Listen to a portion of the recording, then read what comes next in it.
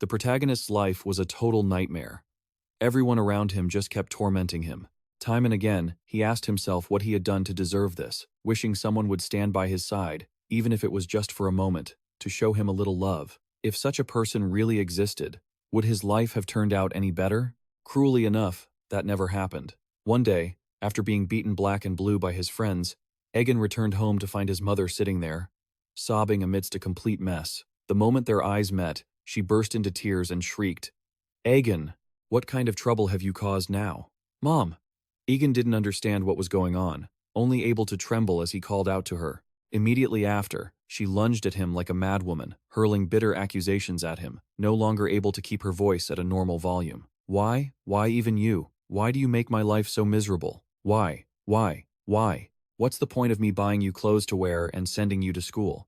In the end, you just turned into a disaster.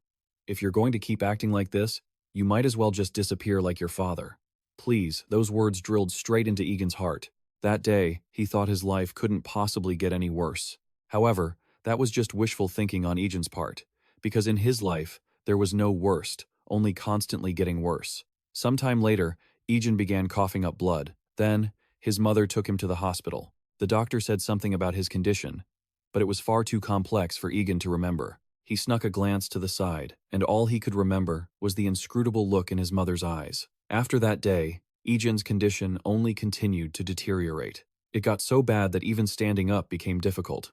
Even going to the bathroom on his own made Egen feel deeply humiliated. And then, the day came when he couldn't even manage that by himself. Egen vividly remembers falling on the floor that day, his pants soaked in urine, as his mother looked at him with an expression of pure despair. He immediately grabbed the hem of her dress, sobbing as he repeated, "Mom, I'm sorry. I'll clean it up right away. I promise it won't happen again. So please, I beg you, don't abandon me." That was the first day Egen wet himself because of his illness. And after that day, he never saw his mother again. His life had always been like this, constantly pushing him into miserable situations where there wasn't even a shred of hope to escape. In the days that followed, Egen withered away rapidly. Before his final spark of life was extinguished, he prayed that if there truly was a next life, he wanted to live a life loved by everyone, free from illness, and to receive the affection others took for granted. After his last breath, Egen felt the space around him enveloped in a brilliant white light. "You poor child." He heard a voice, incredibly gentle, followed by a hand reaching out toward him. "Little one, you deserve better things." That was the first time Egen had ever heard such wonderful words. Before him was a beautiful and gentle witch. The girl urged Egen to take her hand, and without a moment's hesitation, he placed his own into that soft grasp. After a long cycle of stars forming, fading, and ending, they met again. That was the moment he could finally stop enduring pain and find happiness in his next life. I don't know how much time passed after that, but Egen seemed to sense noise all around him.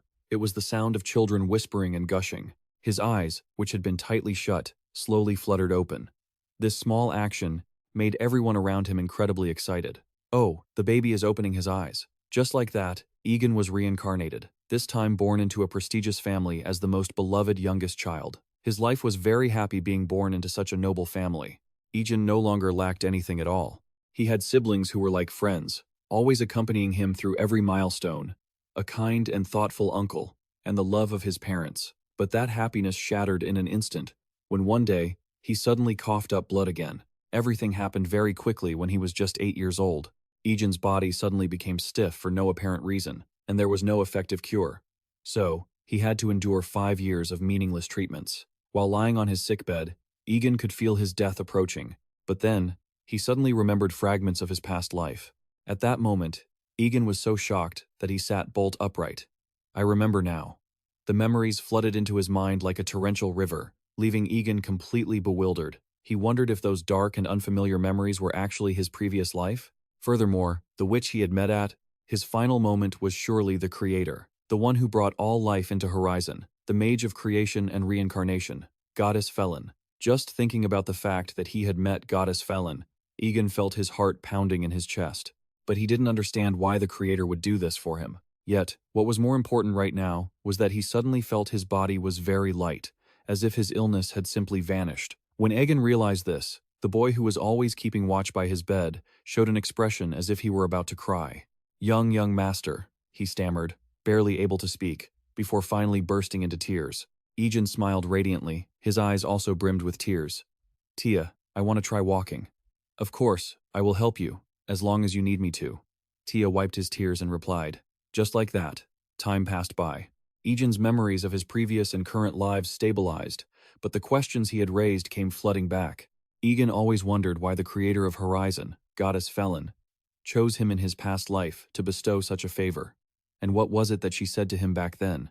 Even though Egen tried his hardest to understand Felin's intentions, as an ordinary person, he still couldn't find a satisfactory answer. So, Egen decided not to dwell on it anymore and to live a new life dedicated to goddess Felin, who had healed him as the youngest son of the great Fivia family. Fivia was the family that protected the world from the abyss at the western border of Horizon. Now he was Egen Folivia, the youngest young master of the family, perhaps too excited after being able to get out of bed. Not long after, Egen went to find his uncle to practice swordsmanship together. He was also particularly enthusiastic, so he took a lot of heat during this training. Uncle, it's too fast. Egen feebly defended himself while calling out, but his opponent didn't stop at all. What's wrong? Isn't this what you wanted? Instead of complaining, you should find a way to counterattack. Otherwise, you'll lose before you even get a chance to do anything. You're both dripping with sweat. Suddenly, Uncle Idia saw his nephew slump down. It turned out he had spotted an opening at his feet and intended to strike from there. With his keen experience, Uncle Idia quickly parried the blow, but a satisfied smile played on his face. Impressive. You almost had me there, but such exaggerated movements will only put you at risk.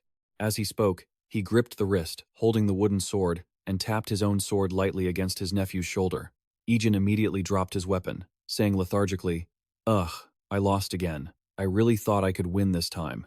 Haha, it was a close call though. The man opposite him laughed heartily, then showered Egen with praise, saying he had done a great job, showing both potential and talent. When I was your age, I couldn't even come up with such unique techniques. I only did exactly what I was taught. As Egen listened to the compliments, he suddenly felt dizzy. He lay flat on the floor, groaning that he felt nauseous. Well, perhaps I had better stamina than you when I was little. Uncle Idia stepped forward to help him up. But seeing you like this, who would ever think you were the one suffering from that terminal illness? They both looked at each other, eyes crinkling with smiles. Egen puffed out his chest proudly, saying that he had really worked hard to recover to this point. At first, after getting out of bed, moving around was a bit difficult, but Egen had overcome the recovery process bit by bit, and finally, he could move normally like he does now. At this moment, Egen thought he had fully recovered, but his brother and Tia were always exceptionally lucky. While he rambled on about his recovery, his uncle continued to smile with such tenderness. Then, he suddenly pulled his little nephew into a tight embrace. Egen, I'm truly relieved to see you healthy again. Seeing you, someone who was bedridden, able to stand again and watching you recover day by day, it feels like I'm watching you being born and growing up all over again. You have no idea how much I cherish and am grateful for that. His sincere words left Egen deeply moved. This tall man is Egen Folivia, his uncle, but he has been like a father who cared for him since he was born. His affection replaced that of Egen's sickly biological father and his rather selfish mother. Egen Folivia separated from the Folivia family 5 years ago, and he is currently a doctor in the capital. However, he had rushed back here immediately upon hearing the news of Egen's recovery. From the bottom of his heart, Egen was always grateful to Egen Folivia for taking care of him. However, in this life of his, Egen knew not everyone was as lovable as his uncle. Oh, look what we have here, a guest. He suddenly heard a sarcastic voice from behind him. Egen and Egen Folivia. What a rare sight to see you both gathered here. That voice immediately sent Egen's mood plummeting. It was Egen Folivia, the head of the family. As soon as he spoke, the two boys following him chimed in. Isn't it hilarious? A sickly weakling and a runaway, practicing sword fighting as if they still consider themselves members of the Folivia family, hogging the training grounds for themselves. Such troublesome pests. Do they have no shame before the family? But look at that. They suit each other perfectly. Ha ha ha. Eric waited for the two insolent boys to finish their mocking before he spoke up hypocritically. That's enough. Even if they are like that, they are still part of this family, so don't speak ill of them. Yes, grandfather. The two heirs responded loudly. It just so happens that we're done training. We will clean up and leave immediately. Uncle Idia. He responded to Eric, but the old man didn't seem ready to let it go. Good, well done. But it's been a while, hasn't it? Idia, I never thought you'd pick up a sword again, considering you grew up under your father's harsh verbal abuse. Eric's words instantly pulled Idia back to the distant past when he was very young, frequently scolded and even beaten by his own father. His father back then didn't shy away from using cruel insults against him, things like, "You idiot, why can't you be as capable as your brother? Even the younger kids can do it. Aren't you ashamed? I never expected someone as useless as you to be my son. You are the disgrace of my life. No, the disgrace of this entire Folivia family." Even though a long time had passed, Egen Folivia still seemed to hear those curses echoing in his ears. So, naturally, when your brother died, and you ran away to the capital, I thought you'd never touch a sword again. Eric continued to poke at Idia's trauma. I never knew you were so persistent. I see a new light in you, Idia. But just in case, you haven't revealed your background, have you? I truly hope that's not the case. Eric stepped closer, gripping his shoulders as if to threaten him. He said he hated having to explain things to the noble families in the capital, those who are always waiting to see if there are any fools in the Folivia family to mock. That won't happen. Egen Folivia replied, suppressing his anger, one hand still clutching Egen. I am living in hiding as a doctor. A sense of nausea rose in Egen Folivia's heart. He couldn't understand why those people had to insult them to that extent, and why he had to endure these insults while only knowing how to stand there, trembling in fear. In truth, he knew the answer. His reaction was a result of his memories from his previous life. The darkest parts of his past were still binding him, and when a similar situation repeated in this life, Egen was frightened as if it were instinct. The two grandsons of Eric were still laughing, repeating insults directed at Egen and his uncle. Their words made his mind increasingly chaotic. They became distorted, causing his rage to flare up. Before Egen or those around him could react, his fist had already slammed straight into the face of one of Eric's grandsons. He had no intention of letting those dark memories bind him in this life. As for those two brats, they asked for it. Neither Eric nor anyone else thought Egen would react like that. After punching the boy, he pinned him to the floor and landed several more blows. Now, take those words back. Right now. Uncle Egen Folivia is not a disgrace to the family. The real disgrace is all of you. You, who only know how to mock and ridicule others without a shred of respect. In that moment, something seemed to shatter. It was the cowardice and weakness of Egen from his previous life. You used to do nothing but endure, but the you of the past is no longer who you are today. Suddenly, a blinding flash of light swung toward Egen, but at that very moment, Tia lunged in front of him to block it. Only then did Egen stop to assess the situation. It turned out Eric had pointed his sword at him, while Egen Folivia stood in his defense. He calmly said, "This is a matter for the children. Please put your sword away." Eric's eyes were filled with rage. He gritted his teeth and hissed, You ruthless brat. What do you think you're doing?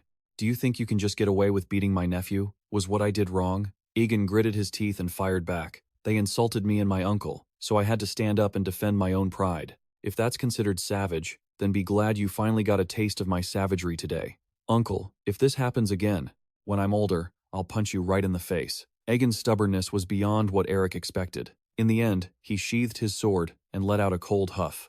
"I thought you at least had the dignity of a decent person, but alas, you can't even hide your mother's blood. Fine, I will hold the vice head of the family accountable for this." With that, he turned and left with his two precious nephews. As soon as Eric mentioned the vice head, Egen Folivia's face turned pale. That was his older brother, and he was truly terrifying. Before long, Egen had to face him.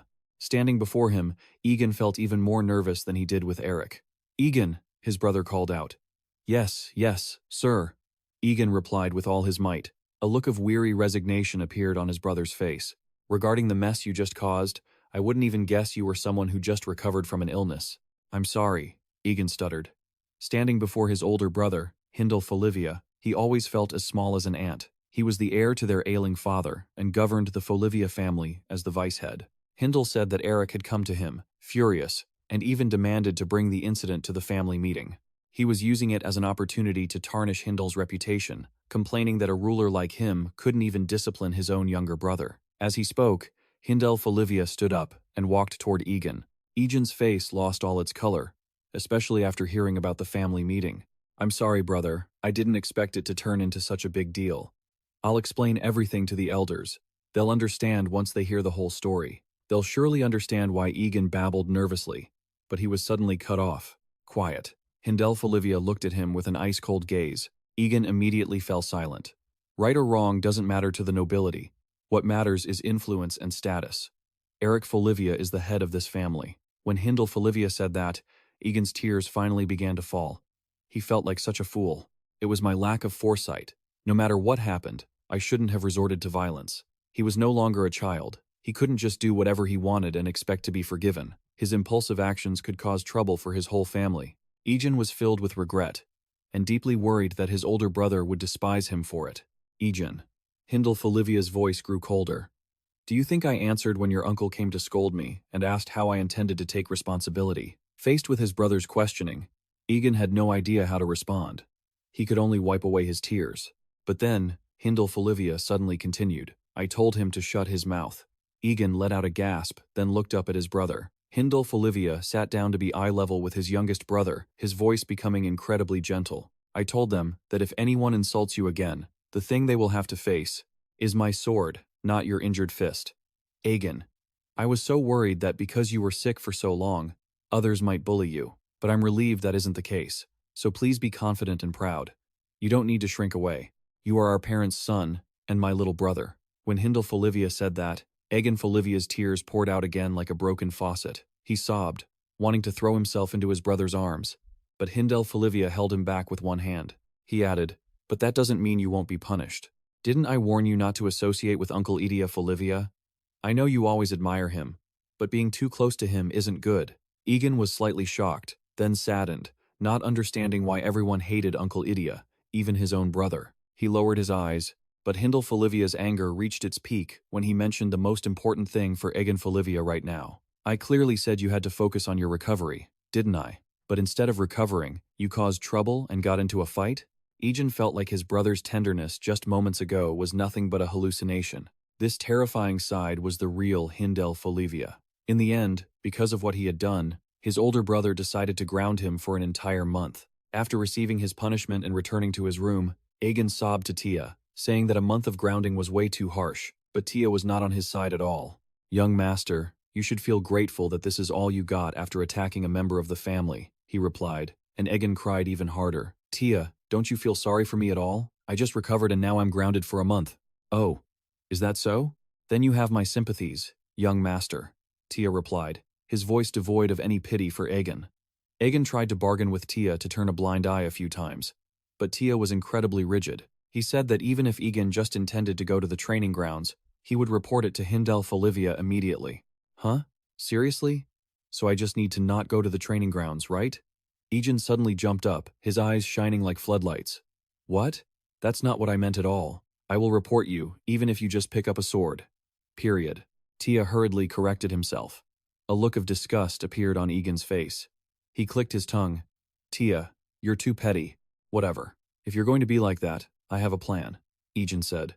I can guess what the young master is thinking, but I'll listen to it anyway, Tia replied irritably. And then, Egen solemnly declared that he would study magic and go save everyone like the god Felin. He would become a great mage. The burning passion of someone who had just been forbidden from touching a sword for a month was truly blinding to Tia. Are you trying to get reported again? He looked at Egen with deep disdain, but upon further reflection, studying magic didn't seem dangerous. So, he decided to just turn a blind eye to it. Really? Thank you. Egen Folivia rushed over to hug him, taking the opportunity to butter him up. I really can't get anything done without you. Egen was incredibly satisfied with his current life, a future free from illness, the very life he had longed for and craved in his past. In that moment, Egen seemed to find the courage to face the thin, frail child he had been in his previous life, and then he wore a bright, radiant smile to bid farewell to his dark past. Although he still didn't fully understand the intentions of the god Felin in linking his two lives, Egen promised his past self that he would live this new life well for both of them. He would live this second life to the fullest and be happy. At the same time, elsewhere, he carefully gazed at a locket bearing a picture of young Egen, his lips curling into a proud smile. Egen, even after enduring years worse than darkness, your light never flickered out like mine did. My light was extinguished long ago. For Egen, meeting a wonderful mage like Felin and being granted a second chance at life by such a great figure was the most amazing thing that could ever happen, especially for him, someone who had endured an unforgettable, miserable life. That was why, in this life, Egen always felt as if magic was bound to his destiny, and very quickly, he awakened his magical powers. During the time he was grounded and couldn't practice swordsmanship, Egen diligently studied various magic books. He quickly grasped the foundation of magic, the threads, and couldn't stop marveling at how beautiful they were. However, he was completely clueless about what he should do next. Driven by his desire to learn magic, he searched for every magic book and dictionary in the Folivia family library. But it was quite difficult, as some sets were missing volumes, and others had been written 200 years ago, making the language incredibly hard to understand. Egen could only weep and complain. How can the Folivia library be more disorganized than the second-hand bookstore from my past life? He wondered. He calculated that, at this rate, self-study would take more than a lifetime, and so, Egen began to consider asking his older brother to find him a magic tutor. But as soon as he thought of Hindel's terrifying expression whenever he refused something, Egen quickly brushed the thought aside.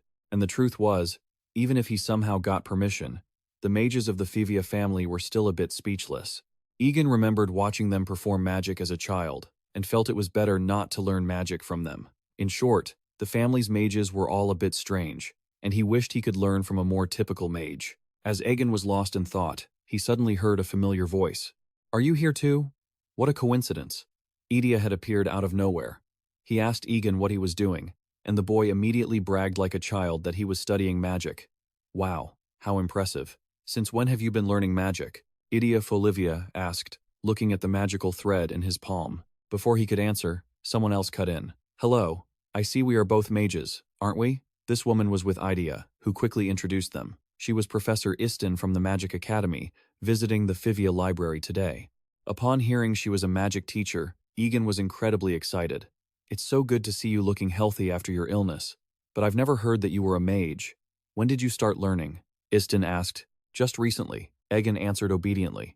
His answer caused Idia and Isten to both freeze. They couldn't believe it. That was a serious claim. "Just recently? You only just started learning magic?"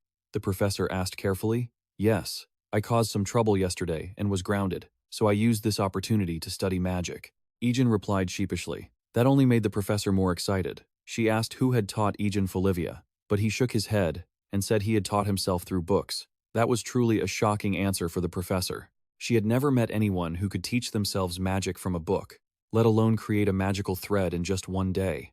It was as if a child babbling their first sounds suddenly learned to speak. It was completely absurd. Wanting to verify Egen's talent, Isten asked for a moment of his time, and he naturally agreed. Then, the three of them went out to the garden behind the manor. When Egen and Isten held hands, Idia stood to the side. Even as a novice, he could sense the powerful energy and resonance of the 6 threads. Followed by a unique, youthful thread, though not yet refined, it still created a unique chord. It was like a magical symphony. As for Egen, he felt incredible. It was a new sensation he had never experienced before. For the first time, Egen could clearly feel the world of magic. It was the art of threads. Therefore, the strength of a mage lay in how they controlled these unstable threads, to create precise sounds and perform beautifully. Yet, Isten was amazed to see a child who could create threads and accompany the performance of a professor like her. It was clear that Egen possessed absolute perception. It was like having perfect pitch. But because magic exists outside the scope of the 5 senses, it was a rare, innate talent that would only become more powerful in the future. This special gift from nature, combined with his knowledge, became the way Egen understood theoretical magic books in his own unique way.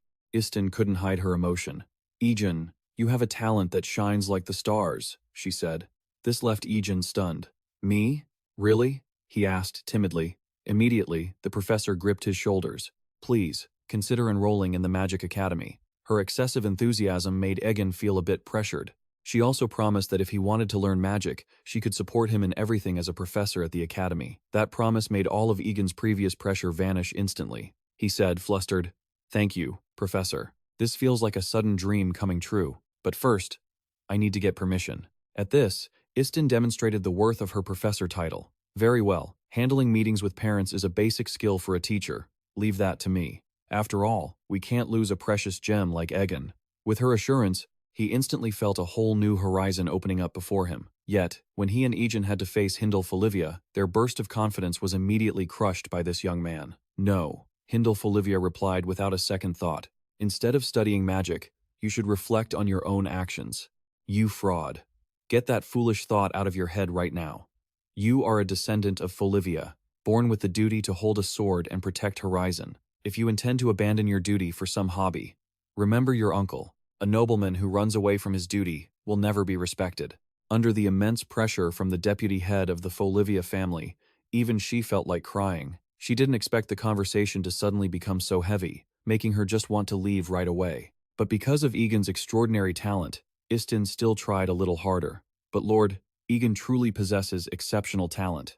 Unexpectedly, Hindle Folivia replied immediately, without the slightest surprise. That much is obvious. Of course, I have already recognized the boy's talent. Do you have any idea how long it has been since I started spending time with my little brother? How quickly he learns and how gifted he is.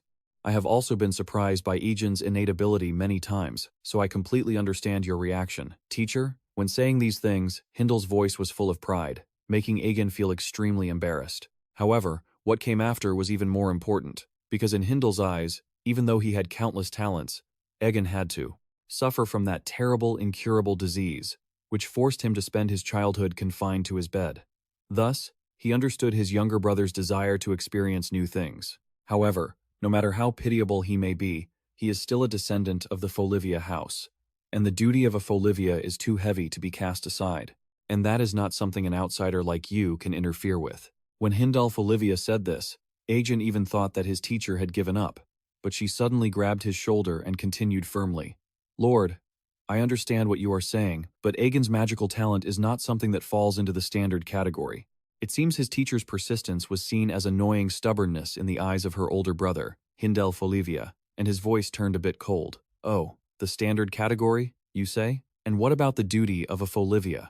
If you insist on saying that, then I must also say that I want to see with my own eyes what kind of talent we are discussing here. Facing that pressure, she still replied extremely calmly. Lord, for example, your reputation rings throughout the kingdom. You were considered the greatest swordsman of the kingdom in your youth, a genius among geniuses. However, even those talents of yours seem unable to compare to the magical talent that we have seen in Egen. As she said this, the young woman beside Hindle had already turned pale with fear, and Egen was also completely stunned, not thinking that his teacher would hold him in such high regard, even daring to compare him to his great older brother. At this moment, Hindle Folivia's handmaiden could no longer contain her anger, and she gritted her teeth and hissed, He's just a mere mage. What does she know about our master? Julia, calm down. She is only guessing. Hindel Folivia hurriedly stopped her before she could be swallowed up, though he also felt a bit annoyed. All right.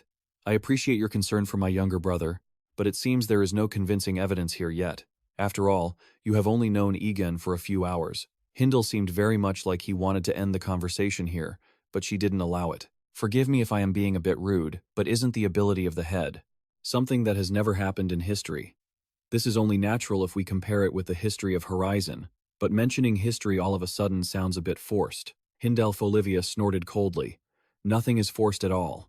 Istin continued decisively. Currently, the Magic Academy has a student with such mythical ability. She is called the 13th student of Felin, with a level of ability unprecedented in history. Both her and after seeing them both, I dare to say this. With Egen's talent, although his path is different, he can be on par with her. I can confidently affirm that. Her voice was extremely powerful, making Julia, who stood beside Hindel Folivia, even more indignant. To her, crowning an ordinary person as the 13th student of the Creator was truly an absurd declaration. But Hindel seemed somewhat convinced. The words he had just heard were certainly the highest praise that a mage could possibly utter. Therefore, Hindel wanted to hear for himself his younger brother's true choice, whether he wanted to become a swordsman or a mage. Facing that direct question, Egen could not hide his flustered look. Huh? Ah, all right. Of course I want both. I can't choose both. Hindel Folivia coldly cut off Egen's words. If you choose to study magic, you must go to the Magic Academy. But if you choose to study swordsmanship, you will have to stay with our family. If there were a way for magic and swordsmanship to coexist, I wouldn't have stopped you like this. That seemed like a difficult decision for Egen. He thought for a very long time, but after fully listening to his heart, he still chose magic. Egen confessed that ever since receiving the blessing of the Creator Felin and being able to stand up again after his severe illness, he felt as if he had been reborn. Therefore, he swore that he would become someone who could give back as much as he had received. Thus, Egen wants to go out into the world and become a great mage like Felin. Of course, even though I am studying at the Magic Academy, I will not give up on becoming a swordsman, Egen added passionately. He did not forget his brother's words that with the Folivia blood flowing in his veins, he would take on the duty of protecting the world. Hindle listened very attentively, But when it came to this point, he retorted frustratedly, "You can only choose one." His attitude left Egen speechless. Having said so much, Hindel also understood his younger brother's desires. He was not an inflexible person. If that was truly Egen's ambition, then regardless of magic books or items, Egen Folivia would support him in every way. Hearing this, both Egen and she smiled as brightly as flowers blooming in spring. However, Hindel was not that easy either. He demanded that Egen prove his determination by meeting the enrollment requirements for the Magic Academy within 1 month.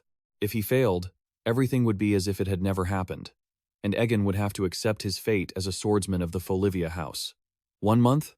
Egen asked back with a tremble, because normally this process would take up to 10 years. Demanding to do it within 1 month, even Hindel knew he was making an unreasonable request. But he believed that if his younger brother truly had the talent the teacher said he did, this was entirely possible. Actually, Egen Folivia was also worried that he had pushed him too hard. To everyone's surprise, Egen was overflowing with joy and gratitude. He rushed over and grabbed Egen Folivia's hands with his own small ones. "Big brother, thank you. I promise I won't let you down. I'll train really hard." Egen Folivia's smile was so bright that Hindel couldn't help but wonder if the boy actually understood what he had just agreed to. As mentioned, an average person usually takes 10 years just to meet the minimum requirements to join the Magic Academy and become a mage. That's what happens if the child is talented and receives formal education. In this world, becoming a mage within a month is impossible. That was clearly a polite refusal, or rather, it was barely different from a direct rejection from Hindel. Yet, the boy was still happily thanking him. Hindel gave him a bewildered look.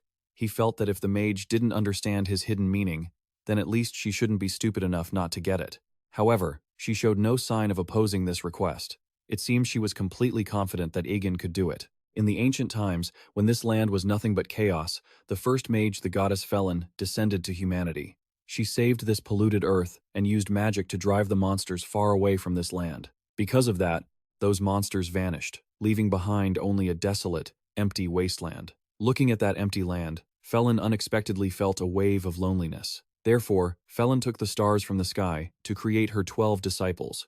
Afterward, together, they filled the land with life. And that is why the world today is so peaceful and prosperous. All of it is thanks to Felin and her 12 disciples. That was the story Isten was intently telling, Egen Folivia. But when the story reached its end and she opened her eyes, she saw him dozing off. "Is this story too boring?" Isten asked. Egen startled awake from his daze, drool still at the corner of his mouth, and hurriedly shook his head. "No, not at all." Isten smiled kindly and waved her hand. "You don't need to hide it. It's normal to find stories boring sometimes. Besides, you're still just a child, aren't you?" Then, she asked Egen for his thoughts, after hearing the story about Goddess Felin. Egen thought for a moment, looking very serious, then hesitated before replying. She's a bit sentimental, and it seems like she's very easy to move to tears." "Exactly." Isten enthusiastically supported his point of view. "That is one of Goddess Felin's most attractive traits. Doesn't it feel like she's a creator who is full of emotion and very approachable? That's a wonderful perspective.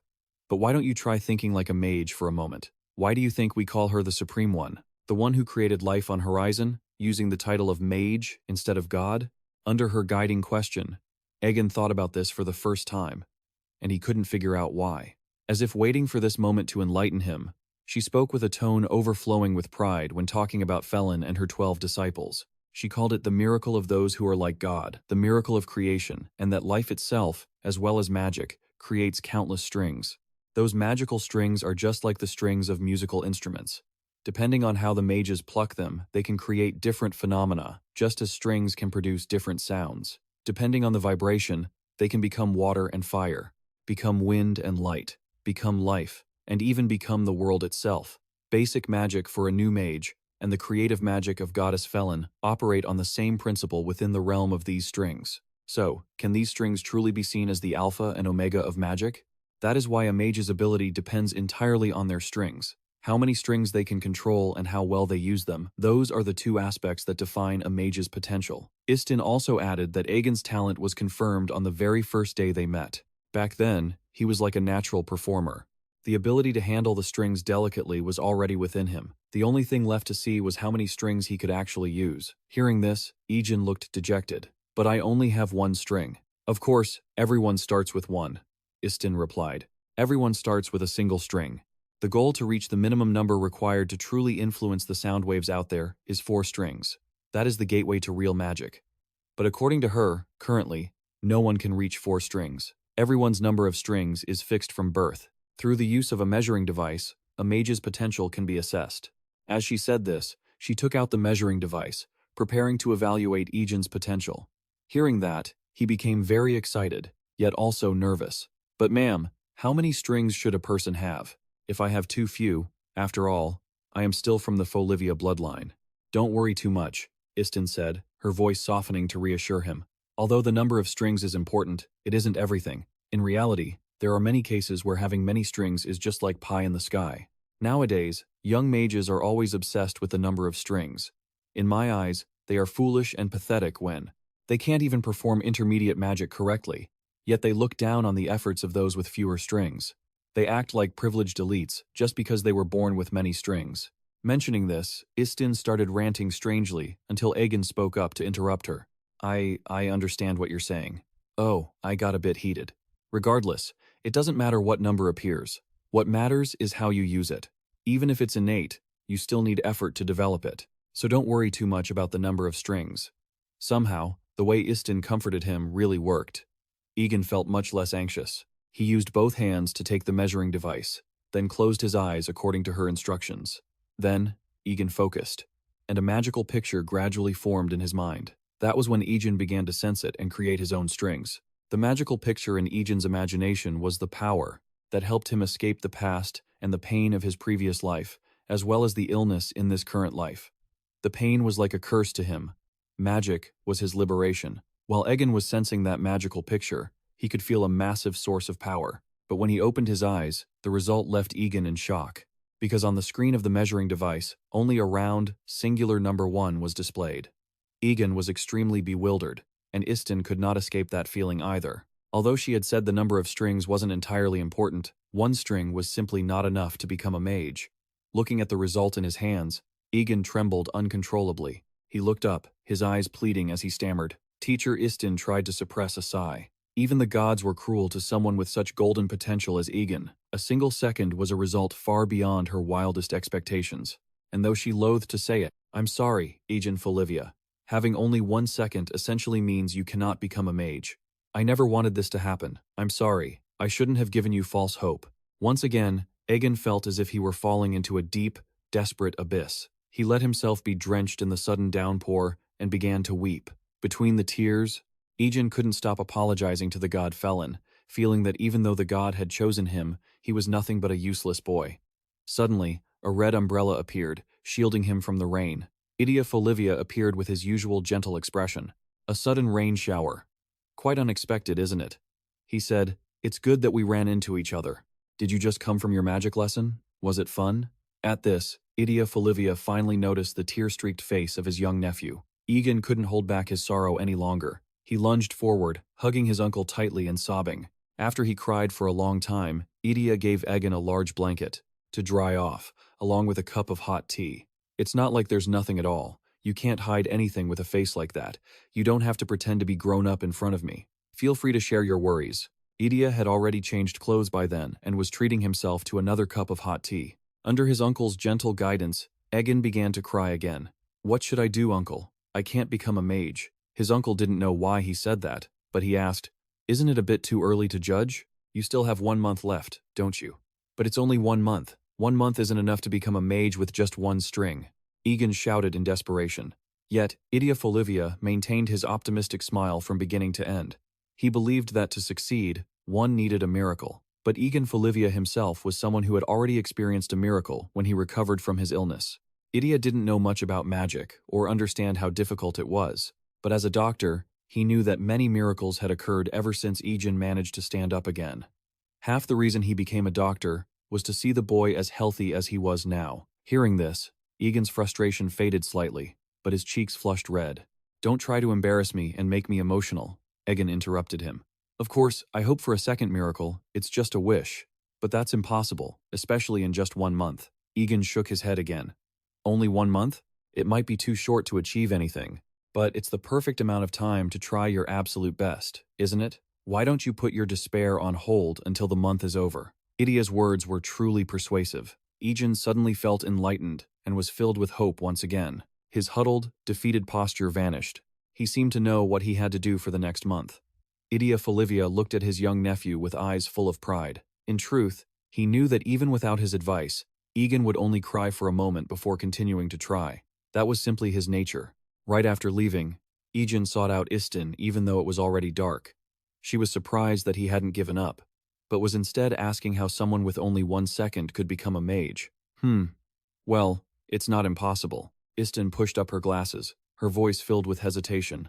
Really? Egan's eyes lit up again, contrasting with the awkwardness of the woman before him. But that's only in theory. As a teacher, it was difficult for her to tell her student that it was possible. Still, Egen did not lose heart. No matter how hard it is, please teach me. After all, I only have 1 month. Even if I'm a bit discouraged by having only 1 string, I still want to try so I won't have any regrets. Looking into Egen Folivia's passionate eyes, Istin smiled helplessly. She suddenly felt that she had truly failed as a teacher, seeing that her student hadn't given up while she had surrendered so quickly. Empowered by Egen Folivia's belief, Istin felt a spark of determination again. All right, let's give it one try. Why not? If there's no precedent, then we'll create one. Previously, she had mentioned to Egen that he needed at least 4 seconds to use magic. But that didn't mean he couldn't use magic with fewer seconds. And the way to control magic, with just 1 second and nothing else, was that he had to use that single string as if it were 4 seconds. As for the method, Egen had to figure it out himself. Hearing this, Egan's eyes darkened, as if he had just heard the most ridiculous story on earth. On the second day, he began to struggle, trying to find a way with his single magic string. Of course, he failed time and time again. The string broke very quickly, because he was trying too hard, and Egen couldn't feel it working at all. When he started practicing, Egen finally understood how difficult it was. It felt like he was trying to stuff an elephant into a refrigerator. Stop thinking about nonsense and focus. It's hard, but I must succeed, because the teacher said this is the only way. Egen muttered to himself. Just as he was about to try again, he heard a familiar, annoying voice. Hey, what are you doing? Can you be quiet? Can't you just keep quiet? Why is someone with only 1 second making so much noise? That's why I say, how could you ever practice magic with just 1 second? The voice came with a mocking laugh. It could only be the brothers Rob and Rock, Eric's nephews. Egen had grown tired of their taunts and had no intention of enduring it any longer. Leave me alone. Or do you want to get beaten like last time? As he issued the threat, Egen looked particularly fierce. Rob, reminded of the memory of being pinned down and beaten, flew into a rage. You coward! What are you saying? If that had been a fair fight, you would have been dead that day. Oh, is that so? If you're that bitter, why don't we have a fair fight? Egen retorted provocatively. I'm actually here for that, you crippled freak. The boy seemed serious. Rob added that he wasn't suggesting a brutal fight. Instead, he wanted to compete, honorably with Egen Folivia, in a way befitting a member of the Folivia family, the guardians of the Western Horizon. And the method he proposed was to hunt the dark monsters, minions of the abyss. Egen couldn't hide his horror upon hearing this. What? Are you crazy? Hunt dark monsters? What are you thinking? Don't even think about it. I'll tell my older brother. What? Are you scared? Rob scoffed with deep contempt. The problem here isn't fear. You know you shouldn't be doing this. Isn't that what we're supposed to do once we become adults? Why can't we do it right now? Even though Egen felt this was absurd, the brothers Rob and Rock remained incredibly stubborn. Even though hunting monsters isn't a child's game, they still wanted to try it at all costs. You've got it all wrong. This isn't a game. It's actually a plea for help from another village. Rob spoke up again. Who would even send a plea like that? Egen Folivia was still skeptical. Just then, Rock called a child hiding behind a nearby tree and told the kid to explain the situation. It was a child dressed in rags who was still crying uncontrollably. The child said that all the adults in their village had been taken by monsters, leaving only them behind, and they had no idea what to do. Seeing a child's tears, Egen immediately became flustered. He scolded Rob and Rock for not saying it straight from the beginning, while softly reassuring the child, "Are you okay? Where is your village? Don't worry about these idiots. And tell me everything. Just think of us as your brothers. Don't worry. I'll talk to the adults and call the soldiers." Rob and Rock pouted with annoyance, seeing Egen so anxiously clinging to the child, while the child looked very confused. "I'm not a boy," the child whispered with difficulty while biting their lip. Egen jumped, realizing how rude he had just been. He had actually mistaken a little girl for a boy. Watching Egen flusteredly apologizing to her, Rob whispered a curse, calling him an idiot. Then he said, "Hey, I don't care about anything else, but don't tell the adults about this, okay? Otherwise, the bet won't count anymore." Rob's words made Egen tremble with anger. He and his brother were the first to know that the village was being targeted by monsters, yet they didn't understand the importance of informing the adults to handle this quickly, and were instead stubbornly focused on hunting some stupid monsters. But this child is from a slash-and-burn village.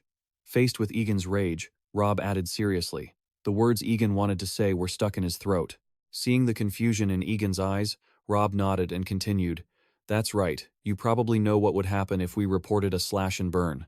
Village to the adults. The village would be destroyed, and the people would be exiled or forced into hard labor. I'm not sure that's what this child wants. Of course, I'm indifferent to either choice, since I have nothing to lose. Although it would be a shame not to hunt these dark monsters, capturing a group of people in a slash-and-burn village wouldn't be a bad achievement either." Rob's voice sounded triumphant, as if he knew he had Egen cornered. Looking at the ragged child, his compassion was stirred, and Egen truly didn't want the village to face the outcome Rob had just mentioned. Even though they were technically wrong, he eventually compromised and went to the village with Rob and Rock. They encountered dark monsters there, which were still continuing to ravage the village. Though he was so scared his eyes were tearing up, Egen still had to draw his sword to chase after the monsters. He really wanted to end this quickly and go home to study magic, never knowing that while he was chasing that monster, more terrifying things were staring at him from the forest. Egen obviously didn't realize the danger. He was only focused on chasing the dog-like monster. After chasing it for a long distance, he decided to use magic to end this pointless pursuit. His magical strike stunned the monster. At that very moment, Egen swung his sword in a horizontal slash to finish it off. A sense of achievement washed over him. Egen shouted joyfully, "Caught you! Finally caught you!" Before Egen could even finish his sentence about using magic, Rob and Rock interrupted him with mockery. "Magic? That's just noise pollution. Causing such a big commotion just to catch one? And how far did you go to catch it? How long did it take you? Magic and all that is just overkill. At least I caught one. That's what matters." Egen yelled. "How many have you caught to be talking so much?" Rob carried his sword on his shoulder, smiling sarcastically, saying, "Don't be so quick to count the monsters hunted until we get back." And after returning to the entrance of the village, Egen was astonished to see the pile of monster corpses that Rob had hunted. His triumphant smile made Egen furious. But Egen couldn't deny that the talent of these two brothers was truly impressive. The number they caught was just secondary. Moreover, their methods weren't like his.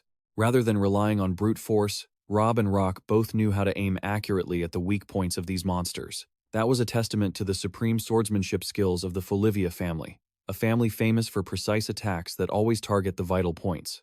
Now, Egen had once again become a laughingstock in the eyes of the twins, but he couldn't refute it at all. Who knew they were that strong? "Oh, catching one is already very impressive. Even the adults couldn't handle the pack of wolves like you guys did." At this point, the child spoke up again. She praised Egen with sparkling eyes, making him even more embarrassed. Thank you. But you guys have helped me so much, I don't know how to repay you." Rob and Rock hissed with sarcasm upon hearing that. "Repay? For what? You're from that slash-and-burn village. You don't even have anything worth more than my socks. Don't offer anything. I'd just throw it away anyway." Their attitude made the child feel even more ashamed, so she lowered her head and apologized in a small voice. Egen roared, "Hey, speak nicely. It's the thought that counts. Enough. Things like this should be for the village chief." "Do you know where the villagers were taken?" Rob asked the child. She shook her head frantically, saying that when she woke up, everyone had vanished. She truly didn't know where they had gone. Vanished? You mean they were taken by the monsters? Everyone just disappeared like that. And I thought that was the monsters' doing. The child replied timidly. Rock's eyes grew colder as he looked at her, realizing that the child didn't even know if her fellow villagers' disappearance was caused by the monsters or not. But since they had already come all this way, Rob wanted to see if there was anything else they could find before heading back. This made Egen look at them in a new light. It seemed these twins were actually quite responsible. Although they were very rude, their nature didn't seem that bad after all. "Hey, weakling," Rock called out suddenly, his tone truly rude. "What?" Egen replied sullenly. "We're going to search around here to find the others. In the meantime, you handle the monster carcasses and take care of this child." "Why? Let me help too," Egen stammered, and Rob seized the chance to mock him. "Roles are assigned based on ability. Do you have any objections to that?" His sardonic smile made Egen seethe with frustration, yet he could do nothing. And so, he had no choice but to stay behind and deal with the monster carcasses. Once finished, Egen entered a nearby house where an old man remained the second person left in the village besides the child. Though he tried to strike up a conversation, the man seemed cold toward Egen. "Sir, can you hear me?" Trespassing on Horizon was already a major issue, but the monsters might have been provoked by the damage to the land. That was precisely why clearing forests and logging were forbidden here in Horizon. "I won't report to the adults that the villagers burned the forest, so please, promise me you won't do it again." "Annoying brat," the old man grumbled under his breath. Egen could have sworn he heard the old man cursing him, but the next moment, his attitude shifted completely. "Ha ha ha. I'm truly grateful that young nobles like you came to help us like this. It's such a stroke of luck. Also, you should speak up. I'm old, and my hearing isn't what it used to be."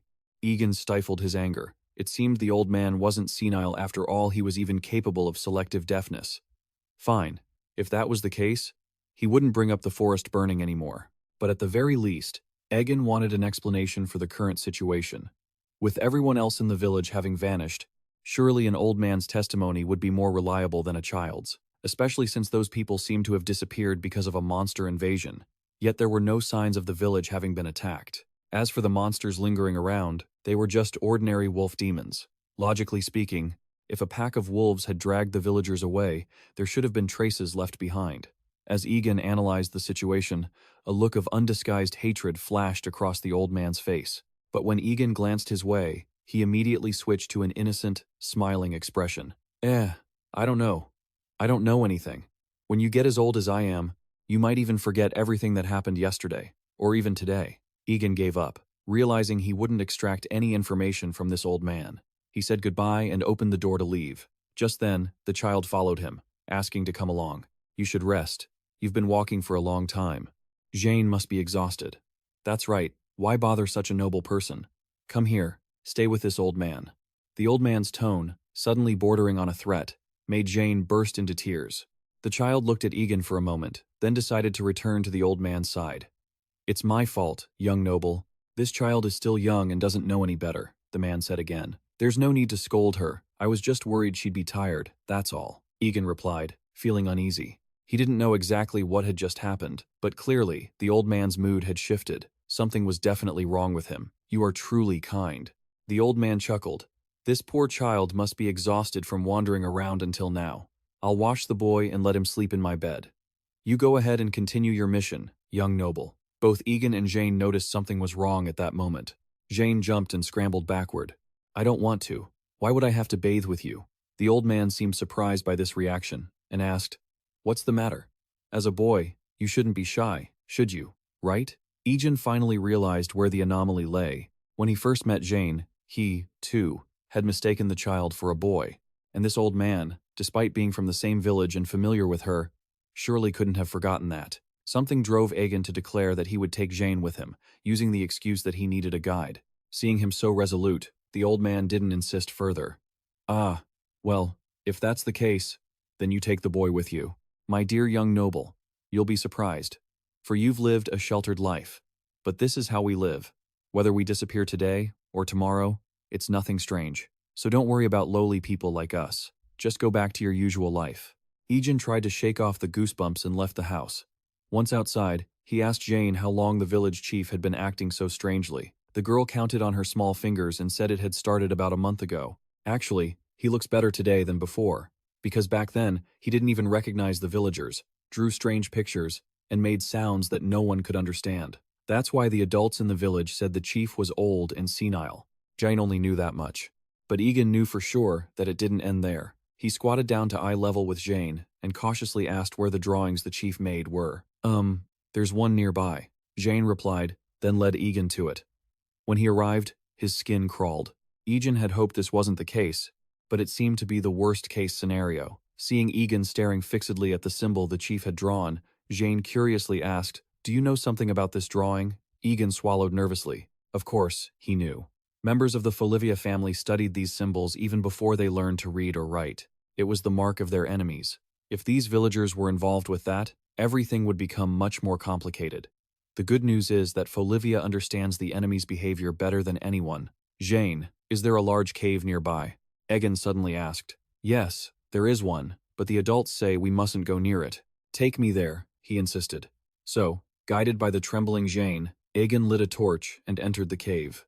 A man suddenly going mad and the mysterious disappearance of the others. Stories like these usually had a common source, the worshippers of Abyss. Ever since the first mage, Felin, descended, those worshippers who were the old rulers of Horizon viewed Felin as an intruder who had come from the stars. To cleanse the original sin of being born as Felin's creations, they offered fellow humans created by Felin as sacrifices to Abyss.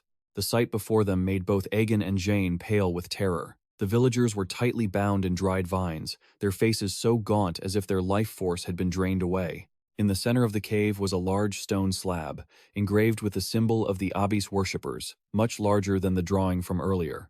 Jane's gaze became unfocused. She was so scared she could only cling tightly to Egen's sleeve. But then, seeing someone she recognized, Jane started to cry and, forgetting everything, rushed forward. Uncle Ramon, Sister Rosa Egen's feet, felt like they were rooted to the ground. He couldn't chase after Jane. Even though he'd guessed this place was a lair for people like them, he never imagined it would be this bad. The scale of this was far beyond what a child like him could handle. Egen felt he should head home and report to the adults quickly, but it seems it's too late. A chilling voice echoed from behind him. The first prophet said that the nation would be built in the lowest of places, caring for the lowly among us, for they are the salvation of ours and the cities. A criminal asked the prophet, "What must we do for salvation?" The prophet replied, "Repent." They asked again, "How should we repent? O child of Felin, burn them, bury them in the well, feed them to the dogs. It's so close now, just a little more, just a little more. Why do you people of Folivia always get in my way?" The one hissing those terrifying sounds was the village chief. But right now, his appearance was no longer that of an ordinary person. He had nearly transformed into a monster. Egen hurriedly pulled Jane behind his back and raised his sword, even though he was trembling violently. In the flames of Abyss, burned to ashes. A roaring fire erupted from the village chief's palm. That was when Egen realized he was also a mage. The flames the old man created quickly engulfed the entire cave. He hastily hugged Jane tight and tried to flee, but he still couldn't avoid being struck by the fire. Unexpectedly, the old man was actually a mage, and a powerful one at that. Egen's mind went completely blank. He didn't understand why such a strong mage would be in a place like this. He also didn't know what he should do now. After all, he couldn't just abandon everyone and run away. But even if he fought, he had no chance of winning, and others could be trapped in the magic. If it were the specialists of the Folivia family, they could cut through the magic with their swords. But Egen, who had been sickly for 5 years and only recently recovered, couldn't do it like his brother. Regret washed over him like a flood, sweeping away his focus. He regretted being too confident. He should have notified the adults first. He should have hidden before coming here, otherwise he wouldn't have put the little girl in such danger. No, you idiot. This isn't the time for regret. Just think. Think about what you have to do. Egen tried to calm himself down, but this situation made it impossible for his head to come up with a useful idea. Just then, Jane screamed at the top of her lungs, and that was when Egen realized monsters had emerged from within the flames. He swung his sword, slashing at one rushing toward them, but it wasn't the only one. The immediate danger had to take priority. Thinking that, Egen decided to cast aside the regret and anxiety that had been consuming him. Now, he had to focus on the person he needed to protect and what he must do to keep them safe. Seeing Egen swing his sword at the monsters under his command, the village chief became even more deranged. The old man roared the name of the Folivia family with resentment, while increasing the power of his magic fire. Clearly, he wanted to turn Egen into a sacrifice for Abyss. The terrifying pressure made Egen feel like he was suffocating, and he realized the only way to protect everyone was to overcome the village chief's magic the way a Folivia would. The sword of the Folivia family could cut through the abyss itself. The techniques of the Folivia house had been developed over 40, dozens of generations with the sole purpose of facing the abyss. And one of those techniques was called the Eyes of Folivia. Intuition born from the special training of the children of Folivia and practical combat experience were expressed through their vision. Some could predict their opponent's next move, while others could identify their weak points. And some even claimed they could see the very threads that created the magic. It was truly a technique that touched the realm of magic through the ages. But ironically, such a technique wasn't something Egen, who had been bedridden for 5 years, could use like the experts in his family in an instant. However, if he limited his focus to just one thing, his own magic threads, Egen resolutely gambled that he could even slice through that monster's magic. It seemed his gamble was correct, because as the village chief increased the force of his flame attacks, those flames couldn't touch his body, as if he were shielded by an invisible barrier. This left the old man extremely confused, because after all, Egen was just an amateur. As for him, after successfully dodging an enemy strike, Egen began to gain more faith in himself. At the very least, his single magic thread could provide a lot of support in this situation. Thinking back, Egen had practiced with his thread countless times, even when teased by his brothers Rob and Rock, and now it was helping him. Incantation. The village chief, in his monster form, growled incessantly. "Did you think I didn't have a contingency plan for this, you stupid brat?" Just as he said that, he pointed his thumb at him and fired a barrage of magic. With the eyes of Folivia focused on every single thread, it wasn't hard for him to see what the old man was using, but because he saw it so clearly, Egen panicked even more because it was multicasting. This time, it wasn't just a single attack, but 5 attacks at once. "Try cutting through that again. Let's see." The old man roared like a beast. "Jane, quickly, hide behind me." Egen immediately grabbed Jane, who was crying out in fear. After ensuring the girl was hidden behind him, he raised his sword again. Even though he could see how the village chief was attacking, he couldn't act fast enough because the multi-magic was too numerous, too powerful, and too fast. The sword in Egen's hand wasn't strong enough to cut down all those strikes. Before long, a spark caught on his sleeve. Egen's stamina was clearly reaching its limit. A hot tear welled up in Egen's eye. "Damn it, is this the end? After all, I finally managed to handle cutting all the threads. Am I really going to die, just because I'm still too weak?" Egen thought to himself. Contrary to his despair, the village chief laughed more and more hysterically. "Ha ha, burn to ashes, you impudent brat of the Folivia family." As he spoke, he launched another wave of multi-magic attacks. But this time, before his strikes could reach their target, they suddenly exploded in mid-air, as if they had collided with some kind of shield. In his confusion, not understanding what happened, he suddenly saw Egen break through the curtain of fire with his sword gripped tight, heading straight for him. His coat was burning, but his eyes were burning even brighter than the flames. Egen suddenly had a breakthrough, realizing this was a simple problem after all. If cutting someone else's magic tether was too hard, then he would just cut his own. Just like that, Egen dashed through the flames, closed in on the village chief, and slashed at him. Magic? Had the chief been a mage this entire time? No way. I've never seen this kid cast a single spell. The old man thought to himself. Could it be that the way he was swinging his sword through the air so strangely was actually him casting magic? Cutting his own tether to activate magic? What kind of nonsense is this? Theoretically, it's not impossible, but for such techniques to actually exist. Before he could finish that thought, his consciousness faded away. When he finally came to, he found himself bound tight. Nearby, Egen and Jane were tending to the villagers. It looked like Egen was pretty badly hurt himself. Even just moving was enough to make his chest feel like it was being crushed.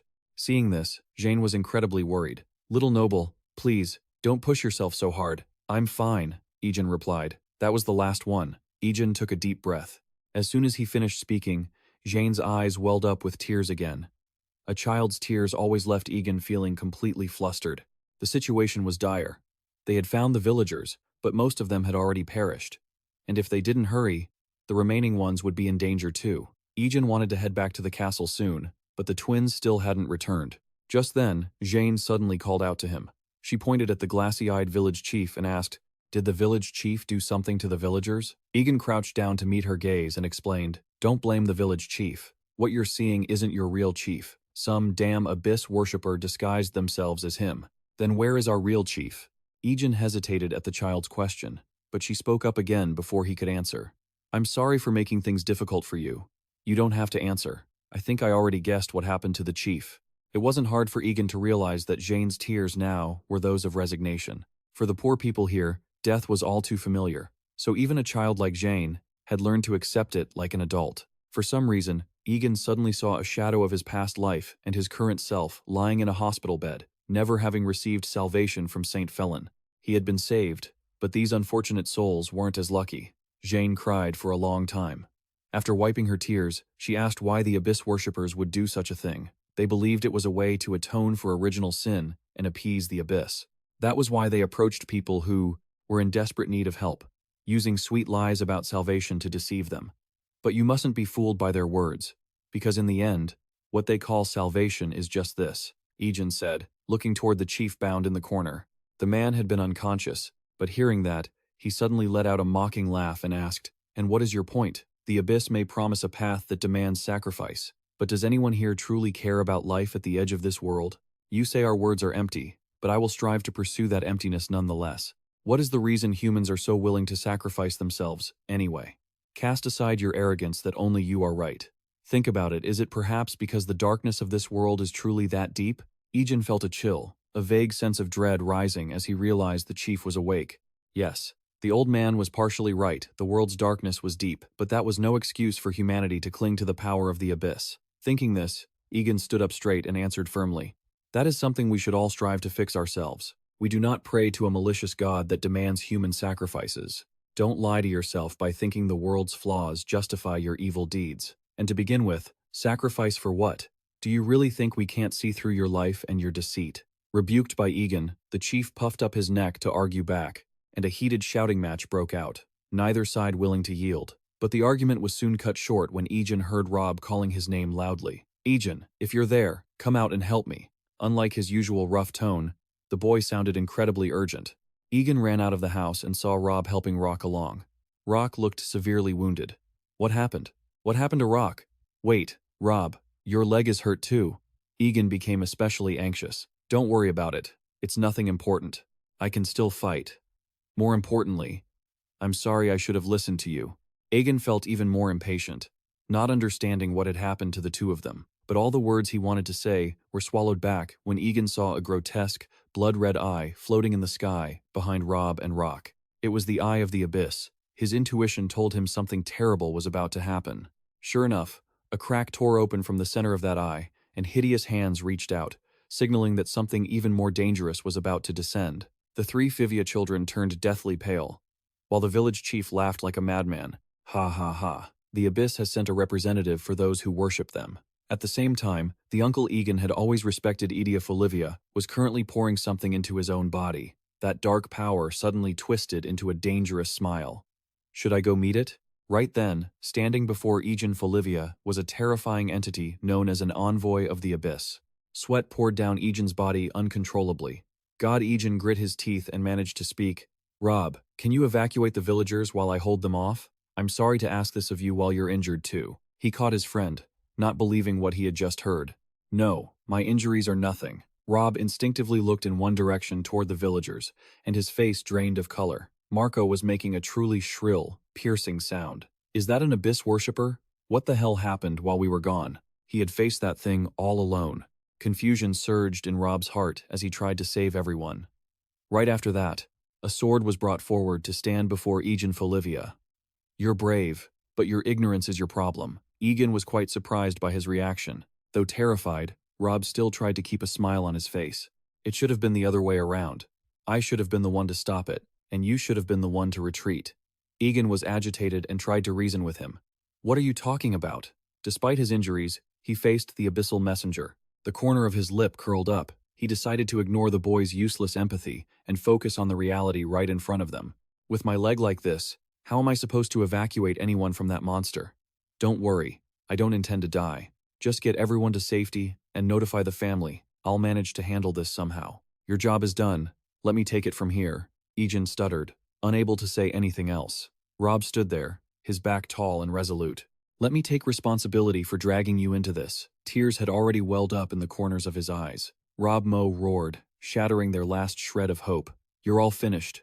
Ambassador of the Abyss. The sacrifices you demanded have gathered here. Take their lives to replace your shattered form." Those words successfully sowed fear into Rob's heart. "Shattered form?" Egen shifted his gaze to the abyssal messenger and continued. "Does that mean it isn't at its full strength yet? We have to stop it right now, no matter what, while it's still incomplete. But is this even something a human can stand up against?" At that thought, Egen ran over to stand beside Rob. "No, don't be afraid. We can't solve anything if we just give in to fear." He was taken aback. "Hey, what are you doing? Didn't you hear me?" The corners of his lips curled into a strained smile. "This is a more practical decision. Together, we can hold out longer." Rob's face twisted slightly. "What?" Egen tried to think of the most positive outcome possible. "Listening to you, I realize that if there's enough chaos, the adults will definitely notice. Folivia will surely come." Rob's voice trembled, trying to convince Egen to leave. Maybe so, but against that thing, will working together even make a difference? A spark of light flashed in his eyes. It's fine, trust me. Rob noticed the strange change. Fivia's eyes, how are you doing that? On his side, Egen gripped the hilt of his sword and thought, the aftershocks of the previous battle are still there. I can't fight aggressively. I'll focus on dodging attacks. While he was distracted by his thoughts, the abyssal messenger's fist swung toward him. What? Its pressure descended, leaving no one a chance to run.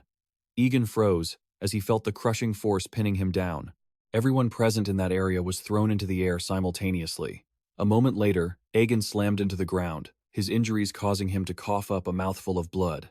Egen's spirit was suffering a blow. He couldn't believe what had just happened. It couldn't end with just one punch. Across from them, Marco was overwhelmed by the power of the abyssal messenger. Abyss, look, the heretic mocked our faith as lies, but look how the abyss rewards our belief. Egen cried silently in despair. I'm sorry. He looked at Rob, blaming himself. Rob, if I had listened to you, at least some of them could have been saved. Egen suddenly thought of Egen Folivia. If his brother were here instead of him, would the result have been different? At that moment, the abyssal messenger was gathering a fireball in its throat. Mo gasped as he recognized the magic. Everything here is going to be wiped out. These are the sacrifices I prepared for you. Abyss, have mercy. Egen gritted his teeth in the final moments. I'm sorry. He used all his strength to push himself up. Even though he was battered, Egen did not retreat, all because of his own inadequacy. Mo stared in shock that he was still conscious. How can he still move? Egen pressed his lips together, his family eyes emitting a brilliant light. Suddenly, the abyssal messenger unleashed the energy it had stored. That energy shot out and engulfed Egen completely. He stood his ground, gripping his short sword tightly. Egen displayed immense determination. As long as his body could move for one more minute, or even just one more second, Egen faced the brutal entity like the abyssal messenger with a single thought: I will protect them. And then, something broke. The light the two of them created was blinding. Mo witnessed the scene and was absolutely terrified. No, the preparation I poured my heart into has been defeated. Unable to look at that back, Marco looked as if he had turned to stone. He cut it in half. Amidst the violent flow of magical power, he had read the flow of the threads and slashed right through them. Is this even possible? Is there any magic this guy can't cut through? Egen Folivia curled his lips, looking at his own melting sword, and a second later, he collapsed helplessly. If only my sword had stayed intact. Mo looked up at the abyssal messenger. Star, the star of the usurpers. He was in total crisis. They are watching this kid. Why is the abyss so rushed, even thinking back on it now? Despite lacking the sacrifices, instead of taking what was available, it tried to deal with him immediately. This kid, who exactly is he? To attract the attention of such supernatural beings, whatever the reason, before he grows any stronger, he needs to be dealt with now. Suddenly, a familiar figure appeared from behind. My apologies. Mo's eyes widened as he glanced at Egen Folivia. You. He calmly approached Egen, but things were about to get difficult. He is my beloved nephew. I cannot leave him here to die. A moment later, everything returned to normal. Egen tried to lift his heavy eyelids. Egen Folivia smiled softly beside him. You're awake. He was startled to see him there. Uncle Egen Folivia? Why are you? He explained kindly. I came to pick you up because you were late getting back. Fortunately, I didn't arrive too late. Only then did Egen remember the existence of the abyssal messenger. He shouted frantically. No, uncle, we have to run from here. The giant monster of the abyss. Unexpectedly, Egen Folivia just gently reassured him. Don't worry. Egen was confused by his calm demeanor. When he looked clearly, it had been completely annihilated. It's all over. Egen stuttered, unable to believe it. He looked at the abyssal messenger, then back at Egen Folivia. His uncle carried him in his arms and spoke. Now, let's head back and talk. After that battle, Egen seemed to have recovered and was able to go outside. He was quickly drawn to the flowers along the street. They're so beautiful. Ma'am, how much for these flowers? The shopkeeper recognized him the moment she saw him. Look who we have here. Isn't this our youngest young master? Why does the young master need flowers? Don't tell me you have a girlfriend. He blushed and waved his hands, dismissing the tease. No, I'm just visiting a friend in the hospital. Hearing that, the shopkeeper felt startled. Are those the twins? Good heavens! I heard the story about the young masters venturing into the forest a few days ago to defeat the beast. You must have been injured during that time, right? It's nothing serious, is it? Egen nodded as if to reassure her. I hope so. Actually, no. Fortunately, it wasn't anything. But you already knew about it, didn't you? When it comes to news, The shopkeeper seemed quite confident. Of course, the story of the brave young masters who saved the village from those monsters. The whole town is buzzing with stories about your courage. Egen jumped in surprise because she knew too much. Really? How does everyone know? The family council is still studying it, and the shopkeeper looked even prouder hearing that. How could they not know? There are more than a few soldiers' families in this city. Everyone knows that the young masters took action themselves, and in fact, other nations are nervously awaiting their response.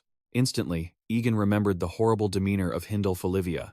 I almost forgot about that. While he was panicking, the shopkeeper had finished wrapping the bouquet. Think of this as a gift for our little young masters. You will be scolded quite a bit later on, so it's only right that this old woman takes care of our little heroes, don't you think? Egen shyly tried to decline the kind offer. Thank you, ma'am, but I really shouldn't. However, the shopkeeper looked at him with sincere eyes. Please don't say no. You showed such courage while still so young. Consider it a show of support, and don't refuse too much, or this will never end. You know how it is. He blinked innocently and asked softly, do you mean it will never end? It wasn't until high noon that Egen finally reached the hospital. All the way there, he was warmly welcomed by the townspeople. Egen accepted the gifts but was still quite concerned. I'm sorry. I'm so sorry. I can't carry any more. Thankfully, he made it to the hospital after that. Rob and Rock looked at Egen Folivia with extremely concerned eyes. One of them spoke up to ask, what is all this? He tiredly placed all the gifts on the floor. I came to the city to buy flowers to visit. Rock asked incredulously, and all of these were given as gifts by the townspeople? He excitedly confirmed. Yes, I am very grateful, but it's a bit much. I'll leave the bouquet here. He didn't stop him, saying just do whatever you want. But look at how much they gave. It seems the townspeople think this was our first battle. Folivia warriors are usually greeted warmly with bouquets on their first trip. I've never seen this many gifts at once. Egen jumped in surprise because he had no idea about the meaning behind it. Is that so? That makes sense. But I feel bad. In the end, I'm the only one receiving all this welcome. Rob was still quite shy, facing Egen. It's all right. It would only make you blame yourself more if you were honored without having done any work. Ah, and are you okay? How can you walk around after being so severely injured? Speaking of which, he took a look at himself too, didn't he? Aside from a few scars, there's nothing serious. Perhaps it's because I got some rest over the past year. That joke made the paper in the room crinkle. You know that's not funny, right? Egen tried to make everything sound as natural as possible, despite it not being funny. Well, I see you've recovered, so perhaps I should leave. Rob sighed and smiled when he saw that cautious look. At this moment, he could finally be honest with himself. Egen, I'm sorry for how I treated you before. Egen didn't expect this. Me? Rob was so honest that Rock next to him had to drop his jaw. Honestly, I thought you were just a freeloader stuck in your hospital bed. He was about to shout a reminder. Even so, Rob continued. But I was wrong about you. That day, you were more of a Folivia than anyone else. Egen rubbed his hands whenever he felt embarrassed. Not at all. You also look quite impressive with your sense of responsibility. I thought you guys were just annoying brats relying on your status. Rob incomprehensibly muttered a curse. Keep insulting us, you madman. At this point, Rock interrupted their circular conversation, saying, enough with the awkward talk. Tell me what happened that day. How you survived against that monster. I still can't understand. Mentioning the messenger of the abyss, he intentionally kept things hidden, so he was a bit flustered. No, actually, it wasn't anything impressive. It seems the monster hadn't fully recovered. It just collapsed after a while. Egen Folivia remembered the appearance of I, his voice trembling slightly. And just at that moment, my uncle arrived and took care of the rest. That's how it all happened. We all agreed on that story. When saying this, Egen looked cautiously at Rock and Rob. That's what happened, guys. Does this make you feel disappointed? He expressed it without holding back. Although disappointed, it's all over, and we're still alive. Rob nodded in agreement. I guess that's true. Just then, Egen remembered something. I should go now, otherwise, I'll get scolded for being late. Suddenly, Rob hurriedly called for him to wait a moment. His face flushed red, and his eyes shifted elsewhere. It's nothing major, I just wanted to say. Egen's eyes widened at what he heard from Rob. Thank you for visiting. He smiled and sincerely replied, that's what friends should do. The people in the territory joyfully praise the warriors who protect their land, and in return, the brave warriors face the abyss to meet those expectations. It's simple, but that is the ideal relationship. That is why the Folivia family fights the abyss on the front lines and has maintained peace. Thinking of this, the corners of Egen's mouth curved into a faint smile, because when thinking this way, Egen could somewhat understand why the family was so harsh on his uncle and him. If the honor of the Folivia family is tarnished, all of this could collapse. Perhaps that is what they believe. Remembering that night, Egen even trembled with fear. But he overcame it with the pride of being a Folivia. If it weren't for the pride that the Folivia name bestowed upon them, none of that would have been possible. Of course, even so, that cannot excuse the harassment, especially the way they treated Egen's uncle. It was too cruel and unfair. The family's expectations once rested on his father, a promising talent. But after he was severely injured in the war in the north and could no longer hold a sword, the family's expectations shifted from Egen's father to his uncle when he was young. But Uncle Egen Folivia preferred books over swords, and when it became clear that he lacked his brother's talent, from that moment on, Egen Folivia had to endure a lot of criticism. Eldos Folivia even humiliated his own son in front of everyone. Why can't you be like your brother? Even the younger kids there can do better. Aren't you ashamed? How can I think my son is someone like you? You are a disgrace to my life. No, a disgrace to the Folivia family. Those mocking and contemptuous smiles clung to him and became ghosts. But Egen Folivia still tried to endure those words. And so, led by Eldos Folivia, the former patriarch, they began to despise, harass, and ignore Egen's uncle. You also suffered from the family's contempt for being bedridden. In Egen's case, he still had his family and Isten. Every time, she would bring him a gift. The Countess had sent this for him, but Egen Folivia had no one. His days must have been even more painful. But Egen Folivia did not give in, even under such cruel torment. He never lost his kindness and gentle nature, choosing to become a doctor to help people. The truth is, he even overcame his disadvantage in swordsmanship, becoming a swordsman who could go toe-to-toe with the strongest in the clan. While reading a book, he discovered something. He smiled and spoke up immediately. "Why are you staring so intently? Is there something you want to say?" He viewed Egen Folivia as an idol in his heart, just thinking, "I want to become someone like you." For a moment, Egen Folivia went completely still. Then he bowed his head slightly, a soft smile curling on his lips. "Egen, it would be a disaster if you ended up like me." And then, the truth was revealed. The day he rescued Egen and brought him back, he realized someone had appeared behind him. "You really know how to make someone feel embarrassed." Ilias removed his hood and spoke. "Don't worry about it. What is your condition?" He carefully assessed the situation. "Not good. I lost a lot of blood and my muscles are torn. I expected to lose 20% of my mobility, yet the damage is only at this level." Facing the King of the Abyss was quite a stroke of luck. This made him feel quite annoyed. "Luck? You call that luck? Do you have any idea how much effort we put into preparing for that? It was supposed to be able to handle an entire war front. Dealing with it like this, how are we going to face that demon general? Not to mention you've suffered a 20% loss in strength. Unbelievable. Why did you do that? Are you getting caught up in this playing family game with that kid named Egen?" Facing such agitation, he was forced to exert his presence. "Ilias." He placed a blade against the man's throat. "Lord Ya." Then, Egen Folivia tore a jagged line right through him. "Your actions were out of line." As it turned out, everything had been part of Egen Folivia's plan. If the Folivia children were wiped out right there, do you think things would have gone according to plan? You're trembling just because of the absence of a rotting corpse. And yet, you think you can withstand the wrath of the Folivia? He had turned hostile from the very beginning. If those mages hadn't been foolish enough to revive the king on their own, would this have happened? What gives you the confidence to speak up in front of me? The wound on Ilias's face gradually healed, a mix of excitement and fear on his face. "Disciple of the great prophet, please accept my sincere apologies for my rudeness. Even though I know it's unlikely, I wondered if you had forgotten our main objective. It was my own suspicion that led to such rudeness and disrespect. I will gratefully accept any punishment, but in truth, we are not the ones who resurrected the King of the Abyss. According to the current situation, we only just managed to complete the sacrifice on time, so an early resurrection was impossible." Hearing this, he released his grip and spared him. "You mages always act like this." Ilias accepted the remark. "I have nothing to say." The next moment, he declared something. "However, the plan remains unhindered. I never expected anything from you in the first place. The head of the Hindel Folivia clan, I will personally bring death to him. The fall of the Folivia will proceed according to plan. On the night foretold by the Abyss, Folivia will be consumed by flames and return to Egen." This morning, he had a magic lesson. Egen's eyes lit up at the presence of the magic strings.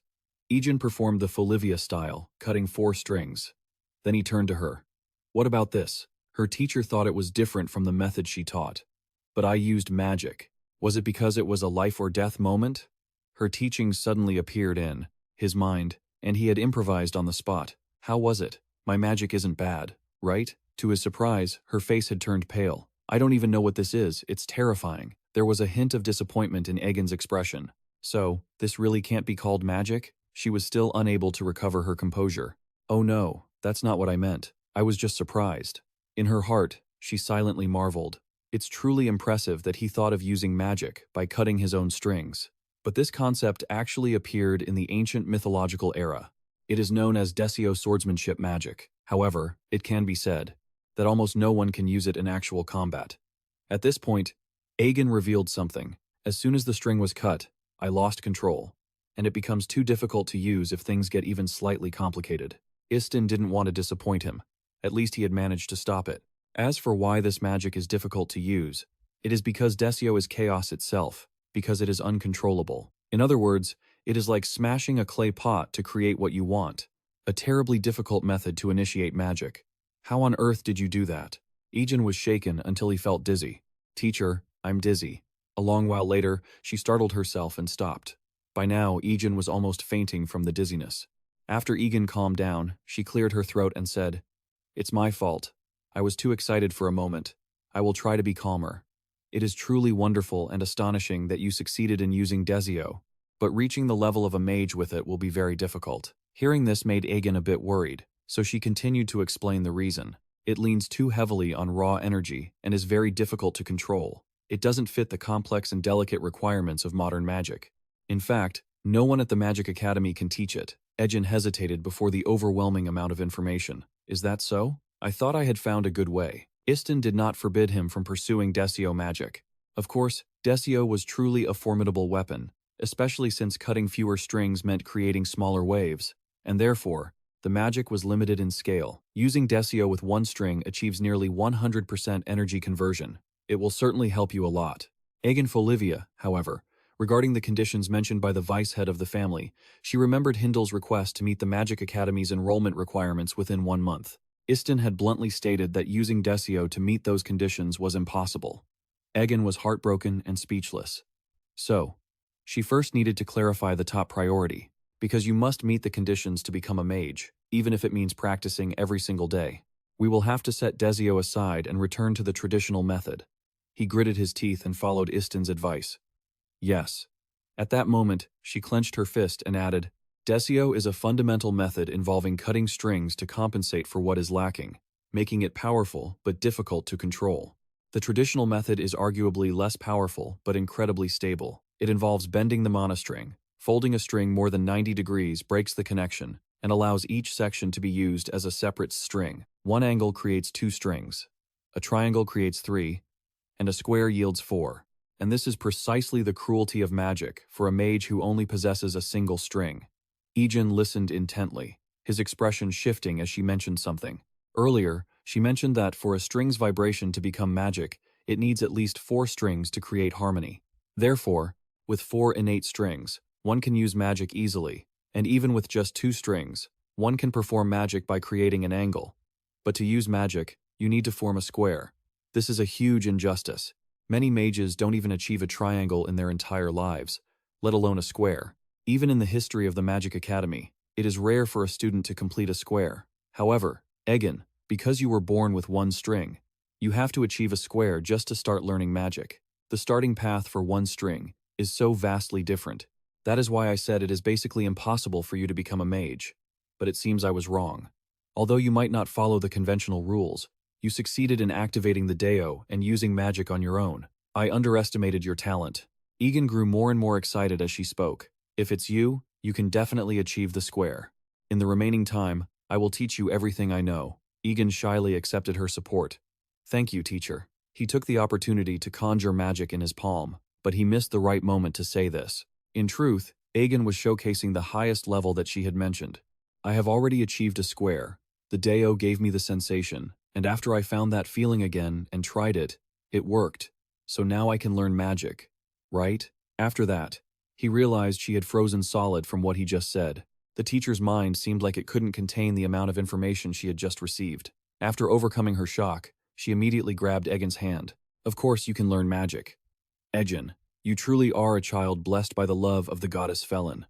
After that conversation, Egen returned home. He was continuously excited because the teacher's words kept his head in the clouds, thinking about magic. Seeing this, Tia shouted loudly into his ear, "Young master, what are you pondering? You've been grinning from ear to ear all day, not paying attention to anyone else." He turned around and recognized the tiny girl beside him. Sorry, but what are you doing?"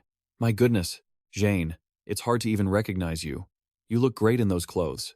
Compared to her previous appearance, Jane seemed to have changed a lot. "Greetings, young master." Suddenly, he looked at Tia with a question in his eyes. "But these clothes don't tell me." He coughed a few times to clear his throat. "That's right, you guessed correctly. It seems this child is especially intelligent for her age, so the clan head decided to take her on as a servant. A significant achievement for a 5-year-old. Egen couldn't hide his excitement. "Really? That's wonderful." Jane felt immensely grateful. "It's all thanks to you, young master. The villagers you saved are also recovering well." Hearing this, Egen's smile faded. He remembered the declaration of Egen Folivia, that the village would be destroyed and the people would be expelled or forced into hard labor. "If you don't see any issues with this, you can tell the adults." Egen Folivia's face turned pale. "What about those villagers?" Tia, understanding quickly, gave her answer. "The villagers were sentenced to forced labor. When they regain their health, they will work on Bill's farm." Egen was confused by that conclusion. What forced labor? However, Tia didn't forget to explain. Although forced labor sounds scary, this punishment is actually very lenient. Working on the farm is hard, but it is 100 times better than slash-and-burn agriculture, and kind-hearted Bill has promised to help them adapt to farm work. And clearly, with stories of the young master's bravery spreading across town, the elders also seem to want to show their gratitude. Egen's mood became much lighter. "Oh my God. With all the wonderful things happening, I will remember this day for the rest of my life." Jane chimed in. "Me too." At this moment, he had something more important to discuss. "Young master, I don't want to mention this while you are happy, but there is one more thing." He casually asked, "What is it?" The next words made his smile freeze. "The deputy clan head wants to see you." Today, his mind involuntarily imagined being scolded severely. "Egen, your recklessness in hunting the demon will be discussed after the clan council meeting ends." Sweat poured down his face like a stream. "My brother wants to talk to me?" A moment later, in the dark hallway of the mansion, Egen Folivia and Egen walked together. He noticed his younger brother trembling constantly, so Egen Folivia spoke up to remind him. "I thought you were fine, but you're shivering. This can happen if you're anemic. We can talk later. You should rest more." He nearly jumped out of his skin. "No, it's not that. It's just the thought of being scolded." Egen Folivia softened his tone, realizing the scolding. "Of course, I cannot simply ignore such reckless behavior." Egen walked beside him and replied, "I'm sorry. I was prepared for it." Egen Folivia didn't mean to reproach him, but his act of bravery was certainly an example for the clan. He widened his eyes, not expecting that. "Really?" The next second, his brother lowered his voice, emphasizing, "If you weren't only 13, Egen was terrified again. I am very sorry."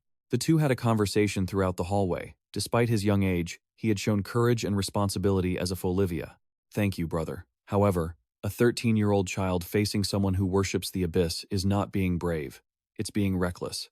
I'm sorry," he sincerely expressed. "I'm sorry. But brother, I'm not sure if you're praising me or scolding me." Egen Folivia darkened his face and asked back, "You're not sure?" Egen realized it immediately. "No, I think I understand now." But his brother's gaze was somewhat shy. "I'm not sure either. I want to scold you, but I realize you have learned something important from that experience, and I am very proud and impressed. But I cannot just praise you and overlook this. I'm afraid you will take this lightly, so promise me you won't do it again, and I will consider forgiving you." The recognition made his heart feel very warm. "Brother, yes, I promise I won't cause any more worry." Egen Folivia's lips curled into a satisfied smile. "Good." Then he placed his hand on the door handle. Egen Folivia's words carried a hidden meaning. "It's my turn to fulfill my promise." Even Egen didn't understand what he meant. "Promise? What promise?" His brother was a bit surprised. "Did you forget?" A brilliant light spilled out when Egen Folivia opened the door. If he met the standards to become a mage, his eyes widened, sparkling with excitement. The spirit stone inside glowed with a magnificent, golden radiance. "I promise to support you in every way I can," he said. Egen stepped closer, unable to look away for even a second. "What is that?" Egen Folivia finally revealed. You should know that they say, when Felin, the god of magic, conquered the abyss and created life, he shed tears twice. This is one of those very tears of Felin. Egen was stunned when he realized its origin. Really? I thought that was just a legend. His brother wore a proud expression as he continued. Of course, there's no way to know for sure if the legend is true, but there is no doubt that this thing possesses immense power, worthy of such a prestigious name. In Egen's eyes, only one thing mattered. It was beautiful. A strange, indescribable feeling welled up inside him. It felt somehow nostalgic and familiar. Perhaps it's because it truly is a tear of Felin. Egen Folivia's voice softened. I'm glad you like it. This tear of Felin is an extremely useful item for a mage with few mana strings like you. It's predicted to amplify all magic. From magnification to recovery, there is nothing better than something named after the Lord of Magic. Suddenly, Egen felt a chill down his spine. Yeah, he definitely wasn't saying all of this just because he had his eyes on that spirit stone. Exactly. The item I'm giving you. Egen Folivia held his hand out, declaring that the gift would be the tear of Felin. Egen Folivia's smile froze instantly. He was so excited he felt like shouting throughout the entire mansion. Is it really for me? Egen Folivia retold the ancient stories about the spirit stone. They call this gem the tear of Felin. Whether it is truly the tear of the god Felin or not, no one knows. But just like the legend says that Felin shed tears to push back the abyss in reality, this gem has become the barrier separating horizon from the abyss. Naturally, eroded by the flow of thousands of years, it has lost the mythical power that once protected the West merely by its existence, and that duty has since fallen to us, the Folivia family. However, it still has enough power to protect the capital, acting as a guardian stone. Egen was startled when he realized its importance. What am I supposed to do if you give me a guardian stone that is still fulfilling its duty? Have you lost your mind? Even if you're my brother, you can't be this reckless with something like that. Egen Folivia patiently endured his brother's shouting. I mean, he said, scratching his head a bit embarrassedly. Of course, I don't intend to give you the whole thing. Even if I did, how would you carry something so big? What I'm giving you will be much smaller. Egen stiffened, cold sweat breaking out. What? Oh, of course. I misunderstood. As he said that, Egen Folivia took out a small box, opened the lid, and held it toward him. This is what I'm giving you. It's an item crafted by the greatest artisan, using the tear of Felin. Once I heard from your teacher that you only have one mana string, this was the first thing that came to my mind. As I said before, the tear of Felin amplifies all kinds of magic, so there is no item in this world more suitable for your situation. Egen was quite panicked at being handed such a massive gift. Am I allowed to accept this? He looked at his brother tentatively and said bluntly, I'm not even a mage yet. Egen Folivia smiled as if to reassure Egen Folivia. Consider it a gift, in advance, because I believe you will achieve it in the time you have left. Just hearing those words made his voice tremble. Brother, a warm feeling enveloped Egen. Thank you. I will definitely become a mage and live up to your expectations. The next morning, as usual, he had a magic training session. Today's lesson, Egen had to create an ice block in a specific shape, but he was a bit unsatisfied with the result. What kind of shape is this? Easton saw that and spoke up to encourage him. He had finally succeeded in freezing it. Egen nodded, but his face twisted. Yes, but I'm not sure if this can be called a success. It's hard to create ice without water, and it doesn't really have the shape I wanted. She understood his point and didn't blame him at all. It's always like that at first. Besides, this shape is due to the influence of the tear of Felin. It will amplify the vibrations of the strings. You'll get used to it. After all, receiving the tear of Felin as a starting gift for magic, even princes rarely get such a luxurious introductory gift. With that size, it's probably worth at least 2 castles. Truly, the Folivias.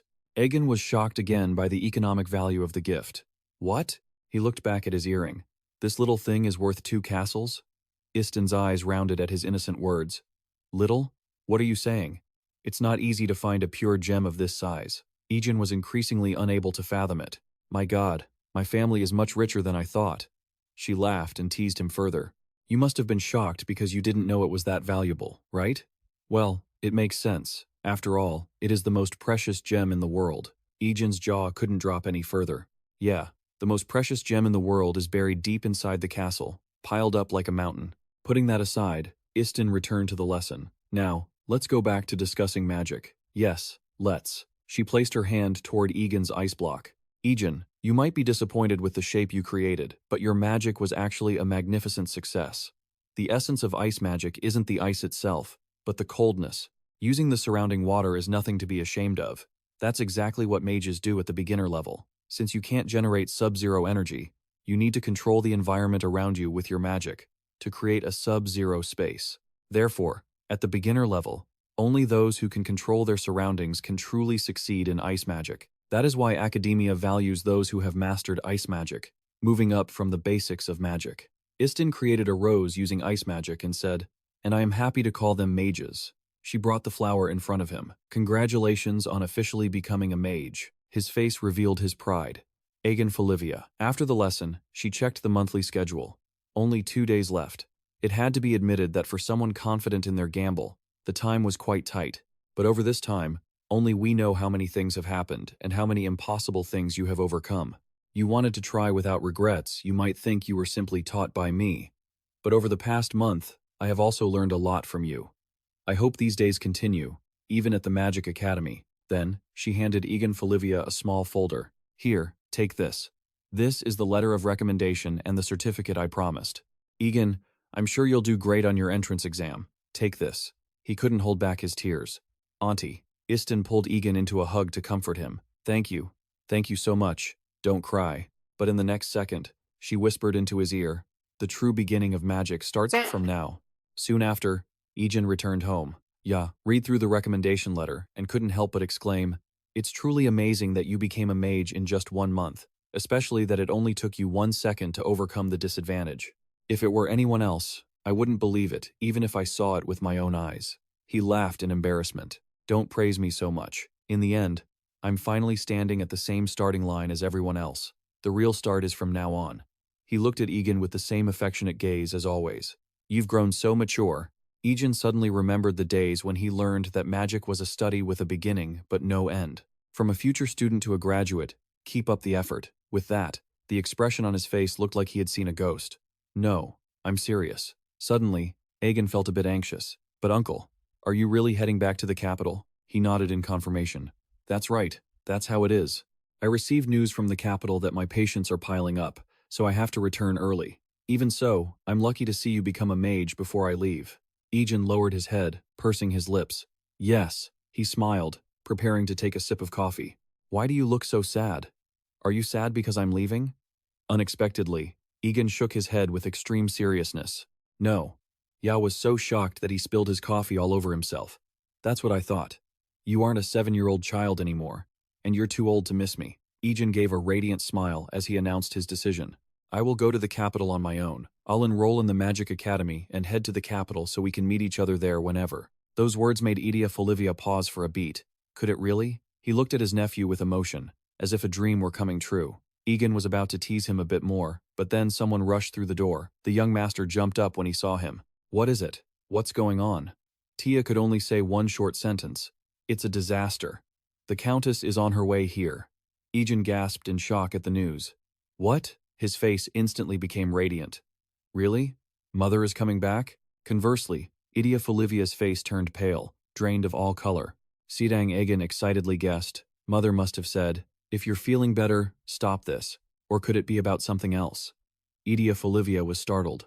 "What?" However, Tia's attitude was the complete opposite. "I'm not sure. It could just be one of her whims." Egen ran over to his side to investigate. "But why are you so afraid?" As if a demon had possessed him, Tia didn't hesitate to say it straight. "Because the Countess is scarier than any demon." They didn't notice that the atmosphere had completely changed. That afternoon, there was a meeting. How unexpected. "I never thought you would be the one to call us together. Isn't the downfall of Folivia what you wanted to achieve with your own hands? Have you changed your mind?" He lowered his head and denied it. "I haven't changed my mind. It's just that the situation has changed." Hearing that, Odie said immediately, "The situation started changing from the moment you dealt with the king. Do you realize the immense effort it took to sacrifice thousands of people without letting Folivia find out?" Ilya seemed unsatisfied with what had been achieved. A king is nothing more than a rotting corpse after 1,000 years. Such trivial things aren't even worth my explanation. He was driven mad with anger. "Trivial things? The fact that you dealt with the king was also witnessed by the prophet. You insolent fool." He raised his hand to stop them. "That's enough noise." A single sentence was enough to make the other two jump. "Skady is back." "What?" Odie stammered in a slurred voice.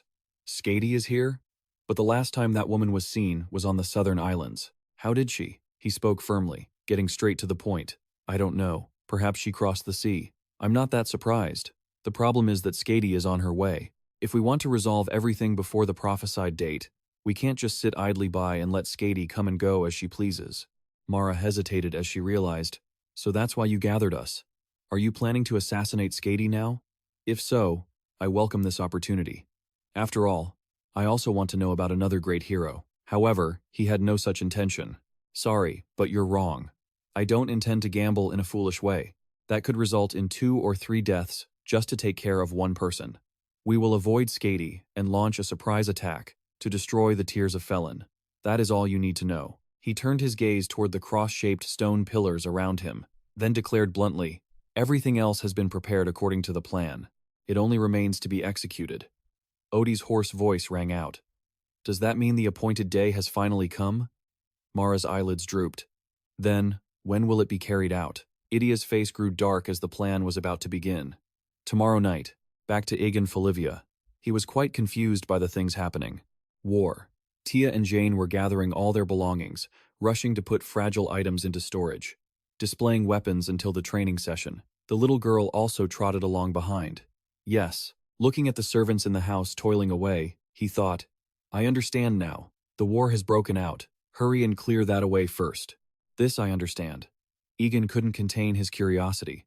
Tia, what's going on? Why is everyone going crazy? Are they being invaded by monsters or something? Tia looked grim and gritted her teeth. Do you really need to ask? It's even worse than monsters. The Countess is coming, you know. Watching her expression, Egen jumped. Really? Is it all because of Mother? Even though Mother can be a bit extreme, isn't this an overreaction? Tia didn't like the sound of that. A bit? He quickly adjusted. A lot, rather. He felt quite helpless, and switched to another question. But is that why you came here? To ask me that? You are delaying a busy person. Only then did Egen truly remember. Oh, right. I came to ask about this. Where did Uncle Egen Folivia go? Uncle, his room was empty when I checked, and he wouldn't leave without saying goodbye. Mentioning this, Tia seemed to know something. Ah, he was exiled, so he didn't have time to say goodbye. Egen's expression instantly tensed up. Exiled? Tia clamped her hand over her mouth and hurried away. No, I mean it was just a slip of the tongue. But those words were enough to send Egen into a panic. Uncle didn't return because of patients piling up, but because he was exiled. Very quickly, he ran to Egen Folivia's room. He was quite busy with a mountain of paperwork. Come in. Very quickly, Egen Folivia recognized his younger brother. Egen, I don't know what you want to say, but can you be brief? As you can see, everything is piled up as if we're preparing for war. Egen took a deep breath, his voice dropping low. Brother, is it true that Uncle Egen has been exiled? Egen Folivia just let out a sound, as if it didn't really matter. He leaned back in his chair and said, let's change the subject. After hearing the whole story, Egen shouted in agitation. Does this even make sense? If it weren't for him, who knows what would have happened to everyone there? He clearly made a major contribution, so why was he exiled? Where is the justice in such an absurd punishment? Hindel ignored the criticism and replied calmly, I don't know where you heard that, but there are 2 things. First, Idia's punishment was decided by the family council, a decision reached unanimously by the family elders and key vassals. It couldn't be avoided. Even the head of the family Egen couldn't control his tone. So what exactly was discussed in the meeting? What was said to justify punishment instead of rewards?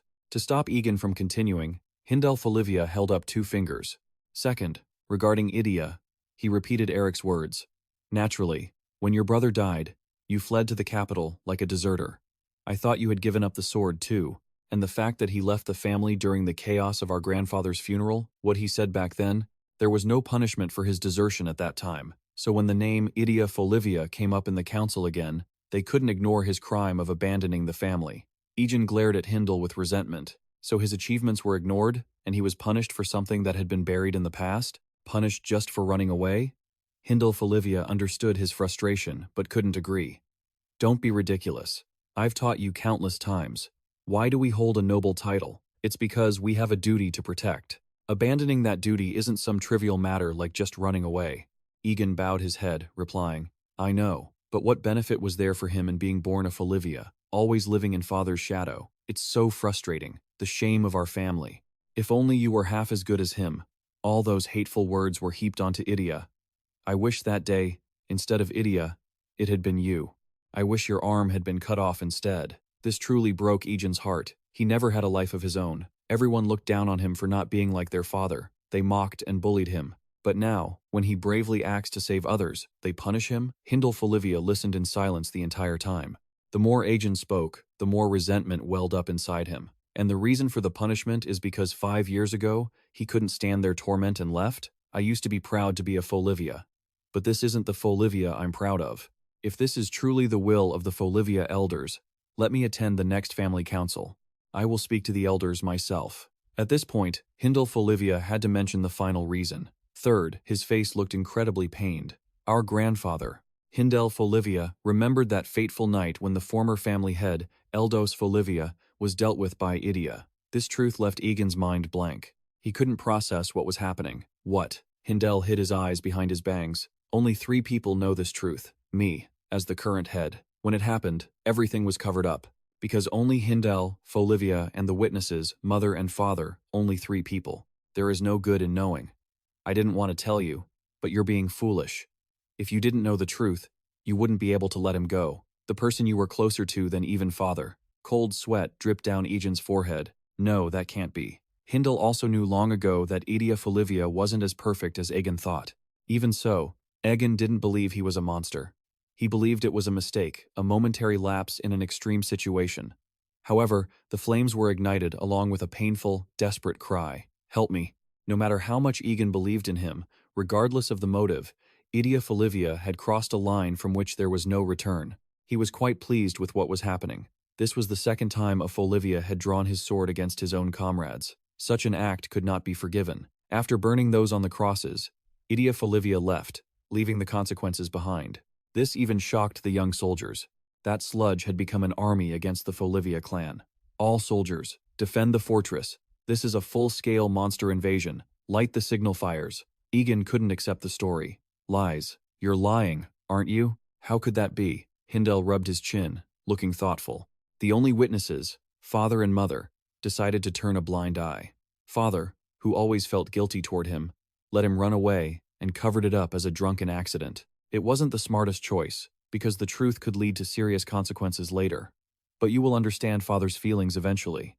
Egen bit his lip, whimpering, "No way." He ran off directly, to Egen's surprise. "Egen, where are you going?" He desperately wanted to find the truth. "I'm going to ask him myself. I won't believe it until I hear it from him." Egen helplessly tried to stop him. "Wait, Egen Folivia." Egen chased him to the door.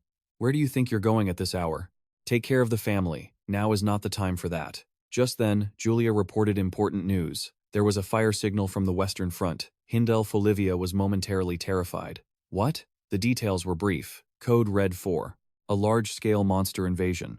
Seeing his pupils dilate, you could tell how shocked Egen Folivia was. At the same time, Egen ran to the edge of the forest, looking at the sky and the ground.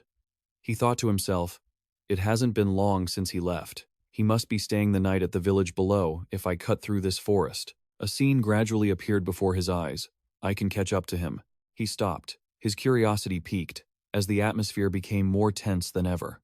Ilias frowned at the unexpected appearance.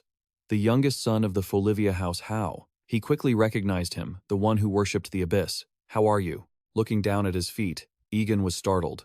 This was inside the Folivia mansion. "The alarm bells and the red signal fires," Leon said in a low voice. "It's time." Ilias couldn't ignore Egen, who was right in front of him. "I knew this annoying kid would show up at the worst time, making everything complicated." Egen went into a defensive stance. "Maybe the bells were their doing. There are too many of them. I have to create an opening and escape." Suddenly, he glanced in one direction, his sword. At that moment, Egen panicked. "That's right. I didn't bring my sword." Suddenly, Ilias spoke, trying to distract him. "I'll be leaving. I don't want to hurt you because I'm very fond of you." That remark struck him deep, and a cruel glint flickered in his eyes. But there was no turning back now. He had no other choice. Ilias ordered his minions to deal with him. He stammered, struggling to get the words out. Why was his name on your lips?" Upon hearing of the attack, Egen had galloped toward the front lines. He brought with him a wretched fury. Odie was thrilled by what was unfolding. It was truly astonishing. The signal fire ignited, and 1,000 elite soldiers mobilized all within a single hour. Even the Empire's Golden Legion lacked that kind of discipline. He curled his lip in contempt. Comparing them to a mere ceremonial guard was an insult. Hearing this, Odie offered another cryptic remark. But that very excellence will be their poison this time. Then, he announced something important. All forces directly under the family head's command had left the castle. Now, the only nuisance left is the family council's private guard. I'll take care of them. It's been a while since I've said hello. Everything proceeded according to plan. He pulled up his hood and replied to Dia. Ah, now is the time for sweet revenge. He glanced at him with a silent question. How does it feel? He remained remarkably calm in the face of such a situation. Usually, the things Idia prepared for an attack, while overwhelming, were nothing special. Meanwhile, Egen was under attack by the Abyss minions. His eyes lit up as he activated his ability to see magic threads. Egen gripped the Abyss minion's wrist, using a Folivia anti-magic technique to twist it. With a decisive move, he threw him to the ground using only his bare hands. Immediately, he disarmed the guy. Egen began utilizing the techniques he had learned. In just a few strikes, he gained the upper hand. He used the Folivia 4-second cut style combined with magic-infused fire strikes. Egen gritted his teeth, showing his deep resentment for these Abyss worshippers. Leon recognized the hidden strength within him. This was the youngest of the Folivia family, the one who had been bedridden until recently. Istin, for his part, was quite intrigued by his talent. Is that so? How interesting. That Folivia swordsmanship is exquisite. Combined with your talent for seeing threads, it truly is in your blood. Egen wore a stern face, his eyes locked onto him, never wavering for a second. He couldn't hide his anger as he questioned him. You snake-eyed freak. Why was my uncle's name on your lips? Istin laughed, rubbing his chin with interest. Ah, so that's what you're most curious about. At this point, Leon seemed to lose patience. Enough small talk. The others have already begun the invasion. We can't waste any more time. He didn't expect him to keep it for himself. No, this one is mine. You lead the rest. I won't follow you. The man didn't know how to react. What? He felt a flash of anger at Leon's nagging. I said I'd handle him. The man instinctively took a step back from the murderous aura he was radiating. And then, Leon quickly departed. Understood. Don't be late. Seeing the Abyss minions leave, Egen was incredibly agitated. Wait, where are you going? As for you, since you struck first, don't get distracted by these villains. Leave him to me. He only truly reacted when he heard that warning. The sword in Egen's hand suddenly shattered into many small fragments. He stared with wide eyes as they fell to the ground. Egen couldn't help but panic seeing only half his blade left. Is this sword magically controlled? Or is it purely physical? Does cutting the threads not matter anymore? A direct hit can shatter my sword. This is quite troublesome for a swordsman. They've prepared very well. Only then did Egen remember the real issue. You, Abyss worshipper. What are you doing here? Istin smirked, making the stones around them float. Only asking now? But Abyss worshipper isn't entirely wrong. I prefer another name. Because of the great Shivu Dai and his apostles, we have been reborn into the eternal mechanism. This term was clearly brand new to Egen. The eternal mechanism? He didn't mind taking a moment to explain. Indeed, the life gifted by Felin has limits, but the Abyss is eternal from beginning to end. That is why we are called the eternal mechanism. And Folivia will be the first gift that the Apostle Yia offers to the Abyss. Egen refused to accept those words. What? He gritted his teeth, his anger boiling over. What absolute nonsense. Even without a sword in his hand, Egen charged forward at full speed. Istin smirked slightly. If you don't believe me, then why ask? He used his magic to hurl stones at Egen. He used the remaining fragment of his blade to slice through everything. However, it was nothing compared to the magic Istin possessed. As Egen lunged forward, something slammed into him. By the time he realized it, it was too late. Stones, you say? Egen's small body skidded across the ground. Istin made the stones dance around him. You risk your life, charging and screaming, just to believe in an obvious deception? Do you think throwing rocks is all I have? My magic can control hundreds of tons of stone. Therefore, that famous Folivia swordsmanship you're so proud of, and even your enchantments are useless against me. Of course, unless you have an unbreakable sword and the ability to cut through stone. It's no accident I was chosen as the vanguard for the Folivia invasion. Egen dropped his broken blade, remaining calm. This Abyss worshipper, his claims weren't empty words. He was truly strong. His swordsmanship couldn't pierce his magic. Furthermore, he had no weapon, but there was still something he could do. Suddenly, Yai's image appeared in his mind. But quickly, Egen pushed it aside. Forget it. He's just trying to shake my resolve with nonsense. Istin laughed when he saw those expressions. You don't seem like you want to give up. So, what will our young master use to face the bad guy now? In his heart, Egen was calculating silently. He had fully anticipated that his weapon might break. The weakness of Deo is that the recoil from the magic affects the sword directly. No matter how good the blade is, it will eventually break. That concern gave me a strong inspiration from ice magic. If it's an ice sword, even if it breaks, I can always make another one. He used magic to create a sword made of ice. I have plenty of swords. For a second, Istin stared in shock at those spirited words. Then he burst out laughing, unable to keep his cool. Istin laughed aloud, his words dripping with mockery. For a mage, to only be able to manifest a square in 1 second, what a waste of talent. Don't you know? The more threads you break, the weaker your power becomes. If you had even 2 seconds, you could have formed a true claymore. But in just 1 second, all you can manage to conjure is a tiny dagger. That reality is exactly why a mage's potential is determined by their innate number of mana strings. Since you've shown me something interesting, I'll show you my full power in return. The maximum number of strings anyone can have is 10, and I have 9. Let me show you the difference in our levels. Flames were already swallowing the massive mansion. Egen cursed as he fought. Where the hell are those things coming from? Squads 1 and 3. You're responsible for evacuating the civilians. They're exploiting a gap in our defenses. This isn't going to end quickly. The soldier responded immediately. Understood, Captain.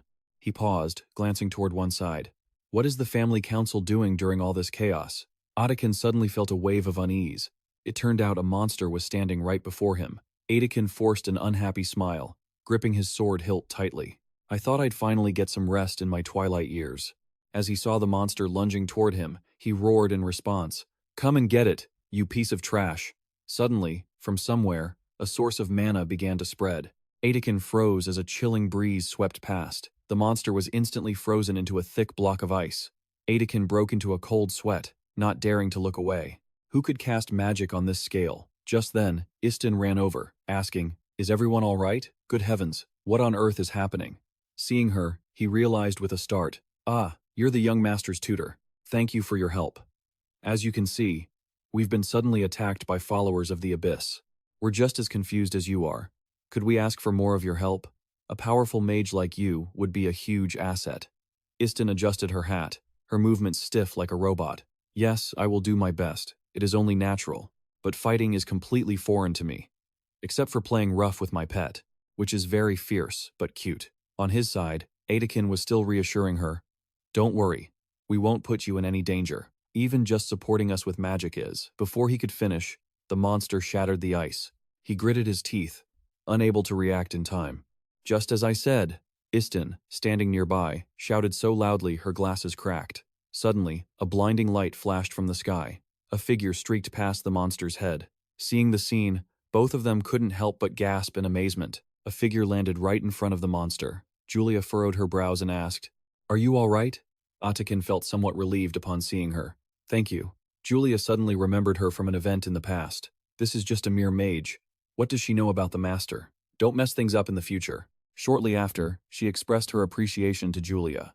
The silver lining is that you weren't assigned to the vanguard and stayed in the back. Hearing that, she exclaimed, Oh, that's because the family head entrusted the young master to me. It seems he ran out to find him. But where could he have gone? Mentioning this, she couldn't help but become agitated. What? Egen Folivia, what should we do? If the boy chased after, he must have gone to the village along that path. Before she could finish, an explosion drew the attention of both Julia and the woman. Her face twisted in distress. Young master. On the other side, Ilias was still showing off his power. He shattered the ground beneath him, causing Egen to panic. Even so, he tried to use magic to recreate an ice sword. Try again. Despite his best efforts, Ilias could not break Egen Folivia's will. No way, this young master. He's crafting square ice swords, using Desio, and remaking them every time they break. Can such a miracle happen to a human? And then, Felin's tears if left alone. He might continue for the entire day. However, despite that, the 1-second limit was far too clear. He no longer had the patience to play cat and mouse with him. The rocks controlled by Ilias flew around behind Egen, their trajectory attacked from the front, maybe a stone flying from above, or even changing course to strike from the side. Ilias stood before Egen Folivia, showing off the number of his strings. Having more strings isn't just about having more power. Strings can be compared to arms. So, if you have 9 arms and use 8, you still have 1 arm left to attack from behind. His face darkened when he saw the monster's true power. This was when Ilias summoned larger stones to surround him. I want to play more, but I'm quite busy. So, let's end this lesson here. A mage's talents. Difference lies in the strings when standing at the threshold of life and death. For one short second, Egen gave up. No way, I can't win. He hadn't expected Julia to appear at this moment. Young master, you wouldn't have thought she would be here. Seeing Egen in danger, Julia raised her weapon high. She didn't say much and attacked directly. The two sources of power collided, creating an explosion that lit up the entire forest. A moment later, the dust settled. The ground around Julia had been ravaged. She spoke up to check the situation. Are you all right, young master? Initially, he was still a bit flustered. Yes, I am. But then Egen saw her collapse, powerless. Julia, are you okay? She reassured him. Just ignore this small matter. But what is the situation here? Who is that mage? Even though he had been there from the start, Egen still didn't know the reason. I don't know either. At this point, Ilias took an interest in Julia. It seems we've caught a pretty big fish. Julia of the magic spear is worth the time. She gritted her teeth and drew the small sword at her side. I'll start by tearing that arrogant mouth of yours off. You follower of the abyss. He laughed mockingly, boasting with his broken arm. Egen's spirit began to be crushed. What should I do? Because of me, even Julia. He subconsciously placed his hand on the sand. What should I do? And then, a bold idea sprouted in his mind. Egen was overjoyed to discover a stream nearby. He remembered what he had been taught. Using the surrounding water is nothing to be ashamed of. That is what mages must do. Water, only those who can control their surroundings can truly succeed in ice magic. Thinking of that, Egen immediately asked, Julia, can you buy me some time? Obviously, she agreed. I will buy time. You should find a safe place. But Egen had made his own decision.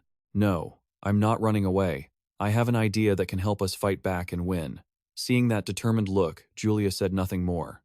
On the other side, Ilias was gradually losing his patience. What are you mumbling about? With only one string, he showed his contempt as he attacked Egen directly. He gritted his teeth, refusing to let things turn out for the worse, holding his ground against Ilias's overwhelming power all by himself. As the dust began to settle, he covered his mouth and used his dio on the ground. Trying to block my vision with dust? Ilias had clearly spotted the light coming from behind. A clever trick, indeed. The moment Julia attacked, those stones had already transformed into his shield.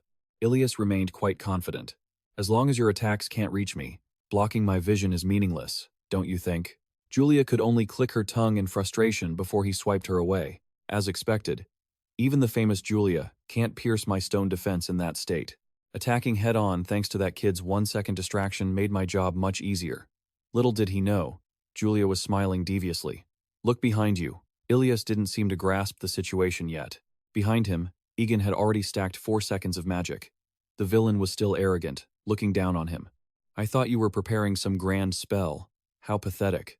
The carefully prepared magic of a 1-second mage will obviously only amount to that. But when he saw the massive ice blade, Ilias could only stutter at the threat. He felt a terror he had never experienced before. When did this happen? No. How?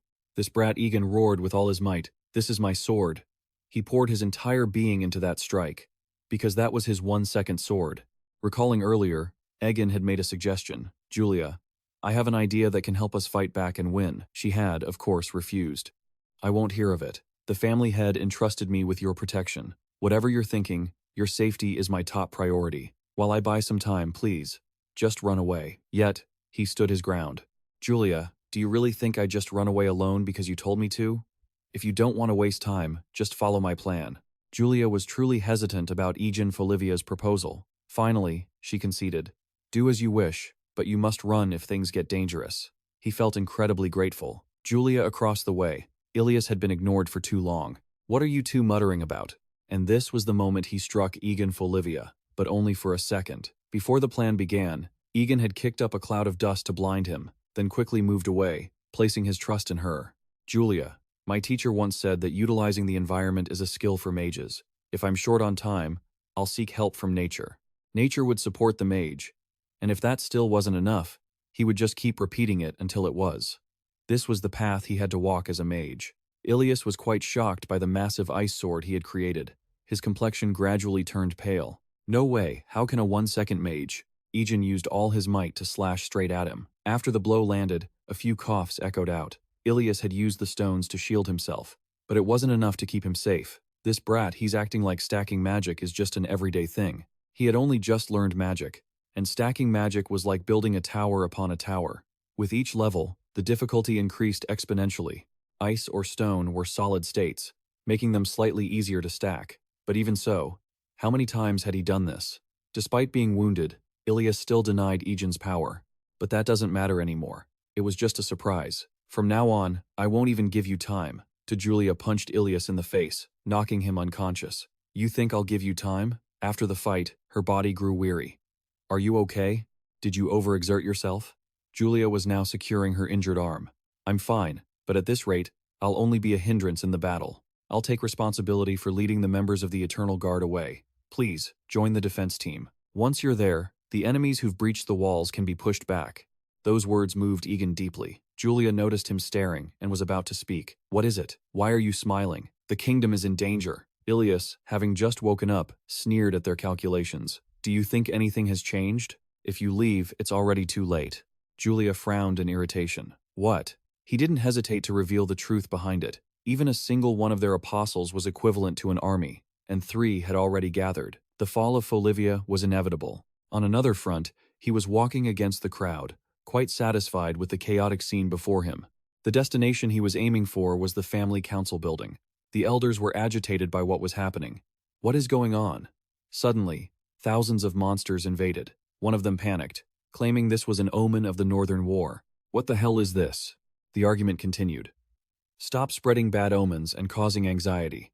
It's not a critical situation yet, but we can't ignore the possibility. There were even conflicting opinions regarding that arrogant start. I mean, since the esteemed family head has stepped in, I'm sure he'll handle it well. Egen Folivia, Egen's grandfather, was feeling quite disgusted. Pathetic creatures. He spoke up to stop the argument. Calm down, everyone.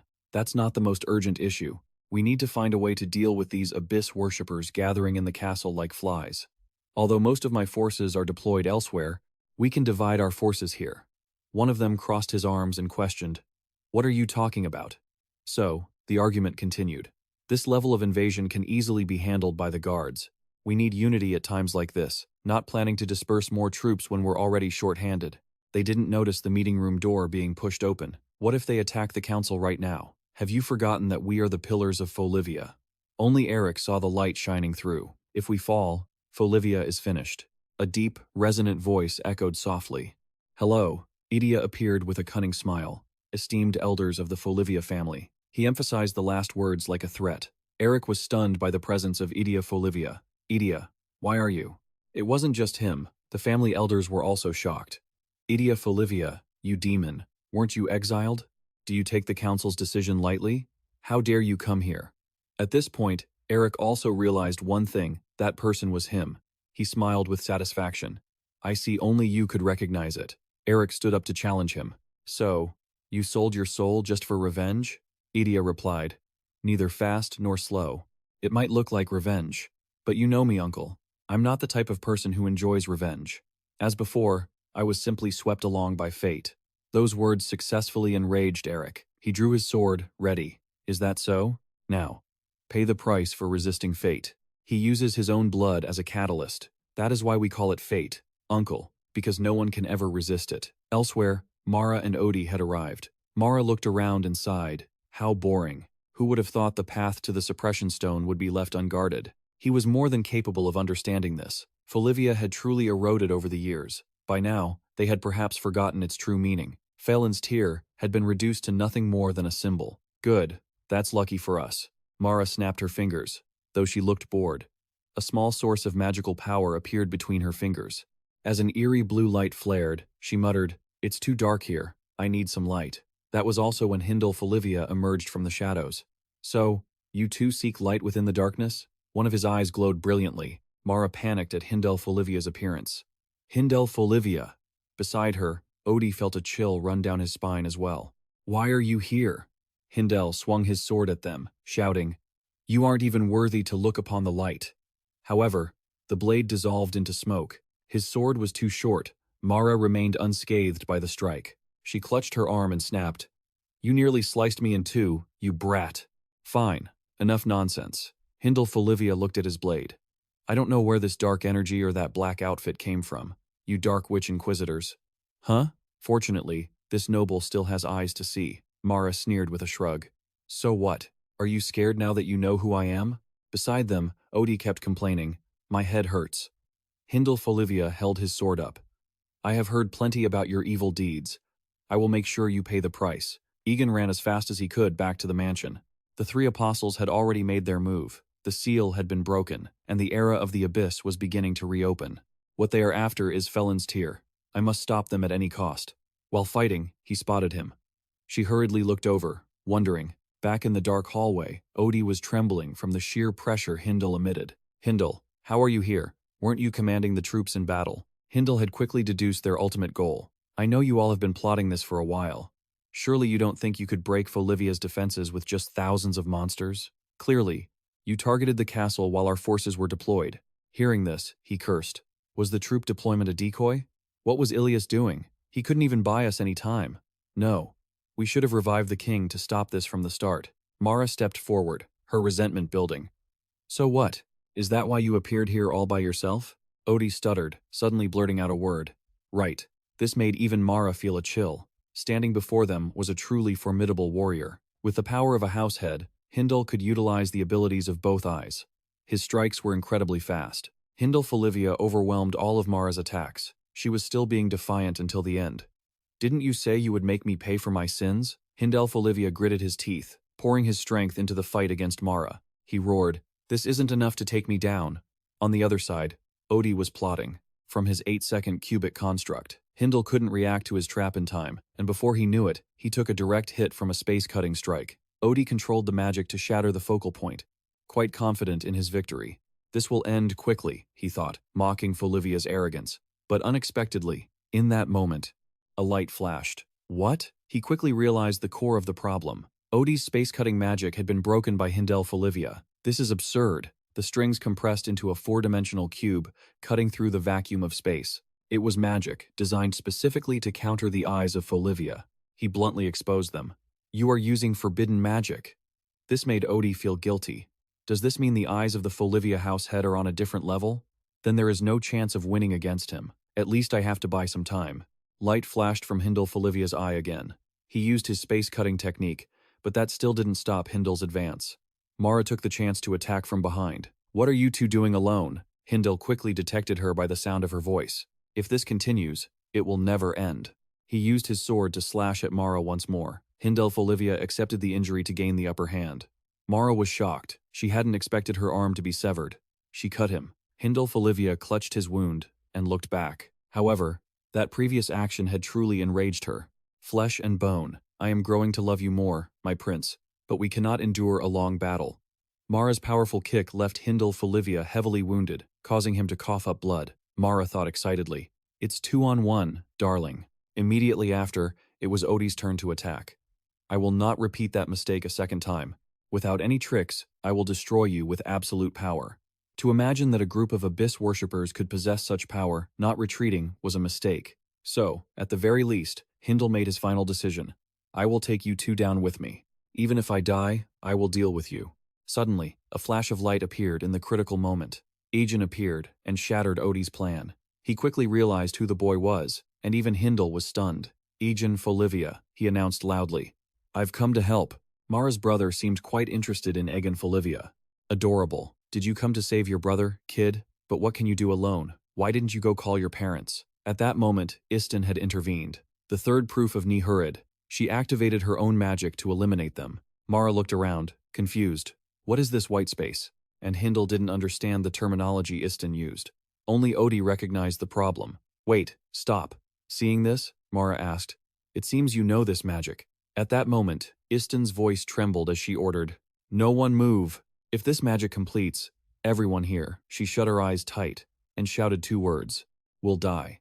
Mara was annoyed and prepared to strike. "What kind of nonsense are you spouting?" However, she was stopped by Odie. "Don't act rashly. It's not nonsense. This is the principle of the universe, proven by Nihurud, the second disciple of Felin. Once this magic completes, this space will freeze to absolute zero and disappear without a trace." Upon learning the truth, she couldn't hide her shock. "What?" Odie broke into a cold sweat. "I thought Idia was just talk, but she's truly dangerous. I never imagined she'd actually succeed in proving that. And what's more, to replicate the second disciple's magic in just 6 seconds. That way of thinking is the most dangerous part of all." She felt so exhausted.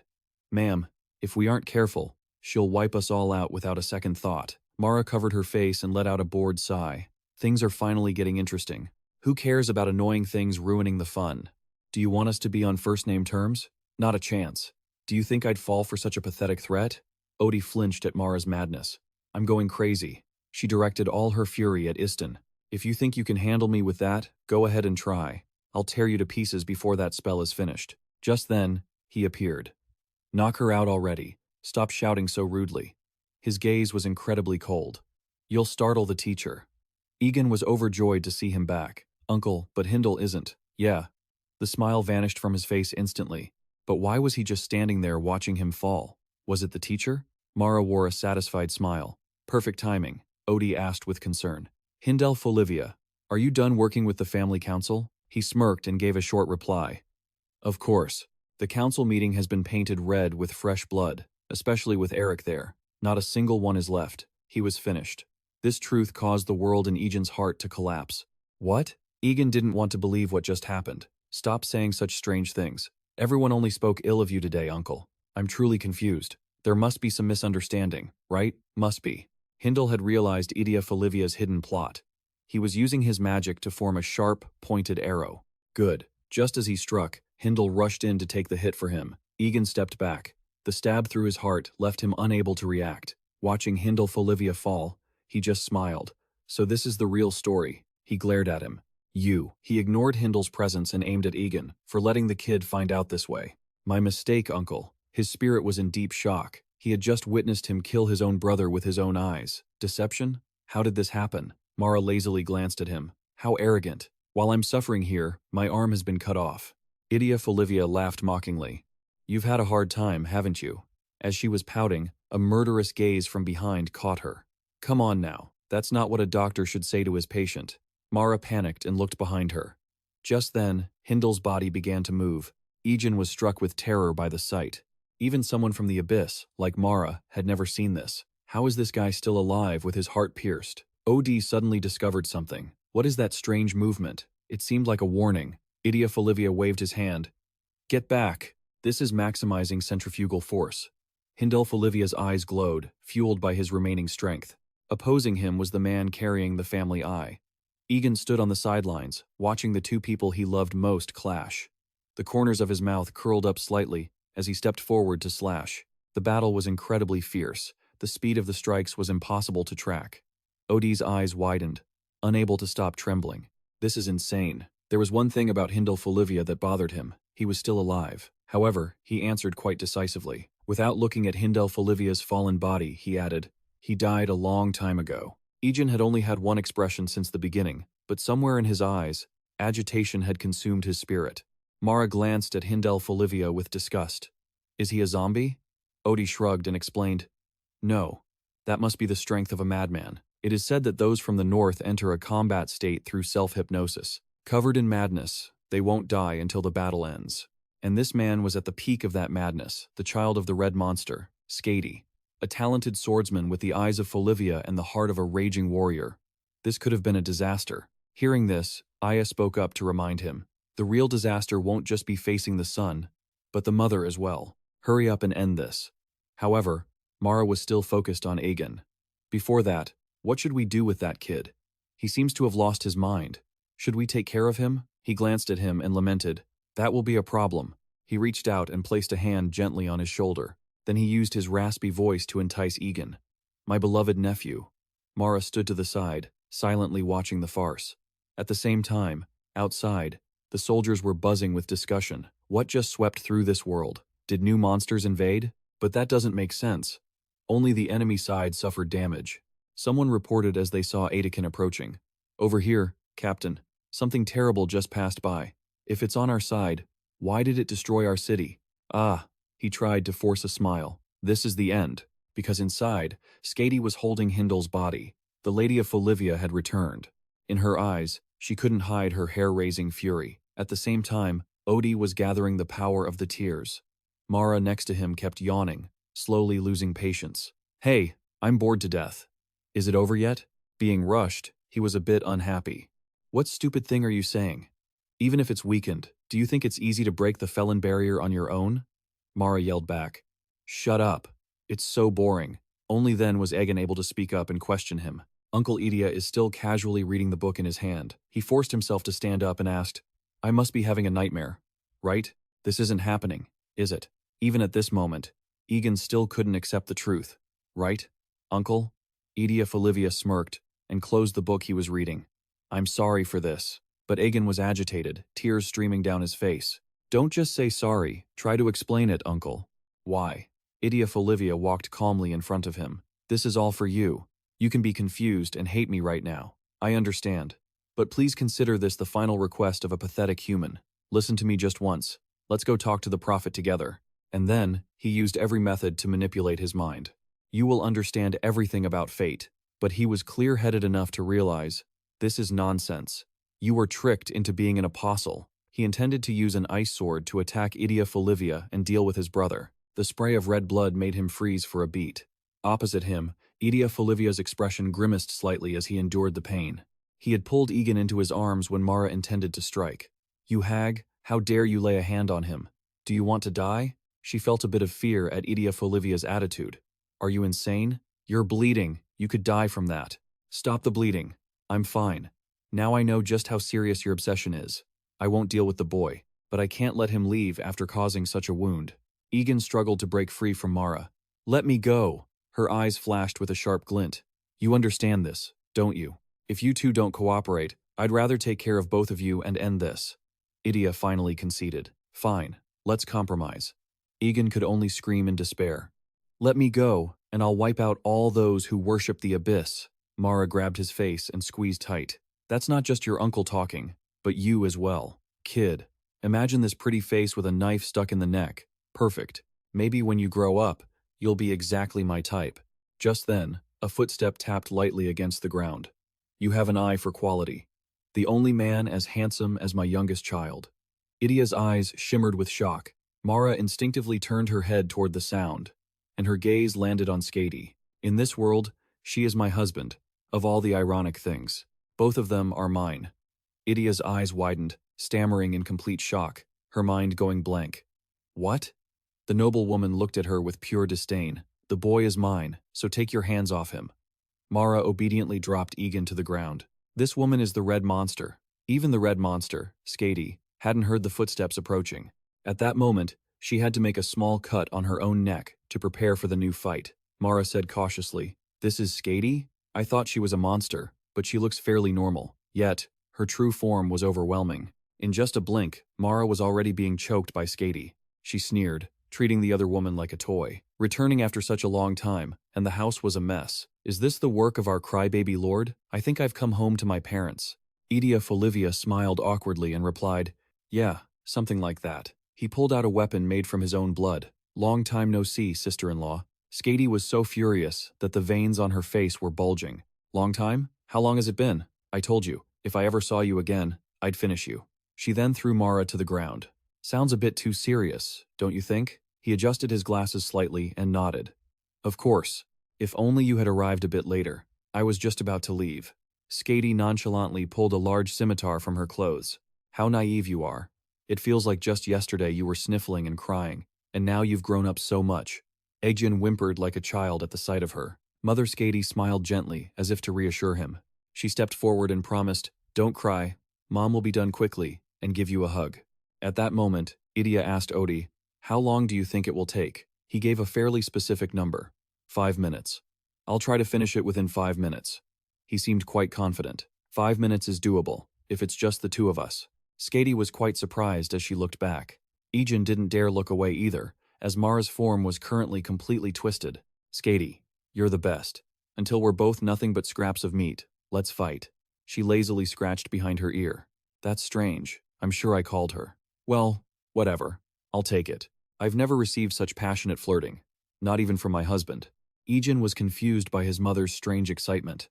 Just then, Skady swung her blade with authority. Seeing the strike headed straight for her face, Mara cried out in terror. Firstly, she didn't hesitate at all and knocked her backward. Skady took the opportunity to counterattack against Idia. Smelling the scent of iron in the air, he couldn't help but be stunned. Blood. Mara lost all composure and transformed into a giant. Skady. She calmly kicked Mara in the stomach, forcing her to spit out a mass of blue blood.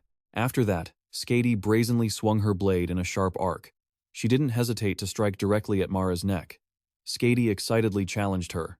"Let's fight." "Was that just all talk?" Seeing that power, Odie remarked in awe. "It seems like the two of them can't even put up a defense." He muttered worriedly to himself. "And that is Skady, the madwoman. She hasn't even used her full strength yet," Odie thought anxiously. Although they still needed to stall for time, he sighed bitterly. But it will all be meaningless if they all die. Odie decided to gather his strength. This was the time for his final plan. There was no reason to hold back now. The next second, the entire space suddenly stopped due to his ability. Feeling that immense pressure, Skady broke out in a cold sweat. She looked around, astonished. Time had frozen. Odie the Cunning stepped forward and offered, "I have stopped time. Lady Skady, please, let's talk." Hearing this, she asked blankly, "Stopped time?" At this moment, Egen's eyes suddenly glowed. Having just witnessed such bizarre magic, he screamed in terror, "Impossible! 11 seconds. That exceeds human limits." Egen wondered in confusion if this person was even human. "I feel so uncomfortable," he muttered inwardly, a feeling of instinctive revulsion as if his very soul was rejecting it. Now, Odie calmly began to explain the Egen Folivian time theorem. Egen Folivian, the seventh disciple of Felin, believed that in a space without momentum, time would also cease to flow. But what you are experiencing right now, he couldn't prove this because both momentum and time cannot be reduced to zero. But tricks like this are still possible. Skady heard this and gritted her teeth in anger. This was magic she had never heard of or seen before. "I feel like I should kill you right here," he analyzed calmly. "This magic is directly proportional to my movement.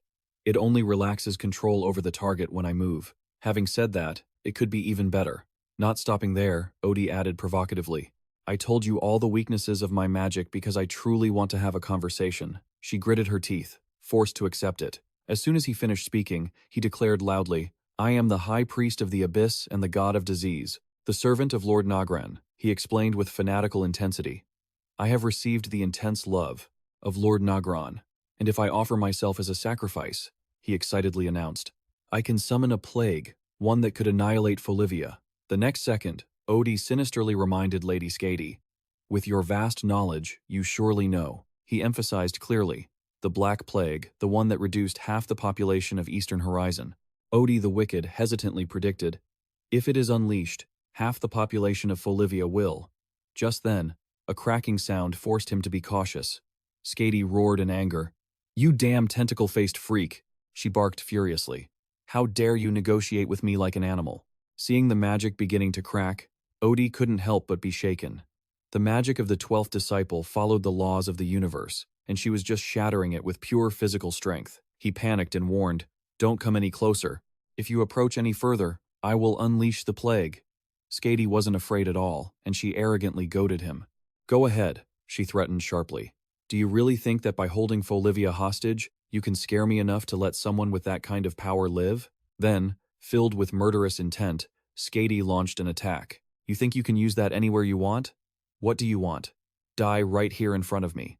She aggressively declared his death sentence. "Half of Folivia's population will be buried along with your heads." Odie shuddered and blurted out, "What kind of nonsense is this?" Mara, seething with rage, lunged forward. "Skady, you're just like a parasite." She gripped her blade tightly and vowed, "I will tear you in two and kill you." Odie's two hands stubbornly reached for each other. He interlaced his fingers and tried to intervene.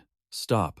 We've already achieved our goal." Immediately after, Odie frantically issued an emergency command. "We're retreating, separating the space, breaking the space-time continuum." Seeing this, Skady couldn't help but be shocked, but refusing to admit defeat, she hissed a promise. "Damn it, Skady. Next time I will definitely kill you." Beside them, Idia Folivia smiled and whispered, "I'm sure I'll see you again, sister." Her sister-in-law noticed the distortion unfolding before her eyes. She was stunned, distracted by the spatial magic. At this moment, Odie laughed mockingly. She had made a fool of herself. "Skady," he arrogantly jeered. "Felin's tear is not within the area of frozen time. While we're talking, the dismantling process is still continuing." Skady glanced back in surprise. "You still have the energy to carry out the dismantling process while using magic?" Without hesitation, Odie cheered triumphantly. "Felin's tear is about to explode. The blast will become legendary, and Folivia will vanish without a trace." She grabbed him by the collar in fury. You bastard! Odie cried out madly. If that's what you want, then I'll die right here, he excitedly cursed. Even in death, I will become a black plague and haunt Folivia like a ghost. Upon hearing this, Skady whispered in admiration, You have the potential to become a legend in the world of magic, using your own life as bait. Huh? Just then, she suddenly noticed a strange aura. What the hell is that? Skady frowned and slowly turned around. At that exact moment, Egen gently reached out his hand and channeled his power. He let his body relax with the wind. Seeing that, she gasped in confusion. Egen Folivia Skady stared, finally realizing what it was. Odie's eyes widened in horror, seeing Felin's tear stabilizing. He could only overload it, as it was now controlling Felin's tear on the brink of detonation. The next second, he frantically denied it wasn't that kid controlling it. Felin and the 12 disciples in the heavens were intervening through this child. Odie hurriedly chanted, pulling his body into a single point. I have to inform the prophet. At least one disciple has seen this. I'm sending it now. Seeing this, Skady was stunned, left to self-destruct. In that moment, she gnashed her teeth in confusion. No, more importantly, Skady wondered, then asked, Who exactly are you, child? Egen Folivia coldly replied, One day, you will understand. He furrowed his brows and mocked. No matter how much you try, you cannot escape your fate. Egen jolted awake in a panic, clutched his head, and screamed. He grabbed his weapon with hatred and roared, I will kill you. Tia, seeing this, quickly embraced him to stop him. Young master, please, calm down. It's okay now. Egen was stunned, choking up as he called Tia's name, and she gently comforted him. It's all right, everything is over, he sobbed, grabbing Tia's hand. Tia was caught off guard. Skady shouted from the garden below, My son! Egen dazedly pushed the window open. His mother smiled sheepishly and greeted him. You're awake? Then, Skady raised an eyebrow and reminded him. If you're awake, you should report to your mother, shouldn't you? He joyfully sniffled as he replied, Mother. She didn't hesitate to open her arms, signaling him to come over. Tia was terrified as he headed for the landing path. She frantically screamed to stop him. Young master, that's the old landing path. Tia anxiously reached out to advise. No, young master, you've been lying in bed for a whole week. Just as she warned him, Egen leaped toward his mother. You need to rest. At this moment, Skady scolded. You would have lost your arm if you'd woken up a year later. When did you get so big? He asked, regretfully blaming himself. Mother, I'm sorry. Egen's eyes welled up with tears as he beat himself up. It's all my fault. My eldest brother, Egen Folivia. He painfully stammered. He tried to protect me. Egen said sadly, and now he's gone. But she kindly corrected the situation. Your brother isn't gone. He was stunned and asked, What? Shifting the scene to his private room, Egen Folivia smiled and teased. Looks like our roles have been reversed. He smiled and called Egen Folivia's name. Seeing this, he was moved and called out to him twice. His eldest brother was safe. Fortunately, the spear aimed at his heart had missed. Skady saw Egen and pulled his hair, scolding him. What are you doing? Risking yourself and getting your brother hurt? It seems the spear that hit him actually helped stop the bleeding. His mother laughed out loud, and that terrible skill of his not only missed his heart but also helped him stop the bleeding. But he thoughtfully continued, That's right. Are you actually a surgeon? After all, the attacked fortress was quickly restored, partly due to the guards' efforts, minimizing the damage, and also because the true target of the eternal law all along had been the protection stone. Unfortunately, he heard the protection stone had been destroyed when he collapsed. Before that, Odie had boldly predicted the outcome. The explosion will become legendary, and Folivia will vanish without a trace. However, there was a silver lining. They had prevented the worst-case scenario, the stone's explosion. It's a shame the protection stone of Folivia was destroyed. At this point, she skeptically asked, You don't remember what happened? Egen looked blank, not understanding what she meant. Aunt, but that's not the big problem. The real power shielding Folivia from the abyss monsters isn't the protection stone, but the brave warriors fighting on the front lines against the abyss. The Western Front, where thousands of monsters attacked, had achieved a memorable victory with minimal damage, thanks to his brother's quick support. At least Egen could say the casualties had been reduced. But no matter how many fewer there were, the number of lives taken by the war was not small. That day, Folivia lost 21 noble members of the clan council. More importantly, he added, hundreds of brave warriors. Just then, Rob gritted his teeth in anger. Those bastards from the eternal law, they killed my grandfather. He declared with determination, Egen, I will become stronger. Rock firmly vowed to become stronger than him, to ensure Folivia would never have to suffer such humiliation again. Hearing this, he was shaken, unable to speak. Afterwards, Egen lowered his head and agreed with the sentiment. I will be the same. I will get even stronger, he thoughtfully emphasized. Strong enough to make the eternal law pay, Egen arrogantly taunted. But, do you think you can be stronger than me? Rob bit his lip and clenched his fists. You just got a head start. I'll catch up to you soon. He warned him sternly. Don't act all arrogant and high and mighty just because you got into the Magic Academy. He repeated Magic Academy in wide-eyed confusion. Egen firmly shook his head and made his decision. I won't attend the Magic Academy. He promised resolutely. I will stay here and protect Fivia. Rob was stunned to hear that. What? The scene shifts back to Egen's house. Fidgeting and scratching his head, he expressed, After all the effort you put into teaching me, I'm sorry. The teacher shared her thoughts in a troubled tone. I think I finally understand what responsibility is. Everyone does things they don't want to do just to protect what's precious to them, don't they? He felt regretful and blamed himself, but added, I think I've been too selfish. At that same moment, he called out Egen's name in a panic, but he was still lost in his own explanation about being born a noble with a heavy burden. Egen sighed, admitting he only wanted to do what he truly desired. Suddenly, Skady questioned him. Are you saying this for my sake? She stammered in surprise. Behind him, someone startled him by shouting, Mom! She pinched his cheek and teased him. You whine just like your father. Then, Skady gestured for him to follow, saying, Stop bothering your teacher, come outside with Mom and get some fresh air. A while later, they reached the cliffside. Lady Skady turned to look at Egen Folivia and asked, Look, isn't it beautiful? Egen naively agreed. Yes. He then asked uneasily, But what did you want to talk about, Mom? Egen asked foolishly, Why did you bring me out here? Without hesitation, Skady calmly pressed him about giving up on the Magic Academy. Is it to get revenge on him? Egen was left speechless, hesitating, before he carefully explained, Yes, of course I have to get revenge. One day, I will make him take responsibility. Hearing that, she let out a slight sarcastic laugh. Is that so? Skady observed that, for her son, his heart seemed filled with more confusion than actual desire for revenge, wondering why Dia didn't kill his brother but spared the boy instead. So, you're looking forward to asking that, right? She pressed. Exactly. It's true that he let your brother live, right? Skady pondered thoughtfully, thinking it might be just a coincidence that would be a comforting thought, but she knew that wasn't likely. Egen asked in confusion, Then why did he? She was unhappy and spoke in a sharp tone. You seem very curious. He trembled slightly and continued. Yes. Skady reminded him harshly, he killed dozens of our relatives, and because of him, hundreds of warriors have died. She didn't hesitate to deliver a sharp blow to his face. And you?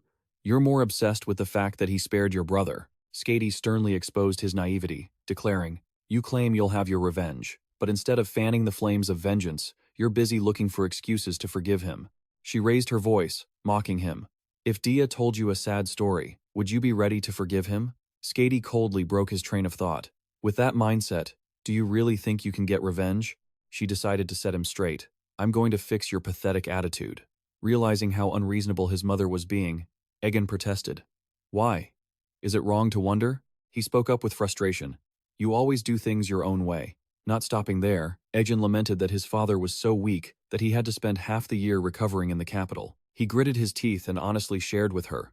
More than Mom or Dad, Egen revealed his inner feelings intensely. My older brother and my uncle make me feel more like they're my real parents. Isn't it natural to wonder about them? Seeing that emotional outburst, Skady replied with satisfaction. That's right, just like that. Be honest. Like that. She kindly advised him not to force himself to act out a revenge he didn't truly want, just because he was worried about what others thought. Skady gently reminded him, You've been miraculously given a second chance at life. Are you going to waste it worrying about what other people think? Do what you truly want to do. He hesitated for a few seconds, pondering. What I truly want to do, Egen stammered. But what I want is magic. When Folivia is under attack, how could I enjoy studying magic all by myself? Skady shook her head, stating, It's just Folivia, though. She thoughtfully guided his path. If you want to become a mage like God Felin, you need to look beyond Fivia. He asked in surprise. What?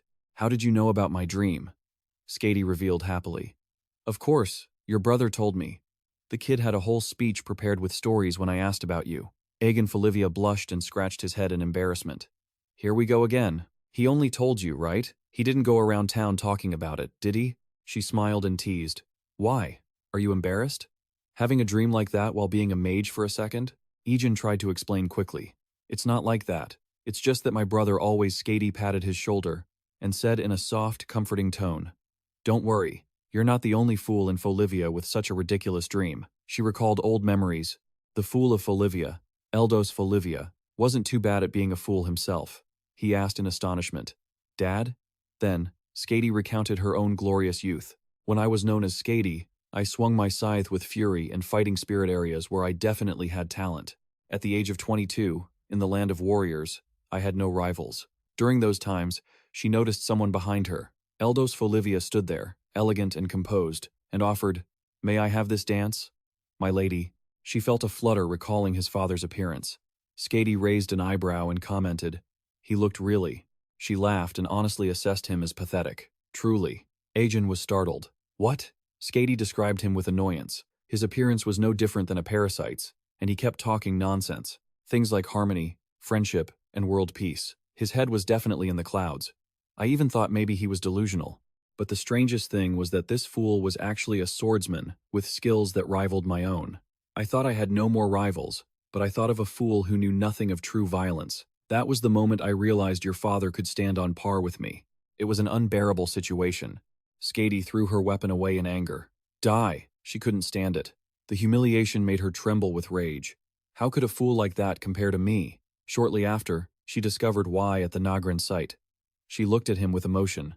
Everything that stupid man said. Skady was stunned to see him standing there, rooted to the spot. She praised his integrity. The heir to the noble Folivia family had overcome his family's opposition. Even though he was in pain, he smiled and called out, My lady. Skady was in awe of his sincerity regarding his dream of peace. She thought deeply, longing for that man. Eldos Folivia leaned against Skady and breathed a sigh of relief. Everything is over. It's strong enough to end the war. He apologized wearily. I'm sorry, my lady. Please forget what I said that night. Now I've become like this. But she firmly cut him off. Skady reminded him with a serious voice. A warrior shouldn't talk so much nonsense. He stared blankly for a few seconds.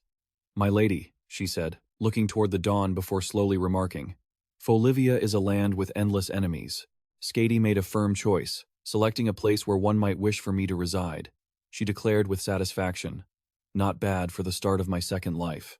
Back in reality, she recounted the achievement with pride. That's why I took him for my own, kidnapping this man before anyone else could realize it. She reflected, recalling memories of the past. Once I saw your emerald eyes, I remembered that day, that very moment. Skady bluntly assessed him. You are like your father, not me. You are too weak to live as I have. She sincerely advised, don't consume yourself with anger like I did. Pursue your dreams, and do not doubt them. Like a fool, Egen pursed his lips, speechless. Skady expressed her heartache. Seeing the man she loved trapped in reality like this, it had exceeded her capacity to bear. Right then, he firmly declared, I will become a mage, like Felin. Egen stood up, determined.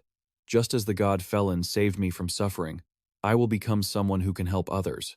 I will make that goal unshakable. She nodded, approving of his dream, while whispering to herself, Yes, that is how it should be. Perhaps I should have hit him a bit lighter.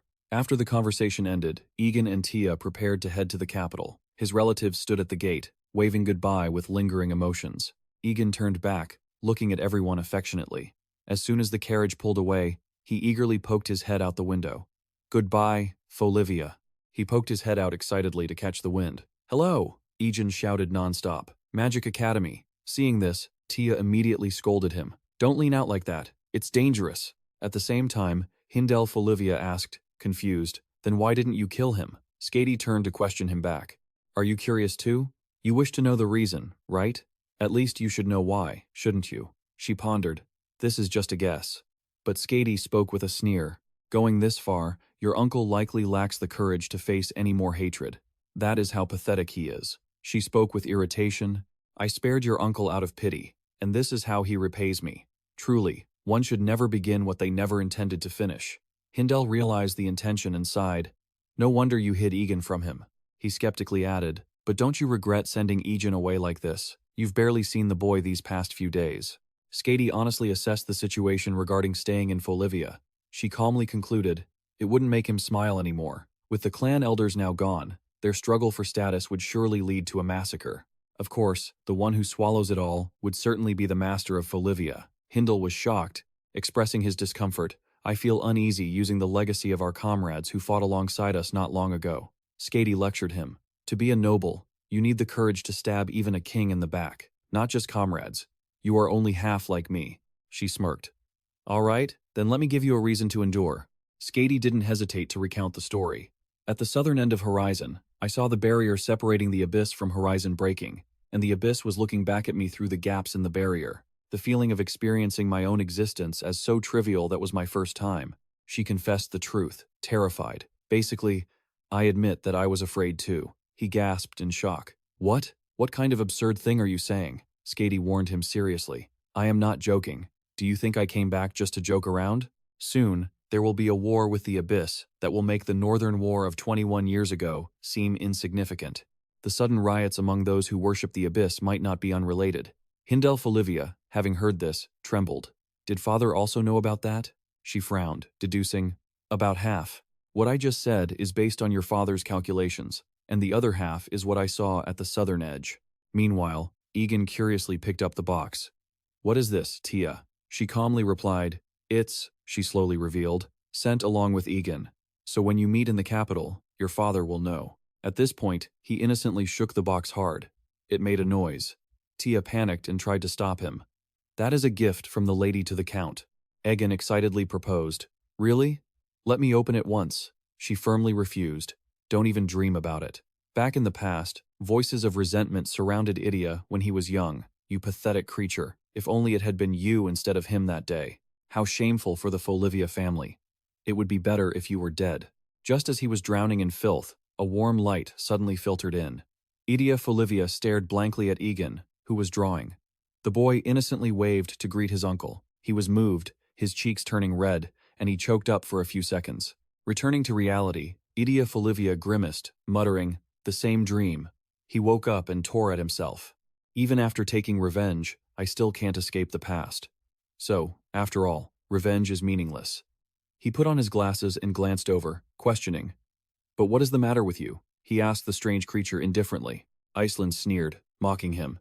Are you all right? Egen Folivia muttered mockingly. As you can see. You came to see me personally just to ask how I am? Iceland answered nonchalantly. Of course not. He recalled the previous event regarding the miracle that the boy named Egen had performed, which the elder of Negron had witnessed. Next, Iceland slowly delivered the news. The oracle has made a judgment. Egen Folivia was startled. What? Iceland calmly relayed the instruction. He said not to worry about it. He nodded, pushing up his glasses in agreement. I think so too. After all, it's just a child.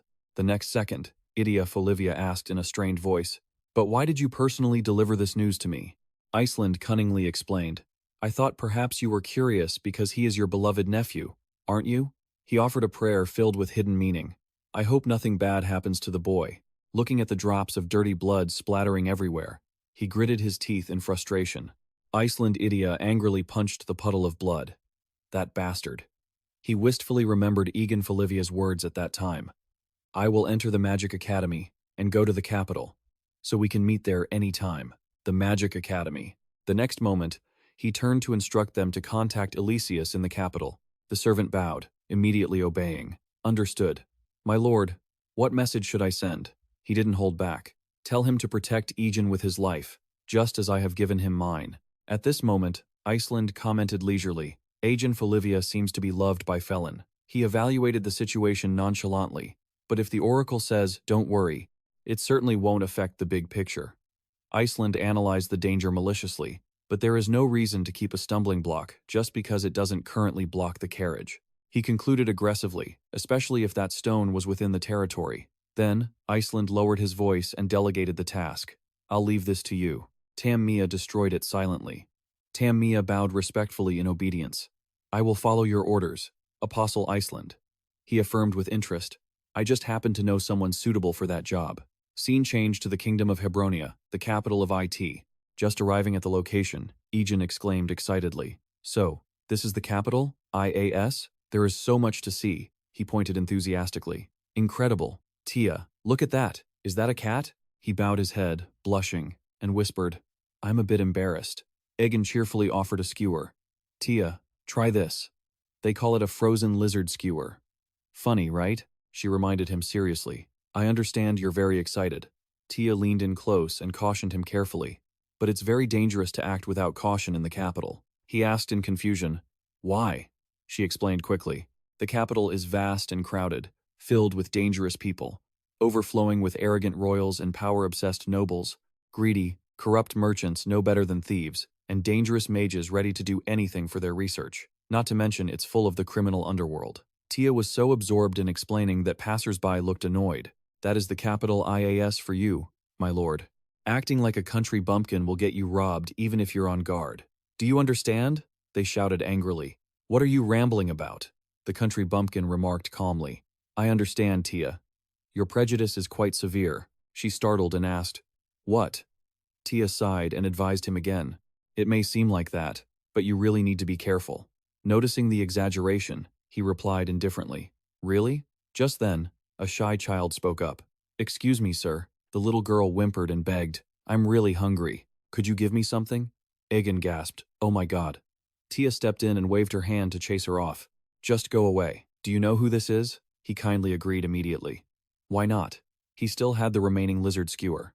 As soon as he introduced himself, Mia suddenly snatched the bag. He is from Folivia. Seeing that, Tia glanced back, startled, and the boy also gasped and stammered. Folivia? Egen shouted in horror.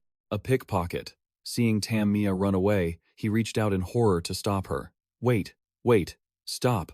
Meanwhile, the girl stuck her tongue out to mock them. Stupid. You country bumpkins can eat that lizard yourselves. He was stunned and realized, are they accomplices? By now, Tia was holding her head in confusion. What do I do? The gift for the count was in there. Hearing that, Egen pouted, thought to himself, and didn't hesitate to sprint after them. I'll get it back, she called out in desperate panic. No, you need to register at the Magic Academy today. That's where we're headed. Tia hurried to offer a solution. Report that to the guards instead. Just come back here. Levon sat in a corner and sighed, quite annoyed. At the same time, Mia clutched the bag and ran frantically into an alley. He quickly caught up and shouted, Stop right there! The boy cursed in fear. Crazy. Seeing Mia jumping over every obstacle, Egen couldn't help but exclaim, He's shockingly fast. The boy glanced back in confusion. How could this country bumpkin follow me through these alleys? Even though I kept throwing him off while running, Egen's eyes suddenly flashed with a brilliant light. Egen focused intensely and analyzed. When facing real battles, my senses become sharper than just muscle movement and vibrations. I'm starting to see more. He probably tried to confuse him by leaving false trails. He stared ahead confidently, but in his eyes, Egen quickly locked onto the target. Even the real tracks were crystal clear. Combining these tracks revealed the thief's true escape route, so he decisively headed into the alley. The scene before Egen was shocking. Mia was screaming in agony. My hand. Levon nonchalantly took off his hood and greeted them. Hello. He grabbed the boy by his hair and pointed at Egen to ask, Is this who you were running from? Egen Folivia. He was stunned, his face pale and speechless. Levon gave a gentle warning. It seems this is your first time in the capital. There are many bad people like him here, so be careful. Suddenly, Egen grabbed his arm sharply and demanded, What are you doing to a child? Levon looked puzzled and asked, Are you angry at me? He coolly justified himself, But I think you're mistaken. He's a thief, and I just helped you. He protested unfairly. I know, but there's no need to break the boy's hand. Seeing that pitying attitude, Levon smirked and stated, It seems you don't know about these people, how terrible they are. Even if you break their legs, they still won't learn their lesson. He gestured. Look there. Look at Mia running away. Levon complained with a sigh. Even after being saved, some people aren't grateful at all. Egen replied frustratedly, Just be quiet. Levon was surprised and asked Egen, Are you going to chase him? Then he asked confusingly, Why do you do that? Trying to reason with him? Egen asked irritably, Are you looking for a fight? Levon apologized in confusion. Sorry. I didn't mean to provoke you. He followed him anxiously. I'm genuinely curious to hear your thoughts. Does the Folivia name make people perceive everything differently? If there is a peaceful solution, I'll admit I was wrong. Levon introduced himself. I should have introduced myself sooner. I'm Levon, the son of an ordinary merchant in the capital. He calmly stated his point. Isn't it better to try talking, rather than breaking a child's hand? Next, Egen sadly introduced himself. Egen Folivia, the youngest son of the Folivia family. It seems you already knew, he remarked with admiration. Coming from a merchant family, we have all kinds of information as expected, not just a random comment for him. Levon wondered in his heart. Why would the apostles of the eternal law be interested in someone like him? Testing him a little wouldn't hurt, he presented maliciously. I also know the hideout of those thieves. Hearing that, he was curious. Really? Scene changed to a small alley downtown. At this moment, the vicious boss was cursing and beating them. Damn kids. These damn orphans never bring back money. He cursed brutally. Die. Don't waste my food and just die. Mia was among them, trembling and breathing a sigh of relief. Thank God. The boy secretly felt lucky he wouldn't be beaten today. Meanwhile, Levon remarked calmly, this isn't an appropriate atmosphere for a calm discussion, is it? Egen was stunned and covered his own mouth. How can this be? He's lost his mind. Indeed, looking at the reality, it could only happen this way. He stared bitterly at Egen's retreating figure. Having grown up shielded under the Folivia name, he could only play the hero in a hollow, shallow way. Knowing everything, what did I really expect? I whispered sweet words to him, and then walked away. Just then, Levon patted his shoulder and offered some gentle advice. Turn back. Nothing good comes from getting tangled up with someone like that. Everyone knows the thugs in the slums are connected to the abyss. The stolen items can just be handed over to the guards. Aren't you supposed to register for the Magic Academy today? Hearing this, Egen snapped out of his daze. Magic. He stood there blankly, muttering to himself, that's right. I need to register for the Magic Academy because I have to become a mage. Egen firmly reaffirmed his life's ideal. The reason he wanted to become a mage was because he had been saved by the god Felin. He declared clearly, I also want to be someone who can save others. Egen regained his composure and turned to express his gratitude. Thank you. Since you led me here, I can take it from here, so you should go back. He warned him sincerely, knowing that if he stayed, he could also be in danger. He was stunned upon hearing this. What? Levon wondered in shock. Is he really going to fight for kids he's never met before? At the same time, the gang leader grumbled and threatened. You scumbag, I should have let him eat you. Just as he made the move, Egen suddenly kicked him right in the groin. Or maybe I should just hand you over to the guards. Seeing the person before them, the bandits asked in confusion. What is this? Who is this guy? Who is he? Egen demanded aggressively. If you repent right now, and promise not to mess with these kids again, I'll let you go. Egen commanded calmly. And my bag too. Give it back. The leader frothed at the mouth and ordered harshly. You idiots. What are you waiting for? He aggressively signaled for them to attack. Get him. Realizing their intent, Egen quickly grabbed a bucket of water. He didn't hesitate to splash it at them. I knew it! Seeing that, the bandits panicked. Magic. Taking advantage of Egen being distracted, one of the bandits jumped in to ambush him. Take that kid down! However, Egen saw it coming, caught his arm, and then firmly punched the bandit right in the face. The children watched, astonished. Egen turned to them with concern. Are you guys okay? He smiled to reassure them. Don't be afraid. I will protect you. Suddenly, the bandits pressed in aggressively. What are you kids doing? Your own family is under attack, and you're just going to stand there and watch? He kept threatening the children. If you think of us as your real family, can you just stand still? You ungrateful orphans. From now on, I'm going to treat you just like I treat strangers. The child begged in terror. I'm sorry. The boy sobbed, pleading, please, spare our lives. Egen Folivia whispered to himself in doubt. Why? Why go this far? At that moment, Levon stood watching from above and sneered. If beating up bad guys solved everything, would the world even have any problems? You aren't just some young master who's all talk. I have to give you that. He coldly prepared to release his power, but in the end, you've got nothing but a bit of courage. Levon concluded with contempt. You're nothing special. The bandit, frustrated, shouted at the kids hiding behind him. What are you doing? He warned harshly. If you don't want to die, pin him down. The arrogant bandit reminded them. Do you think he'll be here forever? Whoever hesitates now will definitely get beaten later. As he kept rambling on and on. How annoying. Joseph suddenly punched the one who had moved. The man walked toward him deep in thought. What does this bring? Egen stood his ground, thinking to himself. Seeing the overwhelming presence of this man, he braced himself. Joseph asked in confusion. Why would someone so noble come to such a filthy place? Just then, the bandit complained bitterly. Lord Joseph, why did this guy suddenly attack us? The man was furious and started beating him mercilessly. Shut up, you pathetic scum. Have you lost your mind because you've been abusing children? If you see someone with high status, you either get beaten like an animal, or you wag your tail like a dog when you see one. After handling the situation, Joseph awkwardly apologized. He's just an uneducated fool. I apologize, my lord. But may I ask what brings you to this miserable place? Egen hesitated before explaining. I was looking for a stolen item, but I saw these children being treated cruelly. Upon hearing this, the man quickly shifted the blame and promised action. Seeing such disgusting behavior from these uneducated thugs, you must have been shocked, my lord. Those filthy people, I will discipline them myself, and I will find your item immediately. Joseph suddenly remembered and respectfully asked for his name. Oh, that's right, my lord. May I have your name? I guarantee that something like this will never happen again. Egen didn't hesitate to reveal his identity. Folivia, the youngest son of the Folivia family. I will be staying in the capital from now on, so remember to act wisely. Upon hearing that, the man gasped in shock.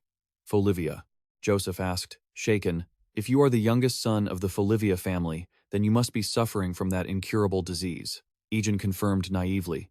That's right. How do you know about that? Am I that famous? Why does everyone know? Instantly, the man affirmed excitedly. Of course we know. You are the beloved grandson of Lord Egen Folivia. There isn't a soul here who hasn't been blessed by Lord Egen's generosity, Joseph said solemnly. Lord Egen Folivia has ordered me to protect you. Egen's eyes went wide in shock. What? Seriously?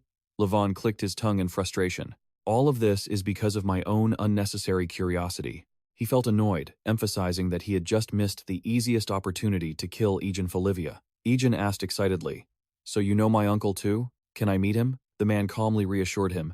Please, calm down. Joseph offered kindly. It seems you have quite a few questions. This conversation might take a while. Shall we go somewhere for tea? Egen replied happily. That's fine. I have time today. Time. But then he startled, suddenly remembering. That's right. Egen panicked, clutching his head and shouting. I have to go register at the Magic Academy today. He hastily declined. I'm sorry, I'm busy today. It seems we have to say goodbye before we've even had a chance to talk. Later on, Egen carefully treated the wounds and advised Tom Mia. If those adults bully you again, run here. I'll scold them for you. You're fast. So you can do it, right? The young boy forced a smile and replied, Yes. He carefully bandaged the wound. There, it's a good thing your arm isn't broken, so bandaging it a little will do. Next, Tom Mia sobbed and blamed himself. Why did you do that for someone like me? I tried to steal from you, Egen explained patiently and forgivingly. I don't think you're a bad person. You're just afraid of adults, right? He tapped his head gently and promised firmly, I will protect you from being bullied by those people. What's important is what you do from now on, understand? The boy awkwardly agreed. Yes. Levon, seeing this, couldn't help but feel uneasy. What happened after you went to catch him? No hesitation, he nonchalantly asked Hindel Folivia. Aren't you going to register right away? Young master, the exam is tomorrow, yet you seem quite relaxed, don't you? Egen was startled and shouted. Right. Time just flew by. On the day of the entrance exam at the mage division of the Pad Magic Academy. Inside, thousands of people were gathered in the center of the hall. Looking at the sea of people in front of him, he couldn't help but marvel. There are so many people. The kingdom has quite a lot of mages, huh? Levon, standing next to him, calmly guided him. They didn't just come from the kingdom. Those mages also came from the empire, the southern islands, and even the faraway lands in the east. He calmly introduced. They say this place was founded by the 10th disciple to protect the teachings of the god Felin. This is the Pad Magic Academy. Spotting an acquaintance, Egen gasped in surprise. Levon, he excitedly asked. Levon, are you a mage too? He proudly explained, I only have 2 seconds. Egen honestly confessed. 2 seconds is actually quite impressive. I only have 1. Levon calmly explained the reason. I know you're famous. That's why I felt a sense of familiarity and approached you yesterday. That's how it all turned out. He understood the problem and suddenly realized. I see. Recalling yesterday's chaos, he curiously asked further. What happened after that? Did you beat those guys up? Egen quickly clarified. No. We ended it peacefully. He bluntly exposed. But it's strange that you don't know that. Didn't you watch from the rooftop? Egen guessed with a smile, perhaps because he left halfway through. He didn't know? Levon shivered internally upon hearing that. He knew. He regained his natural demeanor and greeted him with a smile. Anyway, it's very nice to meet you again. I never imagined you were a mage. He fidgeted and commented. Just by looking at anyone, they could say they are an assassin targeting you. The next second, Egen innocently analyzed. Your footsteps are light, and your movements are very decisive. You seem to be professionally trained, right? Almost like a ninja. Levon confusedly rejected the idea. Was he trying to test him? What is a ninja? Just then, he realized he had made a slip of the tongue. Right, ninja was from his past life. Egen scrambled to cover for himself. Surprised? Actually, ninja is a certain profession. Pretty surprising, right? Ninja? What is that? So strange. Looking at that foolish expression, he inwardly breathed a sigh of relief. It seemed he didn't think much of it. No need to panic. Even if he knew, there was no way he would give more clues. Afterward, Levon cleverly found an excuse. Being a merchant is dangerous because it involves a lot of money. That's why we've been trained to defend ourselves and use stealth for generations, he teased, surprised. Stealing, huh? He commented with interest. If we're talking about training, a Folivia like you is the best. Is your fighting style not like a typical mage? Egen gave a dry laugh and confirmed, I guess so. Hearing this, the other candidates complained annoyingly. What? Why is he bragging like that? Was that bragging? Levon realized that and whispered a suggestion. Could you please keep your voice down? It seems we're attracting too much attention, he replied comfortably. Why? Everyone is talking, so what's the big deal? He mused and warned cautiously. If people like us talk too much, everyone might think we're trying to show off. Egen muttered blankly. People like us, like suddenly. A loudspeaker announced the candidates' names. Candidates Egen, Folivia, and Levon. Please come to Professor Sion's office on the 3rd floor. Repeating, candidates Egen, Folivia, and Levon. He heard it and wondered in amazement. Only the two of us? The scene shifted to Professor Sion's private room. At this moment, he called out their names one by one. Egen, Folivia, Levon. Both answered in unison, yes. Sion squinted his eyes and ordered, all right. Show me your ice magic. He excitedly and politely volunteered. Yes, sir. But without hesitation, he immediately cast the spell. He nodded and gave the result. Levon passed. Egen was speechless with surprise. What? He asked in confusion. Teacher, what is this about? Sion irritably explained the rules.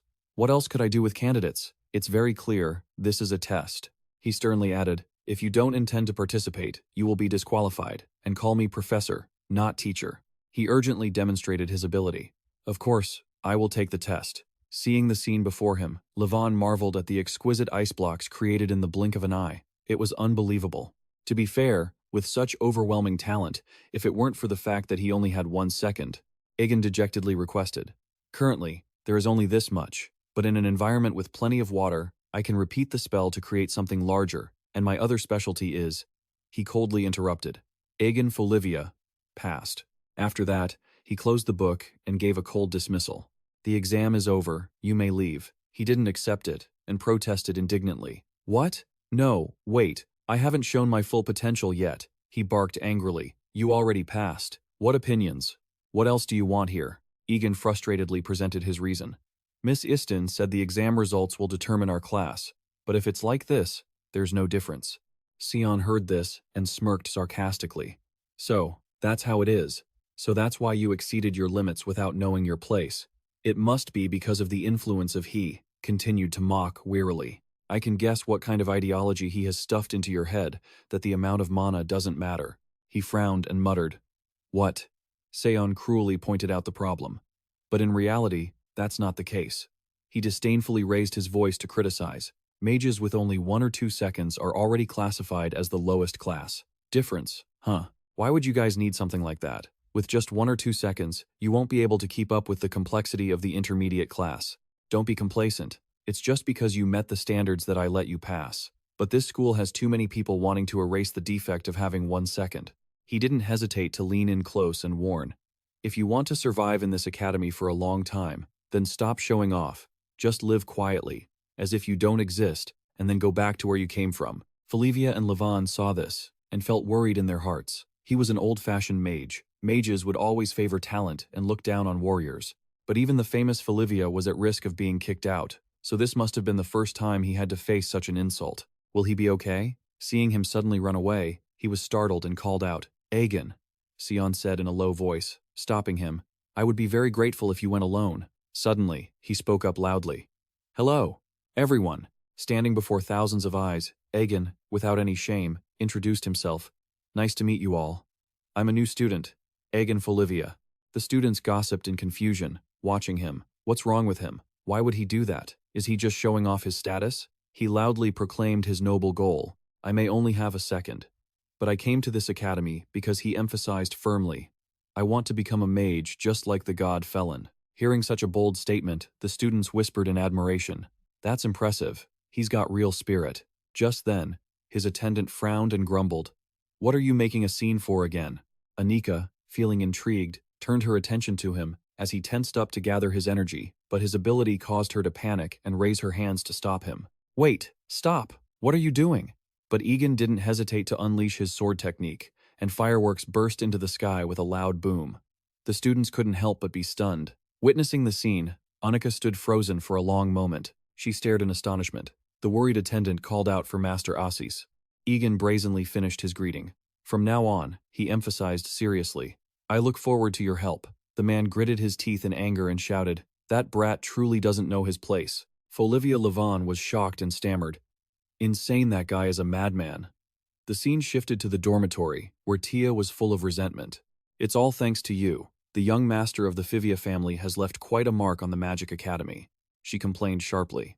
A new record for getting disciplined before the entrance ceremony even started. Egen rubbed his head, feeling embarrassed. Is it that bad? Tia panicked, recalling the article about him detonating magic in a hall full of people. Why did you do that?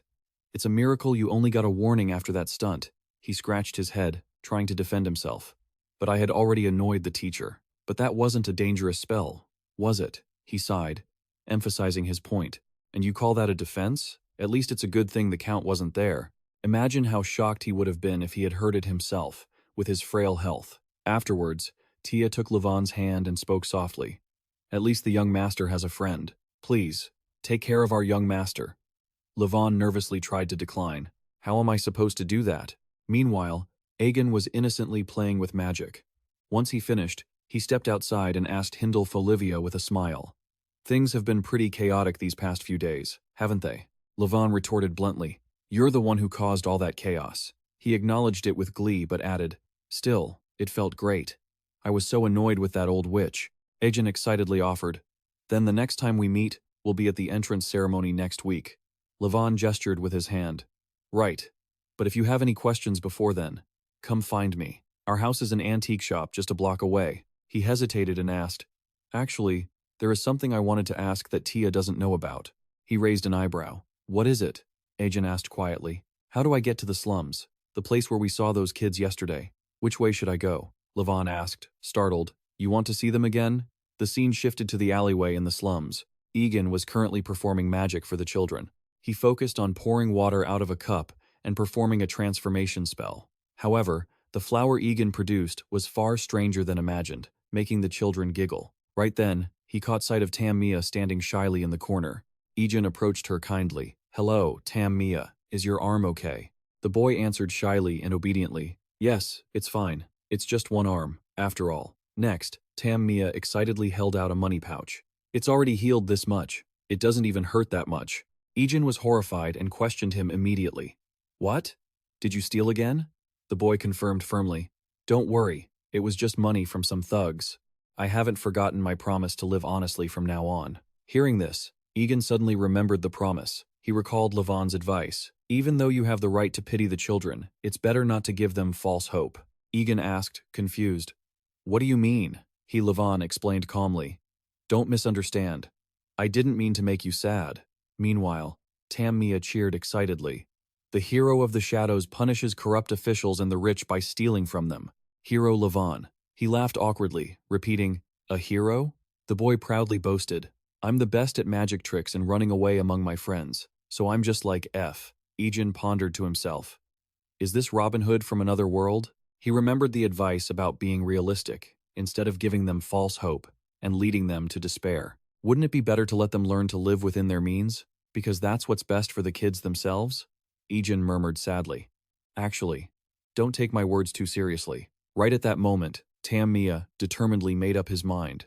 I decided yesterday, after listening to you, Big Brother, to become a hero like Fells. He asked blankly. FS? The boy asked eagerly. You don't know the Snake Clan? Returning to the time before that, Levon smiled and admitted. Actually, I really respect you for caring about the kids. Egen blushed and awkwardly commented. But they are just cute kids, you know? He mused and put forward a hypothesis. But in the end, that is where those kids belong. And you can't protect them forever, right?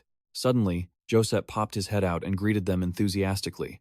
I heard you were looking for me to protect the children from the abyss. He confirmed seriously. That's right.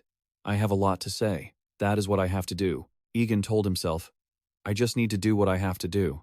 The old man bowed respectfully and said, Young Master Folivia Tammia laughed happily. It makes sense, doesn't it? He understood the problem clearly. If I have too much hope, so what? Even if it causes more pain, I will firmly hold on to my faith, as long as we can keep smiling like this. At the same time, Levon was walking past the bookshelves, covering his mouth and whispering to himself, So dusty, should I clean up? Levon recalled the moment he gave his advice. Sorry for interfering too much, but I think you should seriously consider what is truly best for the children. Egen replied gently and modestly, It's okay, I understand. He expressed happily, Thank you. I'm glad my first friend in the capital is you. I didn't think that far ahead. He listened, stunned, and speechless. Egen sighed and reflected, But even if pretending that nothing is wrong is best for everyone, I still can't do it. He bravely shared his secret. It might be hard to believe, but I remember my previous life. Hearing this, Levon's eyes widened in shock. Egen sadly recounted his painful past. In my previous life, I was an 8-year-old child in another world. At a similar age to this life, I had a similar illness and was dying. The only difference is that I was born into poverty, living a life full of violence and bullying. Upon hearing this, Levon's eyes widened. Egen spoke of his painful past. In his previous life, he had been an 8-year-old child in another world. At about the same age as he was now, he had suffered from a similar illness and was on the brink of death. The only difference was that he had been born into poverty, living a life full of violence and bullying, and even the only family he had abandoned him. He pondered the heartbreaking question, what does it mean to live a life lacking everything? While dying alone from hunger, what does a child wish for most? He was confused and didn't know what to say. Levon recalled the memory from earlier. Live on, Levon. Forget about taking revenge for your father or your brothers. Don't think that kneeling before an enemy is a disgrace anymore. You must survive at all costs because you are all that is left for us. After reflecting, Levon was flustered and avoided the topic. I don't know. I've never thought about anything so extreme. Realizing this, he hurriedly apologized. I'm sorry, did I just make things too heavy? He quickly denied it. No, it's fine. So, what is it? Egen smiled and gave the answer. Love, of course. He firmly compared himself to those children. I don't think they're any different from me in my past life. At that moment, Levon looked at the photo, lost in thought. He frantically turned the photo face down. Don't hesitate. That's just the ramblings of a patient driven mad by a life of fighting illness. Love in a past life, what nonsense. If he kept hanging around him, his own head would end up getting twisted too. Levon made a firm decision. He couldn't go on like this. Today, I will kill him. He tried to shake off all his hesitation. That's right, there was no need to think about it anymore. Levon coldly reminded himself that if he didn't kill Egen, he would be the one to die. He fearfully touched his own neck. Levon silently mocked himself. You're acting so noble and strong now, but if you were in a life-or-death situation, do you think you'd still be able to hold on to your morals? He sadly realized this wasn't how he wanted to live. Just then, Tia knocked on the door, sounding worried. Hello? Is anyone there? She hurriedly bowed and apologized. I'm sorry for bothering you at this hour, my lord. Levon. Tia nervously inquired about their whereabouts. The young master hasn't returned yet, so I was wondering if he was here? He was startled and blurted out. He hasn't come back yet? Then, Levon frowned, guessed, and answered calmly. Did he get beaten up in the slums? He hasn't come here. Tia hesitated for a few seconds, looking uneasy. In that case, Levon rejoiced in his heart. If that were true, it would put his mind at ease. He nervously recalled Joseph's words. But the slums were under Idea's control. Coincidentally, Lord Idea had ordered them to protect him. Egen. It seemed he had received orders to protect Egen. But why? What? Really? Did some conflict happen? But once you knew him, it wouldn't be surprising at all. Tia angrily complained, sobbing. Seriously, where is the young master this time? Shouldn't someone have tied him up, or something? Levon softened his voice to comfort her. Calm down. He's strong, so nothing will happen to him. He didn't hesitate to promise. If I hear anything, I will. Just then, she gasped. There's something in front of the house. Tia quickly discovered it was a person. She helped Tammia up and identified him. He had been with the young master yesterday. What had happened? The weak boy wheezed out the name, Egen Folivia. Tia looked confused, not understanding what was going on. Huh? Tammia helplessly recounted the event. He fought to protect us from the adults, and he's been captured. Upon hearing this, her face turned pale. Young master. Levon raised an eyebrow and sighed. As expected, interfering with these orphans had caused him trouble. He frantically told himself, perfect. Self-destruction is the best scenario. That should have been good news. But why do I feel so disgusted? At least. Finishing his thought, Levon sternly asked, where is he? Levon proactively asked. The place where he was taken. He gestured aggressively and silently told himself, lead me there. At least let me handle this myself. At that moment, Egen was locked in a damp prison. He muttered groggily, biting his lip. What happened? I suddenly lost consciousness. Egen confusedly pieced together the whole event, calmly remembering one thing at a time. All right, first I met that old man, Josep. We had a big argument about the situation of the orphans, and when the two sides disagreed, Josep tried to soothe the tense atmosphere by telling a story about his uncle. About how his uncle had treated the poor for free, he muttered, noting how the man had become a saint to them. Egen skeptically identified the trick. Honestly, he was truly curious, but it was clear the man was trying to gain the upper hand with that information. He firmly pushed the thought away. Forget it. Even if I am curious about the actions of that traitor, I have no intention of bowing down to him to learn anything. Egen clearly outlined his goal. Improving the orphan situation was the top priority. It shouldn't have been that hard, but the way he beat around the bush and revealed their plans for the children made him wonder what the point of all this was. He glared and challenged them. Should I just kill you all? Those who worshipped the abyss. The old man angrily confronted him.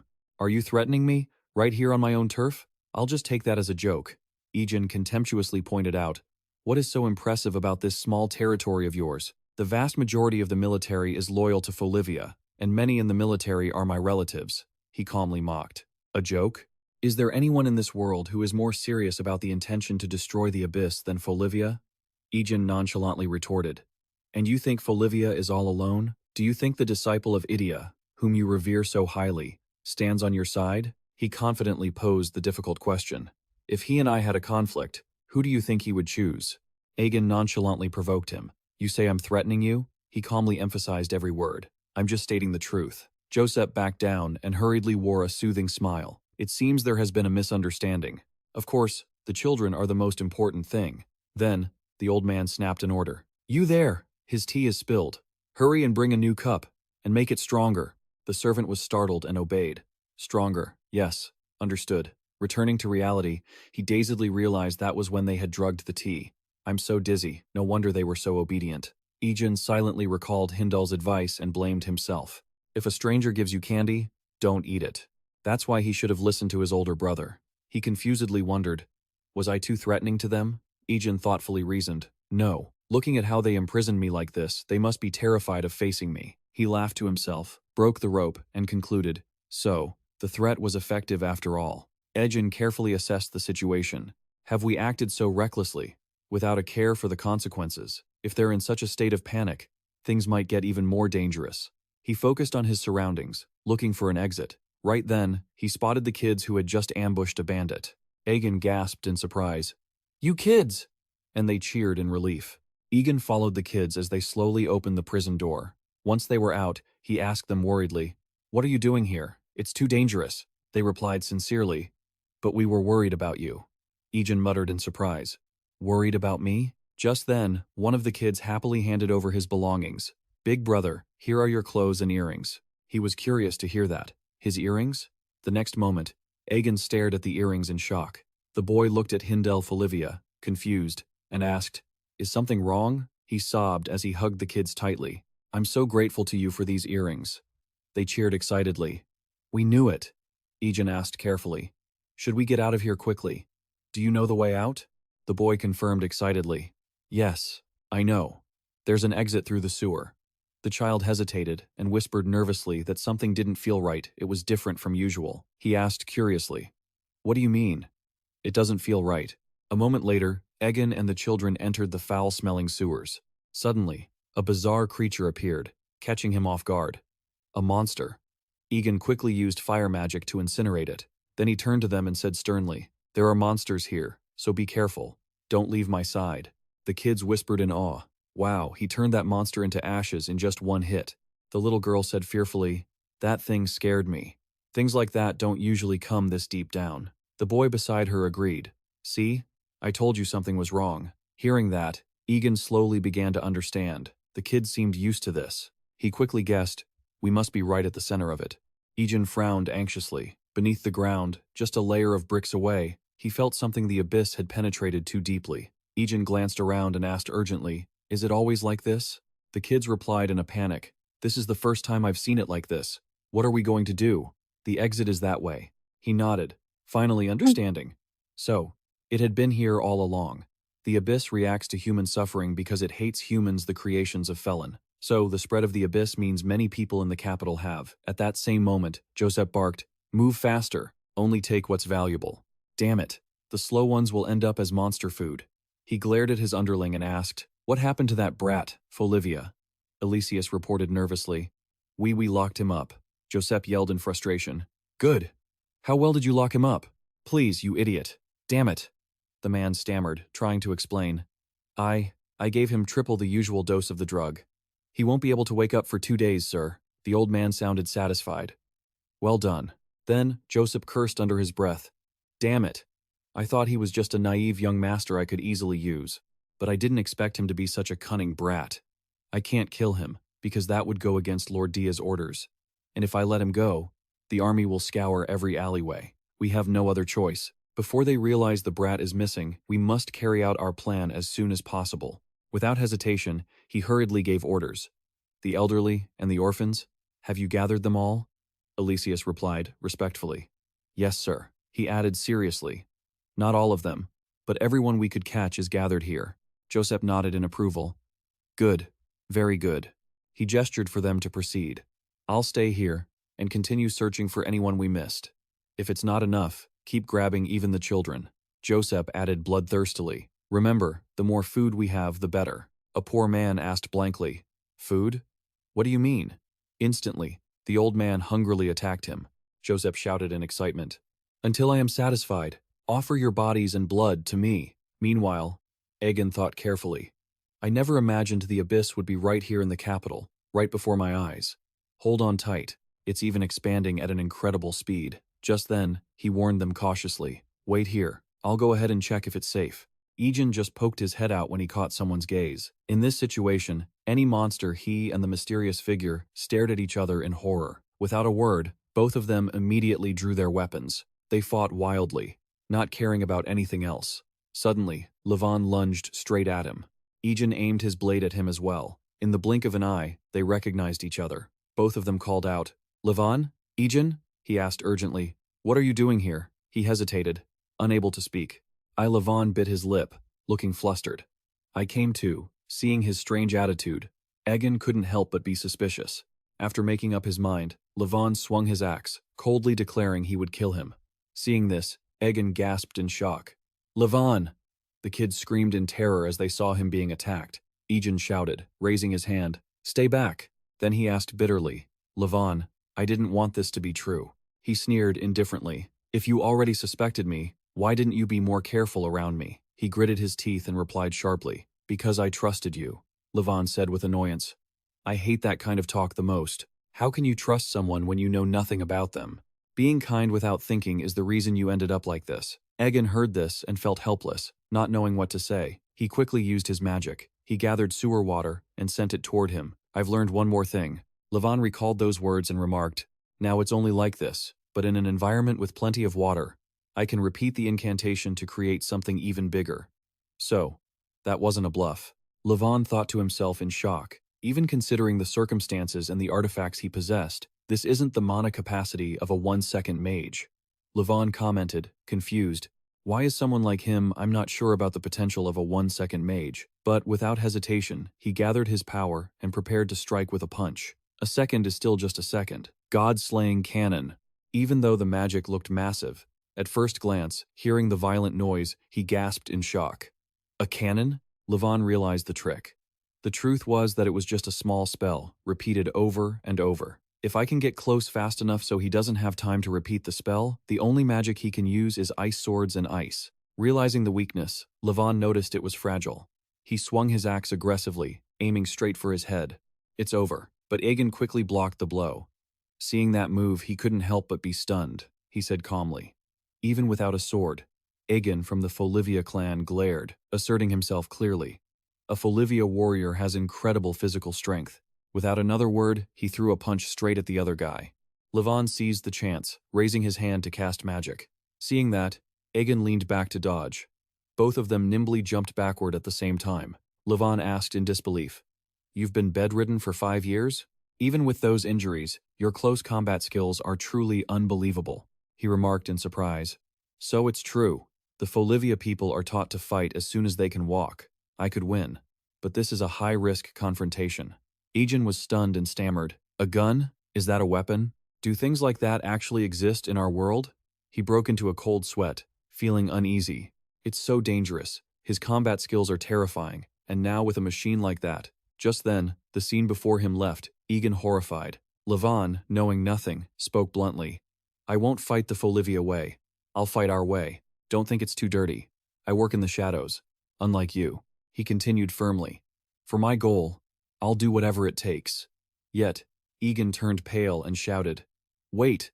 Behind them, Levon frowned, not understanding the warning, and turned his head back in a daze. "What?" Seeing a bizarre creature with its mouth wide open, Levon gasped in a daze.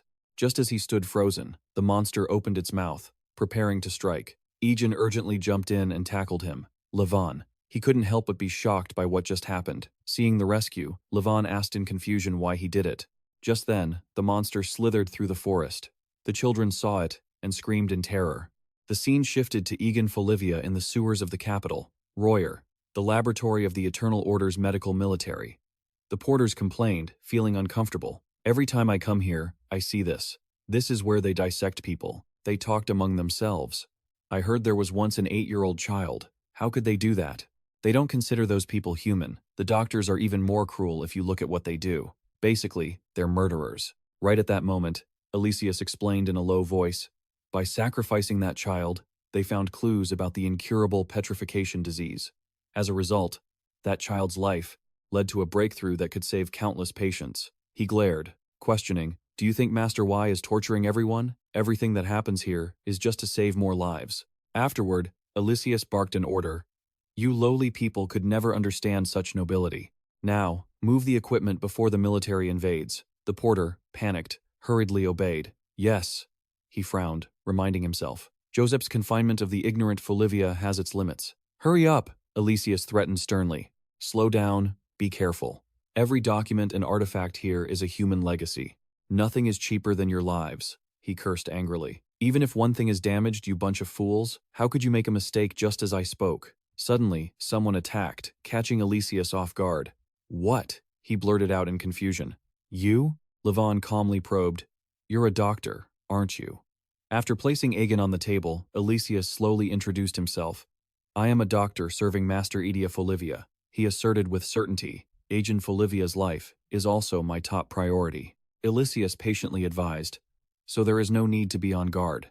He questioned indignantly, "If you're treating him properly, why hasn't he woken up yet?" He explained casually, "It would be abnormal if he did wake up. I heard he drank enough anesthesia to knock out an adult for 3 days. In that condition, he fell into contaminated water along with a major wound. It's a miracle he isn't dead yet." Hearing this, Levon asked anxiously, "What, 3 days? Really?" He thought in confusion that if he died from an overdose, that would be a problem. Elysius explained slowly, "If he dies, it will be because of his previous injuries, not the anesthesia." He asked with concern, "I'm more worried about you. Are you okay?" Elysius bluntly exposed him. "You were definitely ordered to kill Egen Folivia. Based on your wounds, you tried to carry out an assassination." He curiously asked what made him change his mind. Levon gritted his teeth, leaning in to ask, "Who are you? How do you know me?" Elysius calmly decoded it. "I just guessed from your scars, but it seems I was right." Levon warned him, "Don't try me. It makes me want to kill you. Just focus on the treatment. Your life depends on his survival." He promised confidently, "You don't need to worry about that." Elysius firmly declared that Egen Folivia would never die there. He commanded in a low voice, "Hindle Folivia'd me the bag behind you." He looked over, confused. "What's in there?" Elysius presented calmly. "Something needed for the treatment." Levon remarked skeptically, "That looks really suspicious." He requested without hesitation, "If you're suspicious, open it, and then you won't have any more doubts." He opened the lid of the box slowly. Seeing the object inside, Levon gasped in horror. "What the hell?" Elysius honored him reverently. "Master Egen Folivia is a god who walked into this darkness. He dissected 1,000 people, but saved 10,000. He has mastered 10 diseases and proven the cause of illness for 200 people. Ever since he became the 12th disciple, it's no exaggeration to call him the one who has cured the most people. However, he was never satisfied, because he revealed the hidden truth with a choked voice. The person he wanted to cure, even if he had to sacrifice himself to the abyss, is his own grandson." Elysius mused, "Saving thousands of people just for the benefit of one. Quite a touching story, isn't it?" He raised an eyebrow and stammered a retort. "No," Levon remarked with a shudder. "It feels disturbing," he pondered. "You aren't a very emotional person, are you?" He brushed it off, changing the subject. "Whatever. So what is this object?" Elysius calmly identified it, the life ring and the blood blade. He carefully explained the mechanism. They trigger the mana hidden within the body to boost strength and control the movement of blood, the source of life. Life is very fragile, so each individual needs adjustment. But luckily, we have something more suitable, don't we? Elysius described confidently. "With these two things, there are only a few patients we can't cure," he asked, confused. "But why are you trying to save your assassination target?" Levon coldly refused. "Why should I tell you, fool?" Elysius shrugged, analyzing the current situation. "That's fair. I was ordered to protect him, so if you give up on the assassination, it's to my benefit." He announced the result. "All right, I've removed the anesthesia and the toxins. It's only a matter of time before he wakes up." Levon blinked and asked, "Seriously?"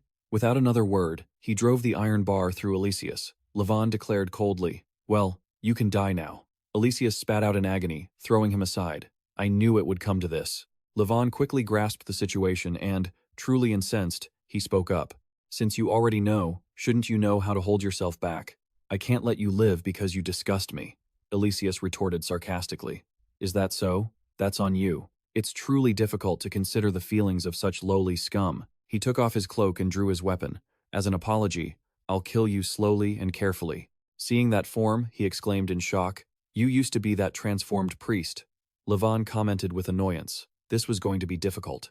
After a relentless beating, Egen winced at the noise. He groggily opened his eyes wide to see him madly attacking Elysius. Egen sat up and called out Levon's name in confusion. He stared in horror at him, lying sprawled on the ground. "What?" He stopped his actions and regained his composure. "You're awake," Levon warned calmly.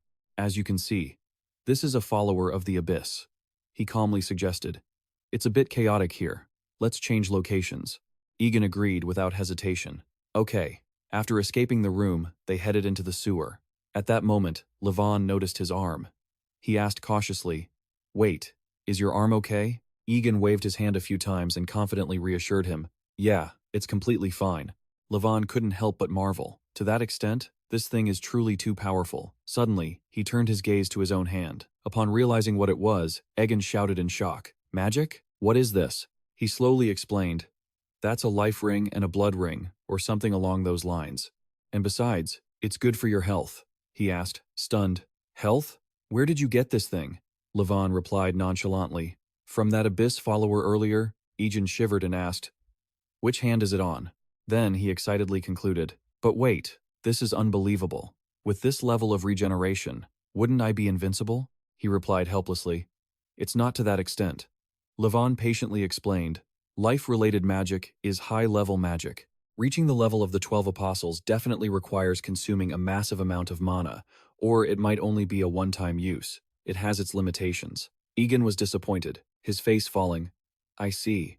The next second, he asked tentatively, "But aren't you bothered? The person who tried to kill you is right next to you." He smiled and affirmed, "But that person also tried to save me." Hearing that, Levon retorted uncomfortably, "Look, that's because you were the first." He shrugged with annoyance. "Forget it. How could I ever understand the thinking of a good person like you?" Levon reminded him. "Anyway, I've already repaid you for saving me, right?" Egen laughed cheerfully. "Right." He waved his hand, signaling, "Let's talk later. For now, let's get out of here. We don't know what could happen if the abyss gets out of control." However, he immediately refused. "No, I'm staying." Egen Folivia firmly made his decision. The abyss going out of control means human sacrifices are taking place, At the very least, I will save those within my power before leaving, Levon shouted in horror. Are you crazy? I just saved you, only for you to throw yourself back into the jaws of death? He promised seriously. Don't worry, I won't die. I'm stronger than I look, he warned anxiously. No, no. Yeah, you're strong, but you can't handle the priests, Egen asked curiously. The priests? Levon discussed it with a stern face. Yes, the priests are the core of the Eternal Order, and also the lackeys of the Apostles. They have infinite tattoos, and they are all strangely strong, blessed by the abyss. They are not enemies you can handle right now. He carefully assessed the situation. This place is experiencing a large-scale sacrifice, and it is also the territory of the Apostle, so it wouldn't be surprising if priests appeared at any moment. Not to mention, Levon sincerely advised, so if you don't want to die, but he suddenly remembered and interrupted himself. Wait a second, you won't die, because the higher-ups want to protect you. Egen was stunned. How do you know so much? Levon muttered thoughtfully. I was confused why there was suddenly a large-scale sacrifice. Why is this happening? Why sacrifice humans? Egen Folivia, who was recovering from her injuries. It's not necessarily that she would do something so obvious. Could it be a local priest acting on their own? Right then, he raised his hand to speak. Perhaps it's because of me. Egen recounted the events that happened earlier. That was how it all went. He was speechless in shock. So, all of this is because of this person. Levon frowned in thought. He was clearly afraid of the threats, so Joseph acted on his own. He knew that she wouldn't be pleased with such obvious individual actions, but he didn't kill Egen. He judged quickly. This seems easier than I thought. He stood there, dazed, not understanding what was going on. What is it? Levon stroked his chin and dismissed the thought. No, no. Even if it's an easy problem, there are still risks. If I stop Joseph, I can use it as an excuse for the failed assassination, but it could also attract attention and get us all caught. He warned himself, then turned to ask Egen Folivia, it's best not to interfere. Do you have a plan? Egen was blank. A plan? Levon muttered to himself. The next second, he stated calmly. I don't have one, he shouted in terror. So you just spoke without thinking? Egen clarified confusingly. No, but I just happened to see a way for me to have a plan. Levon was satisfied with the detailed plan. Good, then that's convenient. You have the motive, and I have the plan.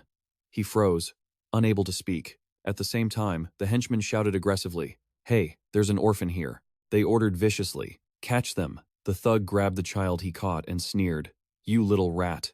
The boy struggled and screamed in panic. Please, save me. The thug shouted cruelly. Save you, you ungrateful brat. If we hadn't given you food and a place to stay, you should at least work to deserve what you've received. The thug gritted his teeth and cursed. If it weren't for us, you would have died somewhere already. The orphan, appearing suddenly, hit him on the head. Then why can't we use you as a sacrifice? I clearly told you not to bully the children, didn't I? He threatened with a glare. If you do that again, I won't let you off. You useless scum, the thug stammered in fear. You, Levon, standing nearby, declared coldly. Don't worry, you aren't useless, because I will use you as a sacrifice. He was sweating bullets in fear. What? He said in a stern voice. I can also get information from you. Afterward, Levon warned strictly, answer properly, or you'll die right here. The thug pleaded in fear. I'll tell you everything, please spare me. The children saw him appear and exclaimed in surprise. They cried with joy, rushing over to hug him. Are you okay? How are you kids? Egen asked, gently checking on them. He patted them comfortingly. You were all so scared, weren't you? Levon urged them urgently. I know you're happy, but we need to get ready. Hurry up. The children asked in confusion. Who is that? He looks familiar. The scene shifts to a dark room. The door is slightly ajar. Seeing someone appear, Joseph asked arrogantly, What do you want? The thug stammered, I've brought the sacrifice. Doctor, there are a few things regarding young Master Egen that I need to discuss with you. Hearing this, the old man looked up, startled. Backtrack to before, Levon explained. My plan isn't complicated at all. The situation is in our favor. Joseph agreed without hesitation. Okay, Levon cautioned him carefully. If we can hide our identities and infiltrate the enemy's center, the old man signaled calmly. Come in, Levon asserted confidently. This will be just like our victory. Seeing the figure before him, Egen shuddered. What is that? He squinted, remembering. He doesn't look like he did before. Egen looked at his back in confusion. Are you sure about this, Levon? Meanwhile, Levon sighed uneasily. We're in trouble. I wanted to resolve this peacefully. But he remarked wearily, "Clearly, that thing isn't interested in talking." Levon wondered, confused, what did they do to turn him into a monster like that? Just then, Joseph greeted them unpleasantly. "Leave the sacrifice and get out. And doctor, right? So, what happened to that kid Folivia?" The thug glanced at him, teeth clenched, then hurried to report. "Mr. Joseph," the thug announced loudly. "They aren't a doctor or a sacrifice." Levon calmly sharpened his weapon. He decided to finish them all off. "I had a feeling this would happen." The old man glared, questioning him. "What do you think you're doing? How dare you touch the sacrifice?" Levon calmly removed his mask. "You care more about the sacrifice than your own men? If so, don't worry. Those dead people were just your men in disguise." Joseph cursed him, enraged.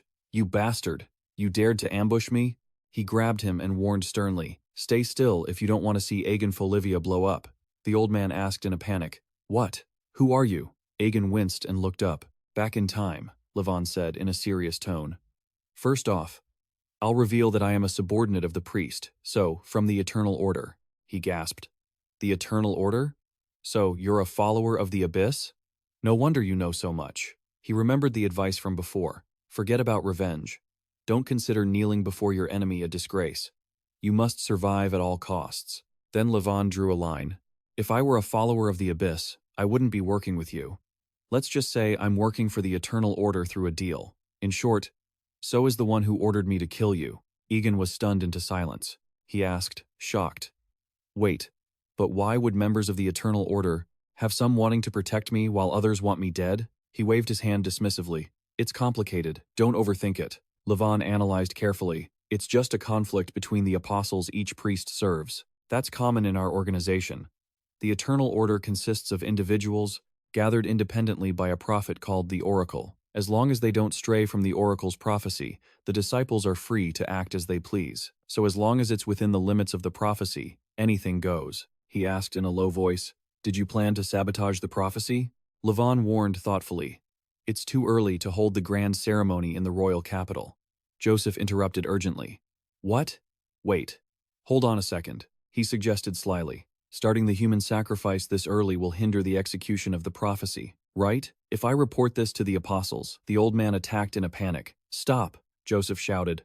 "Listen to me." Egen was stunned. What the hell? He attacks even when he hears about the oracle? Does this fall within the limits of the prophecy? Absolutely not. Even if it did, there's no reason to attack the person he's trying to protect. The old man begged frantically.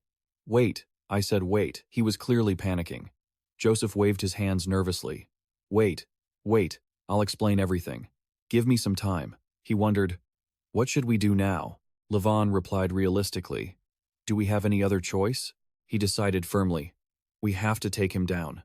Egen asked, wide-eyed. "What?" Levon calmly repeated, "You don't have another plan either, do you?" Seeing the old man preparing a move, he gritted his teeth and backed away. Not only that, Egen also created distance. He quickly tossed off the bombs on his body. Levon noticed and signaled, "Now!" Seeing the bomb-laden cloak heading toward him, Joseph was startled. Egen and he summoned magic simultaneously. Then they combined their attacks, an explosion and a fire slash. Instantly, the old man was split in two and crashed to the ground. In the thick smoke, Joseph was unusually silent. Levon grumbled, annoyed. This actually turned out better. Better than listening to his babbling. Seeing this, he asked suspiciously, "Was this your plan from the start?" He replied calmly, partially. Egen winced, questioning, "You value human life very little, don't you?" Levon dodged the question. "Now isn't the time to talk about that," he instructed patiently. "You wouldn't have been kidnapped by these people if you had been more careful." Just then, Egen saw Joseph lying face down on the ground. "Hey, that's," the old man criticized him, frustrated. "Is this how you all get along? How despicable." Levon retorted with disdain. "Shut up. With that kind of weakness, you're just a loudmouth." He asked coldly, "What is your goal in doing all of this? You wouldn't do all this just to turn into a giant maggot. I bet on that." Joseph stammered, I'll tell you something. Can you give me just one day?" But he refused directly. "No, your plan was to perform the sacrifice that day, wasn't it?" Egen warned him furiously. "You sacrifice human lives so easily, yet you're desperate to get one more day for yourself?" The old man screamed in anger. "Shut your mouth. Do you think you have the right to lecture me?" Joseph pointed his finger accusingly. "You guys also stay alive by sucking the blood of the weak. My son, my poor, poor son, the old man accused him bitterly. You killed my son, too. Levon scratched his head helplessly. He seemed to have lost his mind. Joseph kept wailing. My son, my son. He hugged his own body and sobbed. No, no, I will bring you back to life no matter what, but not yet. Joseph sounded bitter, then erupted in fury. Not yet. Watching this scene, Egen and his companion were terrified. As the old man roared, a figure appeared. My son, they murmured in horror. The boy stood frozen, staring at the monster's corpse. Joseph choked out, I'm sorry, my son. The old man gritted his teeth, reliving the tragedy. Your pathetic father has caused your death twice now. Hearing this, he finally understood. So, this was why he was doing this to resurrect his son. Levon Dam Xiao reflected, finally understanding why he had resorted to such extreme measures at this moment. But bringing the dead back to life? You've reached the realm of the gods. What are you planning? He wondered. Suddenly, a flash of light streaked past his eyes. Egen instinctively raised his hands to block it. Wait, watch out, he asked, confused. What was that? Seeing the blinding light, Levon exclaimed in horror. It's too much. Right in the center, a body is casting magic. The old man aggressively shoved them backward. Sensing that power, Egen couldn't help but be shocked. This sword aura is insane. That's a swordsman just as strong as my older brother. A moment earlier, Levon had hesitated, asking, Do we really have to go inside? Tamia nodded. Yes, he gently turned and instructed. You can head back now. I'll find the remaining parts myself. The boy looked surprised. It was that same stance again. A second later, Tamia excitedly called out, Big brother! The boy took a stance and asked eagerly, You're F.S., right? The one who punishes evil nobles and corrupt officials. The vigilante thief. The hero F.S. Levon grimaced. What? Tamia pressed on enthusiastically. It's you, isn't it? Is that why you're so fast? He waved his hand, quickly correcting him. Wait, stay calm. What kind of rumors are spreading out there? Levon explained softly. First of all, F.S. isn't a vigilante thief or anything like that. I understand why those rumors exist, but they aren't true, and I'm sorry, he said remorsefully in his heart. The real F.S. died 5 years ago. Levon gasped for air, trying to protect himself. Back in reality, he guessed he would follow him soon enough. People often say that there are very few swordsmen who can slice through a boulder just with the pressure of their sword. That is the first step on the path to becoming a sword saint, to reaching the realm of magic. Why would a swordsman of that caliber appear here? At this moment, Joseph cursed the damn hypocrites in a rage. He swung his scythe violently into the ground. For the rest of my life, I will slaughter every single one of you. Egen, burning with fighting spirit, charged forward. I'll handle this. Levon panicked and tried to stop him. No, wait. As soon as he spoke, a massive explosion erupted. He watched, stunned and wide-eyed, as Joseph's blades slashed into the rock. Egen commented blankly, The firepower has dropped. His companion, helpless, reminded him, You idiot, you've used up all your energy for today. He asked naively, Can mana really run out? Levon stared in astonishment. What? What are you talking about? Just then, Egen shouted in alarm.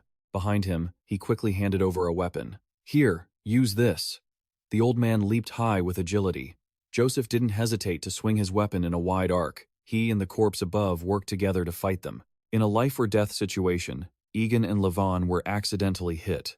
Taking that opening, Joseph swung his scythe toward him. He didn't hesitate to slash downward. Seeing his comrade injured, he froze and screamed. Levon and Egen didn't give up, instead striking back at the old man's legs.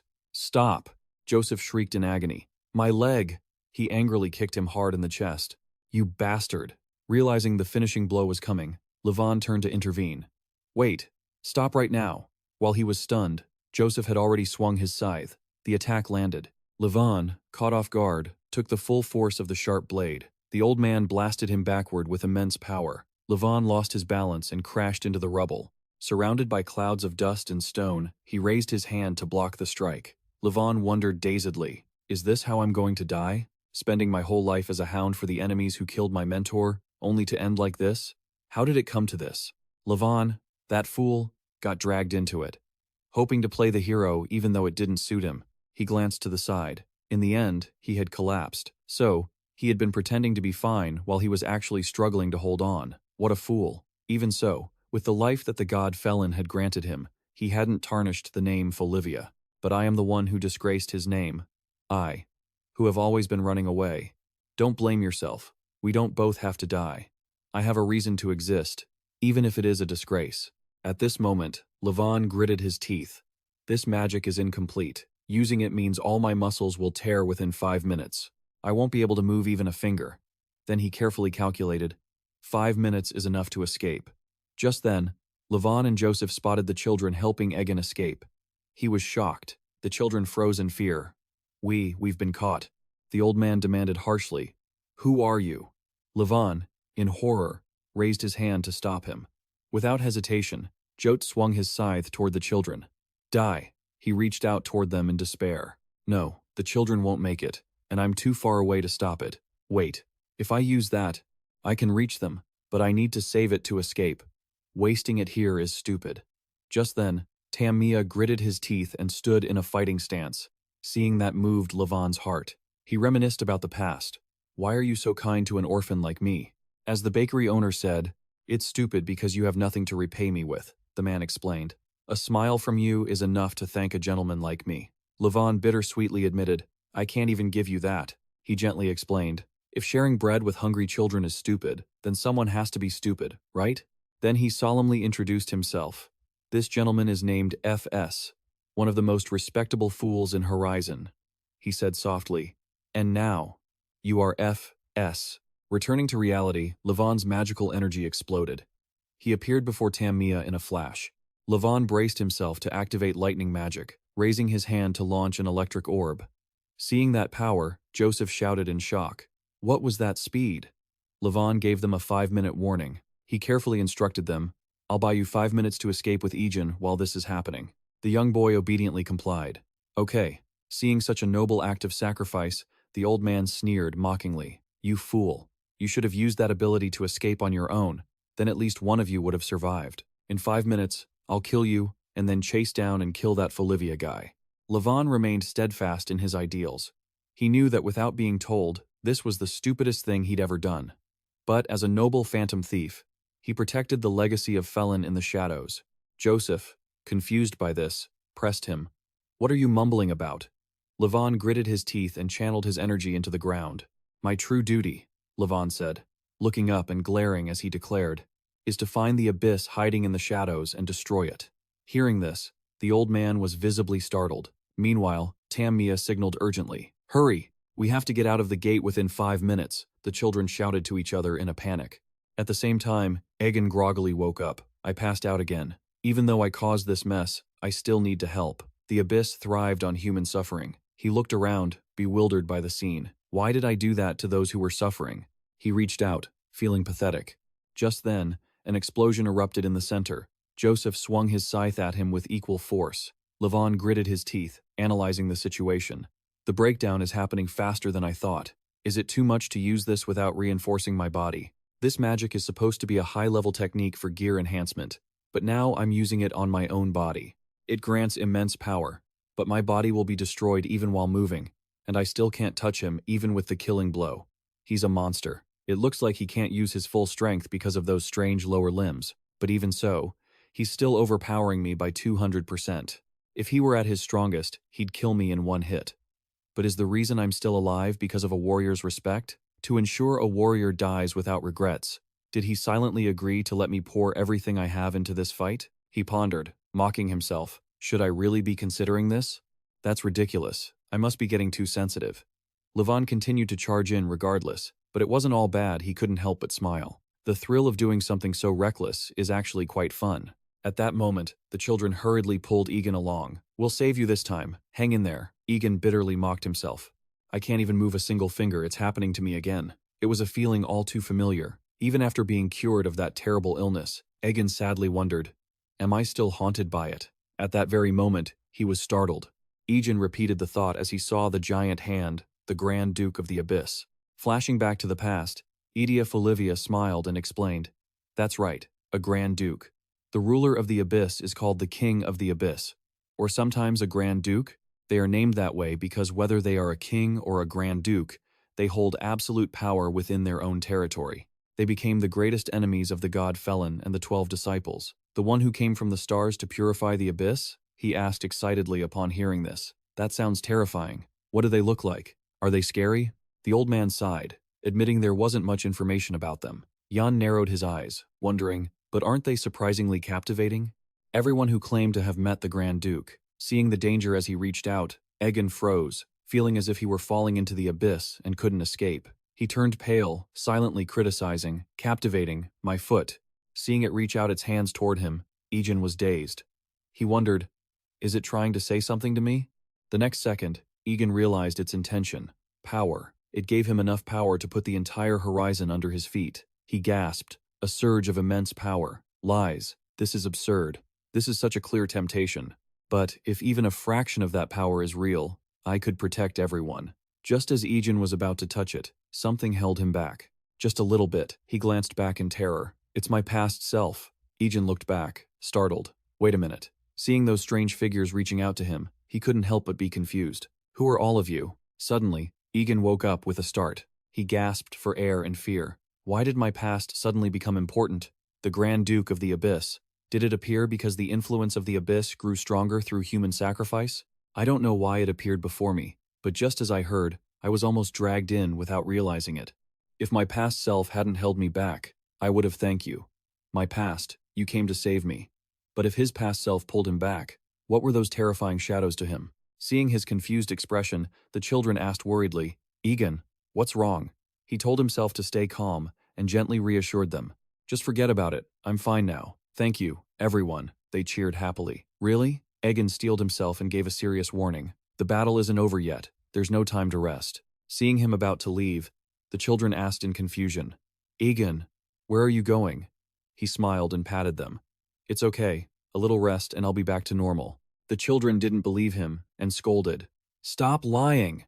Egen forced himself to stand up. He knew that trying to fight in his current state was reckless. He was better than before, but it was still very hard to move. However, he recalled an important piece of advice. I almost forgot about that ring. I heard it was made to heal you. If those rings were made by his uncle to heal him, he clenched his fist and concluded, then I can keep fighting. The illness from his past and present was a kind of paralysis of unknown origin that stiffened his entire body. Meanwhile, Joseph and Levon both felt a massive source of energy. The old man gasped in terror. No, that presence, Levon pondered, realizing the intent behind those words back then. So, if that's something my uncle made to heal me, then the purpose of it is half the reason I became a doctor, was to see you healthy again like this. Helping him move again despite having been bedridden must have been the intention. Seeing that transformation, Joseph trembled as he asked, that is blood magic. The power of the abyss that was granted to Lord Egen Folivia. How did you get it? Levon speculated thoughtfully, his blood circulating so intensely it could be seen from the outside.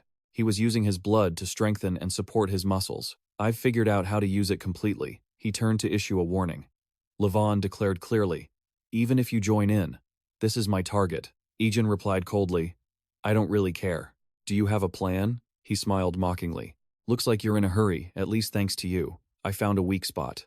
Why are you acting so tough? Levant pointed at the lower half of his body. Should I call him Joseph? Anyway, that lower half couldn't keep up with his upper body's movements. Levant seriously proposed a tactic. Find a way to kill the lower half first, then deal with that sword saint. It's only a little harder than babysitting. He grinned and exhaled, relieved. Good thing it's that simple. Egen grimaced, revealing his grotesque face, because he was finding it increasingly difficult to think clearly. Levant and Joseph were both shocked. Just as I thought, Levant mused. He's using berserker magic tools. Joseph recalled the explanation he'd heard. Do you know about the berserkers of the north? They can keep moving, even with their hearts pierced, muscles torn, and guts hanging out, right? Joseph cautiously theorized. Berserkers were instinctively in a state of madness. So, they keep moving because they don't feel pain? Joseph corrected him calmly. The truth was, they were numb from the agony of an extreme adrenaline and endorphin rush. But this transcended mere pain.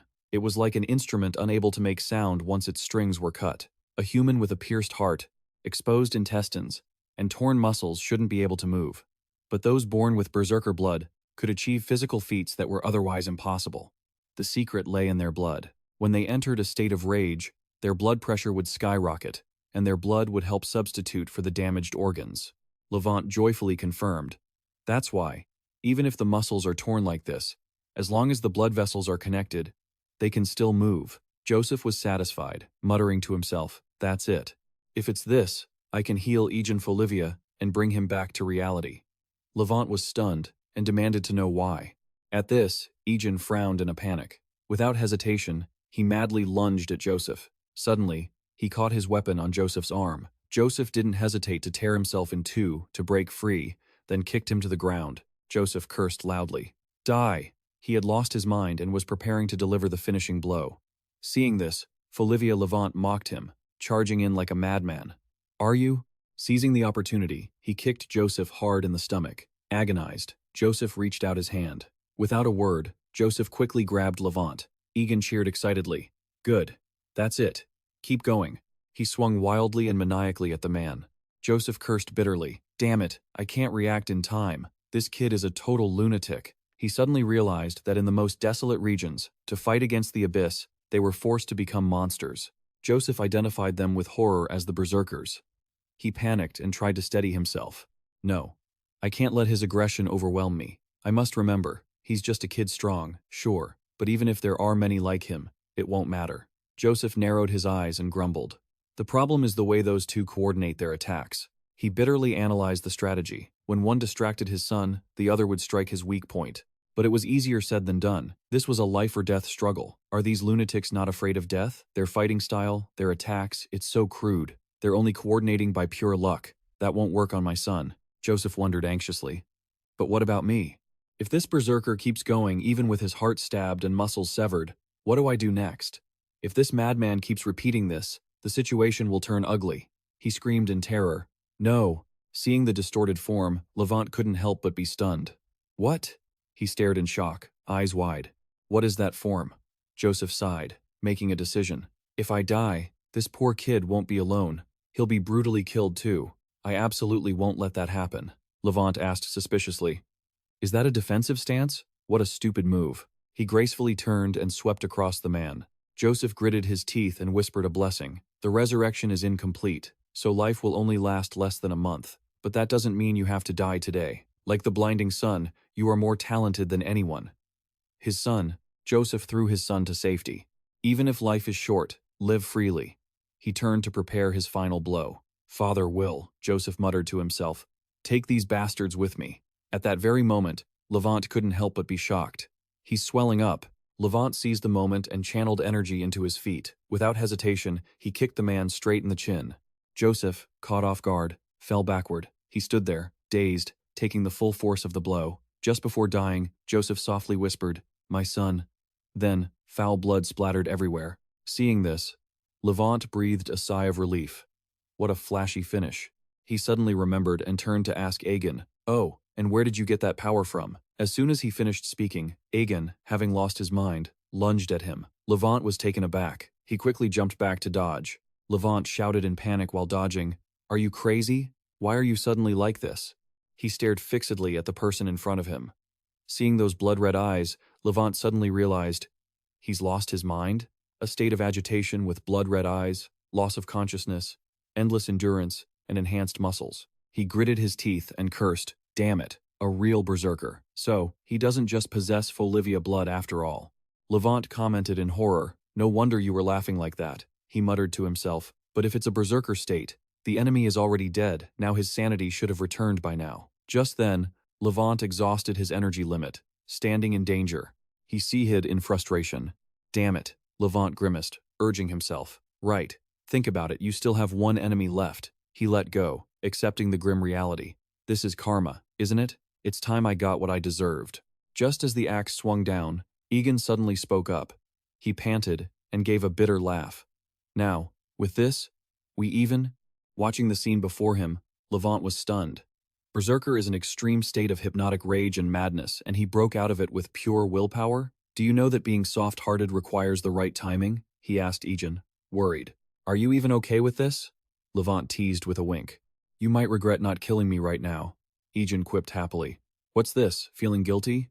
Just then, he suddenly stiffened. "Wait, hey, hold on." The next second, they both collapsed to the ground. Egen said, exhausted and helpless, "I can't move."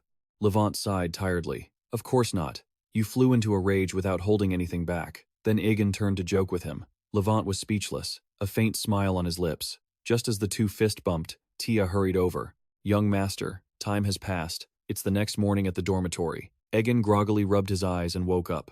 He sat up and stretched comfortably. I slept so well. Tia reprimanded him indignantly. Really? Oh my God. I couldn't sleep a wink all night. Egen was startled and blurted out, Tia. Seeing his reckless habit, she asked him sternly.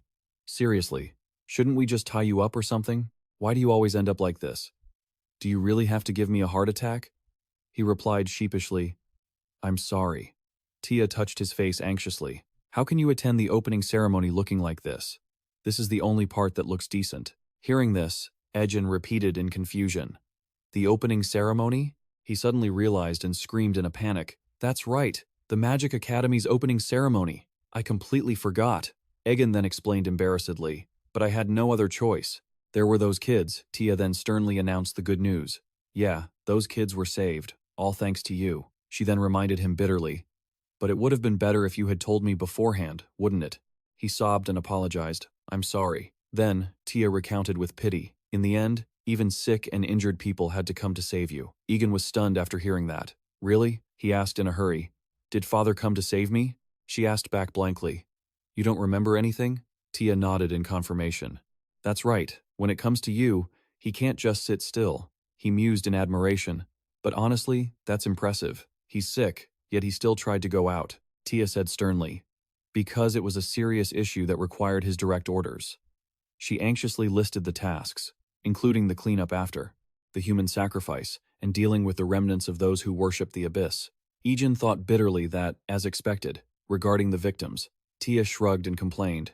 I know the capital's security is terrible, but I didn't think it was this bad. I miss Folivia so much. He grumbled uncomfortably at that prejudice. But this time, it really is a big deal. She stated bluntly that when the slums are stirred up, riots are bound to happen. Egen awkwardly avoided eye contact. Is that so? He asked uneasily. Then what about the people living there? Tia thought deeply and explained. That's a real headache. Right now, the Lord is using his own money to protect the poor, but it costs a lot of money, and it's not very convenient to interfere with the king's territory. If it's not handled well, it could be seen as a royal matter, so we are trying to entrust them to the royal family. But they responded very coldly. Egen asked indignantly, Why? That's a huge issue. She explained bitterly. Why, you ask? Because it involves poor people. In the slums, it's nothing strange for people to tear each other apart, right? The deaths of poor people underground don't matter at all to the upper class. In fact, the nobles in the capital think it's a good thing to let the trash kill each other. Maybe they also think, why do the Folivians have to interfere and try to be righteous? And those actions have nurtured and expanded the abyss. But perhaps because they are safe in the back, they are very complacent. Tia gave a bitter smile and reassured him gently. However, don't worry. The Lord won't abandon the poor just because he fears social prejudice. Besides, they are very cooperative, so they probably like us too. Look at this. They even sent flowers to wish you health. Seeing the strange flower he had created before, Egen exclaimed happily. That's it. She praised him cheerfully. Sending wildflowers to wish someone health, how thoughtful. He nodded in agreement with her recognition. The next second, Tia frowned and asked, But what is this? This strangely shaped paper flower. What's up with this? Egen tried to smooth things over awkwardly. It's the thought that counts. But she didn't look happy, and asserted firmly, This is definitely the prettiest one. He was confused and hesitated to reply. Well, that's good. After that, Egen asked curiously, But where is Levon? It would be great if he could see this too. Tia scratched her head cautiously. That person. The scene shifted to the prison cell, where guards were watching Levon. The moment he saw Egen, he greeted him enthusiastically. Hello. Levon smiled and remarked, Good thing you look better than I thought. Egen blurted out, trembling. This is he, hurriedly blocked him in front of the others. Wait, there's a misunderstanding. Levon? Before he could finish his sentence, the commander signaled for attention with a serious face. Hearing the command, he jumped in surprise. The whole team raised their hands in unison to greet him. Greetings, young lord, Egen replied in a panic. Yes, the officer suggested in a friendly tone. You can just speak normally. We are all part of Folivia. He was stunned, unable to believe his eyes. Really? The commander excitedly recounted his heroic deeds. Hearing that you wiped out those abyss worshippers, I thought, as expected of the Lord's son. He couldn't stop praising him. You even look exactly like the Lord. I recognized you right away. Egen scratched his head shyly. No need to flatter me too much. Seeing that humble scene, Levon felt left out. Just then, he said in a low voice to reassure him, Egen, you see, there's nothing to worry about. It's just an interrogation, he repeated in surprise. Interrogation? Levon explained slowly. It's more like an explanation. I've already talked to Lord Fivia, and everything is settled. We're just double-checking things. He turned to ask nonchalantly, So, are we done for today? The commander rubbed his chin and assessed. It seems like the young lord has something he wants to say, so let's leave it at that. He instructed strictly, We'll be back at this time tomorrow. Levon nodded to confirm. Got it. Before leaving, the commander waved excitedly. Have a nice day, young lord. Levon couldn't help but sigh at the sight, flipping their attitude like a pancake. It's not fair at all. I'm used to it. But Egen interrupted in astonishment. Wait, he asked skeptically. Didn't everyone just have a fun conversation? He admitted bitterly. Can't help it. It's because I'm Shero's subordinate. Hearing this, he asked back blankly. Shero? You mean the priest from the Eternal Church? Levon confirmed calmly. The fact that Shero comes from the Eternal Church is only known to Lord Fiv, but even so, Shero is famous, being a mercenary leader who specializes in causing chaos in the Northern Empire, and is also a merchant of death. Egen asked, puzzled. How can you work for such a famous person? He didn't hesitate to reveal, I told your father everything, so I figured I could tell you too. After hearing the story, Egen gasped in shock. What? You're Levon? He marveled, and struck a fighting pose. Really? The thief of justice? Levon held his forehead in embarrassment. No, not exactly, but you're right about me. He frowned as he explained. But I'm not exactly some hero of justice. F is like Fivia, a collective dedicated to protecting Felin's legacy. If your family guards the western frontier, we protect Lord Felin's knowledge. Like this here, though this is just a broken, simplified version. Egen asked with wide, curious eyes, Is Felin's knowledge just machine-like? He sighed and commented, They call me the thief of justice. I don't know. Maybe the rumors became strange because we operate like an underground society. He repeated in confusion. An underground society? Egen asked anxiously. But doesn't that make them your enemies? Shouldn't you be staying away from him? Levon replied calmly. That's right. He recounted the tragedy painfully, but Shero destroyed the FS, leaving only me behind. I was the only survivor of the massacre when I was 10 years old. I was raised as a trophy and a hound for Shero. Egen went pale, unable to speak. Levon waved his hands to clear things up. But that doesn't mean I'm a worshipper of the abyss. I can't say I've never done bad things. But most of it was just when I was a mercenary. I tried to hide it from you, simply because our applications to the Magic Academy matched. He lowered his head and confessed. No, truthfully, it was also because of feelings of incompetence. Levon bared his heart sadly. Your pride is Folivia. It's too much of a contrast to me. He depressedly blamed himself, calling it a complex, an ugly, self-deprecating one. Levon revealed regretfully. Saying it out loud makes it sound even more pathetic. I couldn't even stand up to Shero, yet I wanted to kill you. Hearing this, Egen's eyes turned sorrowful. He remained silent, pursing his lips for a long time. Then Egen stood up and scolded him. What are you even saying? Levon, he didn't hesitate to raise his voice to comfort him. I saw your true feelings that day. No matter what you say, I won't misunderstand. You, in that situation, where you couldn't be yourself, that's not the real you, understand? Egen insisted firmly. You aren't Levon of the Eternal Church. You are the thief of justice. Levon, he countered hesitantly. I already told you, I'm not the thief of justice. And what about Levon? He looked at his palms and pondered for a long while. But then he softened his tone.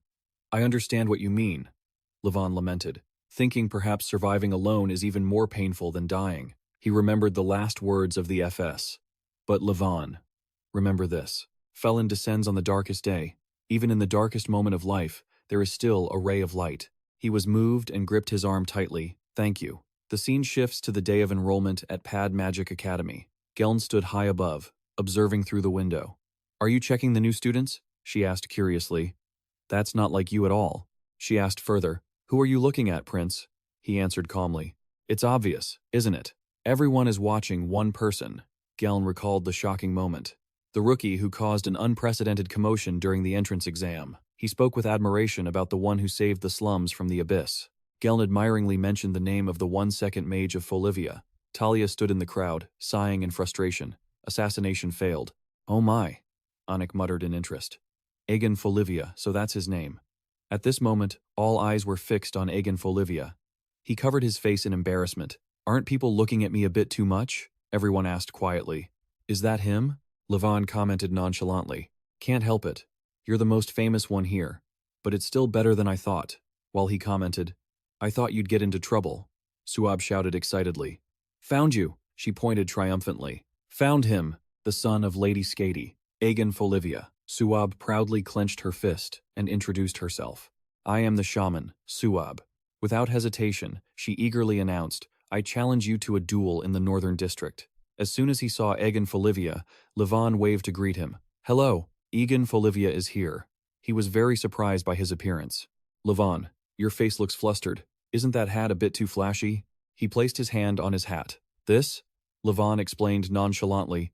It's a merchant's hat, even though commoners are treated like semi-nobles, so it's not required to wear one. But on days like these, showing a little bit of flair is good. He didn't forget to add, but if they find out I'm a commoner later, they'll be very angry. Egen immediately became fearful. Class discrimination, it's stricter than I thought. Levon glanced around the place, but it seems like everyone, he commented seriously, is more interested in you than my hat. He turned his head to look around, and Egen suddenly became scared. What? Why? Why is everyone looking at me? Levon was surprised. You really don't know the reason? He continued to recount. This is the first time someone from Folivia has entered this magic academy. This is also the first time someone has entered on a streak. On top of that, this is the first time someone has caused a magical explosion at the opening ceremony. His tone was incredibly calm. And you also defeated the worshippers of the Abyss. How could they not know to look at the rookie who rewrote the history of the Magic Academy? Only then did Egen realize his existence was a magnet for attention. He tried to explain, but wait, when you defeated them, you were with me too. Levon turned his head to look at him. The one of higher rank is always the one remembered. Egen shouted angrily. That's mean, he suddenly asked. But isn't it still better than I thought? Du quickly stepped over to this place. Levon was still chatting. I thought for sure you'd get into trouble. She suddenly shouted, making the two of them jump. Found you. Suab ran over excitedly. Found him. The son of Lady Skady, Egen Folivia. She revealed a bright smile. I am the shaman, Suab. Her next words made Egen fearful. I challenge you to a duel in the Northern District. Everyone around began to whisper constantly. Do you know who that is? No. First time seeing her. Then why did she say a duel in the Northern District? His complexion became worse and worse. It's a duel to the death, where surrender is not an option. My mother told me that. Levon suddenly turned his head to ask, Hey shaman, have you ever killed anyone? You're at such a disadvantage, he continued to remind him. Just act like you didn't hear anything. Suab pushed him aside. Stop interfering, Conehead. And just like that, the merchant's hat lost 10 points in appeal. Egen hurriedly refused. I don't intend to fight you. Suab had already walked right in front of him. What? She felt very confused. Why? With that attitude, are you really the son of Lady Skady? He suddenly asked. But why must we fight? This made her a little flustered. No way. I want to fight you to steal your reputation. Egen was speechless. What kind of logic is that? Suab sighed helplessly. Fine. There's no other way. I will prove myself in front of everyone, just like you did. Meeting a crazy person like this for the first time made Levon confused, and Egen suddenly felt scared. What do you want to prove? The next second, the space around them exploded directly. Suab smiled and introduced. Watch this. This is the shaman's magic, the embodiment of the universe. She began to create massive explosions with bizarre incantations. Just then, a familiar voice echoed nearby. The new students this year, Egen and Levant, finally noticed his presence. He commented with a look of annoyance. Quite special, aren't you? Suab's expression shifted instantly. She shouted in anger. Don't think this is over, Geln continued. Barking orders. Lock this brat who's causing trouble away somewhere. His subordinates nodded in understanding. Understood. Even Levant couldn't help but praise. That was effective. Egen's gaze immediately snapped toward Geln. They're using Desio.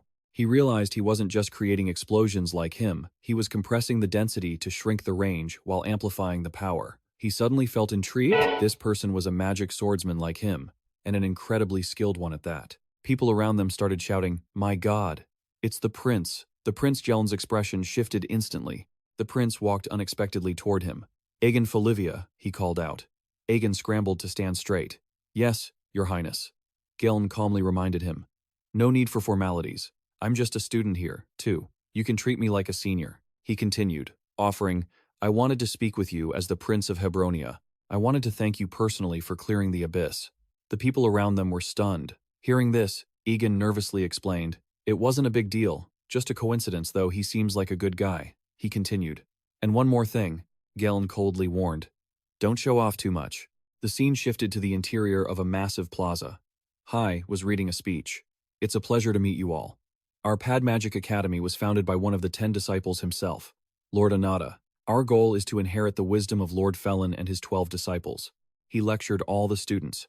"Therefore, as students, you are the inheritors of Lord Felin's wisdom and the scholars of this society. You must have a sense of responsibility and become exemplary citizens, just like your predecessors." Egen's mood turned sour. "I was so looking forward to the opening ceremony, but I made a bad impression on the royal family on the very first day." He suddenly recalled Geln's words. What did he mean by "don't show off"? What did I do wrong? He was on the verge of tears. "I didn't even cause any trouble today." Levon glanced at him. He seemed quite shocked. He probably hadn't anticipated that kind of defensive behavior. Realizing something wasn't right, which caught Levon's attention, Ari announced to the crowd, "All right, the vice principal's speech has concluded."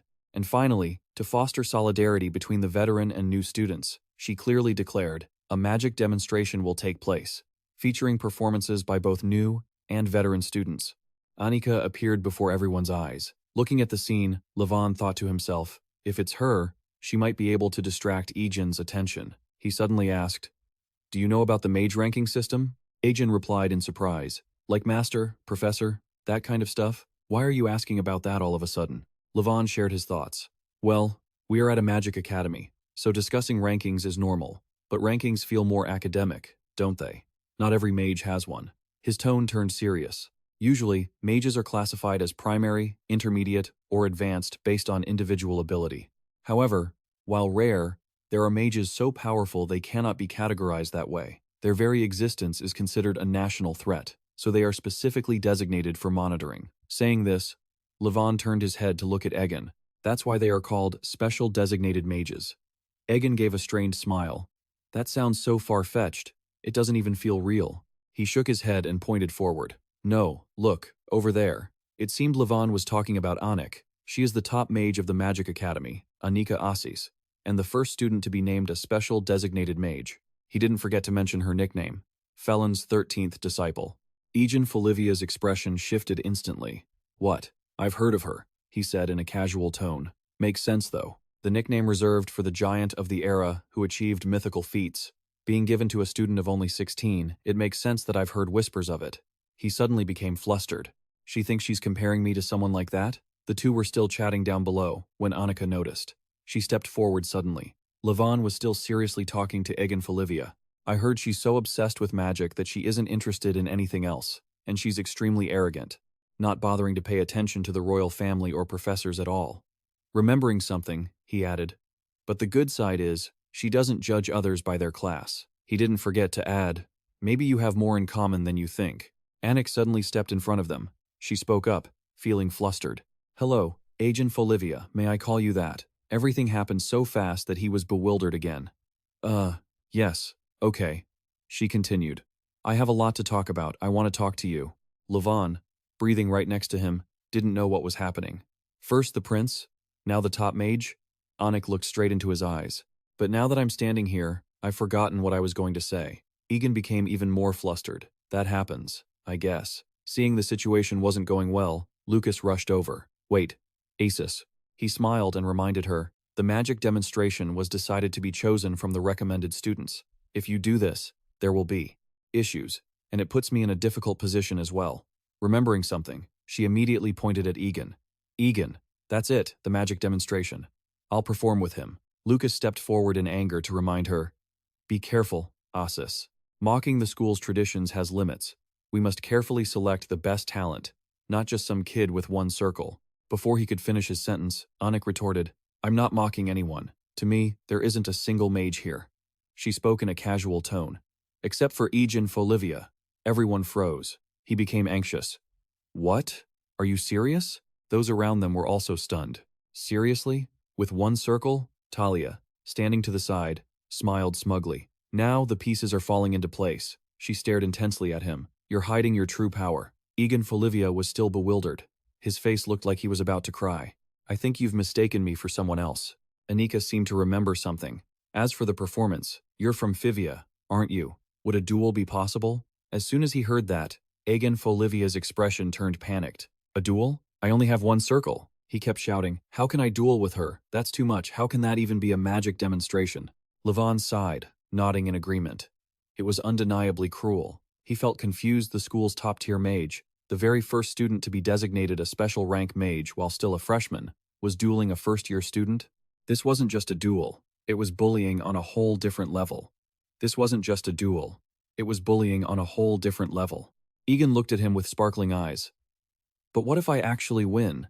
He nodded. Right. Even if you lose, don't be too sad. Egen, what did you just say? He spoke his mind. The Folivians can see the mana strings, and no matter how strong the magic is, it doesn't affect them at all. Seeing Egen so confident made Levon unsure of what to say. You're daydreaming again. Wait, but if I win, could I become a top-tier mage? He glanced at Egen, seeing how happy he was. Egen burst into excited laughter. My bad. But right after, his mood shifted. No way. I'd lose face in front of everyone. Levon calmed down. So it was just a fantasy. This was a tough case. He stepped closer. Why are you scared? Didn't you rush into the Abyss Worshipper's lair all by yourself? Think positively. Everyone knows this battle isn't fair to you anyway. Levon reached out toward Egen. Even if you can't win, just give it your all. People will change their perspective on you. But Egen was still very confused. A one-stringer like me against a promising top-tier mage? He didn't know how to console him. There was no other way. And so, Egen walked along, whining as he remembered. I received a duel request this morning too. Why do I run into trouble everywhere I go? Levon suddenly remembered something. Right, it was Suab, wasn't it? Egen turned his head, worried. She won't come to challenge me again, will she? Levon nodded reassuringly. If she were in another class, maybe she would have given up. He continued to offer advice. Her magic range is quite large, not like us lower-class students. Both of them suddenly realized Suab had appeared on the scene. She spoke up, annoyed. What? Egen was still bewildered. Why are you here? Havanatan immediately mocked him. Even though his magic is very strong, basically, he's just a primitive shaman. She didn't forget to add, there are no clear principles explained. Aren't shamans just people who display ancient artifacts and hope for some magic to appear while doing strange dances? The professors couldn't possibly give that a high score. Hearing this, Suab couldn't take it anymore. If my shamanism is that ancient, then it belongs in Class B, she shouted angrily. With such pure magic, why are you still in a lower class? Havanatan didn't know what to say. She continued to mock. How pathetic, you little witch. Havanatan helplessly wiped away tears. It's just that the magical world doesn't understand the beauty of my magic. Egen was startled by the sight of her magic. A skull, a cat? Levon asked, bewildered. How did a necromancer get into a magic academy? Havanatan smiled, reminding him. Calling me a necromancer sounds so filthy. We don't play around with souls. He felt something wasn't right. We? She introduced herself. I am the puppet artist, Havanatan. What I'm interested in is the most delicate masterpiece created in this world, the human body. Levon's expression soured. Isn't that just souls with a different name? Egen kept feeling like something was wrong. Why are there only dangerous people here? A hazy smoke appeared. Feeling like something's wrong? Everyone turned to look at a new student walking over. Egen realized the most dangerous-looking person had arrived. Orochimia explained awkwardly. Sorry, everyone. My alchemy bag exploded. The students in the class were feeling very angry, their noses stinging. What is this? Who did this? He said awkwardly. Sorry, it's me. Levon was quickly assessing the situation. Should I drop out? This class is hopeless. I can't take it anymore. Giovanna stood up immediately. You idiots. He stood up and cursed. Why are you guys so excited? Did you come here to play? Suab retorted instantly. You're ashamed of being in a lower class, aren't you? You coward. She sighed softly. What's wrong with you? Going crazy on your own? If you're ashamed of being in class 12, go sit in a corner and cry by yourself. She didn't forget to demonstrate. Mom, I'm sorry for being born. Something like that. He stepped forward, furious. What did you just call me? You bitch. Seeing them about to clash, Egen rushed to intervene. Stop it, you guys. Orochimia suddenly became worried. Is it all my fault? Levon replied from the side. Even without you, they'd still be arguing. He understood very well. Everyone was angry because they couldn't accept being in class 12. Thinking about it, he muttered to himself, is a class full of people like this even okay? I didn't expect much from the class project, but this aspatial rift suddenly appeared in midair, and right after, all the hazy dust was sucked away. Istin smiled with praise. A beautiful lavender blossom. She happily assessed it as high-grade, extremely pure alchemy powder. This powder solidifies and evaporates when mana is infused, quite unique. Kefra. Seeing her, Egen was extremely surprised. Teacher Istin? She continued to instruct everyone. If you master it, you can control it easily like this. It's a new material, highly anticipated in the world of alchemy. She smiled and asked, Student LaRossi, you're an alchemist who keeps up with trends quite quickly, aren't you? He became flustered immediately. My name is She, thought for a moment, then taught him, but in situations like this, mastering basic magic is also very important. Orochimia nodded awkwardly. Yes, I am practicing. Seeing that everything had been resolved, Egen was amazed. The teacher is so skilled, he silently assessed. She calmed the atmosphere down immediately. Istin smiled and introduced herself. All right. Hello everyone. I am your homeroom teacher for Class 12, Year 1. She waved happily. I'm a newcomer just like you all, very happy to meet you. Egen clapped repeatedly. She suddenly remembered something. So, first of all, I have a question for all of you. Everyone was still bewildered when she asked, what do you think is the reason we're all here meeting like this? Everyone was immediately stunned. Levon said in a casual tone, probably because the other professors dumped Class 12 on you. You're a new teacher, right? He spoke his mind. Classes with double digits are Class D. And Class 12, his expression became awkward. The bottom of the barrel, right? Levon didn't forget to add, hey, I'm just telling the truth, sorry. Istin smiled and explained. No, it's fine. I had anticipated that answer. She offered a calm smile. You're right. Because I'm a new teacher, I was assigned Class D, and the most unwanted class within it. Class 12. Hearing this, everyone's expressions changed. What? Istin sighed and recounted. Honestly, Class D is looked down upon beyond imagination. The professors don't even bother to look at the personal files of Class D students properly. She continued to ask about the way Class 12 is treated. Needless to say, right? Egen revealed a strained smile. For sure, I can't take it anymore. Giovanna's hands were clenched until they trembled. He stood up to challenge her. So, what are you implying? You're telling us where we stand, aren't you? Seeing his reaction, she laughed loudly and grabbed her pants.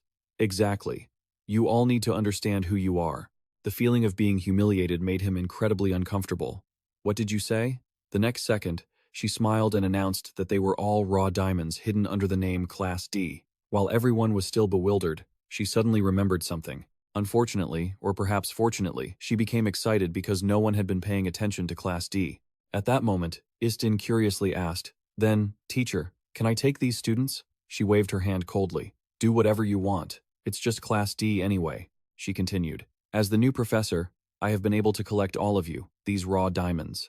Istin spoke with a tone of anticipation, a strong desire to prove herself, even though she had to receive unpleasant looks from the other professors. In you, I've found a deep resonance, which is why I chose you. A refreshing smile appeared on her face. Even if only half of what you mean is reflected here, your self-introductions were sincere. She continued to remind them, there's no doubt about it, you are all brave, curious, and talented students. Being complimented repeatedly made everyone feel a bit embarrassed. Levon couldn't say anything more than just gathering these wild egos. Istin declared clearly and passionately. Her expression became even more determined. The Magic Academy's selection system has simply failed to discover your potential. Saying this, she pointed at Giovanna. Isn't that right, student Giovan? His attitude had completely changed. Of course, the selection process was flawed from the very beginning. He didn't forget to add. They didn't even bother to see what I was actually capable of. While Jovan was still explaining, the teacher reminded him, enough. This made him very angry. Who gave them the right to judge me? The other students nodded upon hearing this. Exactly. Suab praised him unexpectedly. So, you actually know how to say something that makes sense. Levon, standing to the side, was completely speechless, feeling like he had been dragged into this mess. But on the contrary, she became extremely excited. Right? Exactly. She also thought it was absurd, but words alone wouldn't prove anything. She continued by pointing at Egen. Fortunately, your classmate, Egen Folivia, has given us the opportunity to prove them wrong. Remembering something, she announced that the first big lesson for the Class 12 freshmen was none other than she clearly announced a magic duel between the Academy's top mage, Anika Asis, and the Class 12 freshman representative, Egen Folivia, an elite magic swordsman. With the full support of the entire Class 12, our goal is to help Egen Folivia win. Everyone in the class immediately froze. It seemed no one could believe what they had just heard. They reacted very intensely. Really? Egen was still bewildered, paired up with these scary people. He revealed an excited smile. Somehow, this sounds like fun. In the classroom, Suab voiced what she was thinking. Supporting warriors is a mage's specialty. By utilizing the power of the three elements, a mage can enhance and support them in many different ways. But she declared loudly, "I came to this magic academy to become a warrior, not to support people like him." Egen felt like something wasn't right. "Are you sure you came to the right school?" Suab pointed at him. "Fight me. Folivia, let's have a duel. We'll choose a warrior to fight the strongest mage," Levon asked in surprise. "Is this a tournament?" Seeing someone trying to stop her, she shouted angrily, "What the hell? Let me go." Giovanna glanced at him. "Hey," Yuhavanaton laughed while chatting. "Must be exhausting, right?" Orochimiya stepped forward to introduce himself. "Hello, I am Orochimiya Larosi. As an alchemist, I think I can create magical catalysts for the match." Egen also spoke up, surprised. "You're small. Do you have any siblings?" His expression suddenly changed.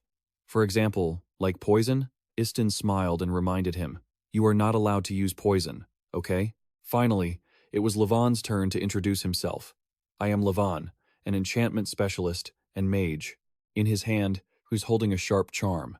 "I can craft simple magical devices or enchant your items." He demonstrated it. Like this, everyone was incredibly skeptical as he cut a pen with paper. Istin smiled excitedly. "So, within the rules of the magic duel, there are 3 students who can provide direct support.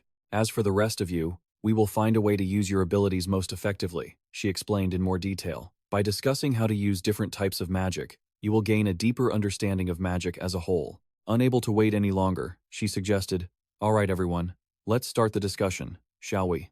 The students in the class immediately became listless, leaving her speechless. Her mood suddenly plummeted. "First day, and it's already like this? A bit much, huh? I guess we can take it slow and just think about it." Egen immediately cheered up. "I love discussions." Levon turned back to remind him, "Don't do that. It's even crueler." After the lesson ended, Egen sighed softly. "Not much of a reaction, huh?" "I think it's a great idea," Levon replied. "It's quite vague." He voiced his thoughts. "Instead of trying to prove ourselves in Class D, improving our skills and moving up to a higher class next year would be better." His tone was incredibly casual. "Or focus on the core courses. Just leave that class alone." Egen immediately speculated, "I guess everyone has their own plan." Levon curiously asked him, "Why don't you think of it as an event and just relax?" A noise erupted from behind. A student kicked Orochimiya's body directly. "Are you crazy? I tried to be nice, and yet you're still causing trouble." He struggled to sit up and explained, "I have the right to use the school's laboratory too. What right do you have to tell me to leave?" He stepped forward to challenge him. "In case you didn't know, who would want to share the lab with Class 12? He didn't forget to add, "Stop interrupting other people's studies." Egen suddenly placed his hand on this guy's shoulder. "Can you take that hand off?" The crowd around them immediately backed away. "Folivia." The guy cried out in pain. "My shoulder!"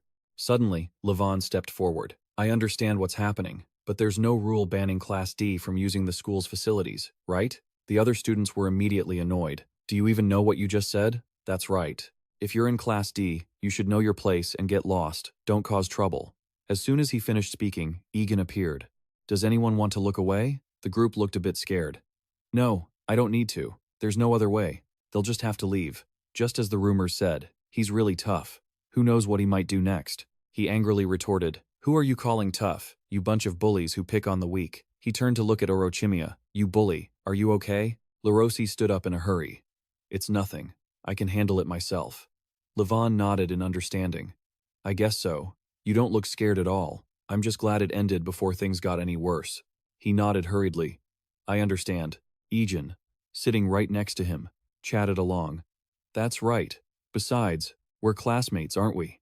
Friends should help each other." His words left him stunned. "Friends." Orochimiya started saying strange things. "I don't need things like friends. They always leave whenever they get angry at me. I prefer being alone." Egen was confused. "What should we do?" Levon replied immediately. "Does that even matter? I feel the same way. If I had to force myself to get along with someone I don't mesh with, I'd rather be alone." Upon hearing these words, His eyes instantly brightened. He stepped forward toward him. Friends? Seeing no other way, he sighed. Fine. A long time passed after that, and Orochimia recounted awkwardly. What should I do now? I came to the Magic Academy because I wanted to use those expensive medicinal ingredients. I didn't expect to face such discrimination just because I'm in Class D. Hearing this, Egen also felt angry. Exactly. Why are they so stingy about the school facilities? Should I go and file a complaint? Levon reminded him to stay calm. He turned his head and said loudly, Why is it that when something is clearly wrong, he nodded in agreement. Looking at their reactions, Levon sighed. Of course, they're definitely in the wrong. Inside the library, the librarian explained that Class D freshmen could borrow books starting from the second semester, as they rarely returned books on time. The students were shocked when they heard this. What? Where's the fairness? On the other side, Suab angrily shouted. But I was told that students at the Magic Academy would be allowed to borrow materials here. The teacher pointed at the notice. Here, she was completely caught off guard. Class B isn't allowed either. Walking on the path, hearing the whispers made Giovanna angry. What are you guys whispering about? You're only Class C anyway. During the next class, Levon calmly reminded them, if you keep getting angry over trivial matters, it will never end. Egen was a bit flustered. This seems a bit, Suab muttered to herself. What do I do now? I don't even have money for my next meal. Should I go back to the tribe? I can't do that. Understanding everyone's hardship, Egen immediately made a decision. If that's the case, we can only hope time will resolve everything. He sat right next to her chatting. For our class, with students so full of pride, it's hard to make it work. Before he could finish his sentence, Suab snatched Levon's food. You're done eating, aren't you? Are you not eating anymore? It seemed like she had been starving for a long time. Then this is mine. It's mine right now. He nodded. Help yourself. Egen was puzzled. What's wrong? He asked curiously. What are you doing with the scraps? But the next second, she was devouring the breadcrumbs. It seemed this meal made her very satisfied. Scraps. Suab didn't forget to point at herself. Hey, this is delicious. You have good taste. From now on, just leave the leftovers for me. He pleaded in a hurry. Don't do that. Please go back to being as confident as you were before. She started calculating again. If I do this a few more times, that should be enough for a meal, right? No need to worry about food costs anymore. Egen desperately held his head in his hands. We can't go on like this. He slammed his hand hard on the table. We can't let our dignity crumble any further. He spoke clearly to everyone. Hey everyone. We can't let things stay like this. We cannot accept this unfair treatment just because we are Class D. Egen clenched his fists, and as she had said, he lifted his head to look at everyone. Let's unite and prove ourselves to everyone. Seeing everyone's strange attitude made him dazed, and they began to whisper. Again? So, can we even win? We'll just lose again. I'm sure of it. He spoke his mind. Winning or losing isn't the point. What matters is proving our capabilities to everyone. They look down on us just because they only see our grades. They don't know our true strength. Everyone listened to his words in silence. Please lend me your wisdom and magic. If you do, I'm sure we will. Egen placed his hand on his chest. Let's dedicate 200% of our effort and make everyone recognize our class. Everyone in the class became confused. That sounds great, but isn't that just wishful thinking? Won't standing out make us hated even more? Seeing everyone's anxiety, Egen didn't know what to say. Suddenly Giovanna spoke up. What are you guys talking about? This is a class assignment, so let's just do it. He was very surprised to see that he had stepped up to help. He continued to ask, you were planning on being lazy in class by making excuses that it's useless, right? Giovanna stood up and announced, but that's not me. I didn't pay an expensive tuition fee just to come to magic school and be lazy. His tone was incredibly serious. Then even better. Shouldn't there be a lesson to teach those who look down on Class D? Orochimia nodded hurriedly. I think so too. Suddenly, Suab spoke up from the side. Why is it so noisy? Does this actually help us? He angrily questioned. Why do you always have to read the room? Huh. She acted indifferent. What did I say wrong? Unless there's money involved. Before he could finish, he loudly announced that there would be money. She smiled and declared, there is money involved. Egen turned his head in surprise. Her face revealed an excited smile. I felt you all needed a real incentive. So, I made a bet with the vice principal. Istin announced clearly. In short, if we win, we will receive a prize of 100,000 dinas. Giovanna found it hard to believe. No way. Suab was completely stunned. 100,000? Orochimia's eyes sparkled. With 100,000, I could buy medicinal tools. Remembering something, Suab suddenly began to tremble. Anika Asis, will we win? She declared clearly. We will crush them. No one knew that Egen's image was being watched by Anik. She suddenly felt disappointed. Why participate in such a meaningless act? She watched everyone in the class still cheering non-stop. Thinking for a moment, Anika wondered if she should make them realize. Her voice suddenly became ominous, that we are the only beings of significance in this world. Suab stood to one side, chanting strange spells. She began to attack Egen, flipping him over. His expression became incredibly relaxed. These kinds of things felt so familiar. The next second, smoke and dust filled the spot where he had been standing. Suddenly, Egen lunged forward, catching Suab off guard. She didn't give up, though. She immediately began chanting another spell to bind him tight. Her eyes filled with determination. She retorted angrily, "If you think I'm weak in close-quarters combat, you're dead wrong." A massive explosion erupted, leaving the surrounding students in complete shock. They kept complaining, "I can't even keep up with this. It's too intense." They continued to critique Suab's performance. She could pass for an A-rank battle mage, right? Seeing the fight end, everyone was stunned. They had to admit that despite the odds, she had been completely overwhelmed. As expected of Folivia, his experience is on an entirely different level. Egen smiled and wiped the sweat from his brow. "No, I just had the elemental advantage." The onlookers began to gossip, claiming that Folivia raised his children by throwing them off cliffs since they were infants. They even go out to hunt monsters on their own. So it was all true. He felt completely helpless, even more shocked that he couldn't find a way to argue back. Suab smiled and complimented him. "You really are my rival. If I provide you with some support, you'll be terrifying." Hearing her say that made everyone uncomfortable. So embarrassing. Always acting tough. She felt deeply ashamed.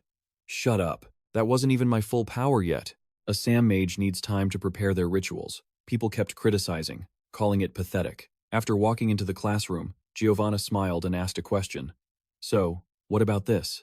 Jose continued. "Impressive, right? Looks pretty powerful, doesn't it?" Levon was left speechless. "You want us to?" Orochimia looked cluelessly at what he had created. He spoke with conviction. "Of course, let me show you." He began his presentation. "Watch closely. From this arm, alchemy will automatically combine and release energy. And this is an anti-magic shield. And the real secret, it's been enchanted to render magic useless against it." He spoke excitedly, but when he saw Levon tear the paper apart, Joss was startled. "What are you doing?" "That was our masterpiece," he coldly reminded them. "To avoid looking at such insulting drawings, it seems I have to teach you the basics of enchanting and technique." Orochimia added, "And alchemy too." The situation left everyone frozen. Third period lesson. Egen's eyes immediately lit up. The kids who were always fighting were now working hard together. He asked curiously, "Isn't this exactly what you wanted?" Istin broke down in helpless tears. It was true. She had bet her entire research budget for the next year on this, but the current situation made her feel desperate. Of course, Egen recognized her expression. She was so moved, she began to cry. As time passed, Orochimia taught everyone various things. Since they couldn't borrow the lab, they were testing alchemy outside. This attracted students from other classes. The 12th grade class. What are they doing together? Elsewhere, Suab loudly announced, "All right, let's do this." A huge explosion appeared on the school grounds. Participating in this match made Egen very satisfied, but it left students from other classes confused. What the hell are they doing? The 12th graders, this became the main topic of conversation for the other classes. "I heard they're preparing for the match between Acis and Folivia." "Really? Do they know their place?" Clearly, they assumed Egen would be the one to lose. "Do they actually think they can win?" But Egen was incredibly certain. "We can win," he thought to himself. "If it wasn't just me, but all of us together, I feel like we can win." But Anika's attitude was incredibly cold. "No," she coldly reminded Egen Folivia, "you can't beat me just by doing that." Realizing something was wrong, he was startled. "Anika Asis?" He looked at his surroundings. Time and space had stopped. Is this Anika Asis's magic? It seemed Egen had guessed the nature of the spell. It felt exactly like what he had seen during the Folivia battle. He had a feeling things were going to turn out just as badly as the power of that apostle. Anika suddenly grabbed Egen's hand. He realized something was wrong and was startled. His face suddenly turned red. "Hey, wait, why all of a sudden?" Her expression remained completely calm. "Just as I thought. They've set their sights on you and are already reaching out." Those cryptic words left him confused. "What do you mean?" Anik continued.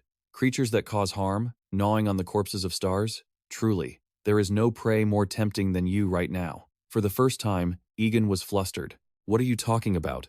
I don't understand any of this." Onyx suddenly asked. You've met the Grand Duke of the Abyss, haven't you?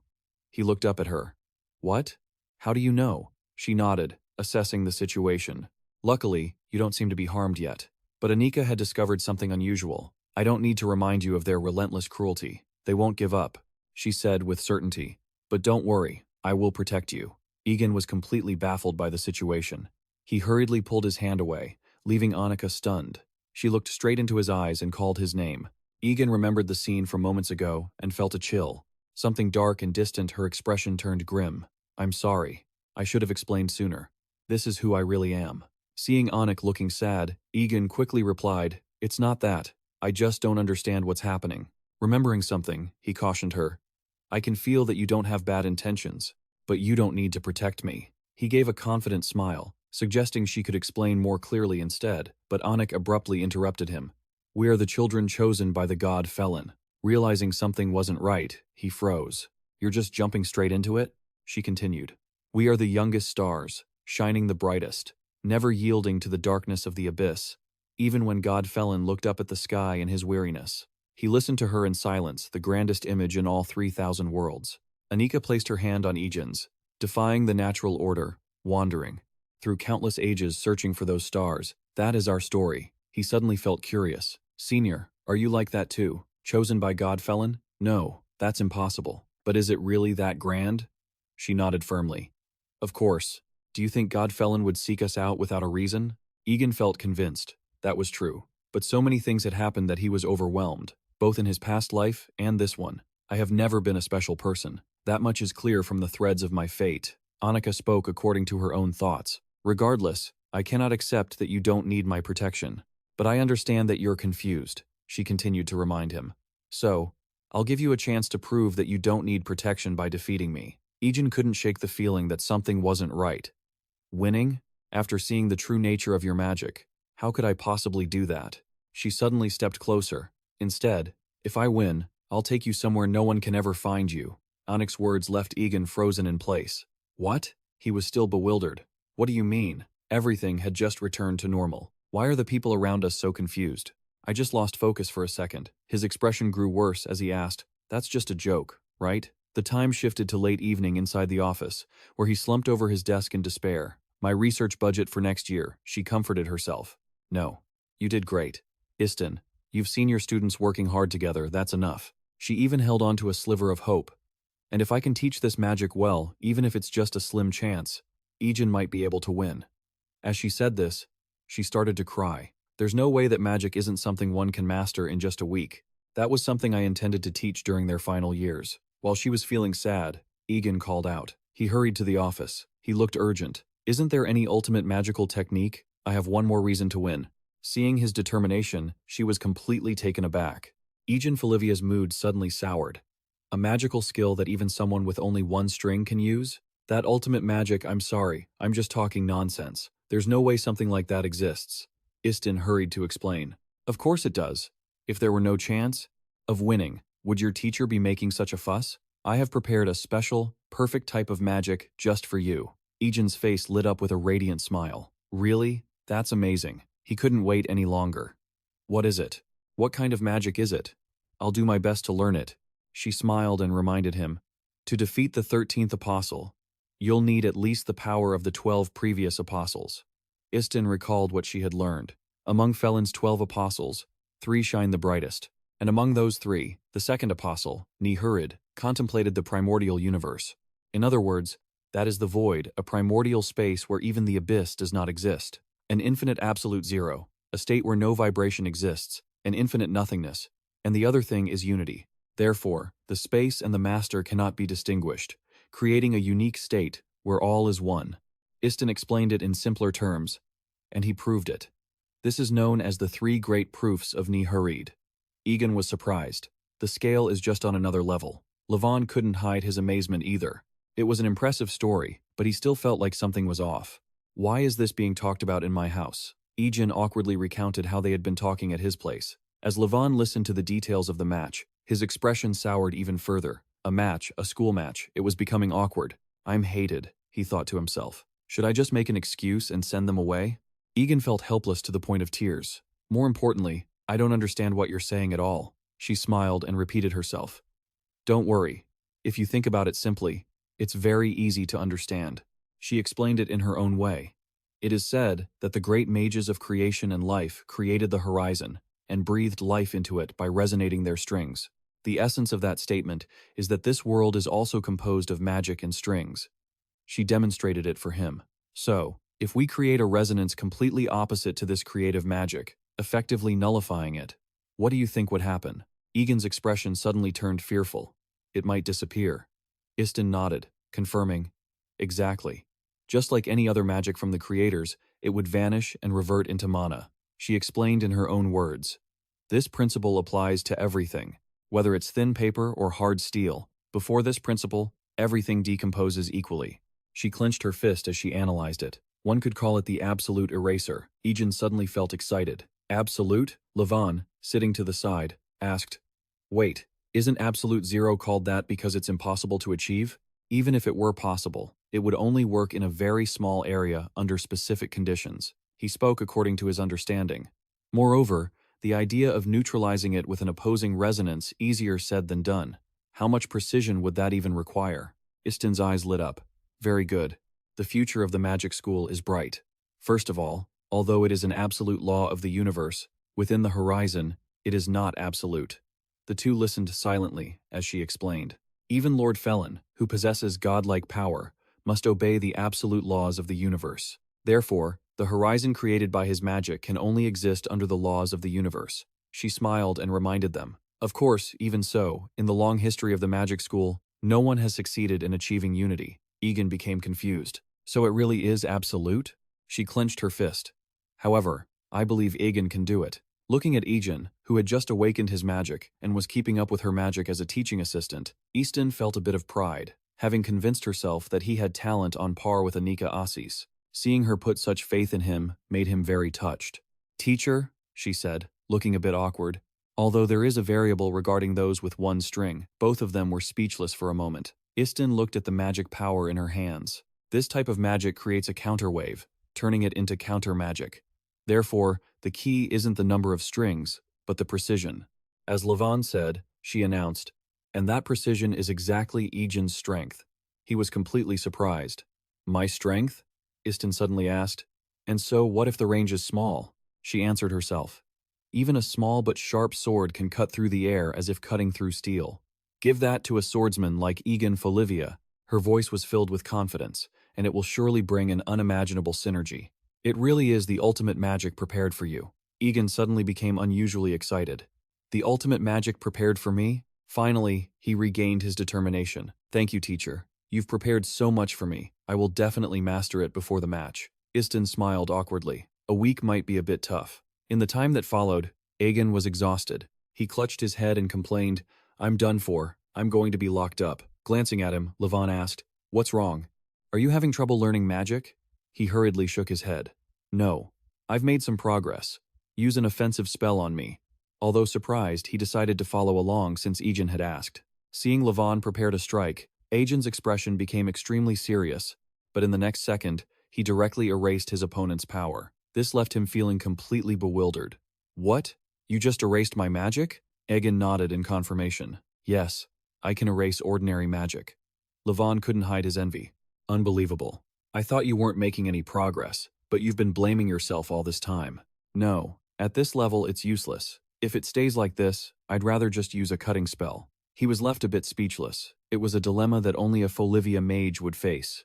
Egen clutched his head and shouted again. To defeat Anika Assis, I need the ability to resist at least the magic of the 12 apostles. He suddenly became curious. Just how high were his goals? Remembering something, Levon asked in surprise, is it because of her nickname as the 13th apostle? He also had to nod in agreement. It's true that she is so impressive that she's called that, but it's just a metaphor. Levon voiced what he was thinking. No matter how outstanding, how can a modern mage compare to the mages from tens of thousands of years ago? Egen Folivia's expression grew even more anxious. What if she really is the 13th apostle? Seeing the look on his face, he reminded him, You're too naive to take it literally. Try to relax a little. Egen felt completely helpless. This is driving me crazy. I can't even talk about it. He remembered himself when he was reincarnated as a child, but tens of thousands of years ago, that was the ancient era. No wonder no one believed me when I said Lord Felin saved me. Suddenly, Levon comforted him and told him not to worry alone like that. He blankly turned his head to look at him. He continued to announce that everyone else had prepared very thoroughly together. Seeing the items everyone brought made Egen startled. Had they prepared that much? Orochimia kept giving instructions. This is Bone Frost Potion, and this is the adhesive type. You keep feeling like something isn't right? Can I carry all this? I only have 2 hands. Everyone happily reminded him. Each bottle contains a unique spell. So the more, the better, right? Everyone tried very hard to make them. It was the first time I'd ever brewed potions. Remember to take them with you. Egen was moved to tears.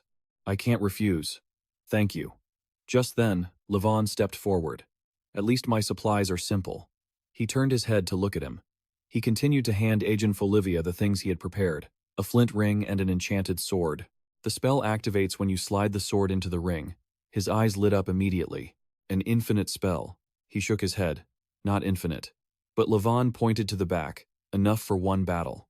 It turns out that when these people work together, they can come up with quite useful things. Egen smiled contentedly. Thank you, everyone. This is what I need. Realizing something was wrong made him confused. But where is Suab? She suddenly stepped forward. I'm here. It seemed she had put on a completely new outfit. I was preparing things outside. He also had to admire this attire. He stepped forward to compliment her. You look like a real Saman mage. Very cool. She laughed smugly. Keep complimenting me. Havanaten whispered in his ear. Compliment her more. No one here understands shamanism, so she felt lonely preparing by herself. He was extremely surprised. Really? Suab angrily shouted. Shut up. I don't need compliments out of pity. She suddenly announced. Just go outside. I've finished preparing the ritual. Everyone immediately moved outside. Suab quickly reminded them. All right, then relax and close your eyes. Egen kept feeling like something was wrong. Are we starting already? It seems different from what my mother used to do. She nodded in confirmation. That's right. Her tone was extremely calm. I can't sprinkle goat blood in the garden or make others eat hallucinogenic mushrooms and dance. He suddenly became confused. Is that how it works? She awkwardly continued. Plus, I sold all my tribe's ritual tools to pay for tuition. Egen suddenly remembered what he had been told. I was told that large-scale shaman rituals are like festivals for the tribe, and performing them simply is common. It's a pity for the teacher that we can't see traditional shamanism. But there's nothing else we can do, he said to himself. We're lucky that we'd rather not see it. If we did, the reputation of Class 12 would be ruined. Suab started putting on gloves and performing strange movements. Levon asked around in surprise. So what kind of ritual is that? It's not a berserker ritual, is it? Stin smiled and replied. No way. A bit too much. But the others were excited. What? We're going to see a berserker? It seems it doesn't suit Egen Folivia. Wouldn't he just become aggressive? Hearing everyone's words, Suab turned her head to retort. You idiots. Why would I turn him into a berserker in a magic match? Then what kind of magic would he use? Stin breathed a sigh of relief. Is that so? She loudly declared. From the beginning, this soft and weak young master couldn't become a berserker. No matter how much of Lady Skatie's blood he had, he was left completely speechless, soft and weak. Suab still didn't stop. Only a true warrior, someone with the guts to kill, even if that means dying to be able to become a berserker. Levon whispered in his ear. You didn't bring the berserker ring, did you? It would be a problem if you actually killed someone even if you died. Egen shook his head in reply. No, both are one-time use only. Stin took notes while asking questions. So what kind of ritual is that? There is very little known about shamanism. The teacher couldn't even guess, so she should explain more clearly. There is a ritual suitable for this, for the wise. Suab didn't waste any more time and got to work right away. It's for something called the sixth sense or something like the Zan vision. She then explained more clearly. It's used to awaken the third eye. Before they knew it, time had passed to the day of the match at the temporary arena. Whispers arose. Folivia or Anika Asis? Who do you think will win between the two? These whispers made Egen extremely surprised. He stared blankly and asked a question. Was that even a question? His tone was incredibly calm. Naturally, it was going to be an overwhelming victory for Anik. The teachers were still warning Anik to try not to cause too much destruction, even though they were outdoors. Got it? Just take it easy. She nodded in understanding. Istin said, his thoughts out loud, looking surprised. Why? Haven't they been preparing thoroughly in Class 12? Besides, he is still a Folivia. They seriously evaluated him. I can't comment on the former because I don't know what they prepared, but I can confidently affirm the latter. He stared intently at Egen. As for Egen Folivia, being a Folivia is nothing more than a weakness. Suab controlled the flow of energy within her body, while mages cast spells by plucking their instruments. She raised both hands into the air.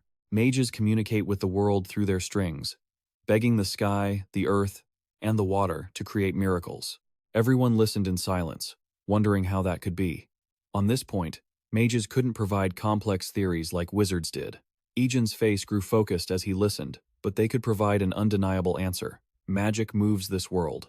Suddenly, Egen realized the space around them had changed under Suab's touch.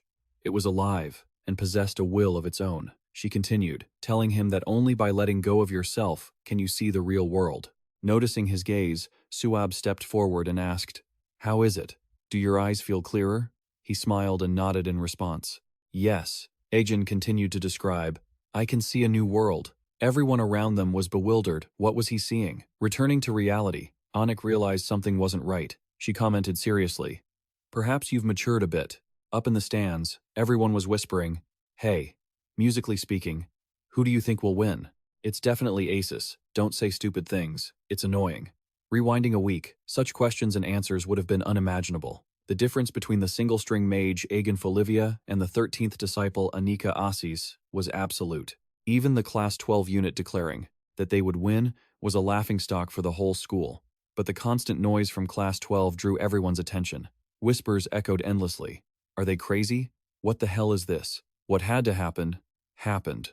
As the capabilities of Class 12 and Egen became clear to everyone, they finally realized who Egen Folivia truly was. His identity had been revealed. He was the son of legendary guardians. His siblings were also formidable warriors, inheriting that powerful bloodline. But what about Egen? Everyone kept their eyes on his every move.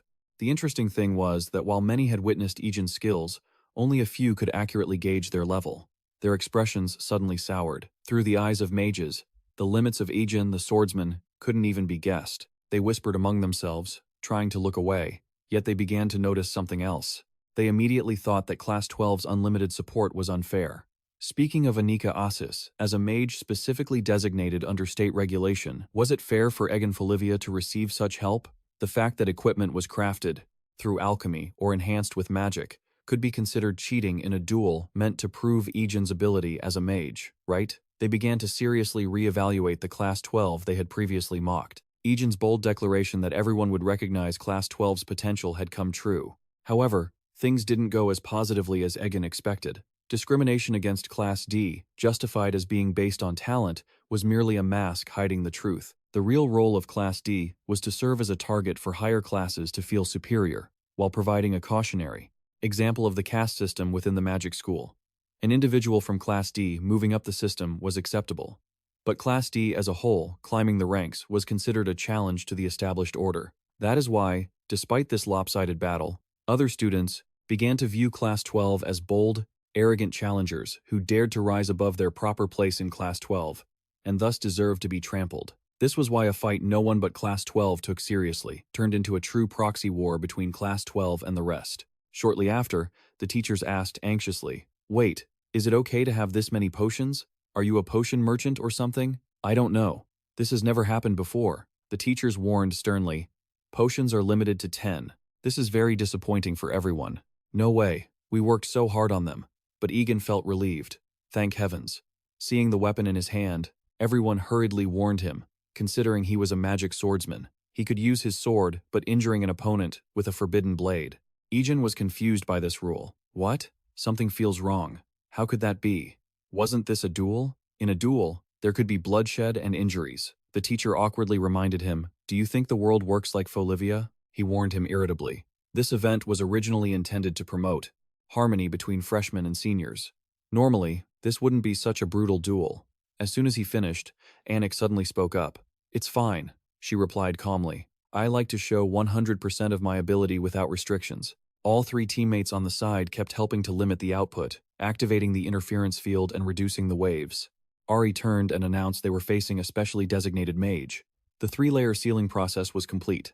Anik suddenly warned, "If my body is touched by your sword, that's your victory. I've prepared defensive magic, so don't worry about cutting me." She didn't want to waste any more time. So, enough talk. Let's begin. Levon revealed a forced smile. He completely disregarded the professors. Hearing this, the teacher hurriedly spoke up. He then loudly reminded both of them to get into position. 3. Egen smiled and declared, "Since I know who you are, I won't refuse a challenge." Anik's attitude remained casual. "Let me tell you, we are the same. It's fine." There were only 2 seconds left. All the students who came to watch this match were extremely expectant. Finally, the waiting time was over. The teacher loudly announced that the match had begun. Egen swiped his sword against the ring on his finger. He successfully enchanted his blade with fire. At the same time, Anik couldn't sit still any longer. As soon as she waved her hand, a massive lightning bolt appeared. Next, she decisively pointed toward him.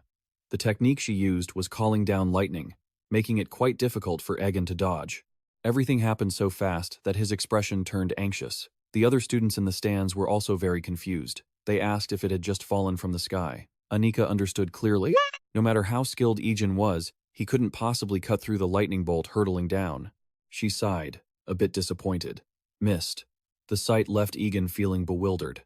Anik continued her attack.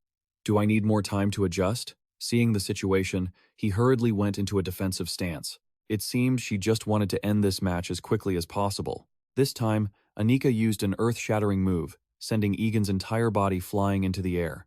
His expression shifted instantly. This is under a triple-sealed state." He spoke up suddenly. "That's absurd." As soon as he touched the ground, he tried to calm himself down. But it was fine. Egen lunged rapidly toward Anika to strike. "I see an opening."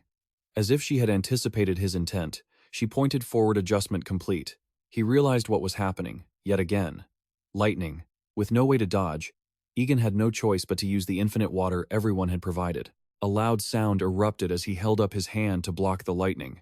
The audience was stunned. He blocked it. How could a one-string mage create such a massive amount of ice? Giovanna laughed, intrigued. "There it is, the infinite water." Orochimiya smiled radiantly.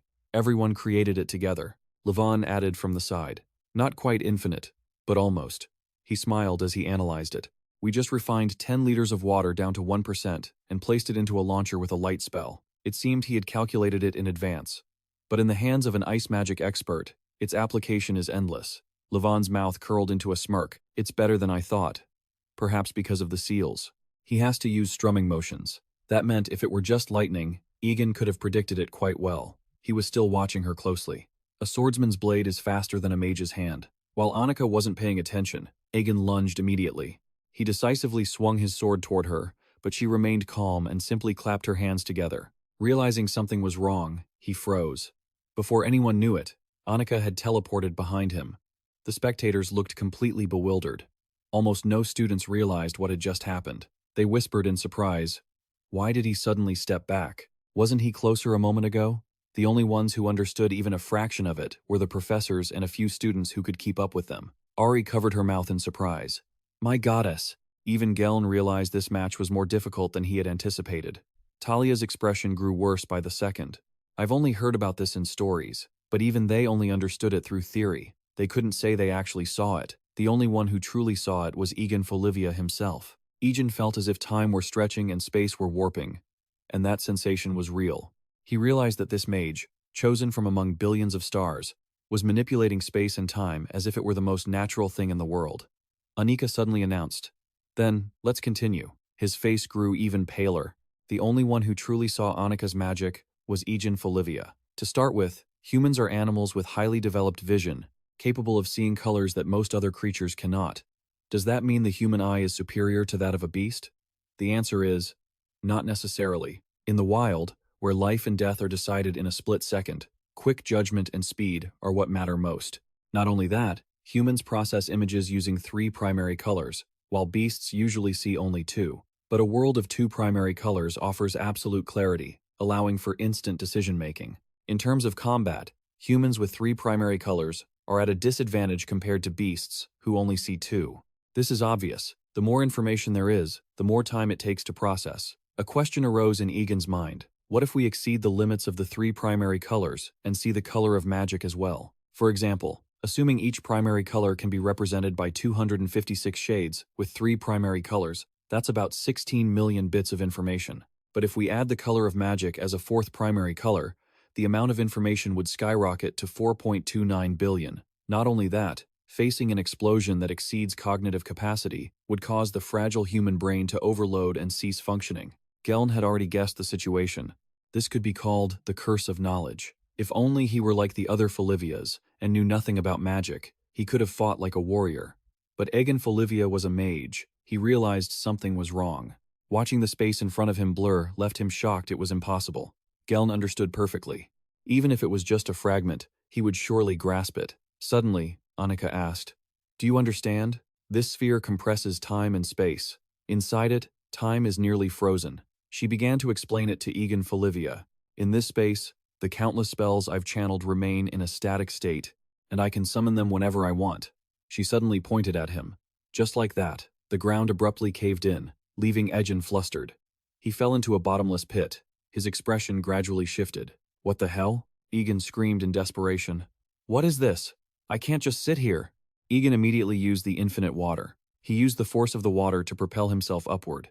In a split second, he returned to the compressed stream. Perhaps this battle was still too difficult for Egen. The ground was collapsing, and the one creating all this was none other than Annika. Seeing him return, she was quite surprised. How absurd.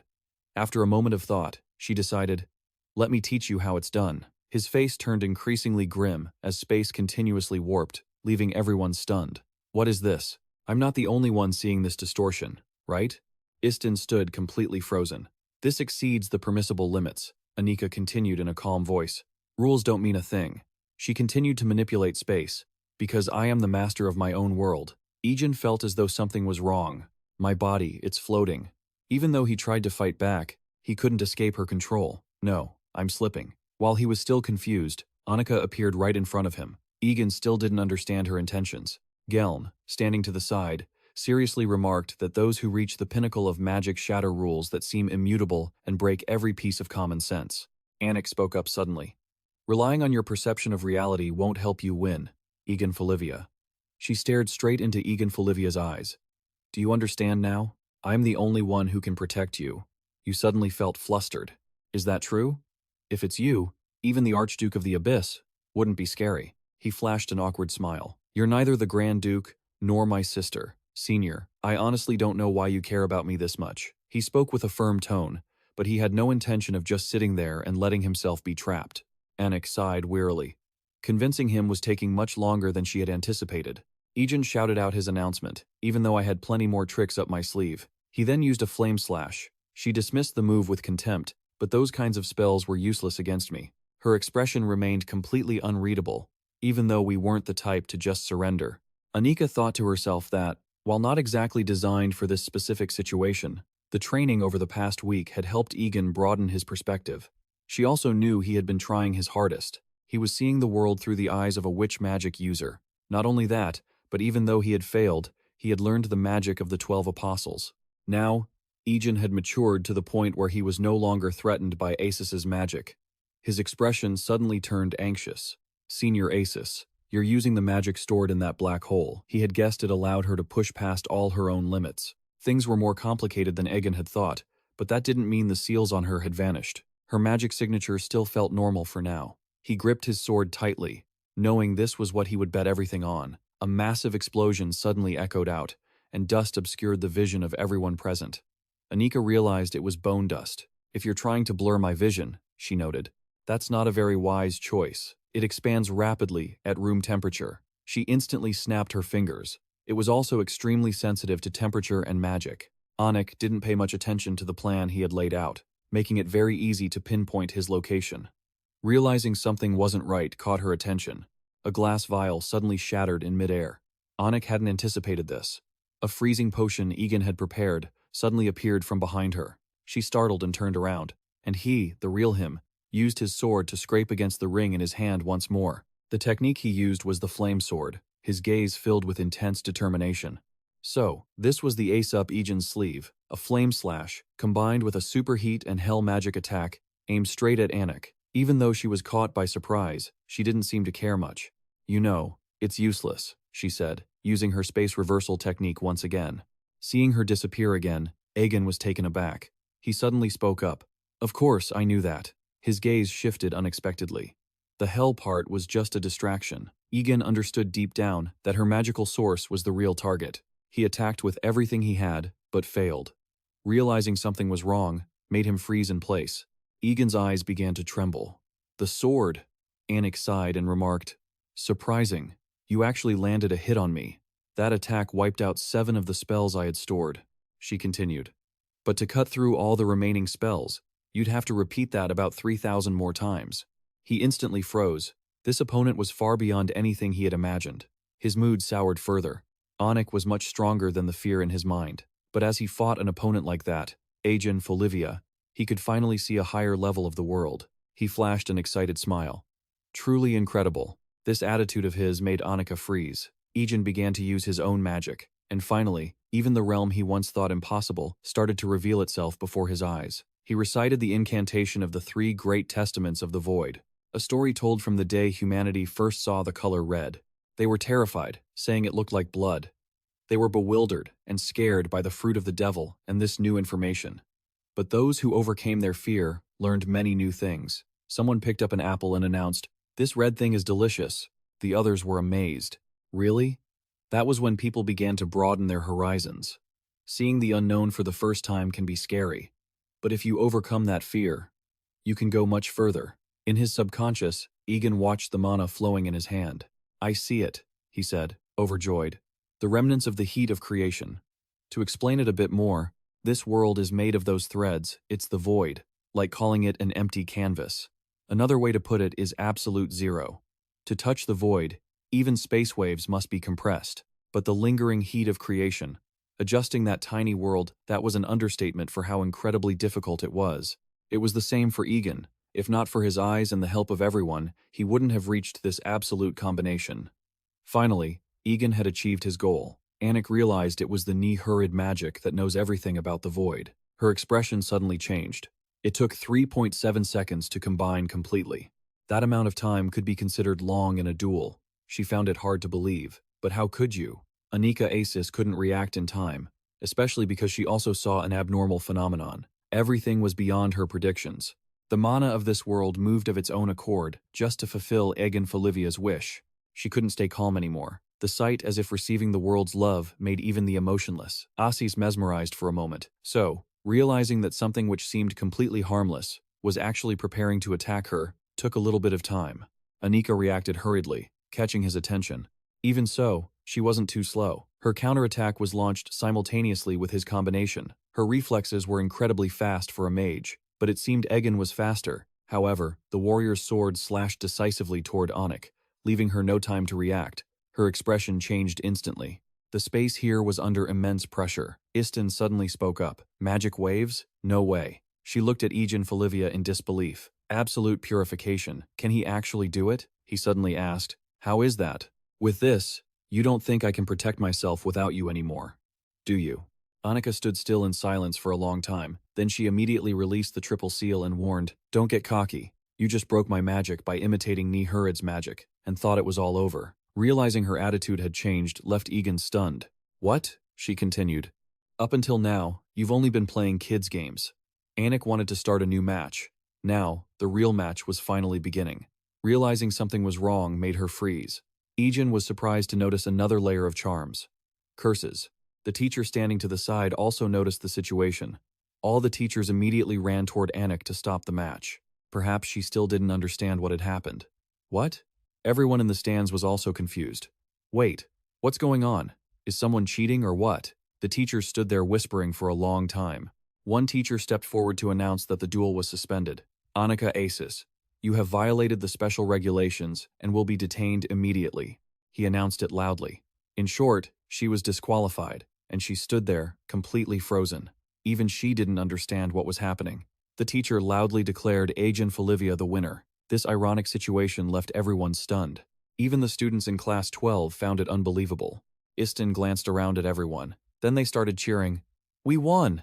They chanted your name, Egen. Even you couldn't believe it was true. I did it." You asked yourself, we actually did it. Anika was still bewildered by what had just happened. No way, she thought, unable to accept the truth. Did I lose? A long time had passed at the academy. The students were extremely dissatisfied. A scam. Why was she suddenly disqualified? Suab flashed a triumphant smile.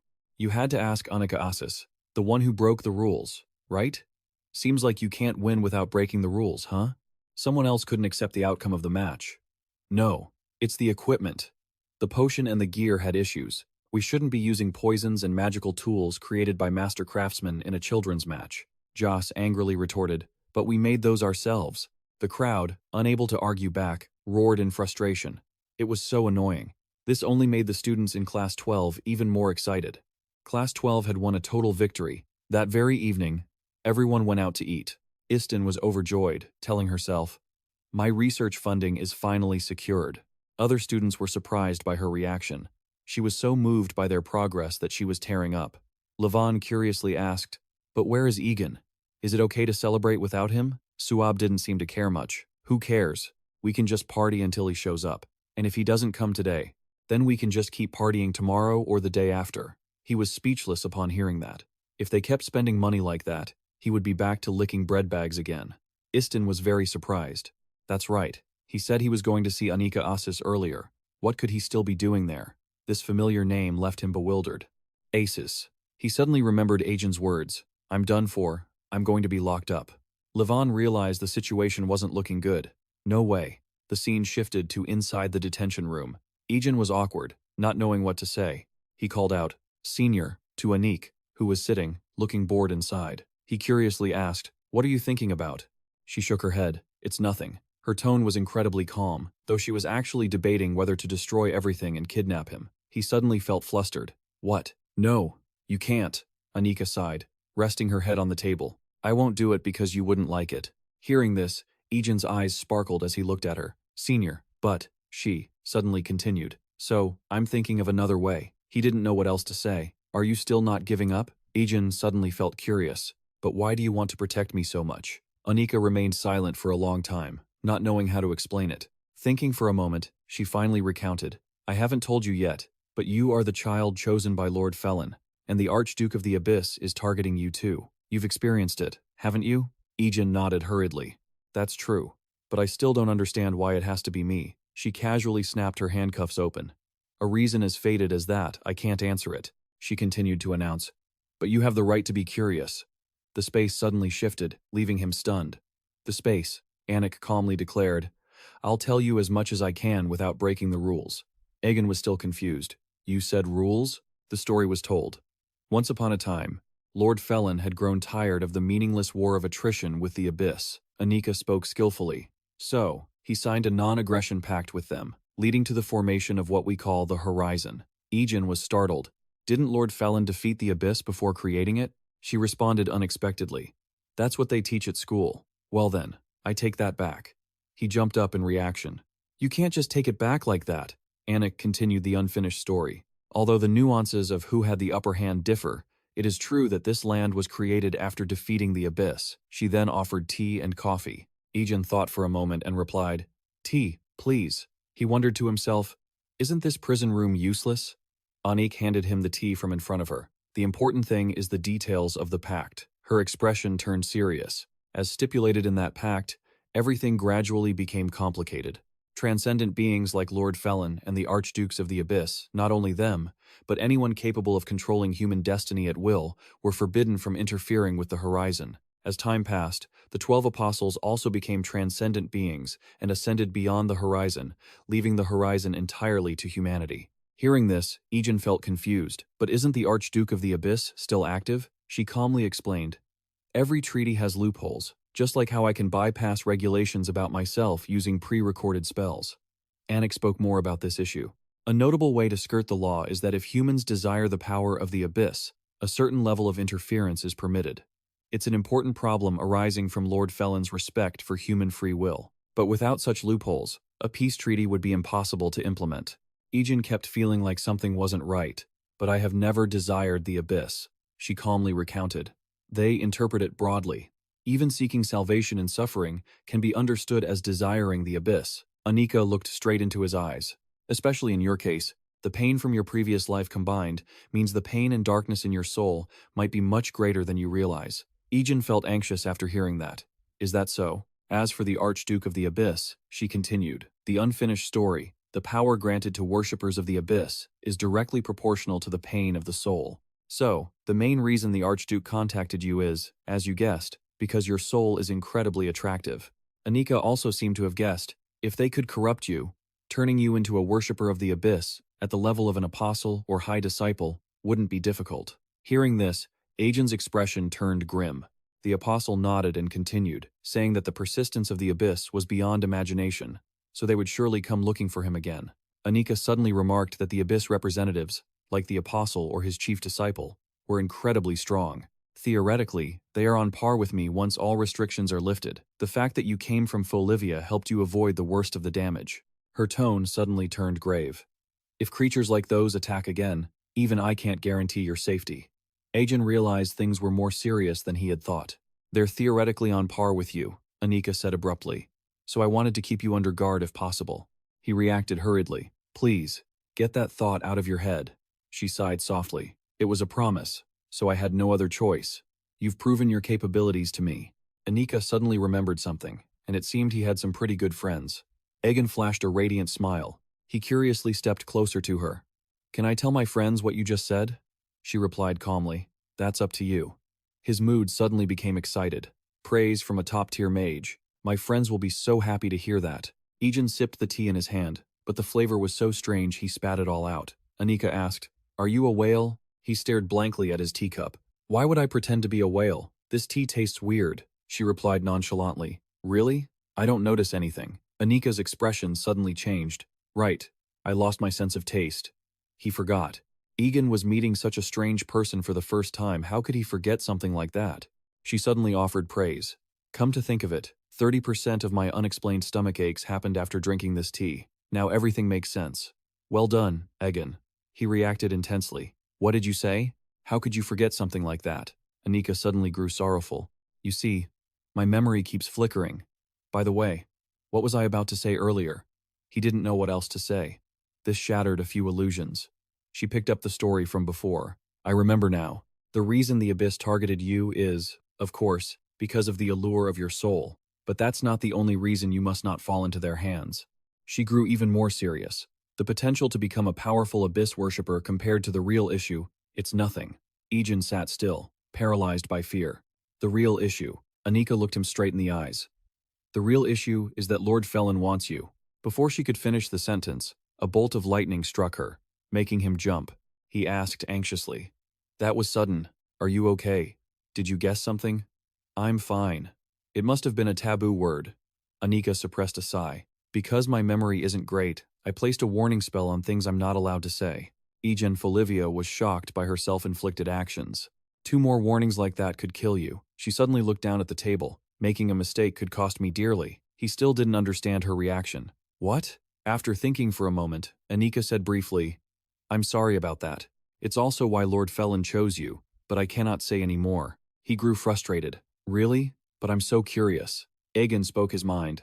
But it's okay. Thanks to you, Senior, I've learned so many things. Although I'm curious why Lord Felin chose me, I've already guessed. Something seemed to choke his throat. Because I was just an unhappy child in my previous life. And even now, I'm not particularly talented as a mage. Anika turned to look at him. Even after achieving unity, Egen flashed a strained smile. So, this second life is like a gift from Lord Felin for a pitiful child, isn't it? His smile seemed to awaken Anika's frozen heart. She laughed and replied, Even without knowing anything, you seem to know better than I do. Time shifted to the next morning at school. Seeing the letters in Levon's locker made Egen freeze, and he instinctively stepped back. You're so popular, he replied coldly. What's the use of being popular in a laboratory I don't even care about? Orochimia looked at the letters in her hand. I received a lot of these, too. Hearing what she said, Egen wondered. Letters from the lab? Why? He immediately remembered the room filled with experimental equipment. Levon explained so he would understand. First-year students have to choose a major, right? They're recruiting promising new students in advance. He showed a smug smile. If we received so many and are already in the 12th grade, our items must have made quite a strong impression. Orochimia nodded, just as Egen had said.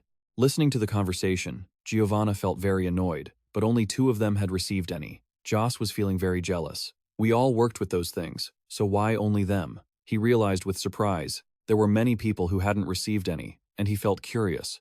He glanced at his own locker. Then, Egen expectantly reached toward his locker door to check how many letters he had received after fighting directly. But as soon as he opened it, he was speechless. There were none. Giovanna laughed out loud. "You're no different from us," Levan speculated. "Perhaps it's also a burden because you defeated Acis." His mood soured. "Thanks for the consideration." Egan's face suddenly became thoughtful. "Anyway, a major, I've never thought about it." He curiously asked everyone, "Is a major really that important?" Sometime later, Giovanna explained it to Egen Folivia. The era of magic was also heavily influenced by religion, leading to stagnation, coercion, and uniformity. Not only that, but modern mages rose up in response. Just like the 12 apostles who created 12 schools of thought, they adjusted traditional magic to create new spells or elevate the status of practical magic, which had previously been looked down upon. This marked a glorious renaissance of ancient academic traditions, and the magical world is now in the midst of a renaissance that has progressed at an incredible speed. That has led to countless specialized fields of study today. Giovanna smiled and continued. "So, majors are Havanadan continued, the flowers of modern magic." Understanding this, Egen was stunned. "Really? I didn't know anything about this." Levan smiled, responding like it was a minor flaw. "Classes for beginners are currently looked down upon." He sighed softly, blaming himself. "Everyone knows so much. Maybe I'm the only one falling behind." Hearing this, he immediately comforted him. "You're not falling behind at all. How much would a first-year student know about their major? The point is to explore from here on out. That's why the orientation sessions for my first-year students are usually not mandatory." He continued to remind him, "If you don't have any major in mind yet, why not just observe a few and see?" Egen's eyes lit up. Observing sounds interesting. Realizing something, he shyly scratched his head. "But going alone without an invitation letter, I'm a bit embarrassed, since I don't know much anyway." Suddenly, Orochimia, who was by his side, suggested, "Then do you want to come with me? I received a lot of invitations, but I don't feel comfortable going alone." He turned his head to look at her. "Really? That's great." Realizing something wasn't right, made his expression sour. "But, Lorosi, what are you drinking?" He stared at the strange liquid in his hand. "I made it myself." Orochimia held it out toward Egen Folivia. "It'll make you feel better if you drink it. Want a sip?" Everyone immediately looked uneasy, almost as if the situation were dangerous. He awkwardly replied, "This is safe, right?" A few days passed at school. Istin looked up, startled and confused. "What?" Her voice trembled slightly. "A student was arrested on suspicion of manufacturing and distributing illegal substances." She looked at the two students in front of her before being taken to the detention center. Egen kept shouting, "It's a misunderstanding. Please, just listen to me." Time rewinds to the day before Egen's arrest, while he was observing alchemy. The experiment exploded right in front of him, leaving him terrified. Why do they keep blowing up? For the next while, he kept creating endless bubbles. Egen cried out in despair, "Professor, it won't stop bubbling." The professor angrily kicked them out. "Get out of here!" Egen hung his head helplessly. "I'm sorry." In the vast hallway, he suddenly felt guilty. "Maybe I don't have a single ounce of talent for alchemy." He hung his head awkwardly. "I'm sorry, Larosi. It's my fault we got kicked out." Orochimia comforted him.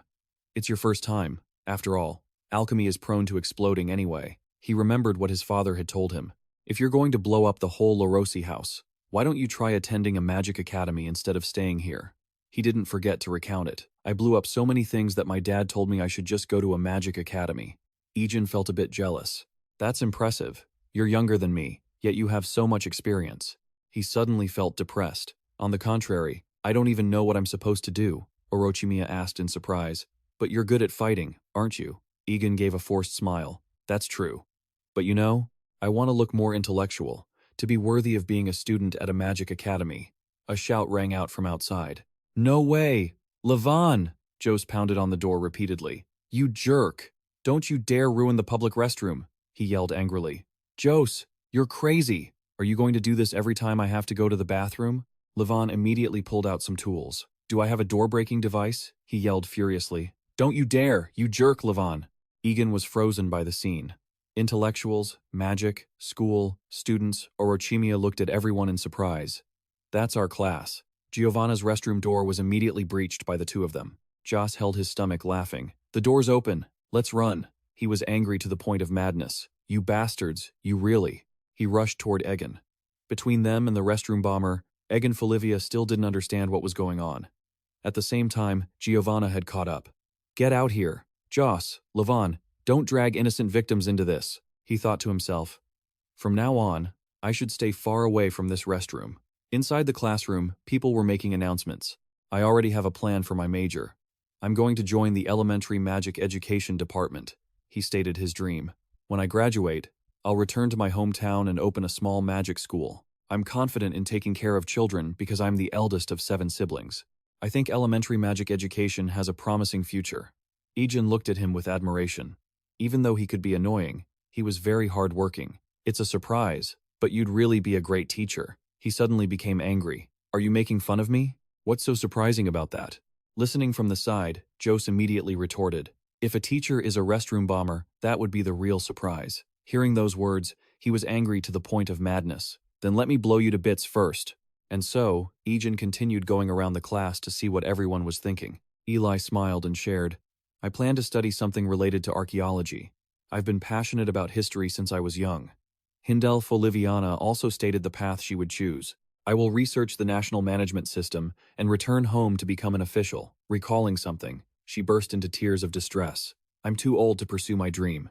Too much debt. Mom, Dad, I'm sorry for failing as a daughter. Egen suddenly felt curious. What was that? How old are you, that you're already? Joss leaned in and whispered, there's a rumor that she's the same age as that teacher. He was extremely surprised. Seriously? She angrily retorted. No, I'm not faking anything. Do you want to die, Joss? And with that, Egen Folivia gave him a beating. Thinking about everyone's plans made Egen jealous. It seemed like everyone had a plan for their future. Even Joss had chosen the mutation magic department. And as for me, he pointed at himself. Me? Why? Do you think I'm that pathetic? His sense of crisis hit 200%. Suddenly, Egen comforted himself. No, there's still one person. There might still be an ally. Just then, Suab reached out her hand toward everyone. She begged desperately. Please, spare some change. Seeing her so miserable left him bewildered. Suab and Jose were left laughing at the sight. You've already spent all your prize money? Levon chimed in. If you spend money that recklessly, of course it's gone. The money was split among the group, so there wasn't much left anyway. Thinking about it, he collapsed in despair. Is this the future for people who have no plans? Seeing him like that left Joss confused. What's wrong? Suab was still begging. Please, spare some change. After that, everyone decided to go to a cafe to talk. Egen slumped his head onto the table in despair. This world is so harsh to those who aren't prepared. Levon was curious. How come you suddenly became so wise? After thinking for a moment, he suggested, if you aren't sure about what you want to do, why not try starting from scratch? He explained further.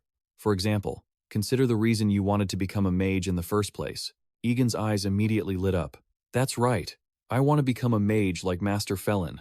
Levon seemed to understand. So that was the problem holding him back. He suddenly became thoughtful. Is wanting to become a mage like Master Felin too vague? It's hard to know where to start if you want to be like Master Felin. Joss suddenly reminded him. Maybe first, you have to become a well-rounded mage. Even Levon added. Then let's think realistically. For example, money. His eyes immediately lit up. Money. He suddenly remembered Tia's words. He spent an enormous amount of money to take care of the poor. Yet, who knows what the king is doing? Egen had to nod in agreement. In the end, everything comes down to money. If I enter a department where I can make a lot of money, I can help the poor. And so, he kept calculating. But if I only have a lot of money, that's meaningless, right? How much is enough? I can't feed and provide for them for my whole life, can I? The best way is to help the poor become self-sufficient. Seeing him muttering to himself, Levon was speechless. They had strayed from the main topic again. Feeling exhausted, he clutched his head and groaned. I don't know anymore. My head hurts so much. Everything is just too complicated. Joss reminded him that it was because he was overthinking things. Orochimia seriously handed the drink he had crafted to the dejected Egen. Drink this, it'll make you feel better. He felt awkward. Thanks. Seeing his attitude, Orochimia immediately looked saddened. I'm sorry. If it looks gross, you don't have to drink it. It's fine, he replied. Startled by this, Egen hurriedly grabbed the cup and drank it all. Well, Levon was surprised too. He actually drank it. Realizing the taste, Egen couldn't believe it. This sweet stuff, he thought to himself. My memories from my past life are slowly coming back. This is like cola. He couldn't drink it anymore. It had gone flat and become warm cola. He hurriedly warned, see, it's dangerous. Joss suddenly felt curious. But what is cola? He shook his head blankly. I don't know. It's the first time I've heard of it. Orochimiya looked at Egen, surprised. I haven't even named it yet. He was stunned to hear these words. No way. People in this world don't know about cola? Joseph asked. What's wrong with him again? Levon replied in a nonchalant tone. He gets like that sometimes. Suddenly, Egen grabbed Orochimiya's hand tightly. Lorosi, maybe you just invented something that will go down in history. He was very surprised. Me? His voice became expectant. Lorosi, can you mass-produce cola? Thinking for a moment, he replied, if there's enough infrastructure, it's possible. He immediately suggested, great. Let's borrow the alchemy lab. Egen began to look for the recipe. I'll handle the carbonation. I'm very confident about this. He remembered the recipe he used to drink, mix the cola essence with carbonated water, and finally, add a few ice cubes. Done. All right, let everyone try it. Orochimiya's expression suddenly changed. This isn't cola. He was still confused.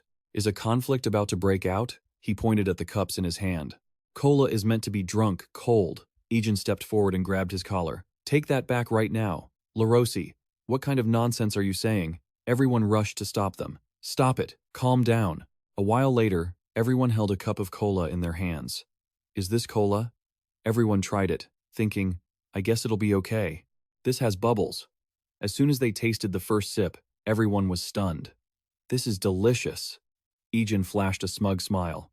Of course, cola is the drink that conquered the entire earth. Moving to the evening at school, Egen announced to everyone, Staff, let's work hard and conquer the IR with cola. Just like it conquered the earth, we will share the profits from 5 years of all the cola you sell. And so, everyone immediately started working at their sales spots. As soon as they tasted the first sip, everyone was incredibly surprised. Man, this is just as Egen predicted. This drink is selling so well. It's delicious. Give me more. Give me another one. Take my money. Did he think he was going to become rich? Suab warned. Step back, you commoners, she announced loudly. Chairman Egen has arrived. She bowed carefully. Mr. Chairman, please, have a seat. This place has already been cleaned. He nodded, satisfied. You did well. Jose was a bit speechless. What's this? Father? Hindle Foliviana kept taking notes. Incredible, Egen Folivia. How did you achieve such great success in such a short time? He thought for a moment and replied, perhaps it is enlightenment from another life? Sorry, but the details are confidential. He gave a smug smile. In just one day, we've made this much. With this amount, we won't just cover the care costs for the children, we'll have a surplus. Not to mention, if this business expands further, Egen became even more confident. We can recruit everyone in the slums. We will dominate the city's underworld with cola. Suab clapped repeatedly. You are truly amazing. Mr. Chairman, Orochimiya remarked. Egen, you look like a villain. He nonchalantly placed a hand on his chest. A villain? This is just a business that helps the poor. If this were illegal, the police would have intervened long ago. Just as he finished his sentence, a policeman placed a hand on his shoulder. The man asked unexpectedly, Are you the brat producing and selling suspicious substances illegally? And just like that, the dark merchant Egen was arrested. Inside the police station, Levon announced that suspicious substances were being produced and sold through the children in the slums. He gave a sheepish smile. The reason for the arrest was persuasive, making it hard to argue against. Egen retorted angrily.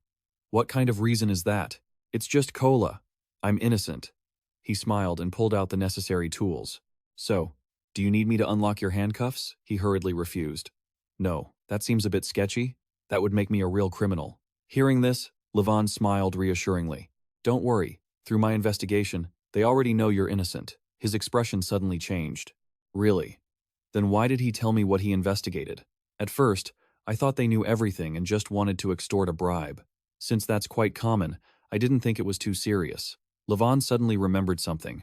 Besides, if you think about it carefully, it's hard for them not to know you're a Folivia.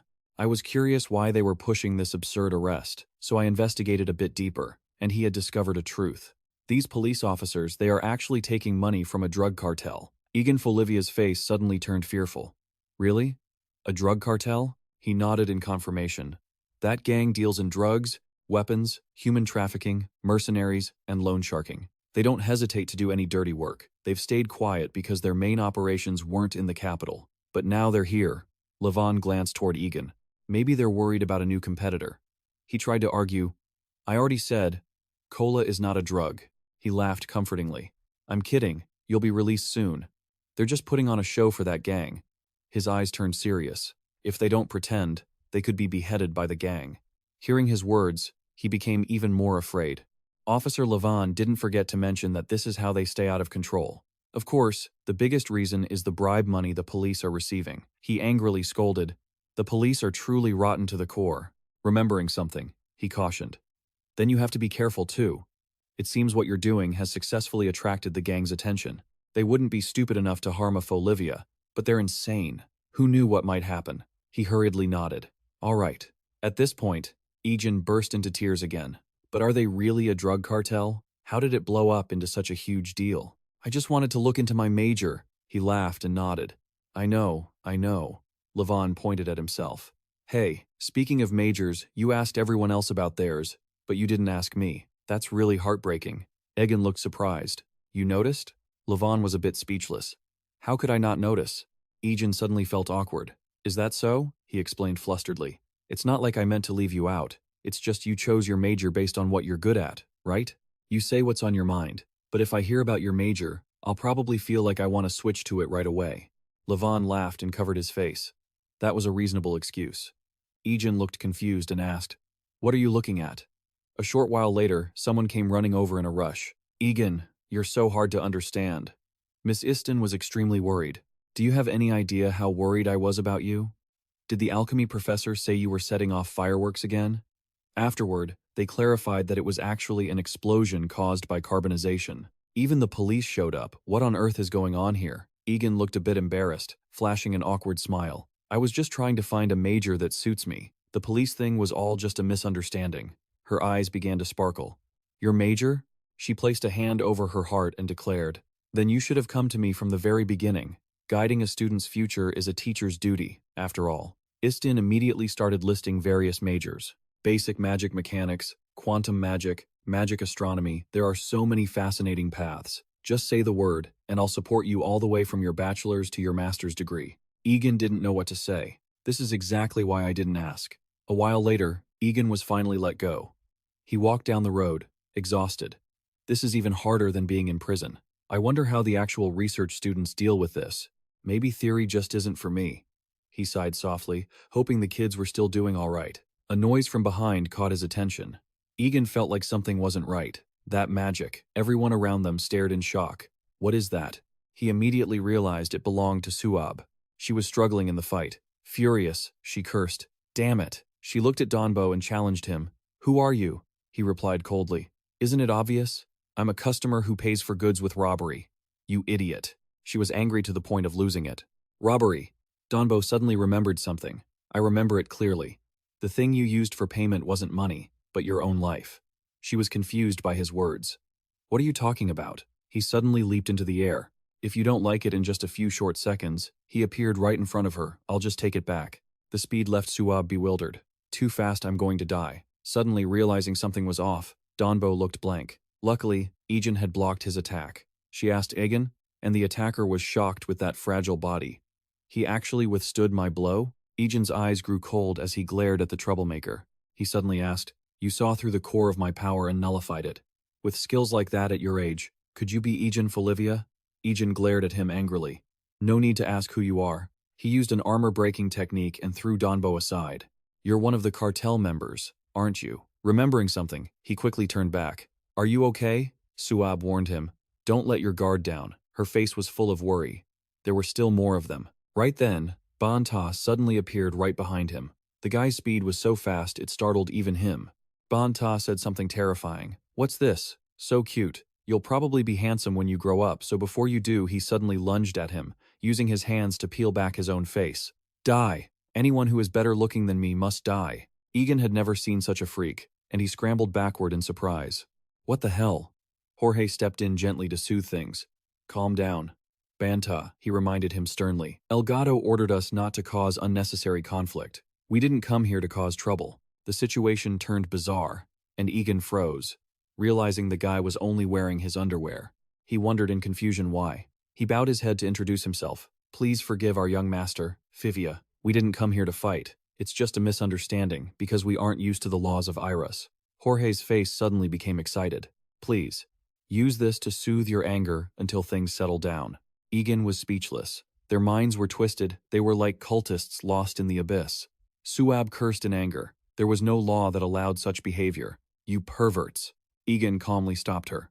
So, what is your purpose for coming here? He thought to himself. Unfamiliar. Have they only recently arrived in the capital? Just then, Donbo sat bolt upright. You could call it market research before settling in. A good businessman always researches his market thoroughly. He continued to reveal what he had discovered. We found that there is a wonderful drink in Eras called cola. Whoever controls that controls the world. Egen was annoyed by this point. Business? Don't try to change the subject with nonsense. I know what you are just by looking at your vibe. He reminded them coldly. You are abyss cultists, and you're targeting me, aren't you? Stop bothering innocent people. Deal with me instead. These words made Jorge unable to take it anymore. What the hell are you saying? I am a priest devoted to serving Lord Felin with both body and soul. He was shaking with rage. I cannot ignore the insult of being called an abyss cultist as a joke. At the same time, Banta stepped forward to warn him. Look at this kid. Just because you're good-looking doesn't mean you can be this arrogant. Do you think we came all this way just to look at you? He announced slowly. The person we came to find is Elgato. Egen was surprised. Elgato? He continued his declaration. Yes, Elgato is his title. His real name is Inside the Room. Levon looked at the 3 pictures in front of him. Those 3 assassins from the cartel already looked insane, but they had lost even more of their humanity through body modification surgery. He shivered at the thought of them. They're crazy, but they're quite strong, even for cartel standards. I never expected them to send these guys to track me. Levon flashed an awkward smile. I thought I had finally escaped Shiro's grasp for a while because of school. I guess they don't intend to let me go that easily. Hearing that name, Egen Folivia's expression turned grim. So it was Shiro, the one who wiped out his FS squad? He nodded, confirming that Shiro was indeed the leader of this gang, the biggest criminal organization in Horizon. I was raised as an assassin for the gang under his command, he admitted. He sighed, blaming himself. I should have told you sooner. I'm truly sorry. I hoped you would never have to find out about this. Egen rushed to comfort him. No, I understand. And you said you worked under Shiro before? After a moment of thought, Levon spoke up. Regardless, leave this to me. Nothing good ever comes from getting involved with gangs, he thought to himself. You have no idea what those people are capable of. Cutting to the scene, he asked unexpectedly. Is it Lorosi, right? Seeing the 3 strangers before her, Orochimia looked confused. Yes. But who are you people? Inside the room, Egen began to lay out a plan. Folivia will handle Districts 1 and 2, he instructed everyone. We will personally search Districts 3 and 4, where the slums are located. Wherever you find these 3, report it to me immediately. His expression turned furious. I will handle them myself.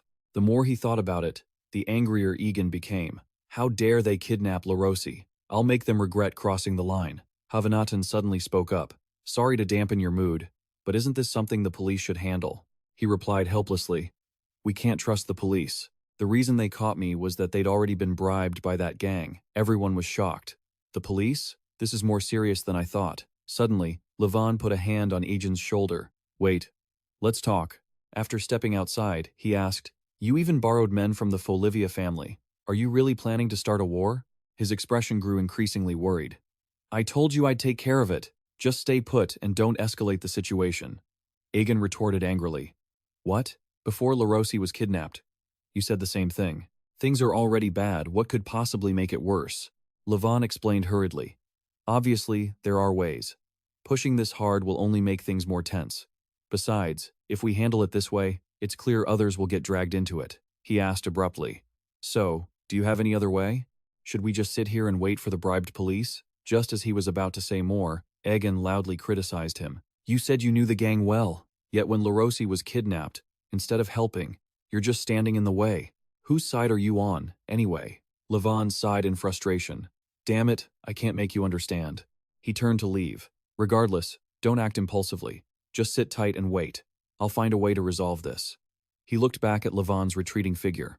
Wait, what exactly are you planning to do? Levon replied calmly. What else? He flashed a wry smile. Bring Lorosi back and kill them all, right? Realizing things were getting worse, Egen was frantic. Why waste more time? And he immediately left. Dust obscured his vision, making it impossible for Egen to see. But when he looked again, Levon was already gone.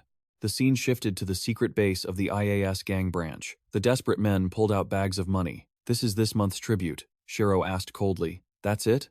The man nodded helplessly. Yes? Shiro grew annoyed. This isn't even enough to cover the cost of my skincare. He approached, questioning. Is this all the money collected from the capital of the kingdom? You're trying to fool me, the man recounted nervously.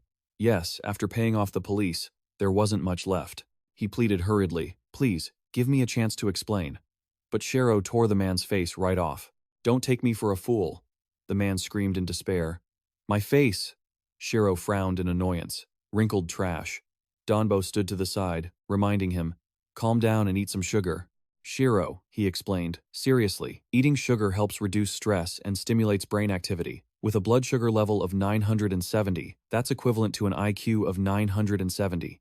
I've deduced he offered his thoughts. The reason the tribute from the IAS branch in the capital of the Hebronia Kingdom is so low is because it's under the control of that abyss-breathing bastard, Joseph. It's weakened the gang branch, leading to a decrease in tribute. Shiro furiously threw the man aside. Are you bragging? Being outdone by a wrinkled old man? Should I peel all of your faces off? Jay stepped forward to remind them. Protecting the capital is our responsibility. The members from headquarters, he smiled, speculating. When Lord Shiro, Elpad Petrino sent us to the capital, Joseph, who ruled the slums, had already disappeared. Could there be a more appropriate time than now?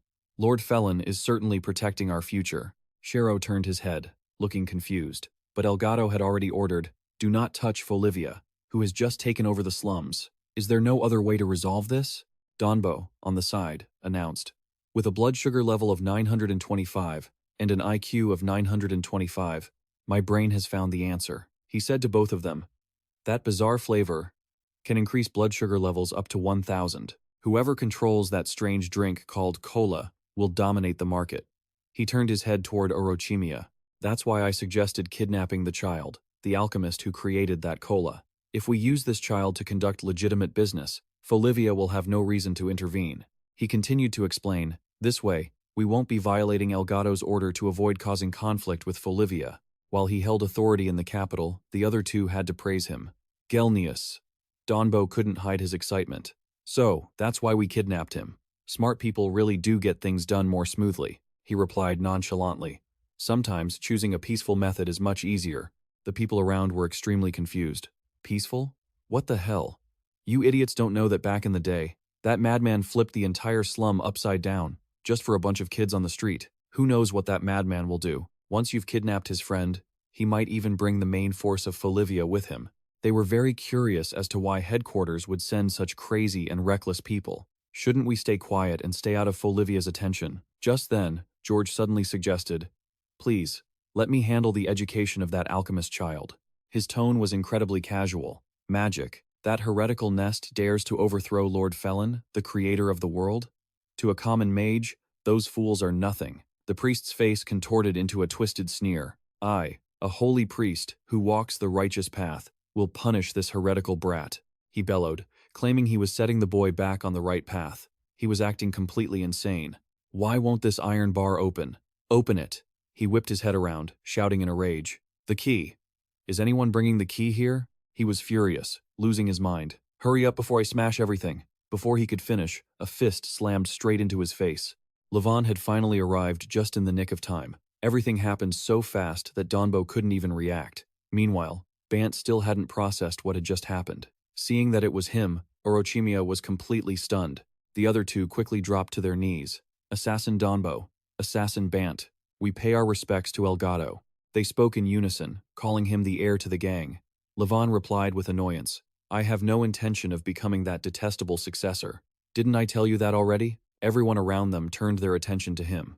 Is that kid really Elgato? Even Orochimia couldn't believe his eyes.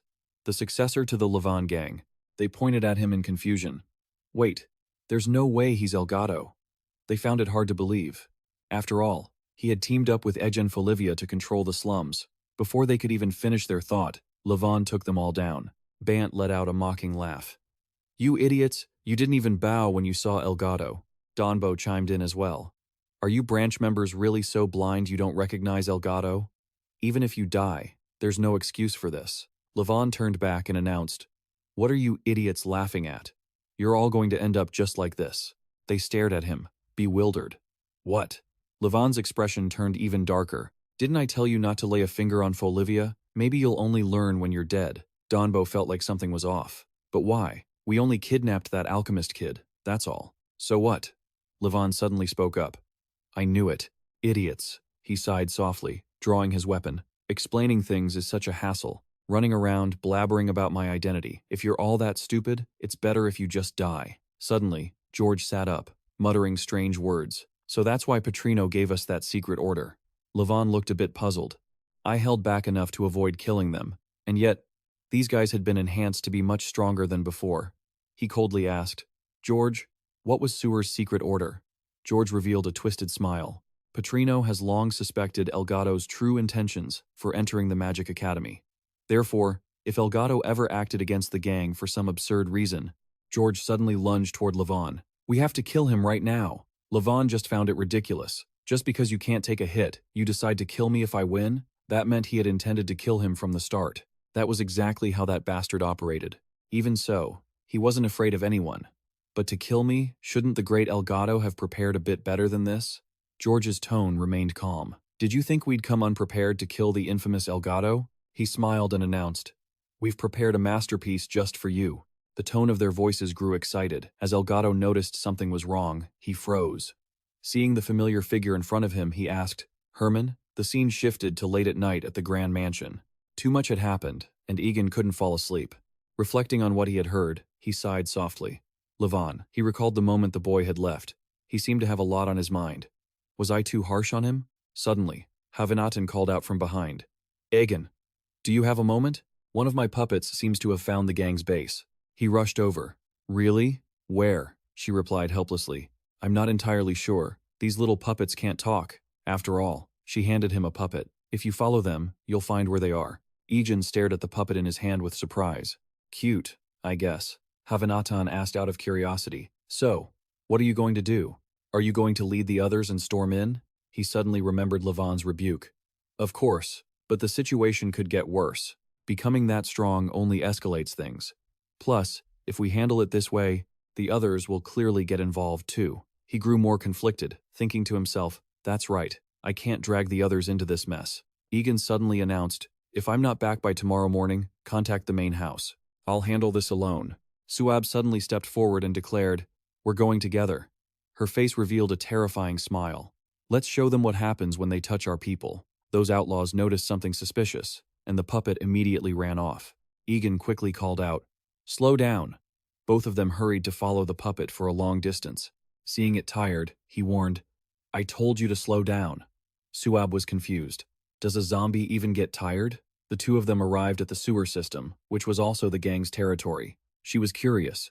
And why is this sewer so large and complex? Egen nodded. Right. If it weren't for the puppet, we never would have found it.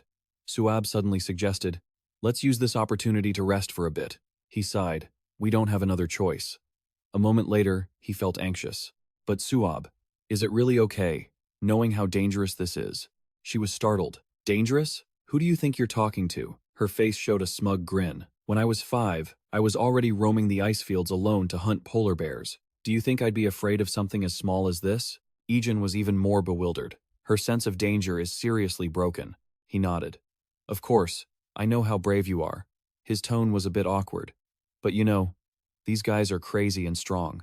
Even among the Folivia warriors, it's rare to meet people this powerful. I can't guarantee anything if all three of them attack at once. Suab's gaze turned suspicious. Is that so? Then why do you even need me? Egen was flustered.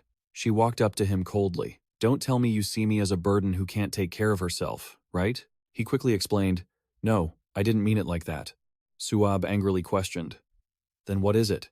Noticing a strange sound, Egen quickly pushed her backward. Watch out! Suab still didn't understand what was happening. What is it? What's flying toward us? He explained. It's a sniper attack. Seeing the objects on the ground left her stunned. These are throwing knives, Banta declared, appearing right before them. Pretty impressive, right? My skin is so elastic it can withstand over 100 pounds of weight. He even stretched the skin on his face to demonstrate. These projectiles have 10 times the force of a normal bow. It's unbelievable that you dodged them so easily. Suab was stunned, seeing this for the first time. Does he really shoot those things out of his cheeks? Before they knew it, Donbo had appeared behind them. To find us in this complex sewer system, someone must have leaked the information. Banta began calculating with his blood sugar level at 680, or in other words, an IQ of 680. My deduction is that the traitor is Levon. Banta's expression suddenly shifted. Wait, no need to honor a traitor. Levon is the one who leaked the base's location. Egen Folivia's expression instantly turned grim. They noticed something was wrong with the hamster, causing Egen to freeze. Wait a second, Levon is the traitor? So it's possible he got here before us. He suddenly stepped forward. A sharp deduction indeed. Banta nodded, satisfied. I should have stopped him when he said he was going to that cult's lair at the Magic Academy. Didn't he become corrupted because he associated with those cultists who deny Lord Felin? Donbo nodded in agreement from the side. I'd prefer a more literary interpretation. Banta placed a puppet in the palm of his hand. FS, a follower of the light, became Levon, a man of darkness. But then he met a boy from Folivia, who still held on to the purity and justice of the light. Banta crushed the puppet in his hand instantly. He must have remembered his true nature as a hearing this. Egen Folivia's expression changed. What? Egen recalled his own questioning. Whose side are you on? At that moment, Levon had been completely helpless. This only made Egen regret what he had said, just to him alone. Suab spoke up, annoyed. What are you talking about? What about Levon? Why are we talking about Levon? Banta smiled and stepped forward to remind them. Don't you know your friend's situation? That traitor caused quite a stir here before. Hearing this, she still didn't understand. A traitor? Levon? Whose traitor is he? Seeing they were clueless, Georgie burst into laughter. You don't even know he's been working with the gang? Both of their faces turned sour. He continued. What could you possibly expect from a traitor? Don't worry, he's not dead yet. He didn't forget to report back. We gave him a beating to remember, and locked him up with your friend. While he was still gloating, Suab breathed a sigh of relief. I thought it was something serious, but it turns out it's not a big problem, she said, with a casual tone. I don't care about this gang business. If Levon is a traitor to you people, then he's pretty talented. Egen nodded in agreement. That's right, she stated coldly. We are going to kill all of you, she added, and save everyone else. Donbo lunged coldly toward the pair. You think you can actually do that? Banta was the first to unleash a blinding technique. Egen noticed something was off. The man's arm was coming at a strange angle. He shouted with a twisted expression. Sword! Put the sword away! There's no love here! Egen was startled and panicked, having never seen this before. At the same time, Donbo lunged with his metallic claws, and Egen hastily used a technique to counter the armor by twisting his wrist. The opponent was quite difficult to deal with, but even so, Egen attacked with precision. But the next second, Egen realized something unusual. Donbo asked curiously, Are you aiming for my head? Amateur. The skin is the toughest part of the human body. It's obvious you can't slice through it with a sword, right? Egen was still bewildered. What is this? Banta continuously stretched the skin of his face, revealing it was the most elastic part of his body. He nonchalantly created projectiles and threw them at Egen. That well-maintained skin had 10 times the elasticity of a bowstring. Under constant attack, Egen couldn't counter in time, and Suab anxiously called out, Egen Folivia. She rushed forward and recited her familiar spell. Immediately after, she created a barrier to block them. Suab turned her head hurriedly. Are you okay? Egen shook his head and replied, I'm fine. They hit my armor and cloak. He sighed helplessly. No penetration, but the impact was as expected. Long-range attacks were the most troublesome. Suab seemed to understand. Egen couldn't defend alone. It was too much for him. Just then, she revealed a smug smile. Long range? I think I know who to deal with. Looking at the earthen wall before him, Donbo guessed that a spell of this scale must be from a mage of at least the 7th circle. He didn't forget to warn his comrades. Be careful. Don't just treat them like ordinary kids. Suab used the Endless Flow Shaman spell, creating a divine wave that left them all extremely confused. What the hell? She revealed a smug smile. Hey, you wrinkly old man, come and fight me. Upon hearing those words, Banta froze in shock. Wrinkly? Me? He was so angry he started trembling. You little brat. Donbo tried to console him. Calm down, Banta. She's just baiting you. But he had already lost his mind. Did she dare call me wrinkly? He immediately switched to maximum elasticity mode, cursing continuously. Call it good elasticity or whatever you want. And with that, he flew rapidly towards Suab. I'm going to peel your face off. Donbo didn't know what else to say. He'd fallen right into the trap. He felt very uncomfortable, exploiting someone else's insecurity for personal gain. Isn't that inhumane? Egen stepped in front of the other two. Hearing that from you lot doesn't hold any weight at all.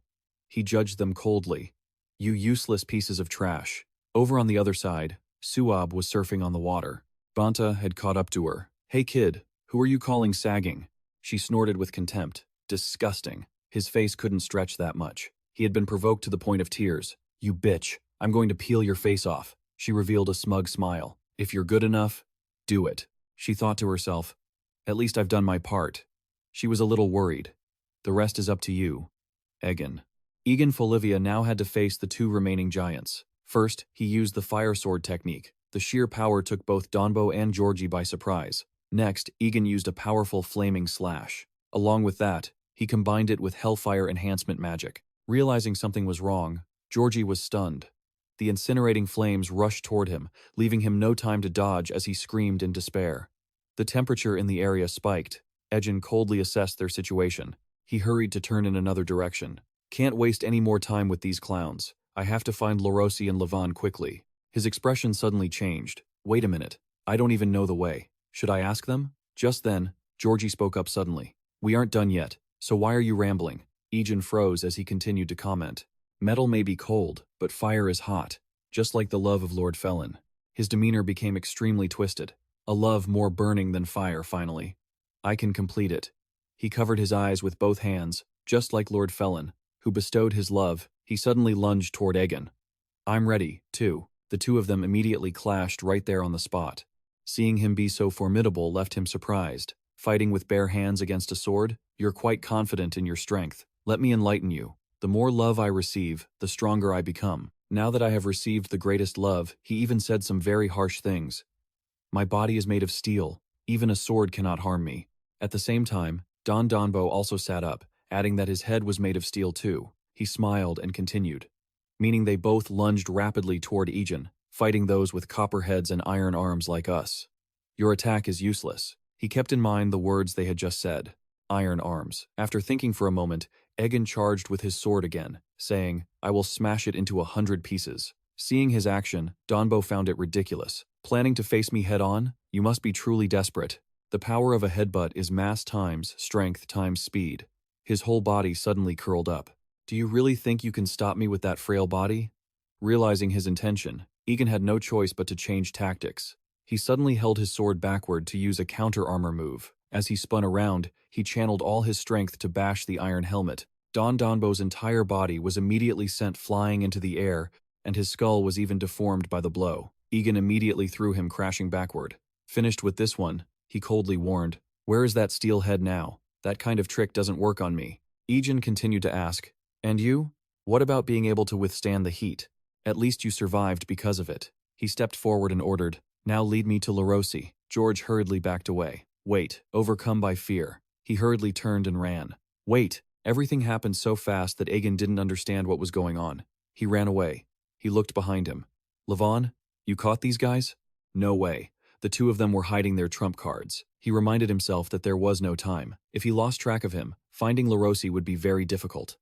Egen hurriedly ran after him. I have to catch that guy first. Elsewhere, George was accelerating, feeling extremely anxious. Monster. That kid, he's a monster. No different from Elgato. He tried to reach for the wooden door. Contin, I need a hostage. George told himself that he would threaten him with the alchemist kid. That's right, that'll work. A sound from behind made him bewildered. George looked around the room, startled. The cell is open. Where are all the guards? He hurriedly searched the surroundings. What happened to that alchemist kid? Realizing something was wrong, George became confused. But wait, he suddenly felt puzzled. Where is Elgato? Levon suddenly grabbed his head from above, then used his strength to create a whirlwind. After just a few seconds, George's body looked like a rag. He fell down, his mouth still muttering. Elgato recalled what had happened, remaining silent for a long time. He suddenly remembered the past. Why was that person here? Everything was becoming increasingly complicated, making Levon sigh. He reminded him, you can go out now. Lorosi. Orochimia was still trembling with fear. He reached out his hand toward him, saying, let's get out of here before we are surrounded. But his action made Orochimia scream in fear. She constantly backed away. Get away. Levon stood completely frozen, his mood turning sour.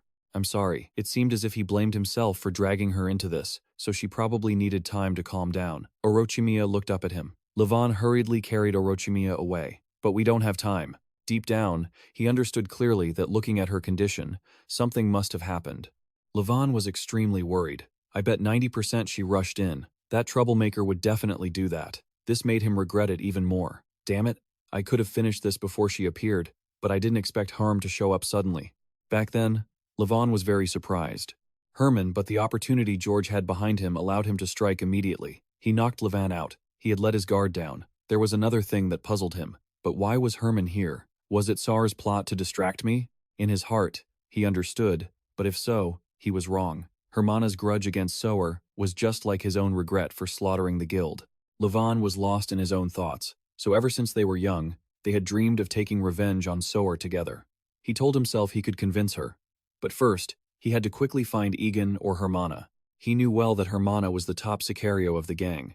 Over here, Egen had encountered Hermana. Levon became even more worried. If she met Egen, it would definitely be a disaster. He curiously asked, "Who are you?" But she still didn't reply. And even Hermana's face was covered. Not wasting time, both of them immediately lunged into combat. Egen stepped back, keeping a safe distance. "I know, there must be something more to this." He continued to assess Hermana. "So it was really you." She still didn't reply, just twirled the weapon in her hand. In a short time, she had created a terrifying whirlwind. Realizing the situation was not good, Egen Folivia's expression gradually changed. What? Under Hermana's power, the ground completely shattered. He hurriedly leaped high into the air. Just after he left, the ground shattered instantly. Egen was startled. What kind of power is this? Hermana used her weapon to shove a large rock on the ground. She threw it straight at Egen, taking him by surprise. Fortunately, he managed to step on the rock in time. Egen successfully did a backflip in the air and landed on the ground. Before he could calm down, Hermana charged again. Just one blow made him unable to hold his ground. His body was thrown against the wall behind him. Egen couldn't even counterattack. He looked at the opponent in front of him, confused. This power reminds me of my mother. He clearly understood that facing her head-on was not an option. Levon suddenly stepped forward, asking in confusion, "You scared the hell out of me. Why did you crawl out of the wall?" Seeing him appear there, Egen was shocked, and when the wall was smashed once more, he felt a wave of fear. He hurriedly pulled Levon away from the spot. "Run now." He still didn't understand what was happening. "What?" Egen felt truly puzzled. "And what about you? Why are you here?" Levon announced, "I already told you. I came here to rescue Larosi. Why do you keep asking where she is while you're running?" He sighed and explained, "I already saved her. I got her out through a safe route that the gang doesn't use." Realizing something was wrong, Egen grew anxious. "What? You just let her go alone?" Levon looked a bit helpless. "What else could I do? There's still work to be done, and I'm all by myself." Egen kept reprimanding him. "But leaving a child on her own, we'll talk about this later. Let's just get out of here now." Feeling curious, Levon turned his head back. "So, who exactly are you running from?" But when he looked behind him, he noticed something strange. Seeing him stop so suddenly caught Egen's attention. He turned back and called out, "Levon, what are you doing?" Levon answered calmly, "It's nothing. She's an acquaintance." Egen was startled, completely taken aback. "An acquaintance?" Her face is completely covered. Levon's expression became pensive. Herman always hid her face. She looks just like her, Levon thought. He knew well about one of Shero's special collections. Hearing that, Egen suddenly felt a chill, the special collections of Soer. Levon sighed softly. "Long time no see. Herman, I'm sorry for leaving without an explanation." He felt awkward. It was hard to explain. To put it simply now, my departure was just a continuation of what we had always talked about. Herman's body suddenly began to tremble, and noticing something wasn't right, Egen became worried. Seeing her suddenly lunging forward, Levon shouted, "Watch out!" Even Levon couldn't believe his eyes. Thankfully, he managed to push Egen back in time to avoid the attack. Egen asked in surprise, "You said she was someone you knew." He was still completely bewildered. Levon kept whispering right next to him. "You seem close to her based on how you talk. So why is she attacking? Could you have mistaken her for someone else?" She didn't even respond. Levon was still confused. It can't be. Pleasant memories from the past flashed through his mind. I could never fail to recognize Herman. As if realizing something, his expression shifted instantly. Could it be Shero? He had guessed what they had done to Herman. Just then, George stepped forward. Quite a reunion, though it doesn't seem very satisfying. Sensing the situation turning dire, Egen felt flustered. "Who is that guy?" Georgie's twisted face appeared before them. Even Elgato was surprised how was he still alive. At the same time, Donbo stepped out from behind. The human body is a miracle, he said, pointing to his own dented head. Even when half of their brain is destroyed, they can still move. Egen was completely dumbfounded. This guy too? He looked at the surrounding situation, and the others. Were completely surrounded. Understanding the gravity of the situation, Levon was shocked. So, there are other Siario, he sighed softly. No matter how you look at it, isn't this a bit overkill for such a bizarre mission? Jay laughed, his face twisting as he replied, if not for you, Elgato, fostering rebellious thoughts, they would have returned long ago. But now, it's such a pity. He sighed and rummaged through his pocket. Betrayal. What betrayal? If I expose the madness you've caused, even Anpad Petrino would say you deserve to die. He continued to attack Fivia, abandoning the capital IAS, didn't you? Levon silently calculated that Shero's relationship with the Eternal Society was a closely guarded secret. The order to assassinate Egen certainly wouldn't be public information. After adjusting his head, George treated it all like a joke.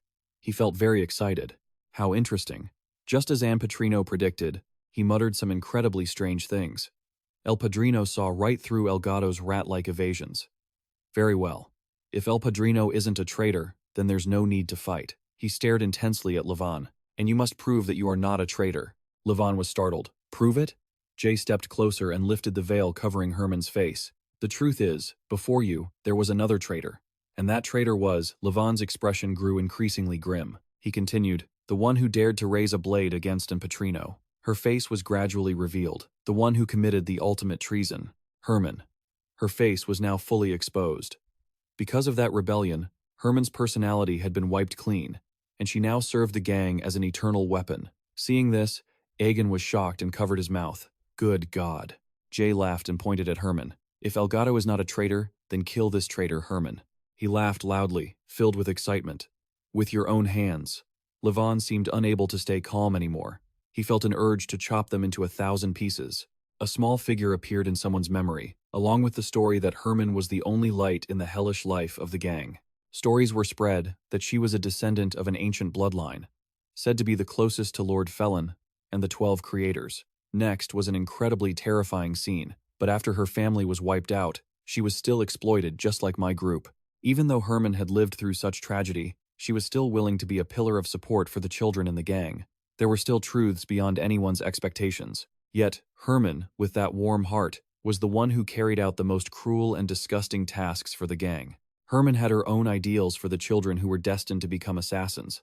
To her, the short-lived innocence of the children in the gang was more precious than her own life. However, as time passed, she became worn out and exhausted by such a life. Herman always spoke to me as if she were reminding herself. The words of Herman that were passed down were, Lord Felin, the deity who loves humanity, granted them a right, a motivation to guide them through an uncertain future, the strength to finally find a way out, even in the depths of despair, and because he granted humanity the right to freedom, never lose hope. Returning to the present, George was clearly enjoying himself. That is the fate of a traitor, to lose even the will of freedom. She is nothing but a puppet now. What do you think? Isn't that worse than death? He stuck out his tongue and grinned mockingly. So, if Elgato is not a traitor, kill this traitor Herman yourself. Jay intended to say more, but before he could finish, he took a punch to the face. Prove that you aren't a traitor. His entire body flew back a great distance and slammed hard into the ground. At this moment, Georgie was still laughing, followed by a declaration. Just as I thought, you are indeed the traitor. Now, Elgato, even death won't be enough. However, Levon grabbed his hair and stepped 1 foot onto Georgie's shoulder. The guy's face immediately showed clear fear, and his voice became much more subdued. Wait. Before Jor could finish his sentence, Levon decisively tore his head clean off his body. Hold on. He had completely spiraled into his own blind rage. Egen watched the scene unfold, unable to shake off his growing unease. Jor's lackeys were just as terrified, while Herman, being mind-controlled, showed no expression at all. One of the men saw this and shouted, urging the rest of the group, "What are you just standing there for? Isn't the traitor's true nature obvious now?" They locked onto Levon and swarmed him in unison. Right then, he slowly slid his hands into his pockets while muttering the word, traitor. Levon began listing Jory's crimes. He had wiped out FS just to steal their technology. He didn't forget to mention Egen Folivia either. To someone who turned Herman into this, I have no loyalty to give. Levon's rage grew with every second. In truth, I never had any to begin with. Hearing this, Donbo snapped and started yelling. Those words can't be taken back now. You know exactly what happens to a gang traitor, don't you, Elgato? He kept hurling insults at the traitor. Life is as light as a feather. A threat was issued by Donbo. We'll start with the things you value most. One by one, we'll torture, destroy, and crush everything. He didn't forget to add one last threat. And when there's nothing left to lose, in the end, you'll be the one being tortured, begging for the sweet release of death. To his surprise, after hearing all that, Levon just glared at him and challenged him. Go ahead. Do you think I have anything left to lose? Donbo let out a roar, his anger surging. Of course we will, he continued, as his subordinates targeted Levon for an attack. A traitor doesn't need his limbs to pay for his betrayal. Take him alive. Just keep him breathing. On the side, Egen was also struggling to hold off several attackers. His expression was one of pure annoyance, internally labeling them as seasoned veterans. We have to retreat now. Egen glanced back to assess the situation, but now, all he saw was Levon slaughtering the rest of them. He quickly realized that there was no reasoning with him. Just then, Donbo shouted an order to Egen Folivia. He demanded one simple thing of her: restrain Elgato. This statement caught Levon completely off guard. He barely managed to dodge Egen Folivia's attack, then hurriedly activated a strengthening spell as another burst of energy headed his way. A massive explosion followed. Egen, watching from afar, gasped in shock. Levon was thinking fast. That's Egen Folivia. She's definitely the strongest one here. If she joins the fray in this disadvantageous spot, it's all over. Egen's focus shifted to Donbo. That man was the one giving orders to Egen Folivia. He quickly calculated a plan. If he could neutralize him, maybe he could stop her. Done. Egen zipped past the underlings, aiming straight for Donbo. The man's eyes widened, and he instantly fell into a state of panic. Half my brain has been crushed. He watched helplessly as the enemy climbed right on top of him. My motor functions, they aren't keeping up anymore. Egen held a blade to Donbo's throat while loudly ordering him to stop Egen Folivia, or else he'd kill him. To his surprise, this threat didn't make Donbo flinch in the slightest. Kill me. Even if everyone here dies, punishing a traitor is better for the gang. Hearing this, Egen became unsettled, much like those who worshipped the abyss. They were the type of people who couldn't be reasoned with. He swung his sword, quickly changing his strategy. If that's the case, don't hesitate. At least thin their numbers. However, when he slashed, he was horrified by what sprayed out. White blood, it was grease. Egen's eyes went wide, momentarily shaken. What? Donbo stood tall, having shoved Egen to the ground. You let your guard down. Fortunately, Egen was still composed enough to plant his sword into the ground. Donbo clutched his wound and spoke slowly. Due to my severe high blood pressure and hyperlipidemia, whenever I'm wounded, white blood sprays out violently. This terrifying explanation left Egen confused. What are you talking about? Donbo calmly added, and my blood has been conditioned through a high-intensity diet. It is the most dangerous poison in the world. Hearing this, Egen immediately covered his mouth, his face twisted in disgust.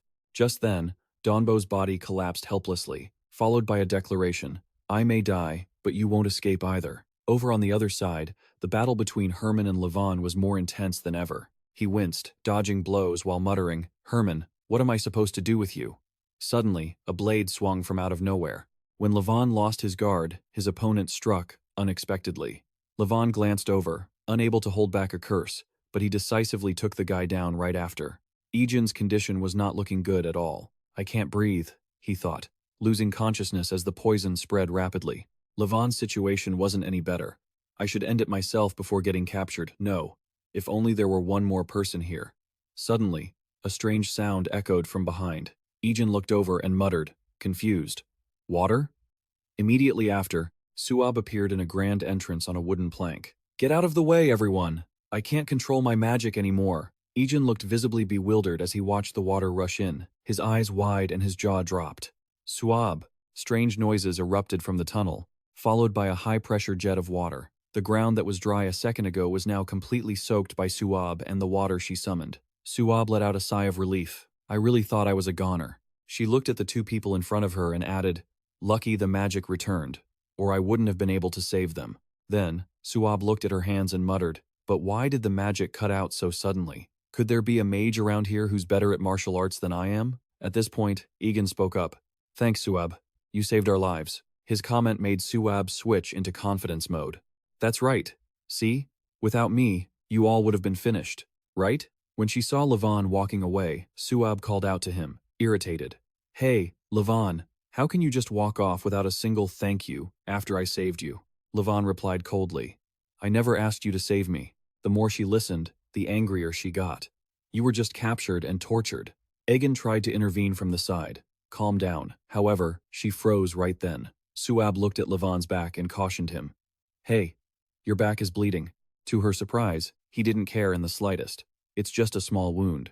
Then, Levon coldly shocked his own wound with electricity. This sight made Suab gasp in sheer terror. Are you that crazy? You burned your wound to stop the bleeding? At this moment, Egen finally confronted him.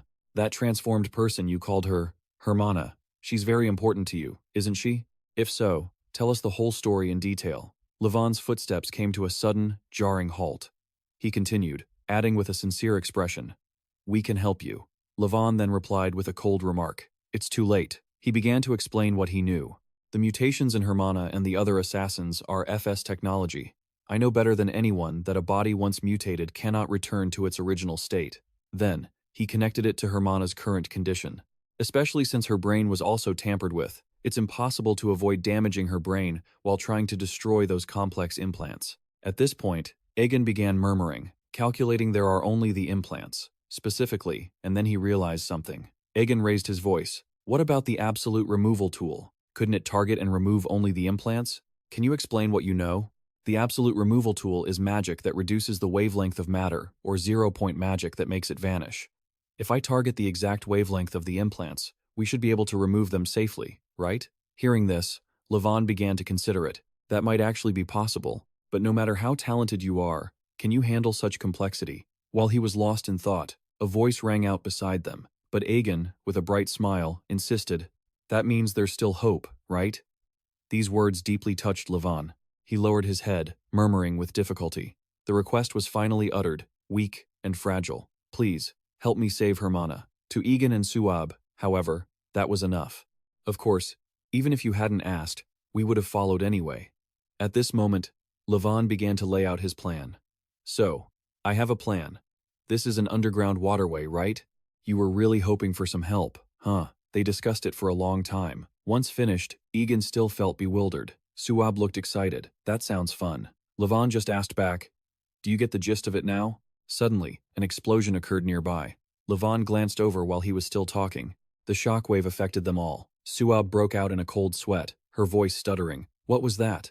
An earthquake. Magic. Egen and Levon spoke in unison. A bomb. He explained what was happening. They can't pinpoint our exact location. So, they're planning to block all the exits. Hearing this, Suab still couldn't believe the truth. They would really destroy their own base? Egen, standing by, kindly explained. They are the type of people who will do anything. He took the lead and moved quickly. Hurry, we don't have any time. At this moment, Egen remembered Donbo's words from before. My blood has been forged through a rigorous diet. It is the deadliest toxin in the world. His condition was dire, his time was running out, and a pile of rocks atop the two leaders' bodies was all that remained. The underlings stood by, trembling as they called out to Donbo. He clutched his face in agony and continued, El Gato and those brats, he issued a threat. I will kill every single one of you. He turned to his remaining henchmen and signaled for them to blow up all the exits. Don't let them escape. Unexpectedly, just as he finished his sentence, the wall beside them was smashed in. He turned his head in that direction.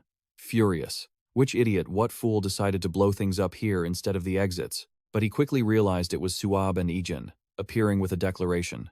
We did it, you moron. How does it feel to see me again? Happy, right? He looked at her with a face full of rage. Well, that saves us the trouble of having to look for you. We'll deal with you first, then we'll make El Gato pay. On the other side, Suab smiled playfully. Seems like we don't need to go searching anymore, huh? Levon, behind her, began to chant. Energy surged. Light flared as he cast his skill. Ling. All the underlings were affected. Donbo stood there, watching the electric current heading his way. He couldn't dodge in time and took the bone-chilling shock head-on. All of them were knocked down at once. Suab breathed a sigh of relief, watching and commenting slowly. All right, just like the plan. And you even had to look cool doing it. On the other side, Levon pulled something out. He threw it forward, and it exploded instantly. Once done, the group started moving. Levon pointed and signaled to Suab, Use your magic to summon water and wash those guys out. They'll fall to the bottom floor. She replied with great excitement. Great, my turn, Suab laughed as she declared. I'll send them straight to the North Sea in one move. Suddenly, a problem arose. Egen turned his head, looking puzzled. What's wrong? Levon also chimed in with a push. Hurry up. We still have to find Hermana after this. Suab explained slowly, her face full of confusion. Just like before, the natural elements aren't listening to me. It's as if some creature is controlling them. Egen and Levon were both looking at her. Suab, what is it? What's happening? Behind them, Hermana slowly appeared. The natural elements here, speaking of common knowledge, the strings that form the foundation of magic are also its core. The number of strings, along with other factors, is a sensitive issue for mages. Meanwhile, shamans borrow power from nature, but strings are also an important factor for them. Because a shaman's strings connect them to nature, the more strings they have, the more deeply they can communicate with nature. Relating this to another situation, at the highest point of the horizon is the celestial ocean, where the genius shaman Suab from the celestial sea tribe resides, who possesses 8 strings. Even a grand shaman who has reached the human limit of 10 strings cannot avoid a battle for control over nature against Suab. From all of this, one can conclude, it is impossible for nature not to respond to Suab. It's impossible. There is only one possibility for this to happen. The answer appeared simply in the form of Hermana. There is something beyond human existence dominating nature in this place. Levant's expression was grim as he looked at her. Damn. She attacked the moment she saw them. Levant and Egen were forced back in a panic. Even Herman's plan had fallen apart. He was calculating in his head, wanting to force a one-on-one situation with Herman. Once the others regained consciousness, the previous crisis would surely repeat itself. Finally, Levant made a decision. In that case, it's better for us to change our location. With that thought, he immediately took off running. Egen asked curiously from behind, Levant, what are you doing? Levant answered simply. Wait a second. He pulled out another cannon and signaled, All right, everyone, get ready. These words left Egen Folivia completely confused. Get ready for what? Even Suab had the same question. What's going on? Levant threw the bomb in his hand forward, shouting to prepare for the blast. The target was none other than Herman. A massive explosion followed, causing Egen Folivia and Suab to fall through the floor. Levant, you madman. Fortunately, they all landed in the water. After a moment, Suab surfaced. She immediately turned and confronted him. You lunatic. Why did you suddenly blow up the floor? Levant's explanation was incredibly simple. Since I couldn't use shaman arts, I had to come up with a temporary solution. He continued bluntly. Suab, even if you can't use shaman arts, you can still use ice magic, right? You passed the entrance exam, after all. Levant signaled to Egen Folivia behind him. Egen, prepare the absolute dispel. Egen replied briefly. Fine. They all looked toward their opponent in unison. We're sticking to the plan. As they observed Herman, they were calculating in their minds. Even though Herman had complex graphs in her brain, they were all controlled by the gemstone embedded in her forehead. When it came to more complex matters, because of the intricate spells, the only thing that could remove them was his absolute dispel. Earlier, Egen had been extremely panicked and kept refusing. No. Even though I suggested it, I don't have the skills to use that spell accurately in the middle of a battle. He explained the situation while imagining Herman. I need time to focus, and the effective range is too short. I can't be sure that I can hit the gemstone on Herman's forehead. Someone whose close-quarters combat skills far exceed mine. Levant had calmly insisted. Of course it's going to be difficult. He didn't forget to add that Herman was a descendant of the ancient humans who fought against the Abyss alongside Lord Felin and the 12 Saints. A comparison was made. She is stronger in every aspect. Meanwhile, Herman was continuously attacking. Levant countered while thinking to himself, but she isn't invincible. If Suab and I coordinate with lightning and ice magic, we can blind her. His plan was very specific and created the opening for him to use the absolute dispel. Suab's eyes widened, looking bewildered. Huh? Then, she asked a question. But if I can't use shaman arts, I'm useless with magic. I haven't even mastered half of it yet. I only just scraped by in the entrance exam. She stopped, noticing the shocked expression on Levant's face. Why are you so focused and failing to dodge Herman's attack? Egen saw his friend getting beaten up and shouted in alarm, Levant! He rushed forward, calling out, Stop! However, Herman simply swung the weapon in her hand. Egen blocked the strike, but the force of it caused him great pain. He went flying and slammed hard into the wall behind him. Egen's body trembled as he spoke weakly. Levant observed from the other side with an unsatisfied expression. Deep down, Levant was cursing. Too many unexpected variables. Why did the shaman arts fail at this exact moment? On another note, the common denominator in all these failed attempts was Herman's presence. Could this be related to Herman being an ancient human? Because of that, Levon kept thinking he didn't know the principle. But anyway, this wasn't a problem he could solve right now. The only thing that could create an opportunity for the absolute dispel was for him to calculate everything perfectly and signal his friend. Egen, focus on your spell. I'll take a different target. As for Herman, I'll make sure she's blinded. To his surprise, Egen still felt anxious and called out, Levon, wait. That was when a change appeared in his body. This technique was the pinnacle of Levon's magic. It was a spell that could turn even a toy sword into a magic sword by engraving a high-intensity rune onto it. The catch was that without special body modifications, the limit was only 5 minutes. Levon kept weighing his options.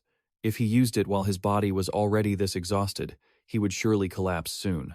However, he decided to entrust everything to the others. After this, Egen, I believe in you. A powerful light struck down. The skill used was Lightning Strike. Herman, on the other side, blocked it with a slightly surprised face. The two of them fought at high speed. Suab watched with unconcealed frustration. If only I could use shaman arts. However, Egen's situation wasn't looking good. Due to the poison, he was slowly losing focus. He decisively punched his own face hard. This action left Suab shocked. Egen wiped the blood from his nose, murmuring a reminder to himself. If my mind becomes clouded, I must push through. His hands began to form seals. If the poison spreads further, I won't be able to maintain my focus. This is likely our last chance. Egen unleashed his magic. Everyone's survival depended on this final opportunity. The yellow light it emitted surprised Suab. What is this? She thought to herself that nature hadn't responded to her before, but now it was listening. Suab whispered, even though nature didn't respond to a shaman like me, why is it obeying a mage who only has 1 second like Egen? Herman, on the other side, sensed the difference and immediately charged toward them. Seeing this, Suab shouted loudly, is she running this way? Then, she decided to step up and block her opponent. I won't be a burden. A hand reached forward. Herman brutally twisted Suab's arm.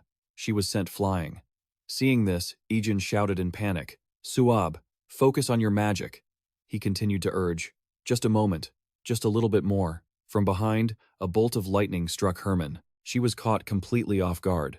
Egen stared in disbelief. Levon signaled loudly from behind, now. Hearing this, Egen immediately launched his attack. His hands moved in a circle and then rose high. A blinding slash appeared on Herman's body. The technique used was the absolute dispel. The technique triggered a blinding flash of light. Egen observed Hermana's condition and commented excitedly, we did it. On the other side, she was slowly regaining consciousness. However, Hermana's voice was incredibly weak. A split second later, she collapsed to the ground. Levant caught Egen Folivia, sighing in relief. He had actually succeeded. Thank goodness. Just then, Suab spoke up from behind. My body is shattered, and my head is full of questions. Egen replied slowly. Of course it is. Suab stepped forward with a query. So, is she finally free from control? Levant kindly explained. No, she just stopped because the control device was destroyed. We still have to eliminate all the remaining grafts. Hearing this, she glanced over and remarked, then, we have to get out of here first. But how do we get out? Unexpectedly, Levant cut in. We have to figure that out right now.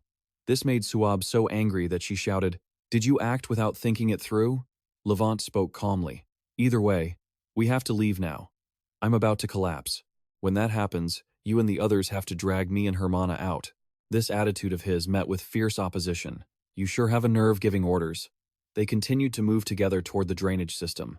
It was sure to lead outside. Suddenly, the stone blocks all around began to shake. As the group ran, they grumbled. An explosion again? Looks like they've woken up. Levant added when he heard that. We can only pray they go the wrong way. However, Egen collapsed right at that moment. Egen's voice grew weak as he explained, I'm sorry, the truth is, I've been poisoned. Suab and Levant were both shocked. Poisoned? He quickly signaled the other. Suab, take care of Hermana. I'll check on his condition. Suab used her hands to support Hermana. All right. Suddenly, an explosion erupted behind them, followed by a cloud of white smoke. Bant and his underlings appeared. Found you at last. The traitor and these annoying brats. A smug, sadistic smile played on his face. Thanks to the stimulation you provided, I've evolved to a higher level. The lightning rubber man, electrical Bant. Levant and Egen were both caught off guard. How did you find us? Beside Bant, an explanation rang out. When falling to the lowest level, the most logical way to escape is to follow the water flow. Donbo appeared, speaking slowly. My bloodstream is infused with the essence of her, reaching 1024. That means, with an IQ of 512, I could easily deduce this. Seeing him, Egen was completely stunned. How did you survive a fatal strike to the carotid artery? Donbo continued, unhurried. My blood vessels are filled with fat. My blood sugar turns into a viscous fluid, stopping the bleeding automatically. Thanks to a high-intensity diet, I have been reborn as an immortal. This time, it was Levant's turn to be shocked. They had surpassed the limits of human bodily enhancement that he had ever known. What on earth was happening at headquarters? However, not wanting to give him much time, Egen launched an attack. He used the fire slash.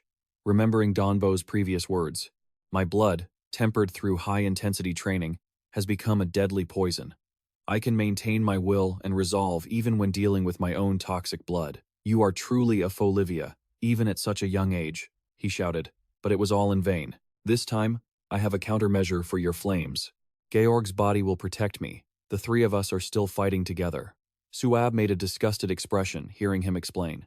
Using your own comrades, you're insane. Meanwhile, Egen felt completely overwhelmed.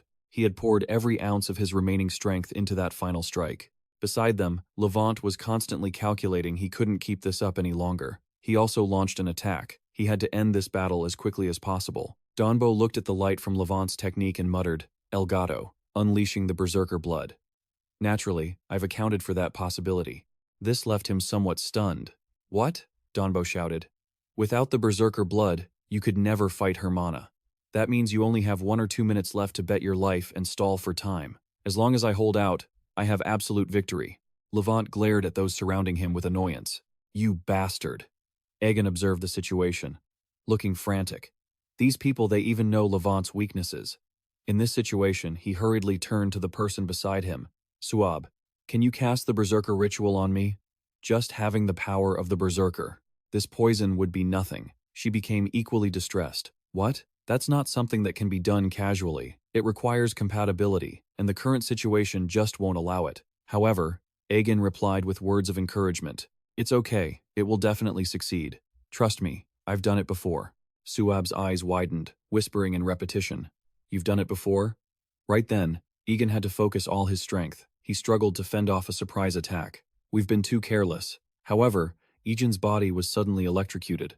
Bant spoke calmly. Did you think I would overlook such an opening? Cursed little brats. This only made him feel more irritated. He hadn't lied about his evolution. He was becoming even more troublesome now. Egen's condition was becoming critical. What should he do? His vision was growing blurry. Meanwhile, Levant was still surrounded by the enemy.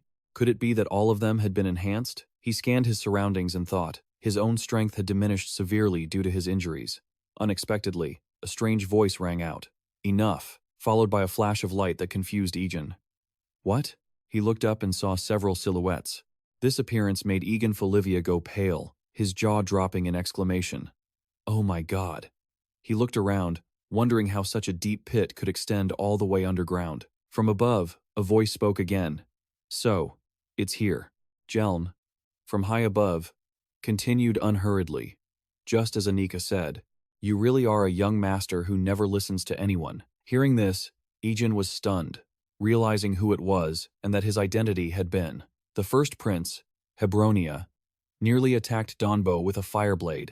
He then landed on the ground with incredible finesse. Levant's eyes widened as he witnessed his opponent's skills, and Egen was just as shocked.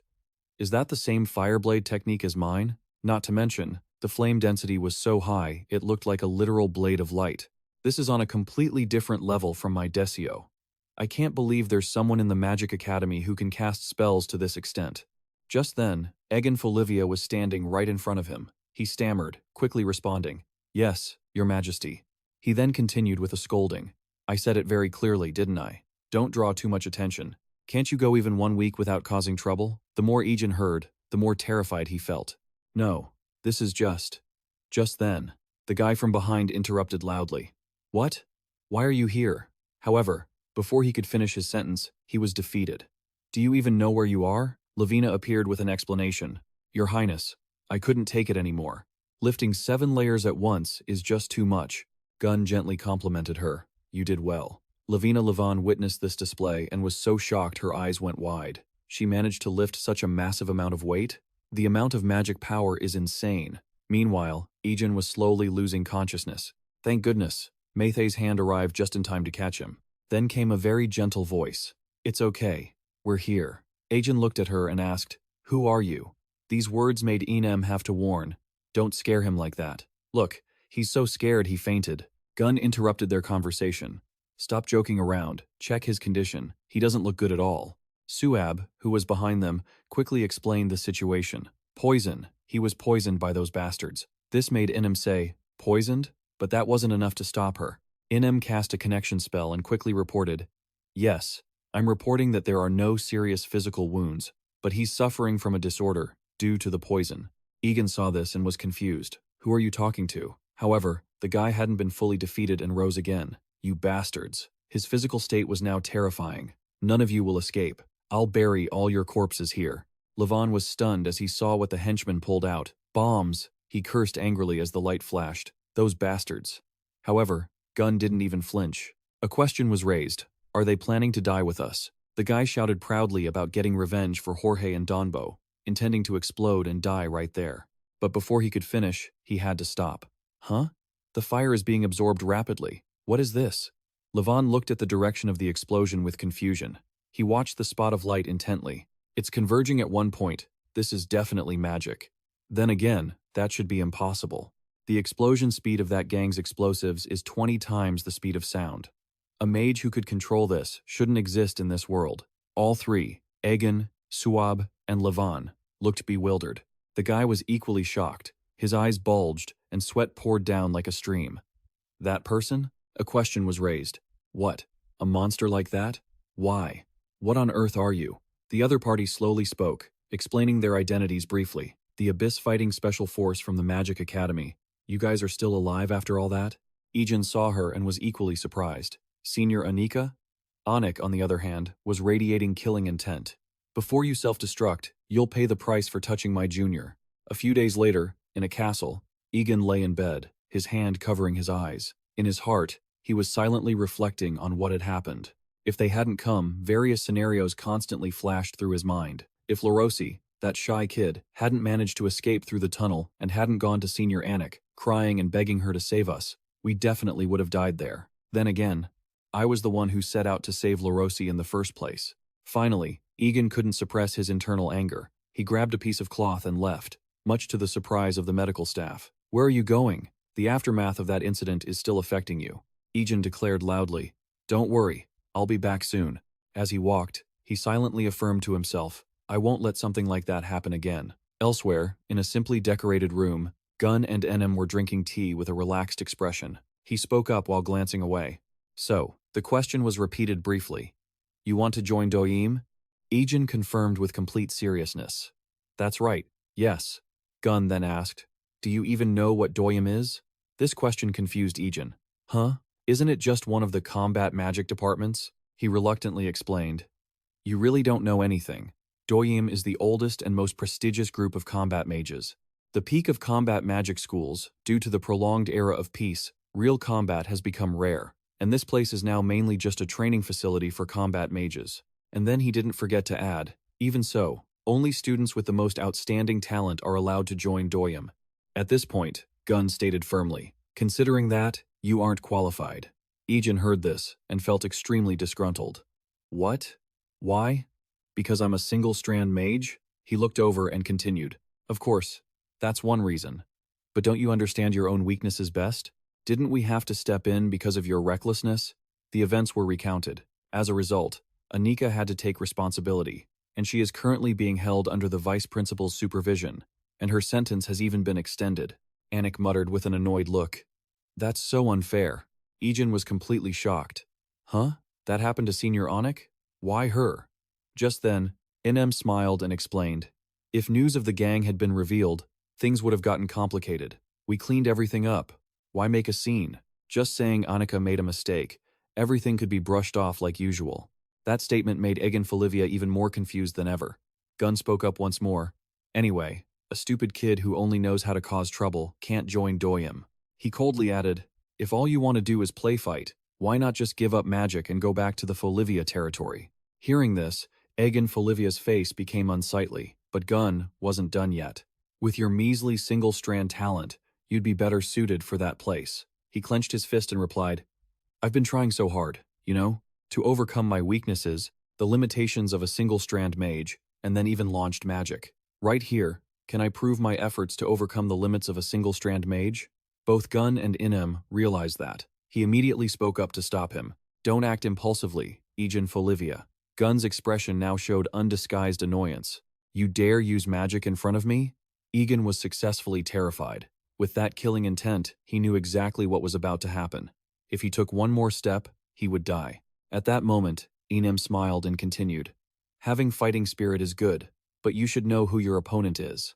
Unlike Annika, we aren't restricted by magic. She added playfully, if we aren't careful, we might just kill you. The more he heard, the more terrified Egen felt.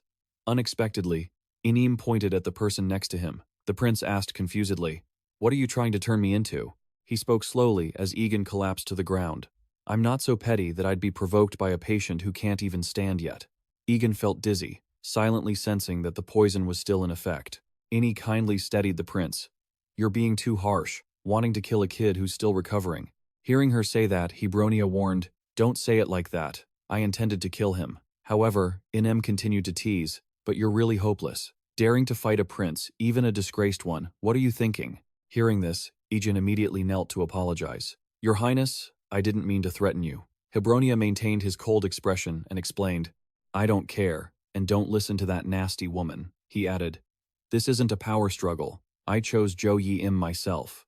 He was afraid Fivia would misunderstand. However, Egen was completely surprised that he gave up his succession rights for Jo Yi Im. Hebronia looked at him and asked, even I'm curious, why are you so desperate to join Jo Yi Im? Of course, he understood a warrior's desire to become stronger. He continued to list other possibilities. But it doesn't have to be through Jo Yi Im or even the Magic Academy, right? You're just a B-rank student in 12th grade here. But if you studied swordsmanship at Folivia, you could get better training and treatment, right? Hearing this, Egen finally presented his story. Ever since I was saved and able to stand again thanks to Lady Felin, my goal has been set for a long time. I decided to become a mage like her and help children like me. Hebronia frowned, muttering as he recalled, now that you mention it, I remember you saying something like that when you first enrolled. Egen continued. But as you said, I'm just a one-string mage. My alchemy is terrible, and the theory classes don't suit me at all. He bowed his head as he added, people say someone like me, wanting to be a mage like Lady Felin, is a joke. They call me a fraud. In fact, his friends who pursued their dreams were perhaps more like Lady Felin than he was. Hearing this, Hebronia asked, are you being insecure? I didn't ask, don't keep talking, it's annoying. Egen raised his voice to clarify his intentions. He presented his case with great determination. I want to become someone who can protect everyone's dreams. I believe that is the path for me to become like Lady Felin. Egen continued with enthusiasm. The truth is, a one-string mage like me has limitations. But if all our dreams are gathered together, if they can be protected, wouldn't we all be one step closer to Lady Felin?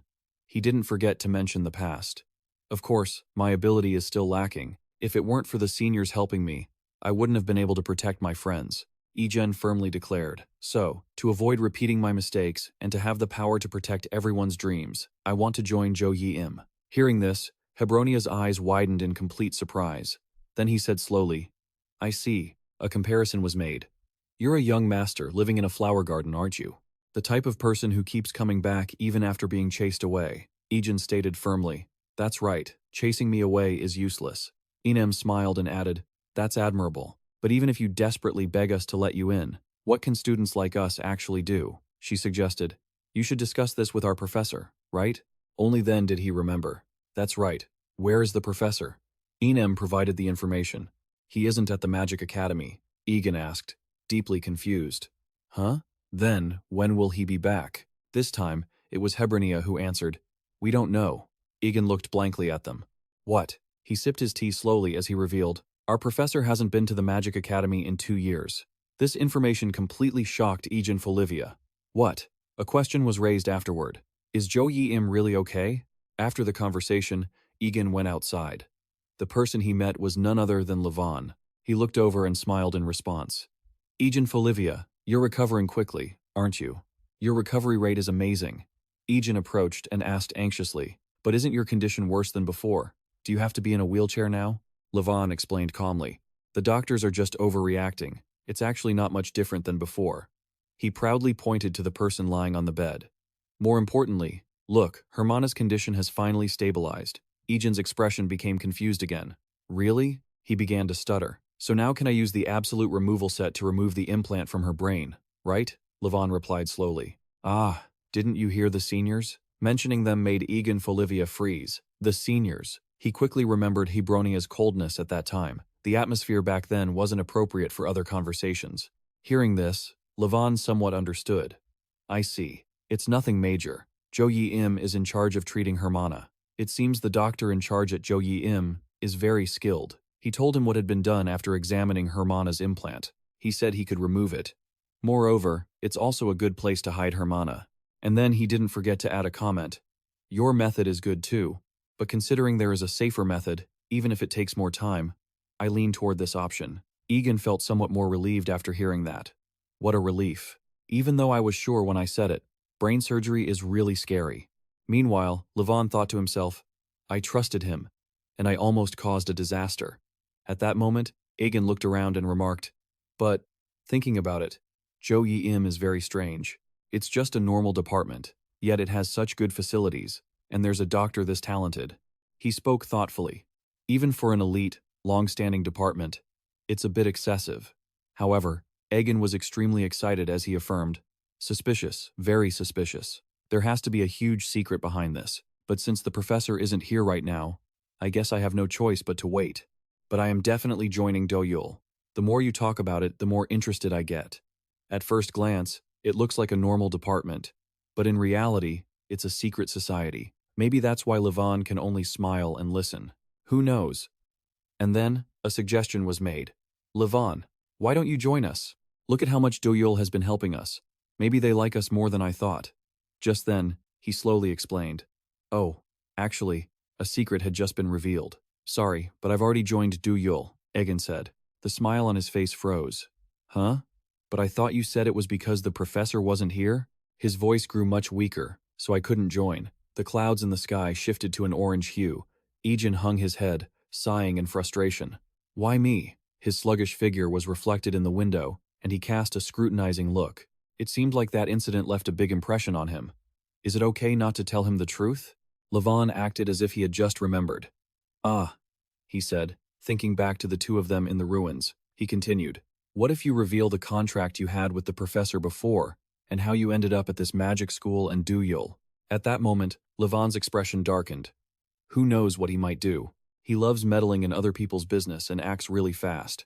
He nodded in agreement. Ah, he widened his eyes, imagining a figure. If possible, I don't want to drag Egen into this. The battles ahead will be even more dangerous than hell. At the same time, Suab stood against the cold and shouted, this one, and that one too. Do-yul. Her voice grew louder with every word. I'm serious. You are perfectly suited to be a shaman. Egen sighed as he walked by. Why are we even talking about shamans here? Hearing that, Orochimia reminded her, just be quiet and get to work. Suab remembered the source of the power that made her so excited. That day, I saw nature which never responds to my summons actually listening to you. That is the innate talent of a shaman. The more she thought about it, the more frustrated she became. Shamans need a connection to resonate and communicate with nature. But if nature proactively follows you, then whether you have 10 strings or just one doesn't matter anymore. The guy beside her smiled and explained, no, it was just a mistake in the heat of the moment. I haven't even studied witchcraft. Suab's face darkened as she spoke loudly. That's exactly why it's so astonishing. She paused, looking confused. Even though he doesn't know how to communicate with nature, nature still proactively reaches out to him. A moment later, she realized, wait a minute, were you just bragging about your talent? Egen was startled. Huh? No. I don't even know what you're talking about. Saying this, he lowered his voice to a mutter. Regardless, I don't want to be a shaman. I only want to join Do-yul. Seeing this, Orochimia turned in doubt. Are you sure you can get in? Egen replied hesitantly. Of course, even if things are a bit messy right now. Thinking of the four of them, he promised, but I will definitely get in. That sounds cool, right? Do-yul, he sighed helplessly. That's just his style. Only then did Suab start picking up the items. I know Do-yul is the best, but I heard their professor has been missing for 2 years. What are you going to do? Egen replied with a determined look. That's why I have to dig this info out of Levon. He doesn't look like he wants to talk, but I'll find the truth. The door in front of them gradually opened, but first, the street was packed with a crowd. Tamia held a sign and shouted, "We're open for business. Buy our stuff." The crowd cheered in excitement. There's still plenty left. Seeing this, Egen got pumped up and rolled up his sleeves. Business is booming today. Let's finish this. The sunlight faded behind the large buildings. Suab looked at the bag of gold excitedly and couldn't help but shout, "I'm rich. I'm super rich. I'm absolutely loaded now." Orochimia complained sluggishly. "I'm so tired." He was also exhausted, having sold a mountain of goods. In the distance, Suab was calculating. "With this money, I can redeem my grandmother's shaman tools that I pawned," he asked skeptically. "You pawned your grandmother's things?" Finishing his sentence, Egen stretched comfortably. "Well then, let's go to the hospital to visit Levon." He looked a bit worried. "Levon, his wounds are heavier than I thought. They said he'll heal in a week." Seeing that, Suab looked down at the gold ring in her hand. Then, to cheer him up, "Why don't we buy a recovery gift? A pure gold ring should be fine, right?" Orochimia looked terrified. "Now I understand why you're always broke." He also suggested, "Why don't you let us keep your money for safety?" This made her a bit angry. "What? Are you afraid of thieves? Don't worry, who would dare touch our stuff after we crushed that entire gang?" Egen couldn't explain. "No, I'm not worried about thieves. I'm worried about your spending habits." Her neck was suddenly gripped by a force. She screamed in surprise. "Well, even if I spend it all, I can just earn it back." He wheezed weakly. "I'm sorry, miss." Suab's face turned pale instantly. Right after that, she raised her foot and stomped down. Damn it, damn it. "Hey, you're going to kill him. Stop it." The sunlight cast a sparkling glow on the ground. The old man sat by the road, trembling as he said, "Please, give me some alms." Only then did she calm down. "Huh, mister, are you a beggar?" After saying that, her attitude became harsh again. "If you need money, don't beg, go out and work for it, like I do." He stood behind her, muttering, "As if you're any better." The man lowered his head to explain, "I rushed here from far away. I'm so exhausted I can't even take another step." Finally, Suab relented. "How pitiful. But I've walked that path before." Saying that, she looked down at the money bag in her hand. "Out of sympathy for a fellow sufferer, I'll give you a coin or two so you can go buy some soup." As she looked, Suab's eyes widened in horror. She panicked, looking down at the tear in the bag. Where did my money go? The detail made her realize with a start. Could he have? The figure in front of her had vanished into thin air. Where did he go? That beggar must have stolen all my money. Suab spun around and demanded Egen to know if he saw where the man went. He was scared out of his wits. No, I didn't see anything." Hearing that, she muttered in confusion. "How could you not see him? He was right in front of you." Egen's eyes flashed with a spark. You're right, aren't you?" They both stood silent, staring in one direction. How could he disappear right before our eyes? Then, the three of them went to Levon's hospital room. Suab still hadn't cooled off from her anger about her hard-earned money. Seeing that, he reassured her. "Don't worry, we've already reported it to the police. They'll find him soon." With that, he stepped forward to knock. Even though the police weren't exactly reliable, she clenched her fists. If she ever caught that guy, Suab's voice whispered from inside, and he swore he would beat him to a pulp. The door creaked open, revealing two figures. A sudden voice made them both jump. "You're all here?" Suab exclaimed in shock. It was him. Levon was still bewildered. "Oh, let me introduce you all." This is her expression darkened. "We meet again, you old beggar." The old man's mouth curled into a defiant smirk. "Why, thank you, young lady. I'm full now." Hearing this, he couldn't help but ask, "Do you two know each other? And why do you call him a beggar? He does look pretty ragged, though." The other person hesitated. "It's just that." As he cleared his throat, Suab prepared himself. "I'm going to kill you." Egen turned around in a panic.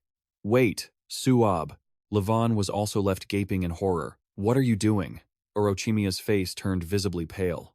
The chopsticks she had just lifted hovered in midair. The old man waved a hand, sending a wave of overwhelming power surging toward her. Levon stood frozen, mouth agape. Once things calmed down, Roy smiled and reminded them, "No, making a scene in the infirmary." Egen's eyes flashed with realization. He neutralized the magic. "He's exactly who I thought he was." Levon finally reacted. "Wait, I don't know what you're all misunderstanding, but this person is not a beggar. Immediately after, a name was uttered. He was the professor of Du Wai Lim. All three were stunned. What? The professor of Du Wai Lim? They quickly recognized him. You've been missing for 2 years. The professor stroked his chin and asked, surprising, isn't it? Tam Mia held her head, trembling as she lamented. And now he's scavenging for scraps like a beggar. The more she spoke, the more panicked she became. Please, tell me this is just a joke. Roy didn't know what to do, and suddenly felt very guilty. Outside the castle, the space was silent. A thick stack of papers was tapped lightly against the desk. All right, that concludes today's introductory lecture. Stin smiled and carefully gave instructions. Finally, this week is the Departmental Experience Week for new students. Every day, 2 of your regular classes will be replaced by tours of different departments, so you can get practical experience. The students listened silently and intently. To say their whole lives depended on this choice was a bit of an exaggeration, but it would certainly have a huge impact on their near future. Speaking of which, she clenched her fists with determination. She hoped this time would help you discover what you truly want to pursue. She then waved her hand to dismiss them. All right, see you all in the next session. They responded in unison. Yes. Giovanna frowned and scanned her surroundings. Du Wai Lim? I heard the professor was back. But why here? Havanatan muttered quietly beside her. I had a feeling about this. At this moment, Egen spoke up to explain. Why here, you ask? Because it's prestigious and has many talented seniors. Hearing that, he still couldn't help but be amazed. That's true, but there are many other magic combat departments. Giovanna listed off a series of names, such as Lucena, which belongs to the Royal Military Academy, or Megan, which is recognized in the security industry. In the end, he was cut off by his excitement. But Du Ellen is still the strongest, right? Suab furrowed his brows, rubbing his chin in thought. If it weren't for that thief or similar issues, he wouldn't even consider other options. He was also thinking about joining. At the very least, thinking of the immense power these seniors possessed, he told himself. Especially because, aside from the professors, the seniors are the only ones who can use Desio to maximize their power. I have to get in there and learn. Havanatan's mouth curled slightly. These guys don't know about that incident because they're from the outskirts. He nodded in agreement. Oh, is that so? Seeing that, Egen's eyes widened in curiosity. What incident? What happened? That was when she slowly revealed it. 2 years ago, there was an incident where members of Do Wai Lim left or went missing from the Magic Academy. Egen's face went pale as he blurted out. Missing? How could that happen? Giovanna continued. No one knows, because they all just left or vanished, and the rumors surrounding it were too absurd to believe. Havanatan quickly added. Because those involved kept their mouths shut, we can only guess that something unspeakable happened. Those words kept ringing in his ears. It was so suspicious that the professor had left after being demoted during the time those harsh rumors were spreading. And now, he had just returned right when it was time to choose a department. His head started spinning. That matter, the other person interrupted. Everyone thinks this is suspicious. Egen's eyes suddenly lit up. It was true that the more he heard, the more exciting it sounded. Tam Mia also clenched her fists. I've decided. She could only let out a sigh. There always is. The morning sun shone down on the vast castles. At this moment, at Du Wai Lim, during the departmental experience class, students were bustling as they entered. Those fools have to experience it themselves to learn their lesson. Egen curiously looked around. There are so many people. I thought it wouldn't be crowded because of the bad rumors, she said smugly from beside him. Only cowards are afraid of those stupid ghost stories. Hearing that, Eri, who was nearby, explained. Even if they are bad rumors, it's normal for people to be curious, since it's been 2 years since Du Wai Lim recruited students. Saying this, he smiled and wondered. Attending a class doesn't cost anything, right? Because who knows? What if I'm lucky enough to get in? That was when he remembered. Hello, I'm Eri. Just here to take a look, he happily replied. I see. Hello, I'm Egen Folivia. The other person laughed and admitted. I know. Actually, I decided to apply to Du Elam after witnessing the match between you and Senior Anika Asis. This comment left Egen somewhat flustered. Really? That's embarrassing. A voice suddenly rang out, cutting them off. Seeing those maggots sucking up to each other is hilarious. Bento smirked sarcastically. I thought watching Anika Asis drag a little brat around as a toy was fun enough, but now you still dare to show your face at Du Wai Lim? You really don't know your place. His expression darkened instantly. What?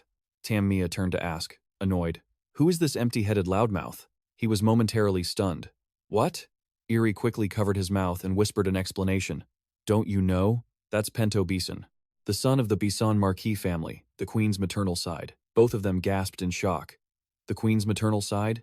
At this moment, Pento was still being arrogant. A Folivia and a savage shaman brat. A match made in heaven. After a pause, he raised his voice. Folivia is a semi-savage tribe from the border. Isn't that right? She glared and turned back. What did you say? You jerk? Screams erupted all over the room. Do you want to die at the hands of a savage? Savages don't care about your royal family or whatever. Roy, standing nearby, sighed softly.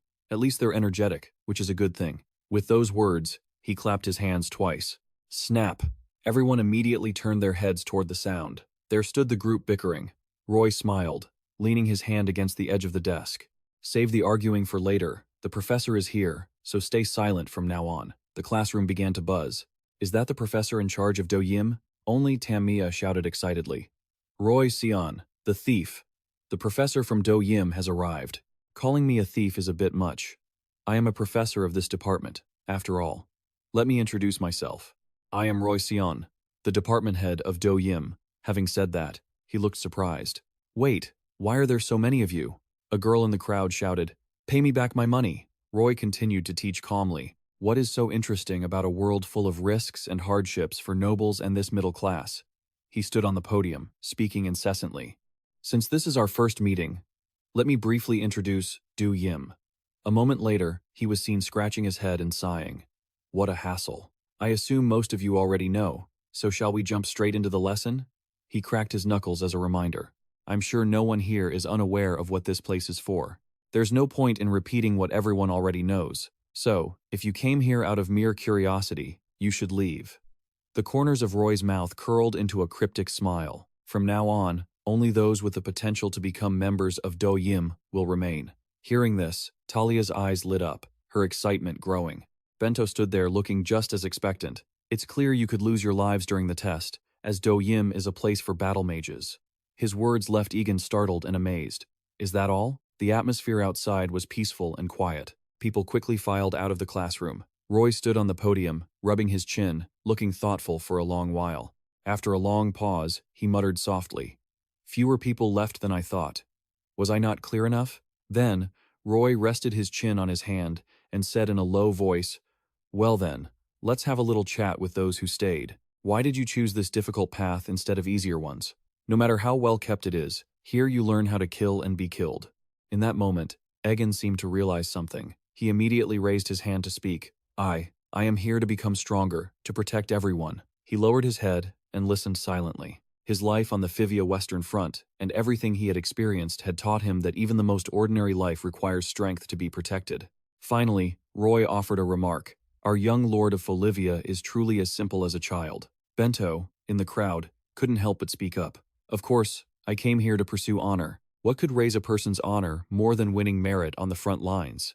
Talia sneered and asked back, Do you need a reason to become strong? Eri, nearby, spoke timidly. I am here because I thought I could become more confident. Suab raised his hand and declared loudly, Obviously, it's to become the strongest. Immediately after, other students clamored to speak. Me too, me too. Roy listened to everyone in silence, and finally, the corners of his mouth curled up. Our mages are truly unshakable, no matter what I say. Roy's voice echoed through the space, speaking of honor and strength. You're still young, so I suppose that's fine, but what's with those smiles? Are you all so excited and happy? The students fell silent. The air suddenly became tense. At this moment, he approached Eri. And then what? Confidence. With those words, Roy shouted to the crowd. Did you all hear that? She said she's here to become more confident. It seems this kid thinks Do Yim is just a place for regular training. Then he leaned in close. I emphasized that those who came without serious intent should leave, didn't I? Eri was shaking uncontrollably. I didn't. Roy's gaze intensified. Then why is someone like you still in this room? These words made Egen shudder. Right after that, he asked loudly, Wait, what is that attitude? Professor. The girl couldn't help but interrupt. That's right. What right do you have to scold us when you only know how to fish for student money? The corners of his mouth slowly lifted. Why? He raised his hand and snapped his fingers. Because. The boy's body suddenly burst into flames. I find it disgusting. A burning red flame spread toward the boy's face. In front of them, Roy still stood calmly, looking at those obsessed with war like them. Eri was quickly scorched, making him so angry he felt like killing someone. And I can't hold back. I know, and I understand that my temper is an issue. Everyone present turned pale with fear. Then he said in a low voice, "All right, since I've crossed the line again, how about I teach the innocent young lord and this young lady a lesson about the reality of war?" The confidence in the student's eyes vanished instantly. Egan's face darkened. "From now on, I will attack to kill you in 5 minutes." Pento's mouth twitched. He's a madman. Professor Talia couldn't wait any longer. Anyone who survives in this room after 5 minutes will be admitted to Do Yim. Then Roy added a small reminder. "If you're scared, you should run now. I'm not joking. 2 years ago, I handled pests like you in the same way and declared them missing." His figure appeared right behind the boy. "Of course, no one comes here to learn how to kill without preparing themselves to die, right?" Roy's gaze swept around. Egen, the pampered young noble, gritted his teeth and looked back. Students panicked and rushed out of the classroom. "Run! The professor is crazy!" At this moment, the boy hung his head and growled. "What kind of test is this?" As he turned, a fist flew from a distance. "This is absurd. Stop it." Roy smirked with contempt. "Stop?" he asked. "Do you think this is a child's game?" These words left Egen with no argument. In that moment, all attacks were directed at him. The professor's fist deformed into many simultaneously. The space echoed with the sound of shattering. "That is the problem with you lot." The sword in the boy's hand shattered. Was that magic just now? This time, she was no longer smiling. "Fists!" Bento was also stunned, stiff on the spot. "Was that not magic?" Suab called out worriedly. "Again." Even so, Roy remained unperturbed. At the military academy next door, even the 12-year-olds who enroll know clearly they will become soldiers. Compared to them, what are you?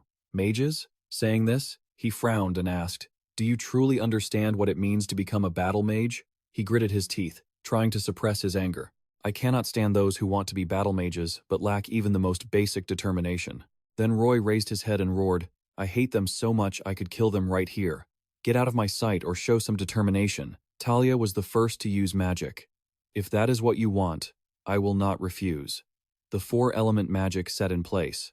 After that, Pento followed. It's clear enough now. Seeing this, the professor, she too, could no longer hold back. "If that's what you want, Professor, I won't refuse." The 4 seasons magic setting was prepared. Pento followed up clearly, and seeing that, the professor didn't hold back anymore. "Don't act so high and mighty. Nature itself is a constant battle for survival." The scene around him turned chaotic. "Wait, if everyone gets dragged in, all the power will be directed at Roy." Finally, a few regained their senses. He reached out toward the center, but Egan's eyes flashed with a sharp light. That magic again. Roy's figure appeared right behind her. This kind of tactical thinking was just a basic requirement. He frowned in disappointment. "You've never truly fought a real opponent, have you?" Talia's eyes widened as she whipped around. "What?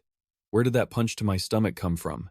Who is slow enough to get hit by such a sluggish spell?" Her body was sent flying into the ceiling. "I get it now." Egen recalled the previous punches. The punch appeared multiple times, and the magic made him disappear suddenly. Those two things were actually the same, based on the hand movements he had just made.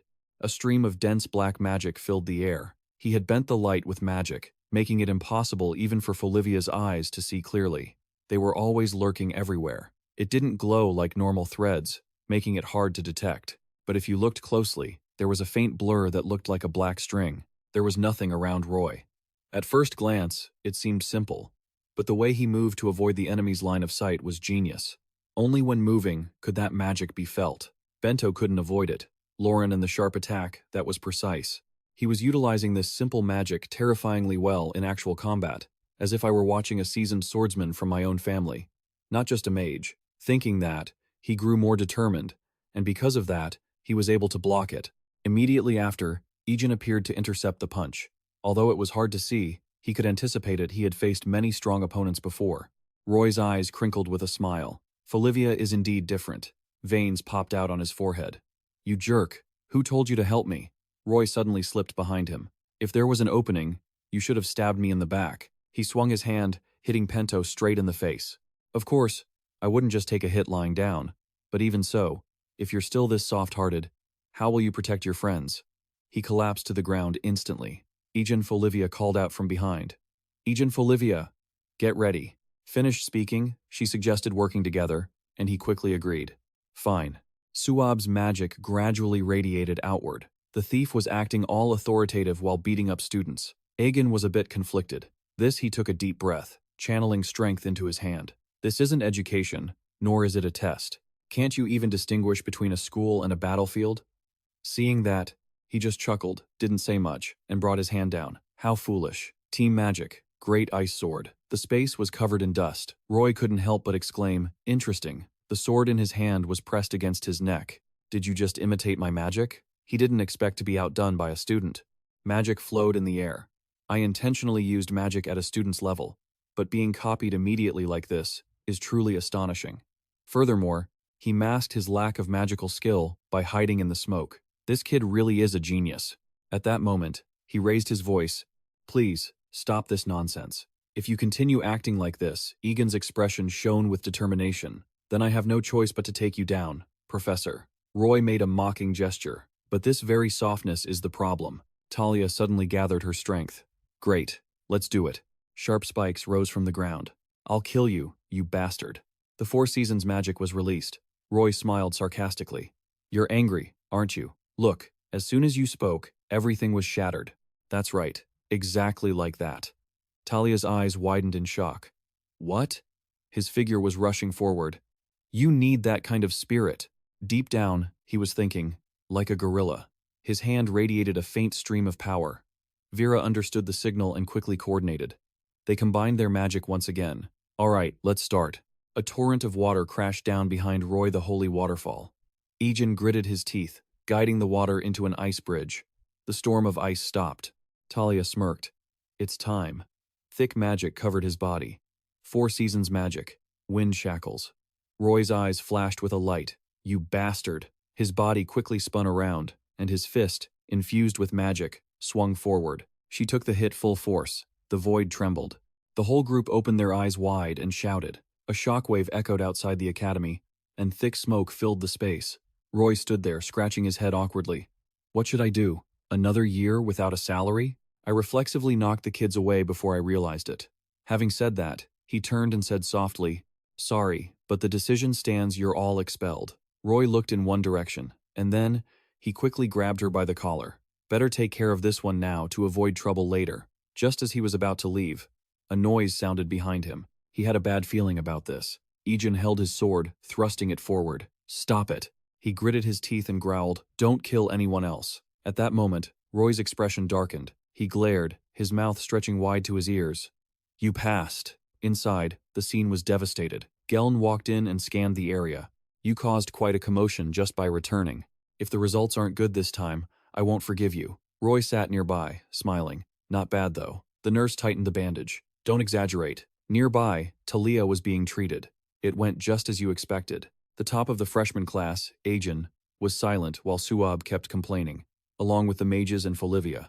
So, about 3 people passed. At this moment, he paid special attention to him. Looking at the figure in front of him, Roy asked, confused, Do you have something to say? Egen frowned and said loudly, Get rid of this ridiculous grading system. Then he started ranting. Shouldn't you be mourning and reflecting on the students who were injured or killed?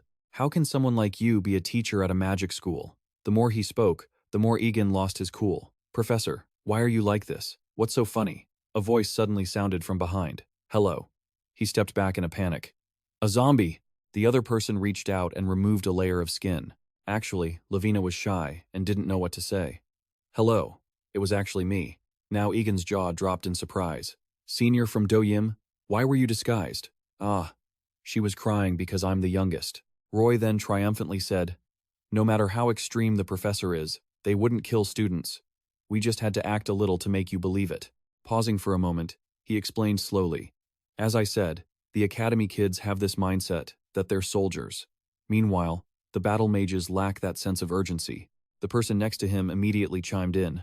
Most mages start out as scholars, so you and your friend have a rather unique aptitude for combat. His eyes lit up instantly. Was that really the reason? He couldn't help but feel suspicious deep down. But that killing intent from before, did he really want to kill him? Was he mistaken? Sweat was pouring down Egen's face as Roy quickly denied the nasty rumors about the Do-Yim organization and the missing students. No, those rumors are true. Egen froze for a second. What? Roy looked away, feeling a twinge of guilt. The missing students, I either killed them, or I led them to their deaths. Egen was completely silenced. Seeing this, Gye had to speak up. He's still an outsider. Don't just say whatever comes to mind. Finally, Roy relented. All right. If you join Do Yim, you'll be hearing me ramble all the time anyway. He held out his hand. If you decide to join, come find me later. Roy was then led away right before Egan's eyes. I have to go investigate now. Before leaving, Roy muttered loudly, and because I showed such an ugly side of myself, I'm worried it might affect enrollment, so I just wanted to say. Roy's mouth curled into a smirk. Do Yim couldn't promise much. As night fell outside the window, Egen lay on his bed, muttering blankly, At least we can help you find your enemy. In his heart, Egen already understood one thing. They thought he wanted to join Do Yim. Roy's image flashed in his mind, fueled by the desire for revenge after the invasion of Fivia. Egen tossed and turned, trying to fall asleep. Thinking that way was only natural, yet it felt strange to still be hesitating after such an event. A vague shadow still haunted his mind. But what could he do? There were too many things he didn't know to make a firm decision. The chaotic scene had left him quite shaken. No, come to think of it, he hadn't truly understood others either, yet they had already meddled in so much, right? And here he was, still not even clear about his own affairs. This thought made Egen hesitate. If he joined Do Yim, he might have to fight his own uncle. His hand tightened around the edge of the bedsheet. Stop running from your problems and face them. Early the next morning, it was another beautiful day. Sua scowled and looked around. Why did he call us to a place like this for the first lesson? Egen was also confused. Right, why on a mountain? Levon, standing nearby, spoke calmly. I'm not sure. Maybe it's because the classroom was destroyed. Pausing for a moment, Levon remembered something. By the way, did you actually come? I thought you wouldn't show up after losing faith in the professor. Loy looked away, acting a bit over the top. Well, there were some aspects I agreed with, so just then, her footsteps stopped. Egen made sense, but what about those others? Sua couldn't help but feel annoyed. I get the person with the lip piercing, because I already saw her fight. But you, who are you? This is my first time seeing you. Loy pointed at himself. Huh? Me? He then muttered smugly, I knew you wouldn't know. Unlike you, I understood the professor's intention behind the test and passed it. She frowned and asked, What are you talking about?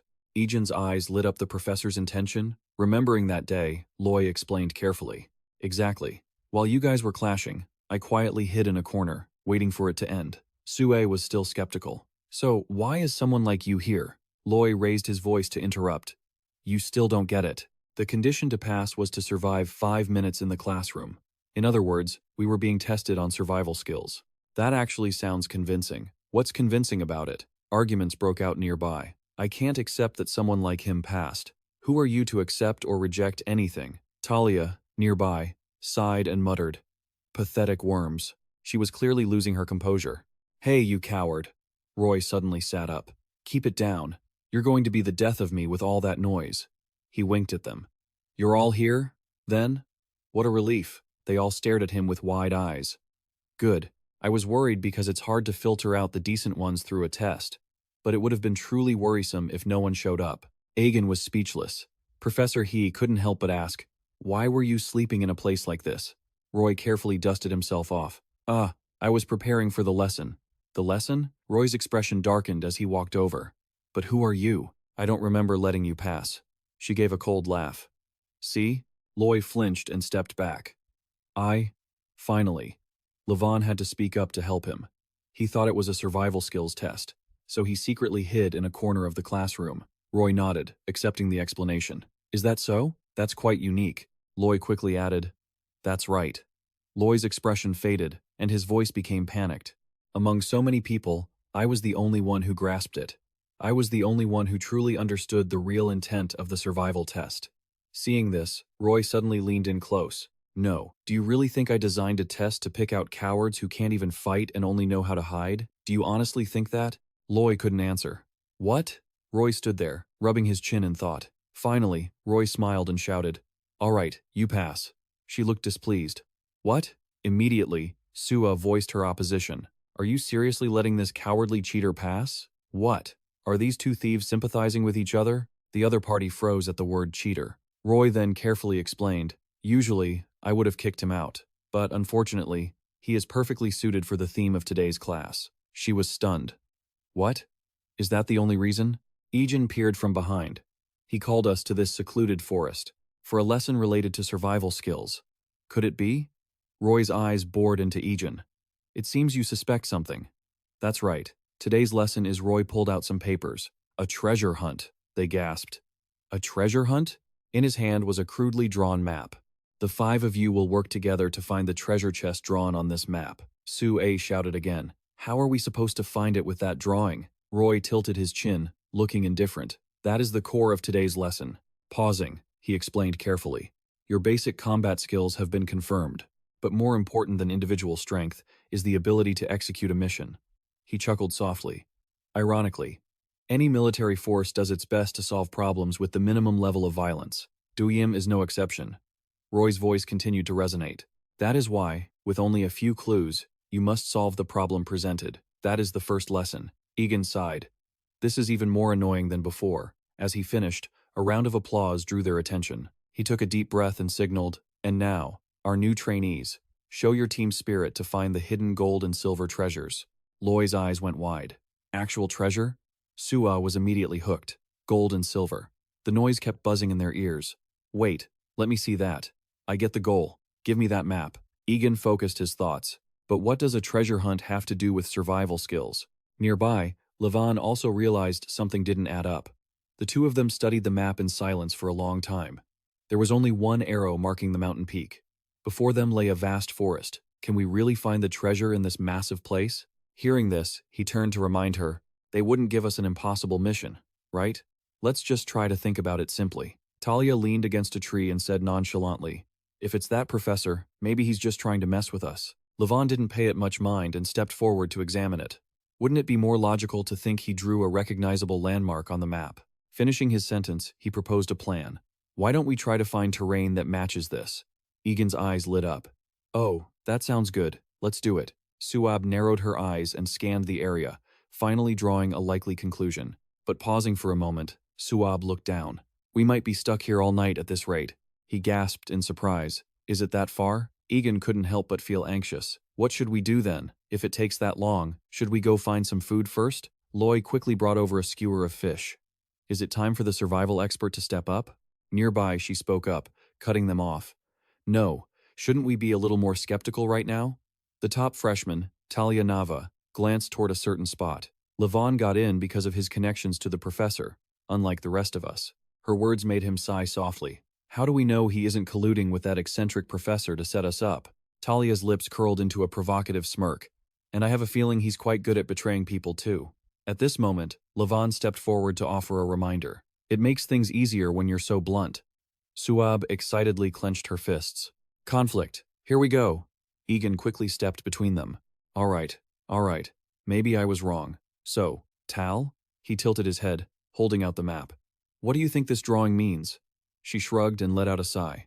Whatever you guys want, I don't even understand why we're doing this ridiculous mission in the first place. Egen replied enthusiastically. Really? As he finished, the three of them brought the supplies they had prepared. So, shall we go find some food together? Talia's face darkened as she muttered, Did we come here for a picnic? He chuckled, holding an apple in his hand. Something was up with this. They all started moving forward, looking quite happy.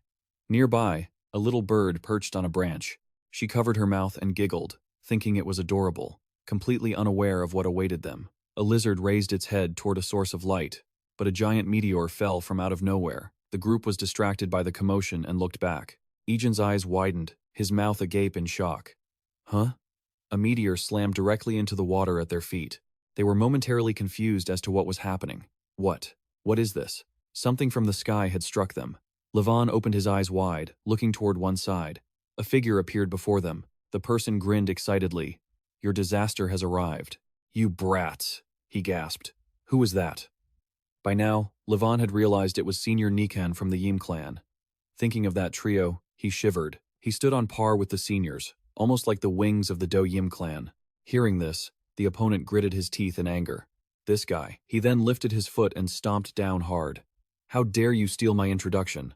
The movement behind them made Talia freeze. She trembled and muttered under her breath, I knew it. They didn't intend for us to find the treasure in peace. Seeing this, Egen turned and shouted to Levon. A barrage of sparks rained down from the sky. He was startled and quickly tried to dodge. Egen looked back, panicked. There's someone else blocking our way? Levon stood up and shouted, Egen, this is a test. He froze for a second. Huh? Levon insisted. It's definitely a test to see if we can complete the mission despite the senior's interference. I'll buy us time. So you focus on the mission. Egan's lips trembled uncontrollably. The mission. Immediately, he steeled his resolve. Everyone hurried to run away from that spot. I'll leave it to you then. Nikon stood there with a mocking grin. Buying time? You're mistaken. Finishing his words, he removed his cloak. My target from the very beginning has been you, Levon. Her face contorted with suppressed rage, veins popping out. I can't stand that you're only here because of your connections, and your background makes me sick. I accepted it only because it was the esteemed professor's will, but deep down, I still can't bring myself to accept it. Seeing this, he remained silent, making no move to argue. A massive surge of power gathered in his palm. The mixture of these conflicting emotions has given me an answer. As he spoke, his expression turned excited. If you can't even handle the first lesson and run away, that is proof of your weakness. At this point, Levon calmly asked, I'm guessing you're often told you're not very smart, right? Those words made Nikon freeze for a moment. What did you say? Finishing his sentence, the opponent immediately lunged forward. I'll kill you! The sounds of fighting echoed throughout the corner of the forest. The constant noise made Loy panic. What kind of fight is this? Egen, leading the way, gritted his teeth. Shh! He was quickly silenced. Right. Sparks continued to rain down onto the ground. Exactly, he whispered loudly as he led the way. I know you told me to be quiet, but who would have expected them to react to such a tiny sound? Suab couldn't help but feel terrified. How can they find us in this forest? Egen turned his head to scan the surroundings. That's the mystery. There's not a single trace in the sky. They tracked our movements through the dense forest and attacked with precise magic. But they aren't even anywhere near us. Sparks continued to fire from afar, judging by the curved trajectory of the magic. It was clear they were attacking from a long distance. Everyone was currently struggling to hold out, but the strange thing was that they still reacted to even the smallest sounds. It meant they were close enough to hear their noise, but were attacking from a distance. Thinking of this, cold sweat trickled down his cheek. This is highly abnormal. The attacks are getting more intense. Once we understand the reason for this anomaly, we can overcome it. Nearby, Inem was leisurely drinking tea. She smiled and let out a soft sigh. I must say, I really like this. Inim's eyes flashed with a cold glint. Watching the rookies struggle like that, while Lavina trembled, screaming about her mana. At this moment, Inem stepped back to build momentum. She laughed loudly and kicked forward. Taste this. The sheer force of the impact made the ground erupt. This is insane. What kind of overwhelming power is this? Nearby, Talia gritted her teeth and shouted, What the hell is this? What kind of mage fights like a martial artist? Quadruple barrier. Seeing this, he stood there with his hands on his hips, grinning excitedly. Quick as a mouse, just as I thought. You don't even have to say it for me to know whose dog you are. This comment accidentally provoked Levon. He stepped forward, gripping his axe. You know who I am, and you still dare to pick a fight? I guess your brain isn't exactly sharp, Nikon shouted back. What did you just say, you bastard? Just then, magic emanated from Levon's hands, casting shadows that enveloped the city and the forest. Even in broad daylight, Levon's eyes widened, flashing with a cold, piercing light. In this place, it didn't matter who his opponent was. With those words, his figure darted through the space. No one can defeat me. Nikon, far from being afraid, grew even more excited. Interesting. You're planning to ambush me by hiding in the shadows? Immediately after, he tilted his head back and roared, Fine then, I'll play along, but don't you dare dream of escaping my predator's instincts. By now, Levon had already made an easy escape. He didn't need to react to those foolish provocations. He had his own calculations. Let that brute deal with the others. Let them sort it out among themselves. Nikon swung his arms, attacking wildly. Are you over there? Talia struggled to dodge. No, you idiot. Forget about your instincts. His gaze shifted forward. Let's find Egen and complete the mission. Moments later, his nimble silhouette darted between the trees. As night gradually fell over the forest, the three of them finally found a moment to rest. Running around like that has me starving. Seriously, are they crazy? The complaining voices echoed in his ears. How could they keep casting spells until dusk like that? It was as if their mana was infinite. Egen silently reflected on that power. Even though the canopy was thick and impenetrable, they were still able to attack in an arc, which meant they were quite far away. As he thought about this, his eyes flashed with insight.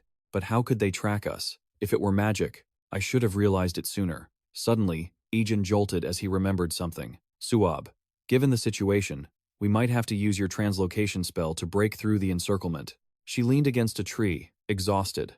Are you trying to drain my mana and kill me? Suab didn't forget to add. Besides, reckless actions like that weaken the power of the spell. It's just pointless destruction of nature. He stroked his chin, lost in thought. I thought it was stronger than magic, but it seems to have its own limits. Just then, Loy suddenly appeared. Hey everyone, I brought some food. Egen was shocked. Really? How? The other handed over a pile of fruit. I found some berries nearby and picked them, he exclaimed with interest. As expected of a survival expert, the two of them quickly ate the fruit. All right, let's eat. We'll head out once it's completely dark, he asked with a confused look. Huh? Egen slowly explained. The seniors can't keep watch 24 hours a day. We'll sneak out when they let their guard down. The moonlight cast a cold light through the night. The three of them were trying to move quietly through the forest. Suddenly, Suab let out a startled cry. Seeing this, he quickly approached. What's wrong?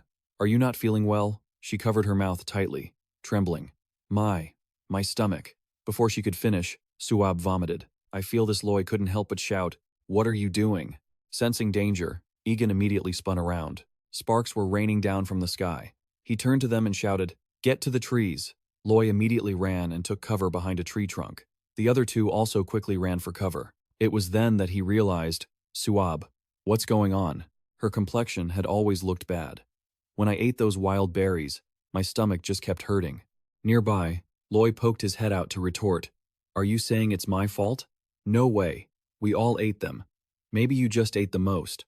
So that's why your stomach hurts. Egen lowered his voice, trying to intervene. Stop it. We'll settle this later. He looked up and shouted with all his might. Teacher, seniors, we have a patient here. We need to stop the training and treat her first. The barrage of power intensified. Can they not hear us? Egen's face darkened. They had reacted to sound before, so it wasn't that they couldn't hear. He looked suspiciously at the dense forest ahead. Could it be that they want us to overcome this on our own? No, even so, they couldn't be that heartless.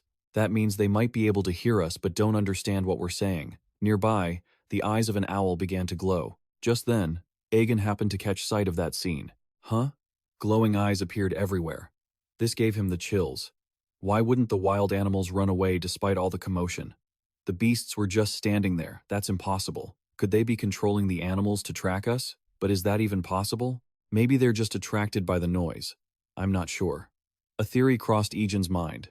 That's right. He remembered the difficult situation back then. Before, Havanaten had used summoning magic to control animals. She had also said thoughtfully, I don't know exactly. Regardless, these small creatures can't talk. Egen quickly connected the dots. And if this was a type of magic similar to the one that controlled the beasts, it would explain why they could hear our voices but couldn't understand them. The whole forest remained in silence. If that's the case, there's a way out. The three of them immediately disguised themselves as bushes. Loy, behind them, was bewildered. Does this actually work? Who would believe something moving is actually standing still? Egen explained carefully. This isn't to fool humans, it's to fool the animals. He had seen those glowing red eyes. I believe those watching us are likely the animals in the forest. Saying this, Egen lowered his voice. I've seen similar magic before, and there's a limit to the information they can transmit through animals. The beasts don't understand what's happening. So, if we disguise ourselves like this and confuse the animals even a little bit, it will disrupt whoever is tracking us. His voice trembled slightly. Do you really think so? Seeing this, she tilted her head and smiled lightly. Not bad. In the midst of chaos, connecting the clues and experiences to act decisively isn't as easy as one might imagine. Loy stood there, unable to help but admire his judgment, decisiveness, and leadership. If trained properly, he could become not just a warrior, but her most capable right-hand man. Hearing that, the other immediately suggested, but it's still too early to wrap everything up. Should we give? Do they see a world far beyond what they ever imagined? He spoke in a low voice, a warning. They're just beginners, take it easy on them. Roy frowned and looked into the distance as he finished speaking. Did he really have to be that blunt? This could get dangerous. What should we do now? He finally let out a sigh. Come on, it'll be all right. You can rest now. Lavina finally felt safe enough to lie down. Yes, thank you so much. Roy stepped forward, slowly cracking his knuckles. Well, it's time for me to prepare. Before the three of them, a small house appeared, tucked away under a cliffside. Egen was the first to jump up. We finally found it. It's actually here. We really did it. Loy remained on high alert, muttering, "It looks more like a haunted house than a treasure vault to me." Suab held her stomach, confused. "A treasure vault?" A man stepped slowly out of the house. "You finally arrived, then?" Looking at the state of you three, I assume the journey wasn't exactly easy, right? The moment he saw him, Egen's eyes lit up. "Senior Jian." The three of them quickly ran over. "Since you're here, does that mean everything is about to end?" Jian replied nonchalantly, "That's right, this place is your final stop." As he said that, he handed over a vial. "First, have the mage drink this. She's showing signs of poisoning." Egen's eyes widened in shock. "What? Poisoned?" Suab's voice began to tremble. "Have I ever had food poisoning?" "No, well, except for that time I ate dried horse meat for a month with those toxic mushrooms." She backed away, startled. "Are you serious?" his opponent asked skeptically. "What on earth have you been eating?" Jian slowly drew his blade. "But at least if you're that resilient, I don't need to worry about you anymore. Then I'll continue the lesson." Seeing this, Egen gasped. "What? Didn't you say this was the final destination?" Under the moonlight, the blade flashed. "That's right. What you're looking for is behind this door, and you have to get past the gatekeeper to finish your mission." He looked to his side, trembling. "But we have a patient here." Jian's hand didn't stop moving. "True, the fact that the mage got food poisoning was unexpected on my part." A sharp metallic sound rang out. "So, to be fair, you'll have to accept a penalty on this side." All three of them backed away in terror. "A penalty?" Jian hid his other arm behind his back. "I'll only use one strand, just like you." A surge of power suffocated the air. A second later, Egen's face darkened. "What did you just say?" Egen stepped forward, rolling his shoulders. It was a blatant provocation. His eyes glinted. "Are you trying to mock me because I'm only a 1-second mage? Or do you really believe you can fight and take me down with only 1 second? Jian's expression remained completely unmoved. "Even if I'm facing you two, without a penalty like this, the fight wouldn't be fair." Egen was completely provoked this time, and a massive surge of power erupted from his hands. Deo, Fire Slash. Watching the fire before him, Jian was genuinely surprised. Hard to believe this much power is coming from a 1-second mage. But as the flames shot through the air, Jian stood perfectly still, calmly commenting, "Fire Slash? What a massive waste." The two in the distance were overwhelmed by the sight. That huge flame was just extinguished by that tiny spark. It was absolute dominance. A corner of Suab's mouth lifted, but Egen's silhouette suddenly appeared behind him. It clearly wasn't going to end that simply. Jian was startled and turned quickly. "What?" Egen swung his hand, controlling a flare. Deo is a technique that temporarily increases the number of seconds by cutting existing strands, thereby amplifying magical power. However, a 1-second mage still has a weakness. Even when using Deo, you need at least 2 seconds. One slash is enough to reach the minimum requirement of 4 seconds to cast a spell. On the other hand, the flow of power usually needs to be deployed more intricately. But if you only have 1 second, you have to slash 3 times to create 4 seconds. Egen was using the skill expertly.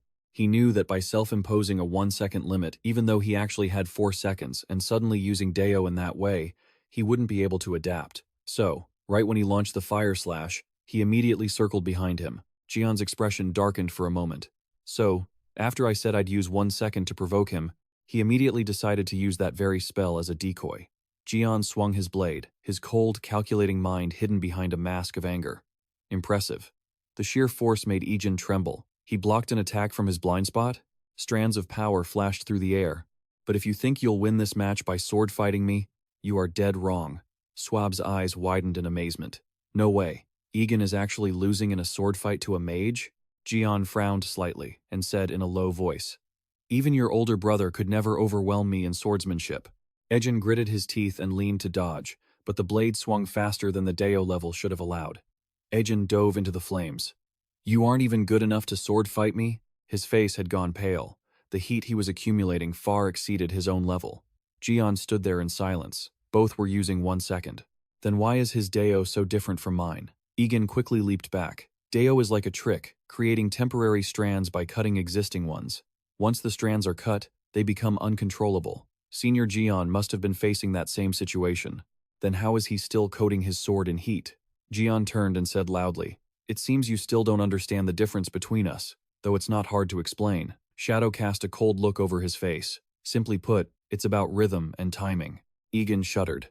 "Rhythm?" The surges of power began to radiate outward. Strands are infinite oscillating waves. If you cut along these tiny waves to use Deo, those waves manifest in the real world exactly as they are. At that moment, the blade flashed. So, if I cut at the exact moment this strand reaches its equilibrium point, Jian skillfully controlled it in his hand, then I can channel all that energy into this tiny sword. Hearing this, Egen finally understood. So that's it. If that's the case, I think I can do it too. Jian closed his eyes and sighed. Easier said than done. Then, he carefully explained, Deo itself is already a difficult technique to master, considered an art form in its own right. And on top of that, you have to add the element of precise timing. Even with endless training, it's not easy to master. A corner of Egen's mouth curled up. No, I feel like I can do it right now. Jian frowned, helpless.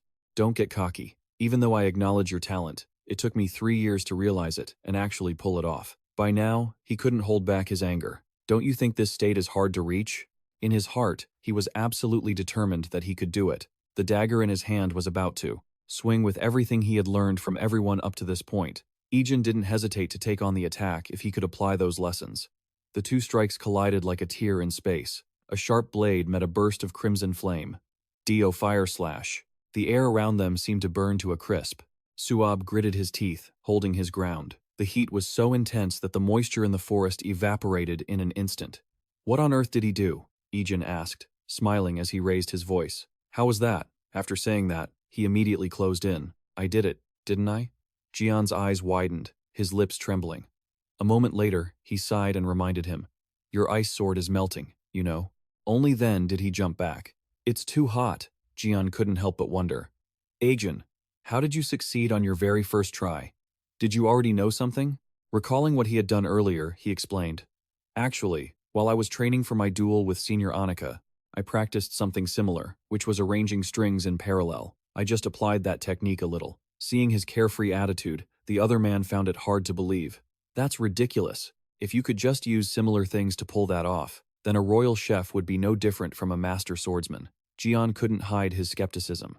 Just his ability to learn alone made him possess talent on par with legendary mages like Lavina and Anik. Could it be that he was only a 1-second mage because of a limitation similar to theirs? A long time passed before Jian spoke again, but he waved his hand to stop them. It's not over yet. Egen startled and stepped back. Huh? The man spoke slowly. The success of the mission depends on infiltrating this house. Pausing for a second, Jian looked down at the blade in his hand. To get past the gatekeeper, that's me, you must first get past this fragile ice sword. The boy froze in his tracks. It was a weapon far too weak to withstand the heat of Dio. Suab couldn't hold back anymore and interrupted. What? That's not fair. Shouldn't a proper senior acknowledge the growth of their juniors and let them pass? Do you really want to defeat newcomers like us? He rolled his eyes and muttered. You look a lot better than before, though. Footsteps echoed from afar. In that case, Jian startled and turned his head back. Levon leaned against the open door. Looks like we've cleared the trial. Senior Jian. His eyes lit up. Levon, how did you do it? The boy stood there casually and said, I picked the lock while you two were busy fighting. Since you were both distracted, it wasn't that hard. Seeing that, Egen cheered with excitement. That's awesome. This time, he'll have to admit defeat. There's no room for excuses anymore. At that, Jian smiled and announced, You guys win. They all cheered in unison. We won. Suddenly, Roy emerged from inside the house. He stood behind Levon, looking dazed. I was wondering what all the noise was about. So, you kids finally arrived? He looked over, confused. Professor Roy? Only then did he realize someone was missing, but it probably didn't matter, right? She shouted, feeling frustrated. Were you just lazing around in there by yourself, Professor? Roy smiled and pointed into the house. Of course not. I was preparing for the lesson. Come on in. His figure strolled into the dim space. It's time for the final lesson of the day. The house sank into the silence of the night. Layers of dirt were piled up, creating strange shapes. Suab couldn't help but shudder. This place is creepy. Egen looked around suspiciously. It looks like the figures of people being bound tightly. The lair of the abyss that I saw before Roy's footsteps suddenly stopped. Did you figure it out? He jumped, nearly shouting. Huh? Then this is actually, at that moment, he turned back to explain. This is precisely the lair of the abyss worshippers. I wiped them out and used this place for mental training. He frantically backed away. Mental training? Only then did she remember. Wait, what about the treasure? He smiled and gave a wink. If we're talking about the treasure, suddenly, Roy was pinned to the ground. Isn't it right here? His face turned pale. His mouth couldn't even form a sound. Suab angrily raised her voice in protest. "Are you crazy, Professor? I wouldn't even want this guy for free." He turned his head, looking around blankly. There was no way they would take him as a prize. "What is going on here, Professor?" Only then did he choose to reveal. To be exact, he is the treasure because what treasure is more valuable than catching a spy who snuck in? The two opened their eyes wide in shock. A spy? At that moment, Roy leaned down and asked in a low voice, "Why did you poison the food?" Both of them were terrified once again. Poisoned? No way. So my stomach ache was because Roy quickly tried to explain. That's not it. The spy seized the opportunity to quickly chime in. "What if it was because we were poisoned? Egen and I are fine, aren't we? We both ate the same food." He nodded in agreement. "That's true."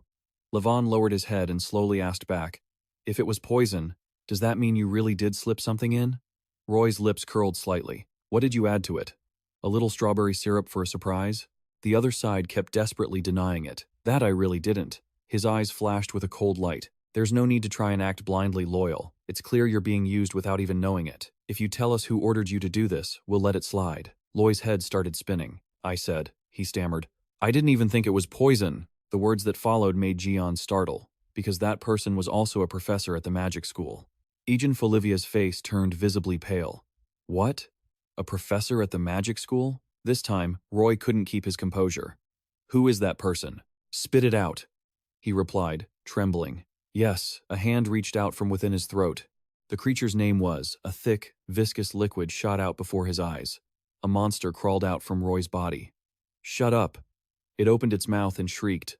"Why did you reveal that? You idiot. Are you tired of living?" Saying that, it turned its head back. "He's dead." Levon startled and backed away. From inside the body, his voice couldn't help but tremble. "What is that monster?" It turned its head, its eyes fixing on him. "Egen Folivia. Why is he completely fine after being drugged? I need to capture him. Right now, the monster can't do anything. But in this situation, I have no choice." Jian's neck was suddenly constricted by a forceful grip. Roy's face darkened as he asked, "Who are you? Who sent you?" The monster hissed with piercing sounds. "Do you think I'll tell you? You fools! Do you think gathering a bunch of brats to play pretend will do anything?" The more it spoke, the wider its mouth gaped. "It's useless.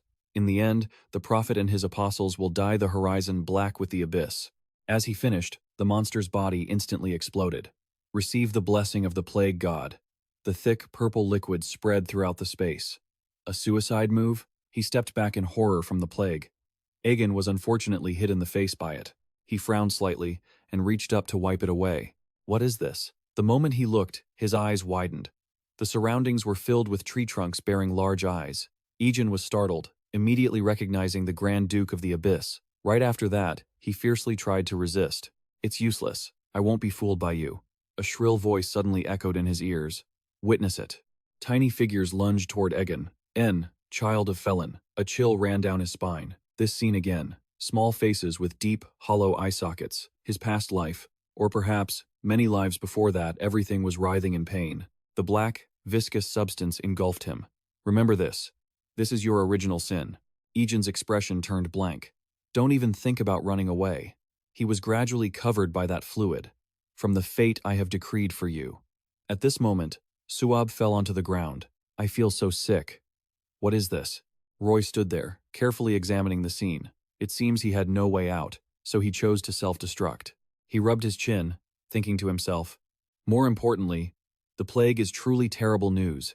Peace District will soon fall into chaos. If someone can control the plague and infiltrate a major city like IAS, it could become a serious disaster." Thinking this, Roy asked loudly, "Hey, is everyone okay?" She shouted furiously, "You call this okay?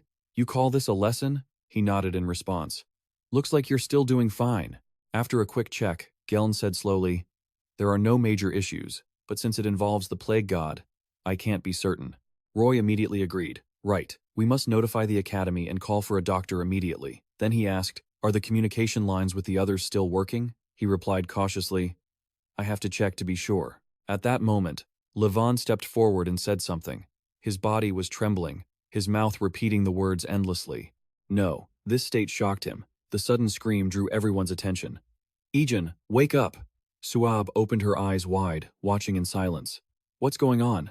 I'm not sure. I saw him being quiet, so I went to check and found him like this. A moment later she realized, wait, stay away from Egen. Everyone turned around, confused. What's wrong? Suab was just as hurried now. Everything around Egen is in chaos. Levon still didn't understand. What do you mean? A stream of energy is gradually enveloping his body. I've never seen anything like it, so I'm not entirely sure, but if he keeps maintaining this unstable state, he will explode. No sooner had he finished speaking than Egen let out a cry. The entire house was instantly blown apart. The surrounding space shattered, and a vague figure stepped inside. This was Anika, wearily observing the situation inside. This is the second time, Egen. Then she slowly approached him. Only one more time. After the third, everything will come to an end. Egan's face darkened, his voice trembling as he called out, Senior. After a long while, he managed to speak. What exactly am I? Anika didn't explain, but reminded him. Don't let the illusions from the abyss enchant you and drag you into despair. You are simply Egen Folivia. Hearing this, he lost his composure and interrupted. Stop lying to me. I know everything. I have seen the truth. Psychological shadows kept enveloping him. Behind this twisted and horrifying life lies a mystery that has existed since the beginning. It is the root cause of this cruel cycle. At this moment, a gentle hand reached out. Forget it. All memories of the past lives. The scale of destiny appeared in midair. I cannot explain clearly what lies on the scale of destiny. Saying this, she softly comforted him. But the reason Felin crossed billions of stars to save you was to free you from the suffering of your past life. Egen couldn't help but well up with tears. He turned away and muttered softly, but his voice lacked any strength. But I can't even resist the power of the abyss. She seemed to understand that the abyss craved his fall. Anika then emphasized, but more than that, this world also wants to protect you. His expression shifted. Huh? She raised her hand and waved it gently. You still haven't realized your true talent. Images of everyone worrying were right before his eyes. The power of this world will never succumb to the abyss. I will teach you how to discover your true power. Egan's eyes went round as he muttered, My true power? Roy widened his eyes and called out a name. Anika. After a long moment, he finally spoke. There was clearly an explosion. Don't tell me, she frankly admitted. That's right. I stopped it. Then Anika coldly declared, And from now on, I will be the one teaching Egen. This statement surprised everyone present. She suddenly appeared and said, What does that mean? Even you couldn't have expected this. Really? She leaned in close to respond, her voice audible only to the two of them. Until I say you are ready, you are not going anywhere. Egen hadn't even understood the problem. Huh? A new day passed just like that. Roy sighed wearily. It's been a long time since I spent summer in my hometown. It's so hot. Geln, standing nearby, coldly added. Hearing him say that, everyone would think he had spent 10 years in the north. At this moment, his gaze dropped below. They are still practicing hard despite this weather. So, what do you think? Do you believe she is improving? He also bowed his head to look. Without a doubt, she is doing very well. The two were constantly sparring. Combining magic with martial arts is inherently a difficult challenge. Yet she has reached a level where she can use it in combat within a month. Clearly, this is where she belongs. Nikon opened his mouth and shouted, That's not it. He turned his body and performed a movement. I told you, don't just know how to shout. Thinking about the fluid rhythm, Nikon said loudly, The point isn't to hit the enemy quickly, but to maintain the pace. Move like a mage casting a spell, and like a mage performing a ritual dance, aligning the flow of the strings with the trajectory of your movement.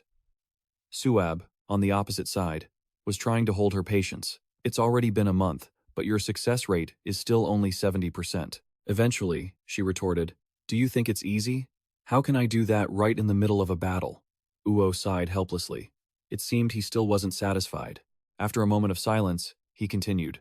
But considering that only a very few people can use Deso, which is a combination of swordsmanship and magic, this rate of development is truly astonishing. He silently remembered Egen at that time. Of course, there are always geniuses, those who can imitate high-level techniques just by seeing them once. At this moment, Roy nonchalantly chimed in. That's because Deo is still too outdated. The West is so obsessed with pure magic that they're falling behind in matters like this. Roy tried to suppress his anger. It was already perfect enough that it didn't need changing. He rolled his eyes and looked over. That reminds me, how is Egen doing lately? Any news from Anika's magic tower yet? Thinking of Roy just left him feeling bitter. Don't bring it up. There's absolutely no news at all. Making excuses every day has become my habit now. I can't guess what she's thinking, keeping him so tightly under wraps. Hearing that, he was also baffled. Anika is so dedicated to training someone to this extent, it's truly surprising. I admit Egen is very talented, but how could he surpass the limits of a mage who only possesses a single thread? His eyes darkened. Just one thread, you say? It was truly thought-provoking. A wave of power radiated throughout the space.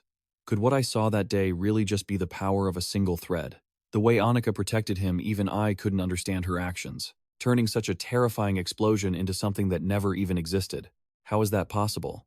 She must have broken many boundaries, and will soon have to face even stricter constraints. Roy was completely lost in thought. This would be a crucial variable in capturing him. Why would someone who guards against the abyss more than anyone else act like that? Until a frantic call echoed in his ear. "Professor!" She hurried over, finally finding him. He turned around suspiciously. "Lavina, what's wrong?" Lavina was breathless. "It's an emergency. Come to the third-floor infirmary quickly." Roy seemed to have guessed something about the third floor.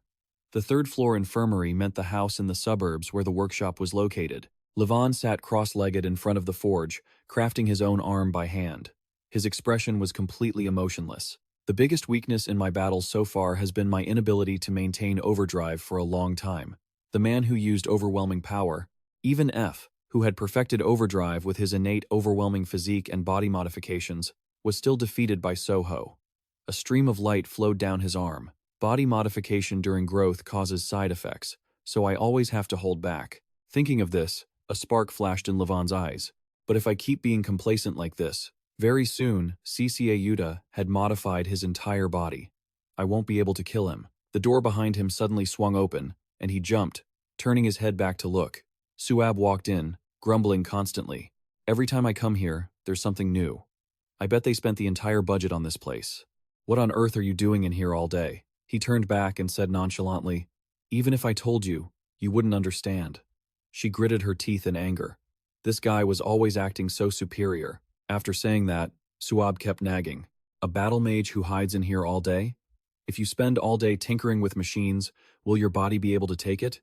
Go get some exercise." Finally, he couldn't take it anymore, and jumped down. "Why did you come here? Just to nag?" She cleared her throat. "Right, I almost forgot. This is very urgent." Suab's eyes darted around. "The professor told me to take you to the infirmary immediately. Where is it again?"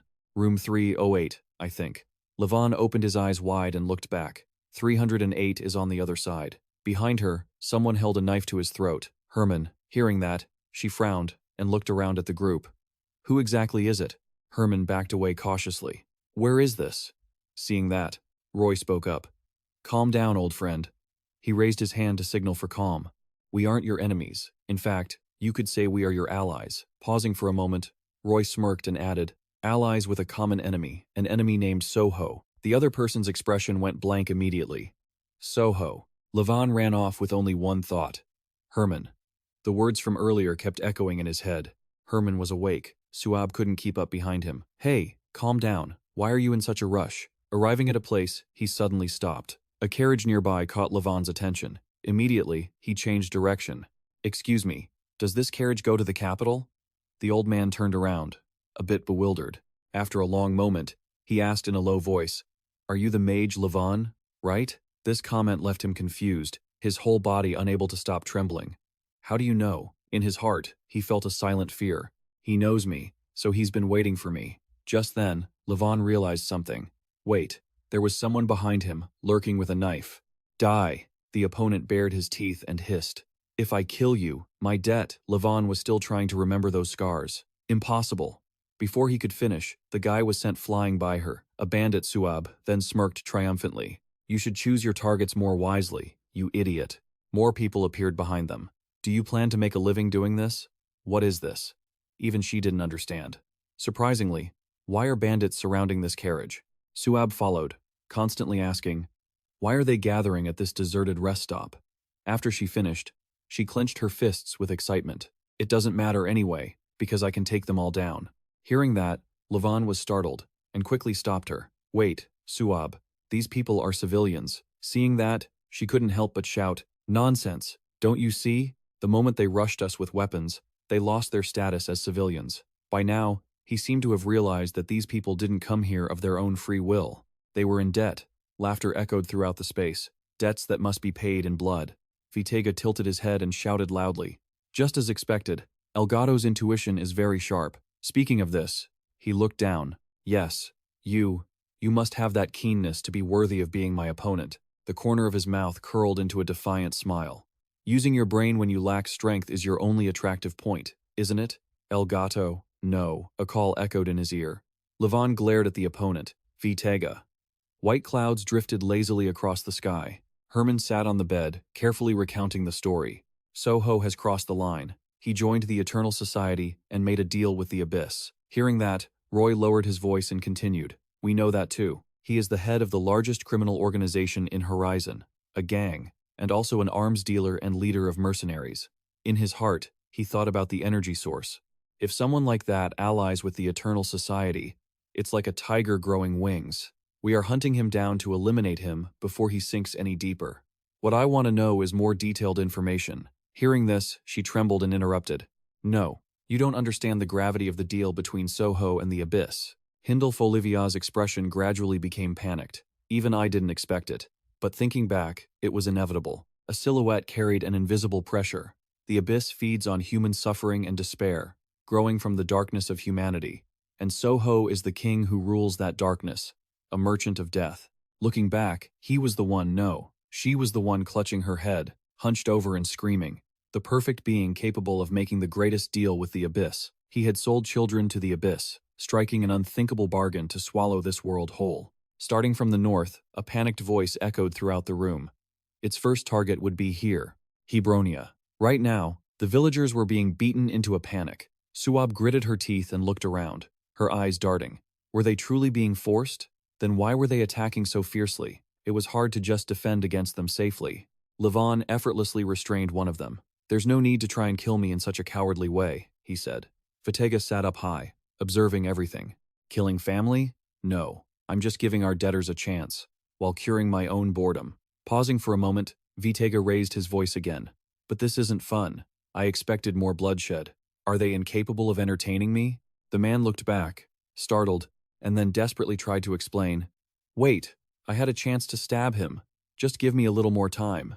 He slowly pulled down his sleeves. I doubt that, he said, holding up a hand to reveal crisscrossed, jagged scars. That's impossible. The man's body immediately began to warp, and right after, Vitega brutally dealt with them. Red blood splattered across the space. So good to see you, Levon. It's been a long time, hasn't it? These words completely infuriated him. Suab shuddered as she looked at that thing. Who was he? His entire body was drenched in a sea of blood. She had never heard such a terrifying curse. Cold sweat trickled down her face. Almost instantly, Vitega lunged forward. Amazing. Even in a place like this, there's a mage? You can see it too? The creature's eyes widened, its lips curling up. Curses and resentment poured onto him. The very existence of this being. Suab's expression darkened, and she suddenly felt dizzy, her hand slowly rising. Something like this, she thought, inwardly resolved, should not exist in this world. He panicked, wanting to stop her. Stop! Don't harm Vitega, because that's what he needs. A fist swung toward him, but he easily dodged it. A cut across his face began to bleed. He turned his head and whispered in a low voice, but it was too late. In that moment, Suab couldn't react. Levant, worried, rushed toward Suab. Seeing this, Vitega clutched his stomach and laughed loudly. How hilarious. He gritted his teeth, turning around spitefully. What is your goal? Did you come here for such frivolous antics? His attitude shifted back to normal. That's a bit harsh. I was the one attacked first. Why are you being so sweet to your new friend? Finishing his sentence, Vitega chuckled and added, A girlfriend? Is that it? Levon paid no mind to the teasing. Answer me, he told himself. It's no small matter if this monster is directly intervening. A suspicion rose in his heart. Could it be that my betrayal has been discovered? Even if I'm suspected, there's no solid proof to conclude my betrayal. He turned away and sighed. How boring. Finally, Vitega decided to get serious again. You ask why I came all this way? Actually, it wasn't that far. Pausing, he revealed that Soho had recently secured a new territory for a new business venture. His eyes widened. What? The king sat motionless in his seat. A new territory? Everyone around him went silent. A blood-stained hand rested on his shoulder. Young master, from now on. The other sneered, whispering, You are the Marquis of Bison. Remembering this, Vitega shrugged and continued. So, we need a lot of help here and there. It seems Soho has a mission for you and asked me to bring you. Levon pressed his lips shut, saying nothing. If that's the case, I understand the reason. But territory near the capital is reserved for prestigious high nobles like royalty, he thought, still skeptical. Then this is a far too aggressive move. What is he plotting? And by the way, he suddenly lunged forward. Since we've already done that, his hand with the deep cut reached out. I also need to hear the story of your slaughter. Seeing that, Levon's eyes widened in horror. Egen was focused on gathering his strength to successfully create it, but for him, it was extremely difficult. It wasn't easy to accomplish. Egen cheered happily when he saw success was near. I'm almost done. But then, he collapsed onto the ground. What is this even for? I really don't understand the purpose of this training. Senior, it's completely different from what we learned at the Magic Academy. Anika responded coldly. Then forget what you know. Because I am right, and the Academy is wrong.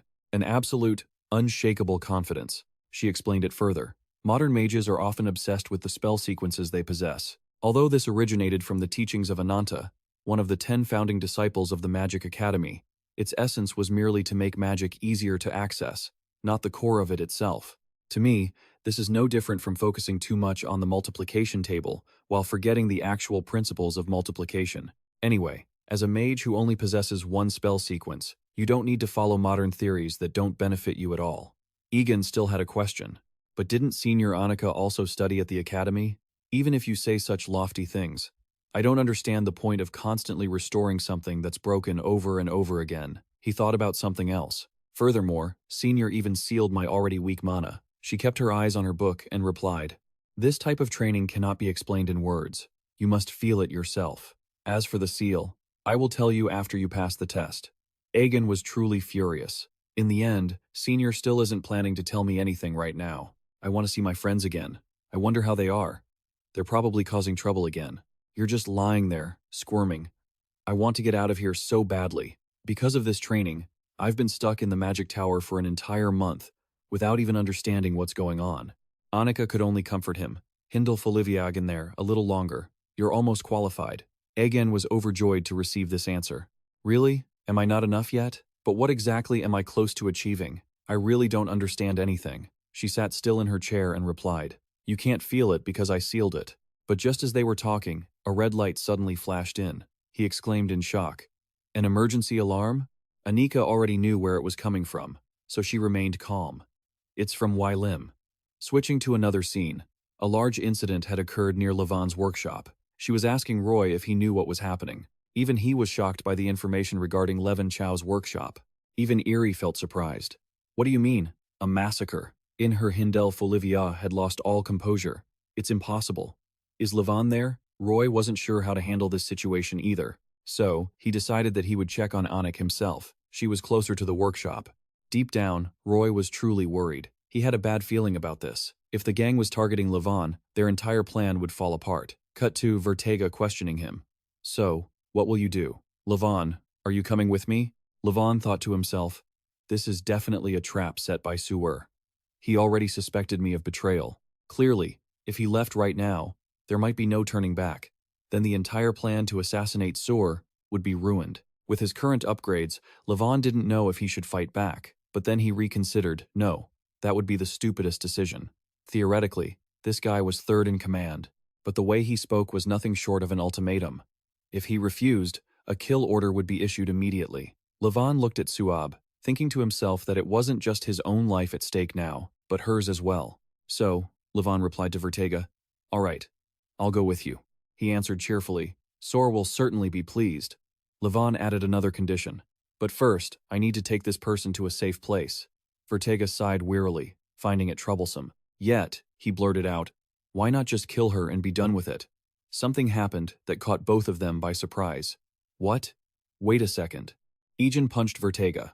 A hit to remember for saying that. Vertega didn't even understand what had happened, his expression still blank.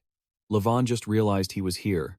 He hadn't expected this. Egen had to teach Vertega a lesson. So, you're the one behind this? But then Egen was surprised he was clearly the one who had been slashed. So why was he Vertega the one affected? Vertega was no longer being lenient. What an interesting friend you are.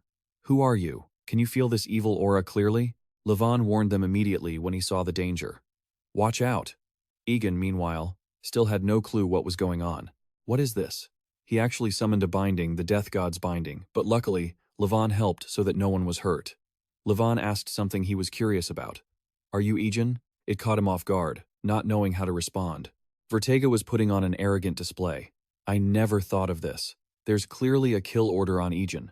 So why do you two seem to know each other? Levon still didn't quite understand. Is he part of the gang too? Levon expressed his frustration. Isn't it ridiculous to have a kill order on a Fivia? Vertega heard that and laughed out loud. No need to make excuses. Levon, I was just about to say, this is actually lucky, especially since that red-robed psychiatrist from the Eternal Order warned us not to touch him. If you actually kill him, we'll have to go to war with that madman. Egen understood the implication as soon as he heard it. Are you talking about Uncle Egen Folivia? Vertega nonchalantly replied, I have no reason to tell you. If you're curious, go to our territory yourself and find out. That psycho is there with us. Levon was very surprised by this information, unsure if it was true. Vertega continued. Furthermore, it's too noisy here, and others will show up. So, let's head back. Levon and Egen still didn't quite get it. Head back? What is he talking about? Levon could only follow his lead, looking after Suab. He still couldn't believe it. It was all too confusing. He was really trying to stop everything. Levon, where do you think you're going? Vertega flashed a bright smile. Everyone is still waiting to see you after all this time. Before leaving, he didn't forget to provoke them. Well then, goodbye. Egen was truly furious at this, being forced like that. Egen immediately used his ultimate move, confident he could do it. Egen seemed to be using some kind of magic, absolute erasure. He had to stop this absurdity. Stop right now. Vertega sat there leisurely. How cute. Do you think a tiny spell like that can do anything? He turned to look at Levon with contempt. I can't believe you failed to kill a guy like that. Were you just being lazy because we weren't watching? Levon immediately reminded him. You idiot. Look closely. Vertega still didn't seem to understand, still looking confused. Levon quickly explained. That's the magic of one of the 12 moons. Egen was still trying to find a solution. What an interesting friend. Did I hold back too much? He muttered. Did he say the gang's territory? He thought about the person he cared for, and that Uncle Egen Folivia was there too. Roy appeared at that moment. He looked at the scene before him. Egen didn't dare to look him in the eye, only whispering, Master. Roy looked at the bleak surroundings with disappointment. I'm too late. Cut to him having gathered full information. His name is Vertega, a cruel man with a bounty of over 300 million, wanted in many northern countries. He is considered the organization's ultimate weapon. Herman also found out that Vertega and Soar never act alone. So, the news about Soar appearing near the capital's territory couldn't be fake. Erie felt that assessment was spot on. If it's near the capital, it must be the Bison Dukedom. I heard the head of the family recently abdicated due to a serious illness, leaving a spot for a young successor. There are too many suspicious things surrounding this. Perhaps we need to investigate thoroughly. Furthermore, while investigating the disease spread by the god of plague's minions, we discovered a similar outbreak spreading around the Bison Dukedom. Lavina was extremely surprised at the mention of this. Isn't the Bison Dukedom the Crown Prince's maternal family? If such a powerful clan is colluding with the organization, I don't feel very safe. But the risks of this infiltration are too great. With someone as cunning as Sewer, this move seems too reckless. Roy concluded all these opinions. If that's the case, then that very recklessness is our opportunity. Du-Illim will infiltrate the Bison Dukedom. It's been a long time since we've had a field mission. He clearly laid out the plan. We have two main objectives. First, investigate Sewer's plan in the Bison Dukedom and gather evidence to launch a military campaign. Second, establish contact with potential forces capable of resisting the new Duke of Bison and the organization within their territory. Prepare quickly. Don't give them time to react. The space in the hallway was quiet. Everyone had finished discussing. Suddenly, Roy heard Egen Folivia calling out, Master, I want to go to the Bison Dukedom too. I'm a part of Du-Illim too. But he wouldn't accept this. Don't be foolish. We aren't so short-handed that we have to send a rookie on a field mission. Egen was surprised by this answer, feeling a bit disappointed inside. What? Roy gave Egen a special warning. Besides, you haven't even finished Onyx training yet, have you? If you want to join, at least finish that first. You couldn't keep your cool at all. Levon has been captured. And on top of that, Uncle Egen Folivia, the man who burned down Folivia, is there too. And you're telling me to just sit still and train? He stepped right up to you. That is exactly why you can't participate. Our goal isn't to charge in, rescue the princess, and seek revenge. This is an infiltration mission to gather intelligence. It requires patience, not blind hatred. If you act impulsively just because you're overwhelmed by your emotions, we'll all be in danger. You've put yourself in the line of fire time and time again just by letting your emotions take the lead. If you truly have a sense of responsibility, you can't deny that. Egen still hasn't accepted this reality. That's true, but Roy wouldn't even listen to you. If you understand, leave this mission to the seniors and focus on your training. Don't worry, there's no need to rush. When the time for true retribution finally comes, you won't be left behind. Scene change. Tia rushes into the room, looking emotional. Young master, it's been so long. What kind of classes are these that keep you away for a whole month? And your arm, do they really call this training? It's too dangerous. Before Egen could even say a word, he quickly replied, but I have to go back to the mage tower for a while. She looked incredibly surprised. Huh? You're leaving again? Egen immediately deflected. It's nothing. I didn't say anything. Tia was instantly relieved. Thank goodness. I thought you were leaving again. I was worried sick. You felt so guilty. You couldn't bring yourself to tell her. She was so worried that she almost forgot. Oh, right. Young master, look at this mountain of letters that piled up while you were gone. Everyone is so worried about you. Egen was happy to see them. So many letters? Is this from the entire 12th grade? This one is from Orochimia, Tia added. Professor Istin sent the most. She summarized every single lecture from the beginning. She really is an honorable professor. You started sweating just looking at them. So all of this is just the summaries? You expressed your shock at what was laid out in front of you. Egen could easily recognize that this was a letter with a noble seal. He confirmed, I've never seen this one before. It must have arrived recently. You were searching through them. Let's see. Who sent this? Egen was even more surprised when he read the contents. What? The lines written in the letter left him stunned. The Bison Marquisate. Tia expressed her excitement. An invitation from the Marquis of Bison himself. You really didn't understand. But why was it sent to me? Suddenly, a loud shout from outside made Egen jump. Suab had burst in again. He asked quietly, Suab, why aren't you resting in the hospital? She was furious right now. That doesn't matter. Suab immediately held out a letter and shouted, Did you get one of these too? You were very surprised by this. You got one too? Scene changed to the Bison Marquisate. It was already quite late. Tia had finally finished moving everything inside. She was exhausted by now. Tia looked out the window. So this is the territory of the Honorable Marquis of Bison? It's got quite an atmosphere. Suab responded boredly. She didn't seem interested at all. Atmosphere? This place reeks of disgusting evil energy. You felt very frustrated by her comment. How funny. Someone who hasn't even refined past level 50 gets invited just because they're a schoolmate. Egen just wanted to give her a piece of advice. Don't be so hostile. Suab. We're here to congratulate the new Marquis. Tia immediately expressed her admiration. You talk just like a real noble. Before the young master could even react, you spoke up. Anyway, Tia, we have things to do. We'll be out for a bit. Let's go. Suab followed immediately. Understood. Tia didn't even understand what was happening. They had just arrived. Where were they going? Scene change. The two of them were talking. Suab expressed her frustration.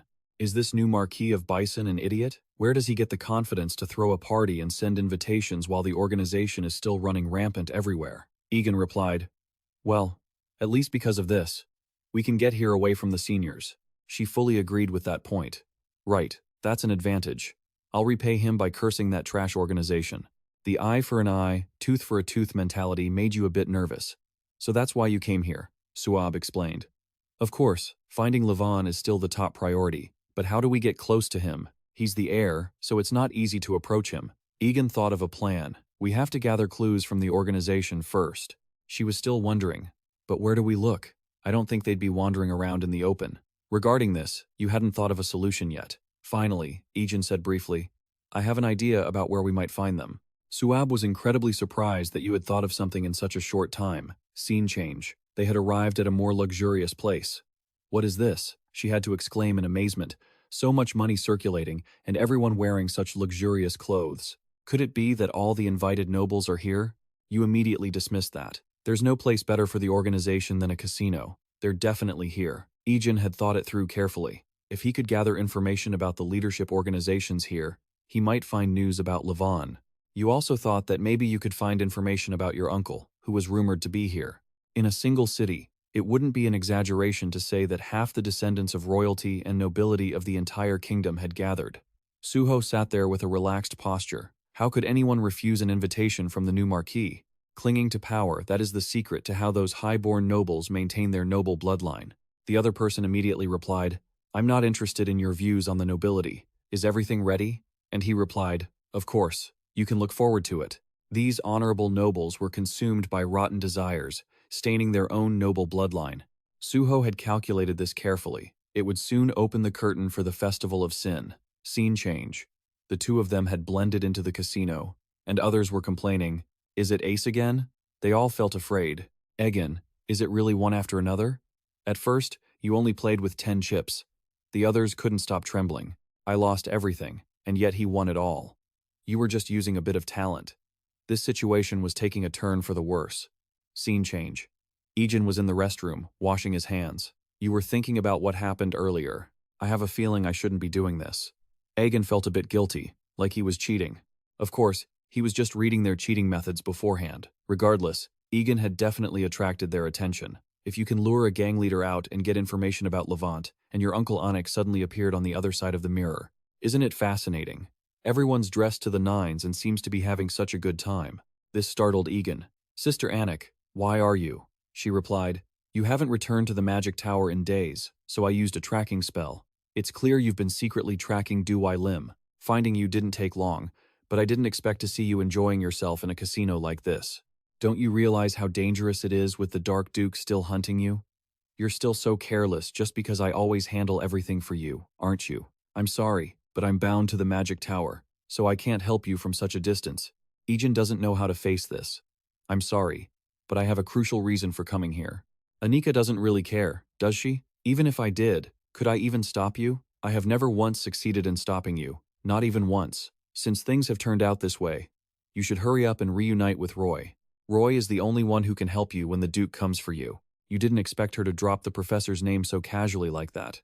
She continued. And in the worst-case scenario, I will authorize the release of the first seal. Egen was surprised yet again. Huh? But you said I didn't have permission yet. Annika really only saw this as the only way to resolve things. There was no other choice. Even if it felt a bit forced, it would still be useful. She gave him careful instructions, but reminded him to remember well. Once the seal is broken, the abyss will also sense his existence, so only break the seal when there is no other option left. The top priority is to meet Roy first. You feel like the plan is moving too fast? She seems a bit rushed, as if something is about to happen at any moment. Annika could only explain that the invasion has begun, and this place is about to become. Before she could finish her sentence, she was already gone. Their territory. Egen panicked, not knowing what was happening or why Anika had disappeared. He thought back to the words she had just spoken and began to process them. Egen just saw what was outside. He didn't expect it to appear so quickly.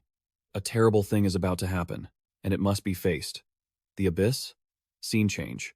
Egen runs outside to sound the alarm. Suab, get out of here right now. Something is very wrong here.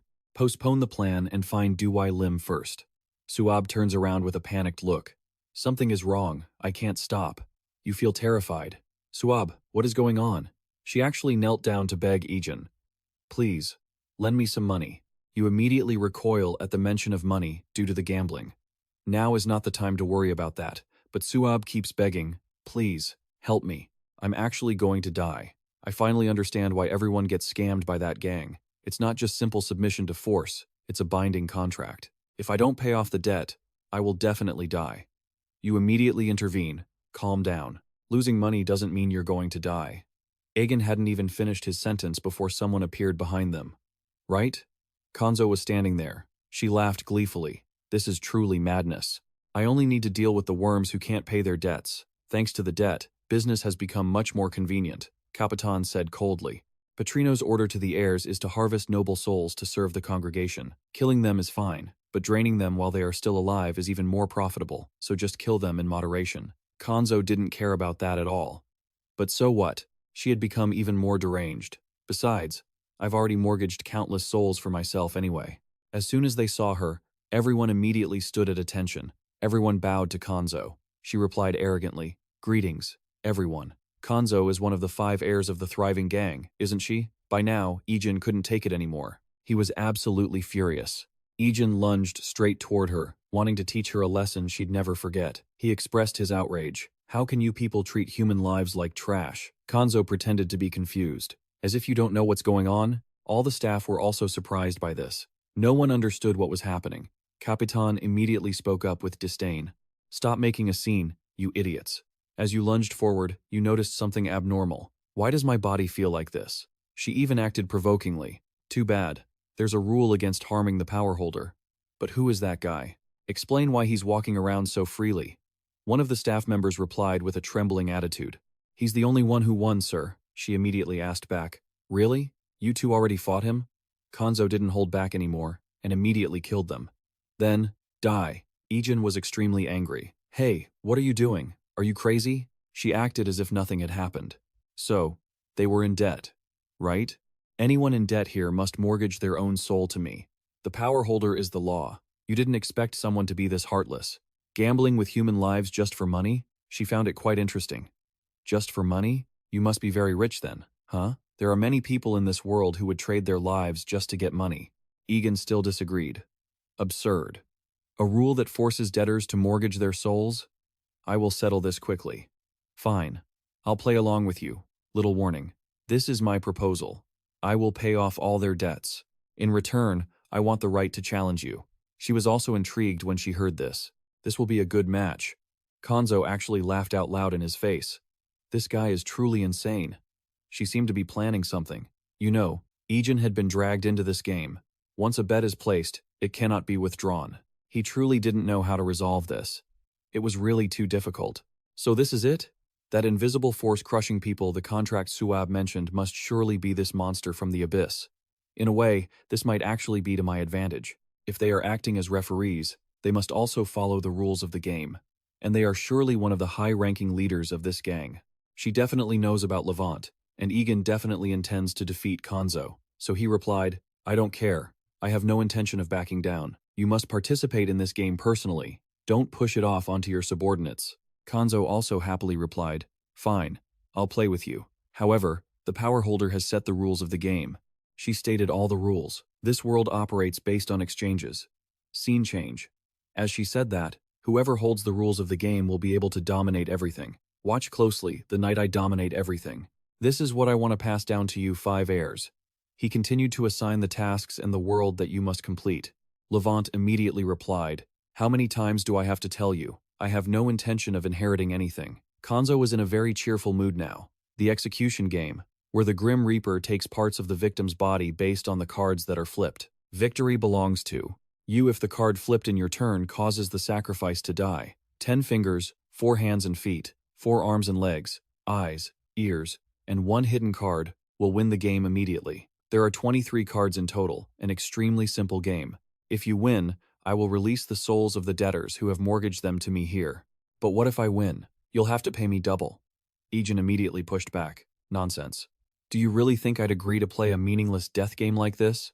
She smiled mysteriously. I told you, Conejo had this planned from the very beginning.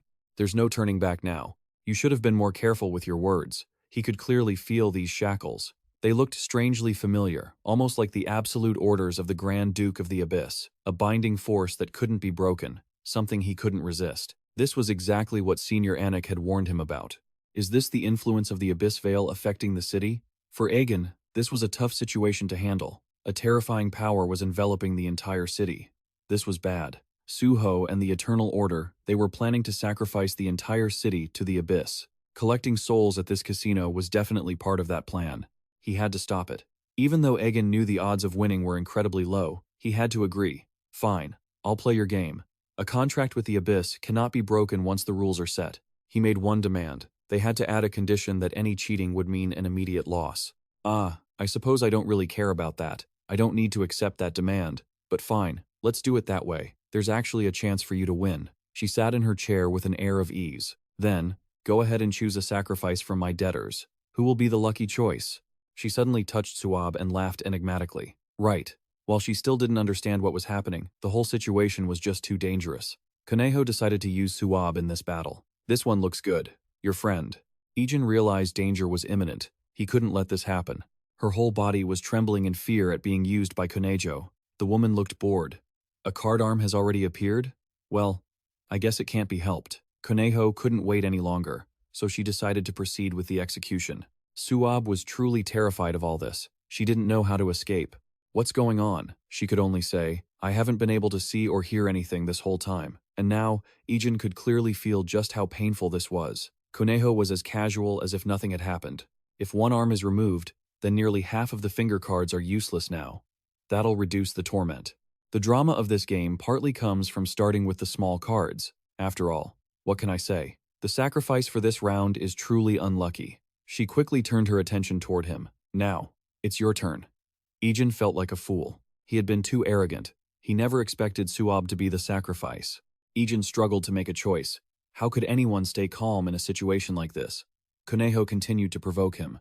Where did that brave hero from earlier go? Has he turned into nothing but a pitiful, trembling deer standing here now? It's easy to tell who you are, isn't it? You're Egen, right? It seems like you rushed in here relying solely on those eyes of yours, didn't you? He was truly surprised to hear that. Everything wasn't as he had imagined. Koneho was growing more cruel by the second. But sorry, I didn't cheat. And all the rules are completely fair. Even if you look with those eyes, you won't find anything. Egen was determined to destroy her. Nonsense. There's no way a piece of trash like you isn't cheating. Koneho thought to herself she had already calculated everything. You have been completely swallowed by the demon of doubt. Fine. Since I set the rules, it's only natural for you to suspect cheating. But there is no trickery here, because it wasn't necessary. Of course, it would be great if I won, but losing wouldn't matter either, because the true goal right then, he flipped the card. Egen's fearful eyes stared straight at the card in front of him. He had pulled the card depicting the head that destroys souls. Egen couldn't keep his cool anymore. Why is it the head? She felt incredibly excited.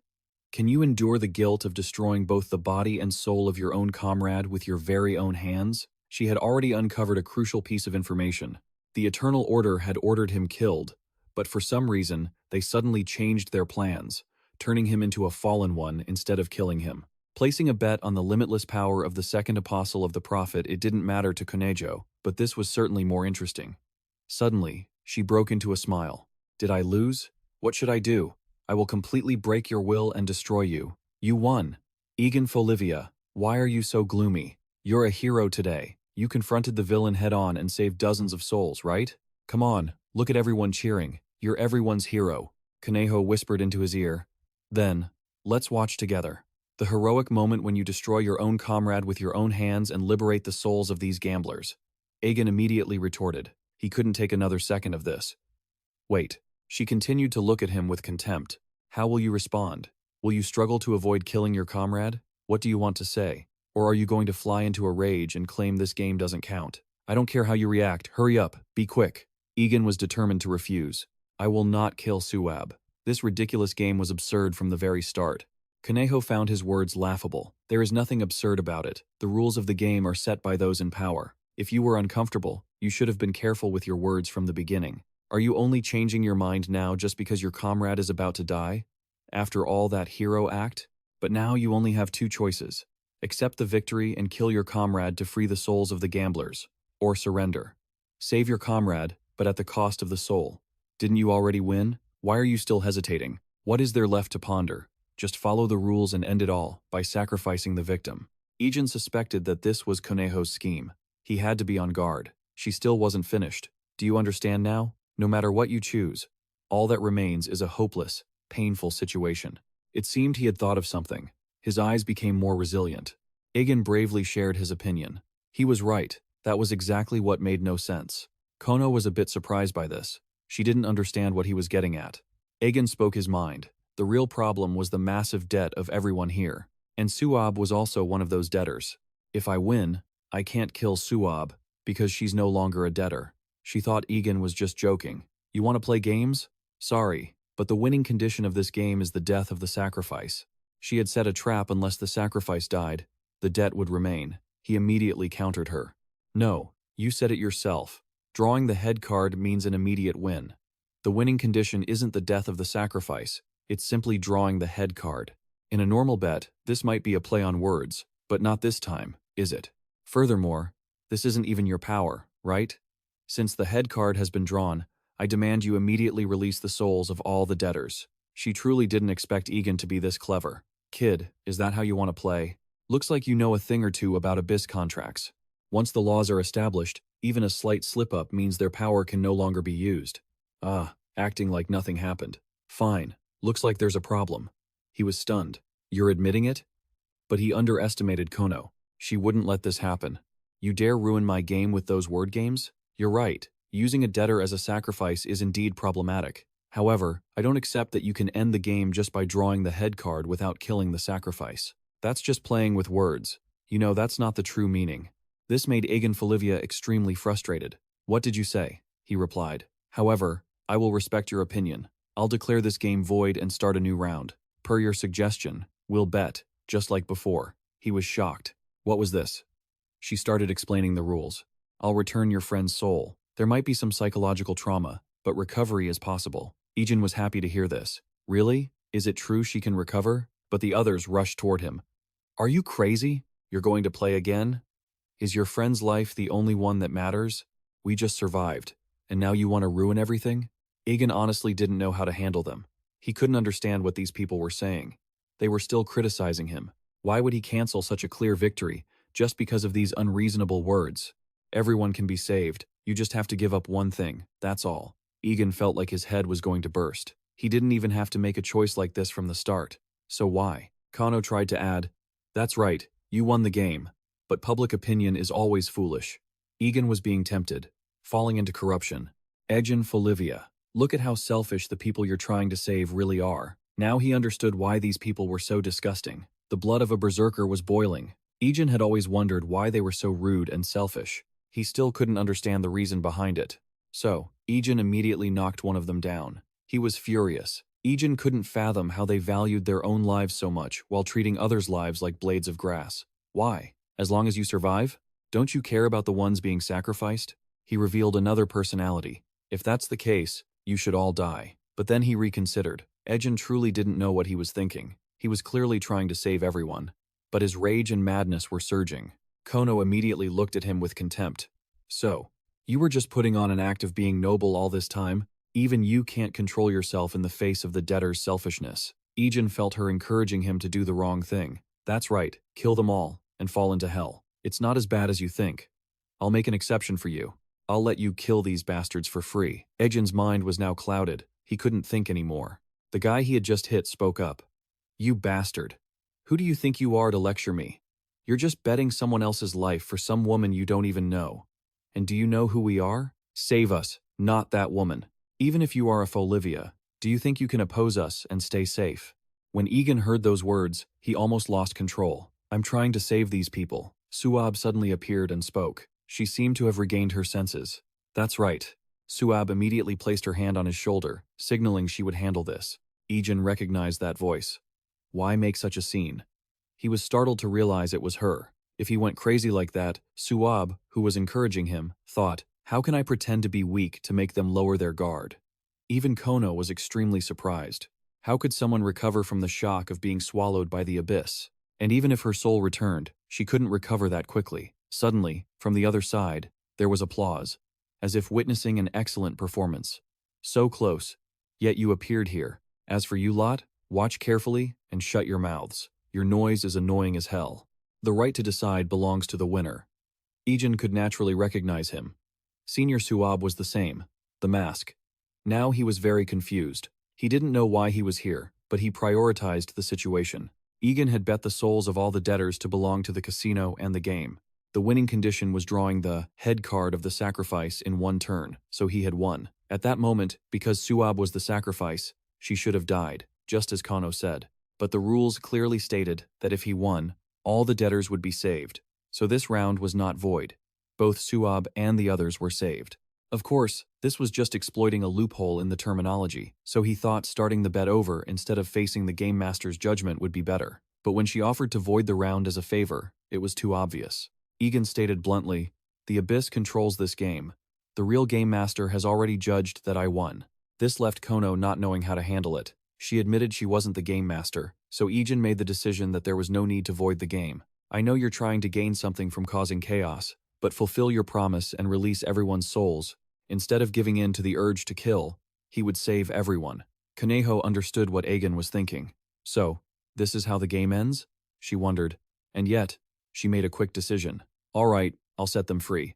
Egen, you must stay vigilant with this person. You have to be on your guard. It seems Kono is planning something. So, the fun and games are officially over. She's definitely plotting something we can't figure out. Time to head back to reality then. Koneho immediately uses her trump card, a binding summon, which completely catches Egen Folivia off guard. He's panicked as the truth finally sets in. Everything around here is about to blow, and she's already unleashed such a sinister, berserk move. Standing high above, Konejo says, "This is the price for ending the game. I'll teach you that after a fair and fun match. What's waiting for you is a truly unfair reality." Egen asks while sprinting, "What do you mean?" He coldly replies, "It's a binding abyss summon. Those bonded to the abyss can borrow its power. This is my first time seeing it with my own eyes. Just keep running. This isn't the time to overanalyze. I'll buy us some time. You get Suab to safety." He stops. Surprised, he asks, "How did you know my identity? Did you see through it with those Folivia eyes?" Suab is completely stunned. "What are you talking about? You were actually disguised to fool people? Just deal with what's in front of us for now. Forget it. Don't do anything stupid. Just follow me." Egen is left blank, not understanding that the other guy is actually a total monster. But switching scenes, In has received intel. "We've got a monster of our own." Lavina is panicked. "What on earth is happening?" She shakes her head, answering, "I don't know how those new students got mixed up in this. Had Lavina seen them already? Is that Egen and Suab?" In, after searching for a while, finally succeeds. "I've locked onto the coordinates. If you take Route 3, you can avoid its line of sight." Having received the info, he's now looking for the path. She's still busy guiding the two of them and hiding in the alley up ahead. With the route confirmed, he speaks directly into the comms. "Got it. We're here." And immediately signals to Lavina. "All right. Blow it to pieces." As soon as she hears the command, Lavina acts instantly to end this quickly. Koneho didn't expect them to be this fast. She curses those little rats. She's been chasing them forever, but they've vanished. They ran away. If the other heirs notice and come running, this is going to be a headache. Koneho really doesn't want to get involved in this. Damn it. I hate wasting my soul on this stuff, but I can't let my soul fall into someone else's hands. I can see the whole city now. She's used everything at her disposal to get a vantage point. She says with a smirk, "You can't escape my 14,000 souls, or my 28,000 eyes." But the sight before her forces her to change her perspective immediately. An urban disaster occurring right here? A massive explosion? Egen is so scared he bows his head while he stands tall. He thinks to himself, "God, isn't that overkill? A large-scale magic spell like that will affect the citizens." He answers his concern. "There are no citizens here, only the guild and invited nobles. And even if they are nobles, we don't have the luxury to care." Egen still doesn't quite understand. "Why, sir? The Bison citizens, we don't know the full story yet. I don't have the details. We're still investigating, but looking at the situation, maybe your hunch was right. Maybe they were all sacrificed to the abyss." This realization terrifies him. How could a whole city?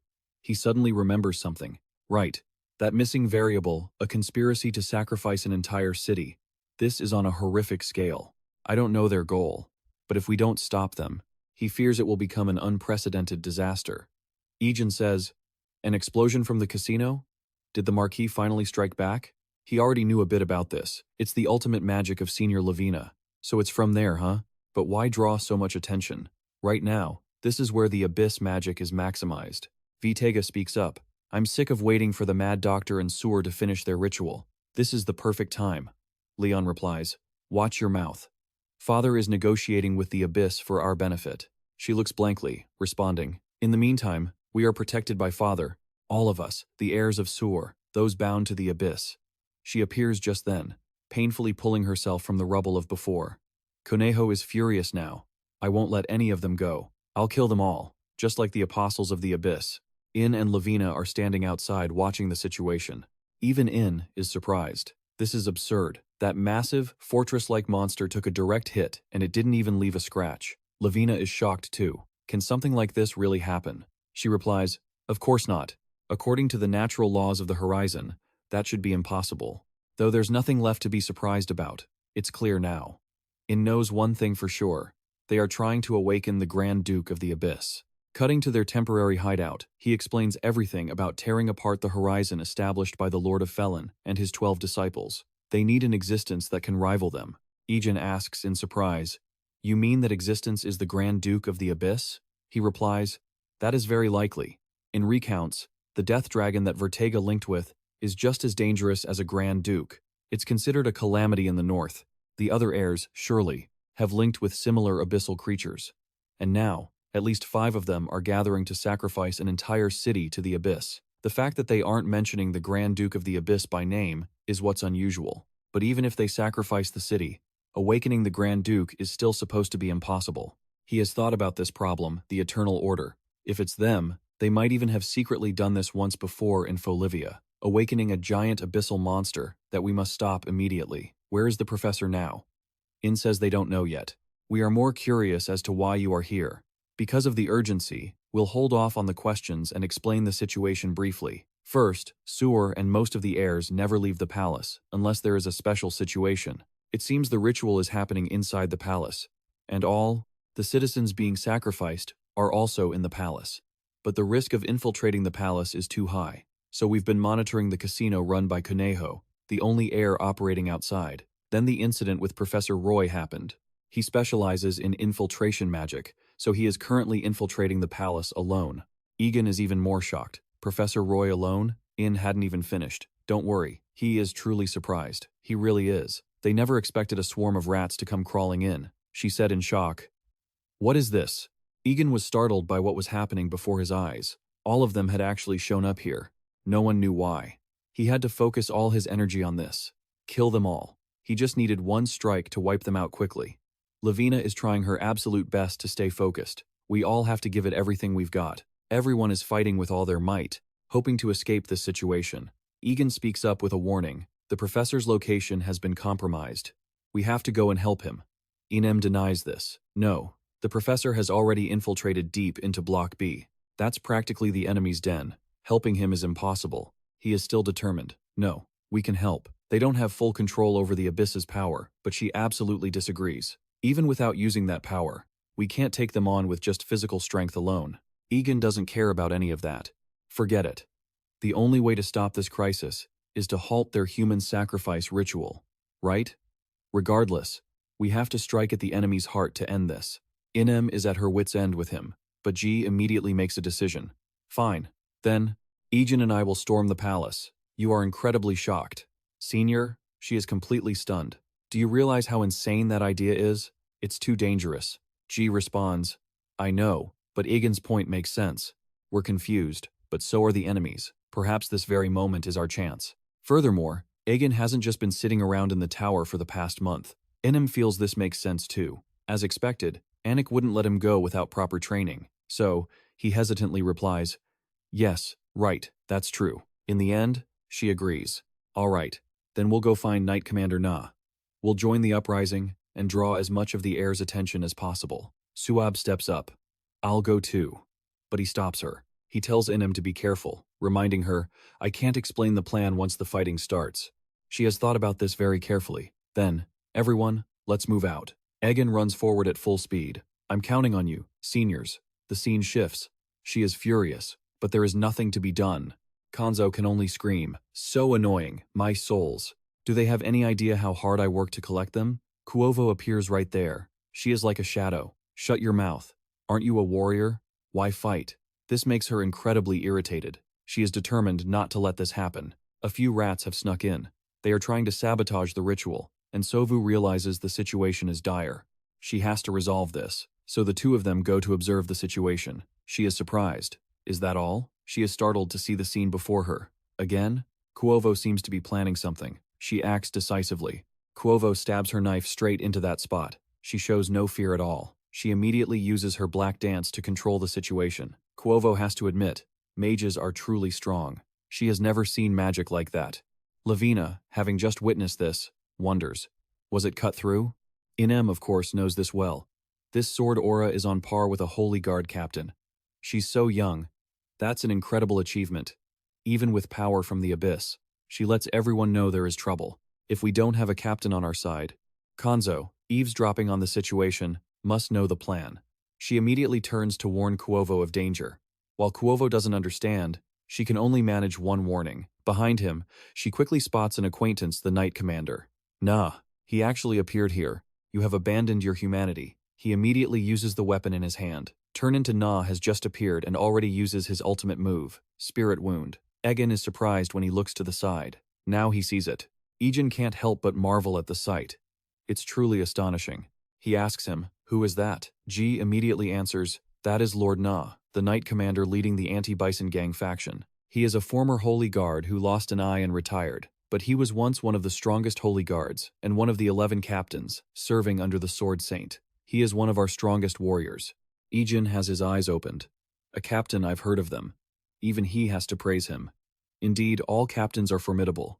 Even in Folivia, only a few could go head-to-head with them. With the support of Inem and Lavina, they might be able to hold them off. So he expresses his astonishment. What? That powerful warrior can only hold them off?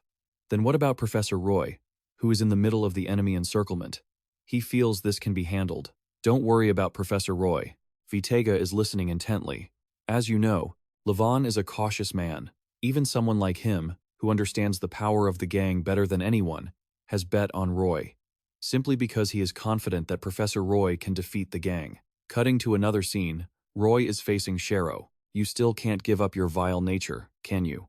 Now you have to cling to the abyss too? Well, adding abysses to your dirty name wouldn't make it any dirtier. I guess so. The music swells. He immediately retorts, "Roy, it's an honor to meet the legendary mercenary here. Were you hired to chop off my head?" He suddenly discovers someone in front of him. Damn it. Dealing with Shero alone is already annoying enough. Yeah. He calls his name at this moment. He seems to be calculating something. Idia even gives instructions. Make sure the ritual is not interrupted. Roy is truly surprised. But Idia is here too. Na sighs wearily. He sees Quovo lying on the ground. Na shakes his head in annoyance. He can't understand it. Giving such a person the title of noble heir and then turning her into a sacrificial pawn. What on earth is Shero doing to these children? Na doesn't even want to care about this. Forget it. I'll go kill the rest. But he notices something strange behind him. Quovo suddenly attacks Na while he is still confused. She speaks words that are extremely hard to understand. Cannot kill you. Na realizes the danger right behind him. Self-destruction? He has to fight this alone, with no one to help. Na immediately uses his weapon to block the danger. Quovo acts like a hollow shell. It seems she has lost consciousness. He quickly uses his hand to block the sword from stabbing him. Na tries to ask, "What are you? And you're not alone. Are you?" She responded immediately. Impossible. There is only one Kuvo. She was revealing a truth. When one person disappears, right after those words, an explosion occurred, and someone else was just born. Fortunately, he dodged just in time, or else he would have been severely injured. Kuvo maintained that calm attitude. Until father's dream becomes reality, I will live forever. Nahung still didn't quite understand the power of immortality. What did you sacrifice to gain that power? She immediately replied, I just transferred to a new body to save the data. My head became a little dull, but that's unnecessary. Anyway, he had been holding back until now. Stop talking nonsense. I'm asking how many innocent souls have been sacrificed for that vile power. Conejo even acted innocent. Oh, is that so? I really didn't know. Oh, right. Every time I sacrifice, it takes about 100 souls. They said I have to be frugal, isn't that right? This was beyond Na's endurance. If it continued like this, he would lose his mind. Na immediately lunged straight at her. I will end that vile immortality. In this moment, she was calling Na to investigate the situation. Commanding the knights, she was truly furious. Damn it, he has completely lost his mind. Unbelievable. Even though Knight Commander Bison had many tactical advantages, he couldn't stop every desperate, lethal attack. Furthermore, this enemy even self-destructed without hesitation. Even if she could revive, he shouldn't let his emotions take over. Inem realized the problem was getting increasingly serious. She couldn't resolve this quickly. The worst-case scenario. At this moment, Kizo was looking at the two of them with contempt. Is the fireworks show over already? My dear little ones, you'd better get ready now. Inem looked towards Lavina, whose magic had also been exhausted, but that was natural after facing a monster like that head-on. The support ability relied on a warrior on the front lines to fight. But with the Knight Commander in that state, it was crucial for Egen and Geln to regroup with Professor Roy and attack the enemy's lair. If everyone fell here, they would be completely surrounded. She thought very carefully. At this rate, the chance of victory was 0. Suab suddenly appeared in this quiet space. Is this it? Startling Inem. This is what we need to defeat, right? She immediately scolded Suab. I told you to rest. Just because your body can move doesn't mean you aren't injured. She was also very frustrated. Shut your mouth. Do you think I trained for a whole month just to sit around like a burden? Staying still while my limbs can still move is more humiliating than death to me. Seeing this, she began to provoke them.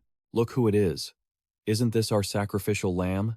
Even though I spared you, you're still determined to find death. Huh? She was as arrogant as ever. I'm actually very happy that you're my opponent. Koneho immediately switched to combat mode, because I've wanted to defeat you for a long time. While they hadn't realized it yet, in this dangerous battle, they had to stay calm, but the three of them wouldn't easily give up like that. They had to fight back against Koneho. She was furious that she couldn't wipe the three of them out, so she had to find another way. Inem was surprised to see what had been prepared. It was truly terrifying. Lavina also had a panicked reaction to this. Jumping onto the tentacles, she wanted to teach those two a lesson. You crazy brat. Inem immediately assigned tasks. Lavina, I'll create a mark. You use your magic to attack it. We'll open a path through. And so, the two of them coordinated to carry out this plan. Koneho thought she had victory firmly in her grasp. Are you ready to be smashed to pieces? But she was extremely disappointed. This kid, is she not afraid? Suab had to fight with her life on the line. Of course I'm afraid. She still remembered that feeling clearly. The pain of her soul being torn apart while alive, Suab had never forgotten. It would become a permanent scar on my soul. So she immediately gained momentum. But what was more terrifying than that was that Suab attacked immediately, so afraid she couldn't do anything else. Let the threads of nature flow. Offer your body to the form of nature. She remembered Nikan's words. Even a fool can understand this. If you can fill your fist with magic and the power of nature, how boundless would that power be? Suab was bewildered at the time. But I'm already doing that, he replied. Absolutely not. What you're doing is just child's play. This is true class. At the ultimate level, the greatness of nature will bloom in my hands. This is a realm that even outdated techniques cannot imitate. And this is not something that should be said to someone who hasn't mastered the basics. She was very angry right now. You bastard. Suab was hateful because of this. That cursed Nikan, always looking down on others. Suab was the genius sorcerer of the Thien Hai tribe. The great nature was her life. It was her very being. Suab was determined. She could do things like this more than she ever wanted to. Koneho started to fear Suab's power. She didn't know what to do. Koneho immediately resisted. You think I'll just stand there and take the hit? Block them, you foolish souls. Tien Hai style. And so, she immediately unleashed her ultimate technique. Heaven and man as one. Thien Hai mercy. Koneho truly couldn't believe she was that strong. She was about to give out. Everything exploded just like that, emitting a blinding light. She was defeated so easily. She couldn't resist. Suab was naturally very happy about this. She broke into a bright smile. I won! Suab was about to say something else, but they managed to stop her just in time. Inem, who had been observing, could judge that she was an amazing girl to have matured to this level in such circumstances. No, rather, it was this very situation that created her. In just 1 month, she had reached the level of Master Nikan, and considering her talent with the 8 strings, it could be said that she had even surpassed Nikan in terms of absolute destructive power. She was showing signs of waking up now. She seemed to need help. She actually suddenly asked about his situation. Where did that guy Egen go? She firmly refused to answer. You think we'll answer if you ask? She sighed tiredly. Not dead yet? Hearing that response, Koneho guessed it too. It seems he isn't here. Under these circumstances, that meddlesome young master is bound to make a move. He has already set out to stop the ritual. Inem finds this incredibly troublesome. She didn't want to answer him. Instead, she immediately called her teammates. Kevo, don't waste your life for nothing. Get back to the castle immediately. An intruder has already broken inside, and 2 others are smashing through the gates. Return at once and spread the word. Kevo received the information just then. She looked quite surprised. Without waiting any longer, Kevo was determined to return and handle it. She replied, Understood. I've got the situation. Na Hung is furious right now. He really wants to lunge at this kid. Na suddenly leaped down and stood in front of Konzo. He actually grabbed him by the throat and started provoking him. You want to kill me? He assumed Na wouldn't dare do it. Go ahead and try. But if you kill me, 12,000 lives in Bison. Hearing this, he immediately froze, because protecting the people was more important. Konzo began to threaten him. Everything will fall into the hands of a madman. He is the demon of pleasure and gambling, someone who toys with human souls. If you kill me, you'll realize what a polite and agreeable debtor I truly am. Na couldn't take it anymore. He really wanted to fight one more time. He immediately lunged forward. Damn it! Inem, standing outside, hurriedly tried to stop him. Commander, calm down. I understand your concern for the people, but we must keep a cool head if we want to save any more lives, he replied coldly. I know. Na Hung couldn't just keep enduring it, but every time he remembered the past, he was filled with regret. Everyone was worried about his condition. "Commander, if you're coughing up blood, your lungs are already damaged." Na Hung still managed his final words. "Looking back, everything is because of my indecisiveness." Inem truly didn't understand. "What do you mean by that, sir? Is there something you haven't told us?" He replied calmly. "That is a story I intended to take to my grave, but if revealing the truth can reduce the casualties, I must speak. Everyone must be wondering why this is happening in Bison, but it was all foretold. The Lord of Bison is a cultist of the Abyss, serving the plague deity." All three of them looked stunned upon hearing this. What? It all started when the ruins of the plague deity were discovered within Bison territory. The House of Bison was originally just an ordinary noble family. They used power borrowed from the plague deity's ruins to quietly climb to the highest ranks of royalty. Na discovered this truth when he returned home after finishing his holy crusade, but he didn't have the courage to expose his lord, because Na knew better than anyone that if this truth spread through the ranks of the crusade, all of Bison would be purged by the blades of light. Therefore, he had obtained a pledge of repentance from the Lord, and poured all his energy into erasing every trace of the abyss. However, Na Hung couldn't destroy the plague deity's ruins, something that went against all laws of reality. So the best measure at the time was to bury it deep underground, in the deepest, most inaccessible part of the castle. From the perspective of the abyss cultists, that must have been an unforgivable act. She felt everything was getting too complicated. Wait, does that mean they are sacrificing this entire city to resurrect the plague deity, Nokron? Na confirmed this entirely. He had thought of it.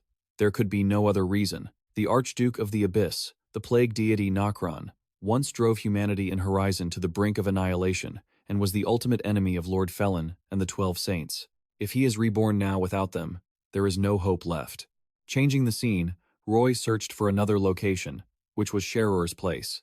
He felt it was too noisy here. Sherror smiled and replied, "Forgive me for the noise just now. I've prepared all the weapons. After all, I'm not exactly a calm person." Roy had guessed as much, as expected from an arms dealer. He brought a collection of truly strange artifacts. Sherror happily replied to that. "I hope you are satisfied, as they cost a fortune." Roy looked at the pile of weapons. Are all of these ancient weapons? Each of these pieces was enough to change the tide of battle. It seems his claim that he would take over this country wasn't just bragging. He thought about what he had to do, yet at the very least, he must. Sherror seemed to have some sort of plan. "All right, since our dear Master Folivia just suggested it, let's end it here." But Roy didn't want that to happen at all. No, he had to kill Sherror at any cost. A blinding light suddenly erupted from before him. Roy had actually been on guard the whole time. Otherwise, he would have died. Roy even intended to throw a punch. He wanted to kill him. But Sherror wasn't that easily destroyed. He started using a teleportation technique. Both sides began to fight fiercely. As I predicted, "You are troublesome."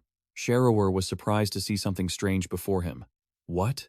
Roy was acting in a way he didn't understand. Teleportation?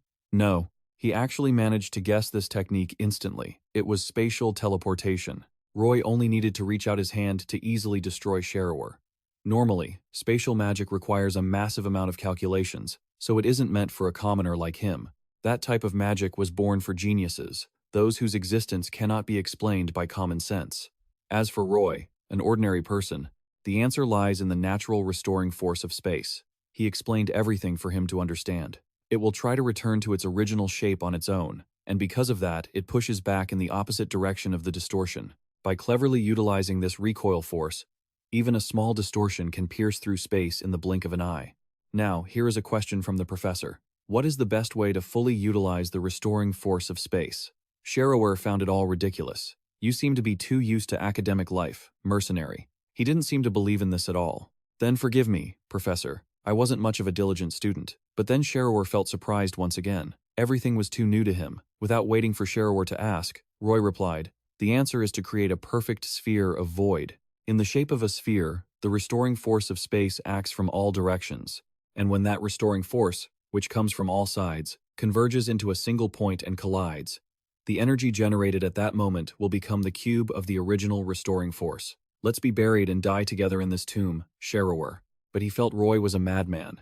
Not believing this, Roy was determined to show Sherror just how powerful he was. A terrifying explosion just went off right here. The void was shaken, and over on Gon's side, He felt everything suddenly tremble in a bizarre way. Egen took one look and immediately recognized who it was. It was the professor. Gon could clearly feel a tremor that shook both space and time. Was that the professor's magic? He absolutely had to stop this. This is bad. If the professor wanted to, he could completely conceal himself with magic. No one would have noticed him, yet he's forced into a battle now, which means he has a compelling reason to act. Both of them need to hurry and help. Hurry! Okay. Vortega had been watching the two of them talk the whole time. Egen suddenly noticed something strange right in front of them. Even Gon could easily sense it. Vortega immediately grabbed his weapon and lunged at the two of them. Luckily, they dodged just in time. He's trying to destroy everything, just like his calculated plan. Vortega is acting like a lunatic. Pretty impressive. I didn't expect you two to be able to react to this, especially the leader. You're beyond what I'd heard. He didn't quite understand what he meant. Beyond what you'd heard? Vortega didn't bother hiding it. With this power, it's enough to compensate for being forced to stay in here, unable to leave. All right. Why God? I'll deal with him. Yi God finally spoke up. The power granted by the Abyss is not for your cheap entertainment. In any case, are these the intruders that Kuvo mentioned? Were you the ones causing the commotion earlier? Gon could easily recognize that person's identity. Pento, have you really ended up like this? He was terrified and didn't dare look him in the eye. Suddenly, Pento's attitude shifted instantly. It's here. It has finally arrived. Egen Folivia was going crazy over that question. Do you dare look down on me? It's Lord Ban. You trash from Yim. Where is that pathetic mage from back in the day? Egen Folivia was horrified to recognize him, that nobleman from the recruitment exam. How did you end up like this? Gon coldly replied to him. Pento, he thought he was a fool. Gon just wanted to ask one thing. How do you intend to pay for staining the family's honor? Pento was about to lose it. He had to rely on Ethon. Kill that bastard. The bastard son of a concubine. He dared to storm into my palace and even dared to threaten me. It's a capital offense. Execute him at once. Y-God immediately obeyed Pento's order. He had to follow the decree. Y-God quickly used magic. I, on behalf of Lord Pento, the sole heir of the Bison family, pass judgment on the trespassers. By the ruling of the Abyss, I summon Azel's guillotine. He didn't expect him to use this ultimate move power from the Abyss. He immediately read aloud the content from the court book decreed by Azel, presided over by the judge of the Abyss. Even though your crimes are clear, as humans, you still have the right granted by Felin, the right to self-defense. Yet, Vortega and Gon were chained together. Prove your innocence through a duel to the death. He felt incredibly smug. Now, you have nowhere left to run. He still didn't quite understand the situation. What is this? Chains? Ygod stood there and explained everything. The guilty party cannot escape this match, and the distance between the two duelists cannot exceed 15 meters. The death match will only end when one side admits guilt and offers their soul, or when one of them perishes. Do you understand the rules? Gon pretended to praise him. How thoughtful, explaining it in such detail as if it's your duty. It seems like this is a power meant for control rather than combat. Yet, they insisted on forcing a duel to the death with this ability.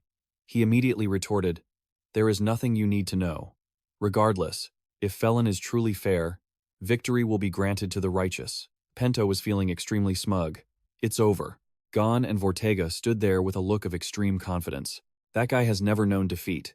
He remembered his name, like he was reflecting on something. Herman had once warned that the person to be most careful of was Vortega. Within him, the ancient bloodline flows even thicker than in me. That is why, despite his youthful appearance, he has lived for over 100 years. Moreover, for most of that long, agonizing life, he has suffered unjust curses and hatred from humans, and the power granted by the Abyss is proportional to the suffering one bears. You are also qualified to be my opponent. He is the strongest spearhead of the gang, but he wasn't afraid of anything. An ancient, corrupted being, living for over 100 years. Interesting. Gon was also going to fight with everything he had. If that's the case, you're also qualified to be my opponent. Egen felt this whole thing was absurd. Wait, if this is a binding death match? Before he could finish his sentence, the person inside replied, I am your opponent. He was shocked to see Levon appear here. He answered that question. I am your opponent. Egen and Vortega were glad that, finally, this person had arrived. Welcome, Levon. Ygod didn't want to wait any longer. All right, both outstanding warriors are here. And so, he gave the order. The deathmatch trial begins. Levon had already activated his combat mode. He was so fast that Egen Folivia hadn't even had a chance to react to it yet. Wait, Levon. But he had already started gathering power, not waiting for him. Levon quickly transformed into a different person, an abyss fusion. Egen had to admire that form. He didn't expect it to be so grand. And so, the battle was finally truly underway, demanding total alertness. Levon quickly used his ultimate move. He wasn't afraid of anything. Egen hadn't reacted at all. He just stood there, taking the hit. He showed contempt for him. Can you block this? Egen was genuinely furious now. He wanted to rush in and punch some sense into him. Egen immediately said bluntly, "Did you sell your soul to the abyss? What about Levon's pride?" Levon froze when he heard that. He didn't know how to answer. He was starting to trigger his memories. Your father and the entire group were slaughtered right before your eyes.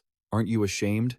Egen had been angry about that the whole time, but Levon didn't react at all. Answer me, you idiot. He grabbed his hand, appearing to focus on the weapon in his hand. Levon replied briefly, "This is the legacy of FS." Egen didn't seem to believe it. What? Don't try to gloss over it with half-baked excuses. Face it properly. He wanted to go somewhere safer. First, let's change positions. Egen still saw 3 cannon blasts go off on the other side. Things are getting tense over there. The scene cuts to Gon suddenly issuing a challenge. Then, let's get started. 2. This surprised Vortega. He didn't wait any longer and immediately unleashed his attack first. He started acting arrogant again. Didn't your friends tell you? Do you have any idea what will happen to you for daring to strike me with such a powerful blow? It'll just backfire on you repeatedly because of the curse, and it's going to burn like hell. He couldn't care less. Looks like you haven't heard the whole story about me. He said it bluntly. It would be painful if my juniors were watching. Vortega was stunned by those words, and it filled him with fear. Jian had been waiting for this moment for a long time. Let me show you what real, ultimate magic swordsmanship looks like. Only now did Vortega realize he'd been slashed, but he clearly didn't strike him, and the curse hadn't even activated. The laws of reality were contradicting themselves. Now he finally remembered something. Wait, ultimate magic swordsmanship? The ultimate sword style is the magic swordsmanship from the dawn of time, back when the ancient world was still incomplete. To use the true ultimate magic swordsmanship, there was only one condition. Vortega was furious at realizing the truth too late. You dare! He went berserk. You dare to covet something beyond your capabilities? Prince, that is not something a degenerate human like you can withstand. Your brain will explode before you can even comprehend it. Jian, of course, had anticipated this all along. Don't worry, it'll all be over before that happens. It seemed he had struck a nerve. A terrifying explosion occurred once more, and the entire area was engulfed in light. Levon suddenly sighed in exhaustion, though it was unclear why. Jian turned to assess the situation. All right, that should be enough. Before he could finish, he took a punch. Egen, I have something to tell you. You really don't understand. Damn it, Levon, what the hell happened to you? While Levon was trying to reason with him. Wait, Egen, you can't believe that. Was everything you said before just a lie? Levon didn't dare to answer. Egen immediately lunged at him. He had to find the truth. But right after, another explosion rocked the area, leaving Egen Folivia unable to see a thing. Levon tried to explain. Calm down, Egen. This armor, he explained everything. It was his father's, a relic from the previous F. Egen didn't quite grasp it. What do you mean? Levon told him the whole story. Cher suspected I was a traitor and tried to recruit me to his side. He used this to make a deal. This armor, it was also my father's final wish. As you know, FS magic has a deadly side effect. It can't be used for long periods. To fix it, a special procedure is required. But even that process holds lethal risks. My father researched ways to minimize those risks, and it was finally perfected in this form. You still can't believe this? How is that possible? Didn't you say your father was burned alive by Sharu? He completely agreed. Yes, he was burned to death by Sharu. But in reality, he is still alive. Even though his body was severely burned, he clung to life. Egen might have figured it all out. So, you were just pretending to obey Sharu? Levon hesitated before answering. That's what Sharu wanted me to believe. Well, messing with life is his specialty, after all. He must have used the stolen research results and the power of the Abyss to do that. But even so, it doesn't matter. Thanks to this armor, I can use forbidden arts I couldn't before. If my father's relic can give me the power to kill Shero, then temporarily bowing to him is a cheap price to pay. He was thrilled to discover the truth. Levon, so you didn't betray us? He nodded in confirmation. Of course. Given my situation, I couldn't help you openly. But I've made preparations. This is the intel I've gathered so far. I believed Elim came because of this news. I'll explain in detail. So, take me to the professor. Egen was about to reply when he remembered something. Thank you. The professor is in trouble. We came here to save the professor. You snuck in? Do you know where the sacrificial ritual is taking place? Levon was surprised. What? The professor snuck in there? Thankfully, he had prepared for this. I memorized the path to the ritual site, but even the heir is forbidden from stepping foot there. It would be very troublesome if I were discovered. Even so, we have no other choice. I'm going there, so we should part ways here. You have to pass that on. I might be able to blend in while there's chaos outside without being suspected. Egen immediately agreed. All right, got it. And so, they both went their separate ways. I'm counting on you, be careful. But they hadn't gone far before the chains stopped them. In the end, they couldn't escape this place. They looked at each other in surprise. They were in such a rush they had forgotten about this. Egen said angrily. Right, can't this be removed? Levon replied, It can't. Ozzel's power is the core of this plan. It's the power to bind the subjects of the lords. It has no offensive capability and must borrow the lord's authority, but its binding force is absolute according to the laws. However, if we look carefully, there must be a way. You're in a hurry. We don't have time to waste on that. Egen thought of a solution. If that's the case, let's go together. He was surprised by the suggestion, not expecting him to be so determined. Both of them went along, complaining, wondering if this was the right thing to do. Levon was still anxious. If we both sneak in and get caught, we're all doomed. Egen had no other choice. There's no other way. There's a battle going on over there. If we get caught in it, we'll miss the chance to save the professor. And if hiding is all it takes to solve this, I'll hide well. Don't worry, he didn't seem convinced at all. Levon thought to himself. Seriously, I'm really not sure if this is the right move. Egen's berserker blood was boiling. The events here were likely provoking his rage. In this unstable state, he was like a ticking time bomb. Was it really okay to let Egen face the one performing the ritual? Scene change. Roy was trying to fight Shiro, wanting to end it quickly. Get buried and die with me in this grave. Cher wasn't afraid at all, and kept provoking Roy. What a madman. He could feel something strange inside his body. Roy suddenly stopped his hand when he heard someone's voice. He realized his magic had vanished. It's not that simple. Roy couldn't comprehend this feeling, and this hollow space, why, suddenly appeared here. But he was saying strange things, as if reality itself were being warped. Egen Folivia just stood there, speaking those words. Finally, the heart of the plague god began to beat. Roy truly couldn't understand what he was talking about. What are you saying? Geln suddenly spoke up. He had tried his best, but unfortunately, it was all for nothing. Professor, he began, this is truly a sickening, unbearable space. So, is it all over? Egen Folivia replied coldly, Not yet. The most important piece is still missing. In this state, it is merely a partial entity, existing only in a space connected from the horizon. He wondered to himself, are you intending to release it from Bison into the outside world? If something like that were set loose, calling it a great catastrophe would be an understatement. The entire laws of the world would collapse, leading to absolute chaos and disorder. He was sick of hearing it. What a troublesome god. What more do you need? The man just stood there and said, Humanity has already done everything it possibly could. He finally left one last message. What remains is the guidance of destiny. Egen had finally arrived, but he was shocked by the truth before his eyes. Neither Geln nor Egen knew what had happened. Everything was far too chaotic. He looked over the situation. Space was suddenly collapsing, and the connection to the abyss was growing stronger. Could this be the effect of the sacrificial ritual? At this rate, I don't even know which way to go. Geln suddenly discovered something that startled him. Wait a second. Egen kept staring at the scene before him and said, I think I know where to go now. He was beckoning him. Come here. For Egen, it was time to break the curse of Felin, the chains of reincarnation.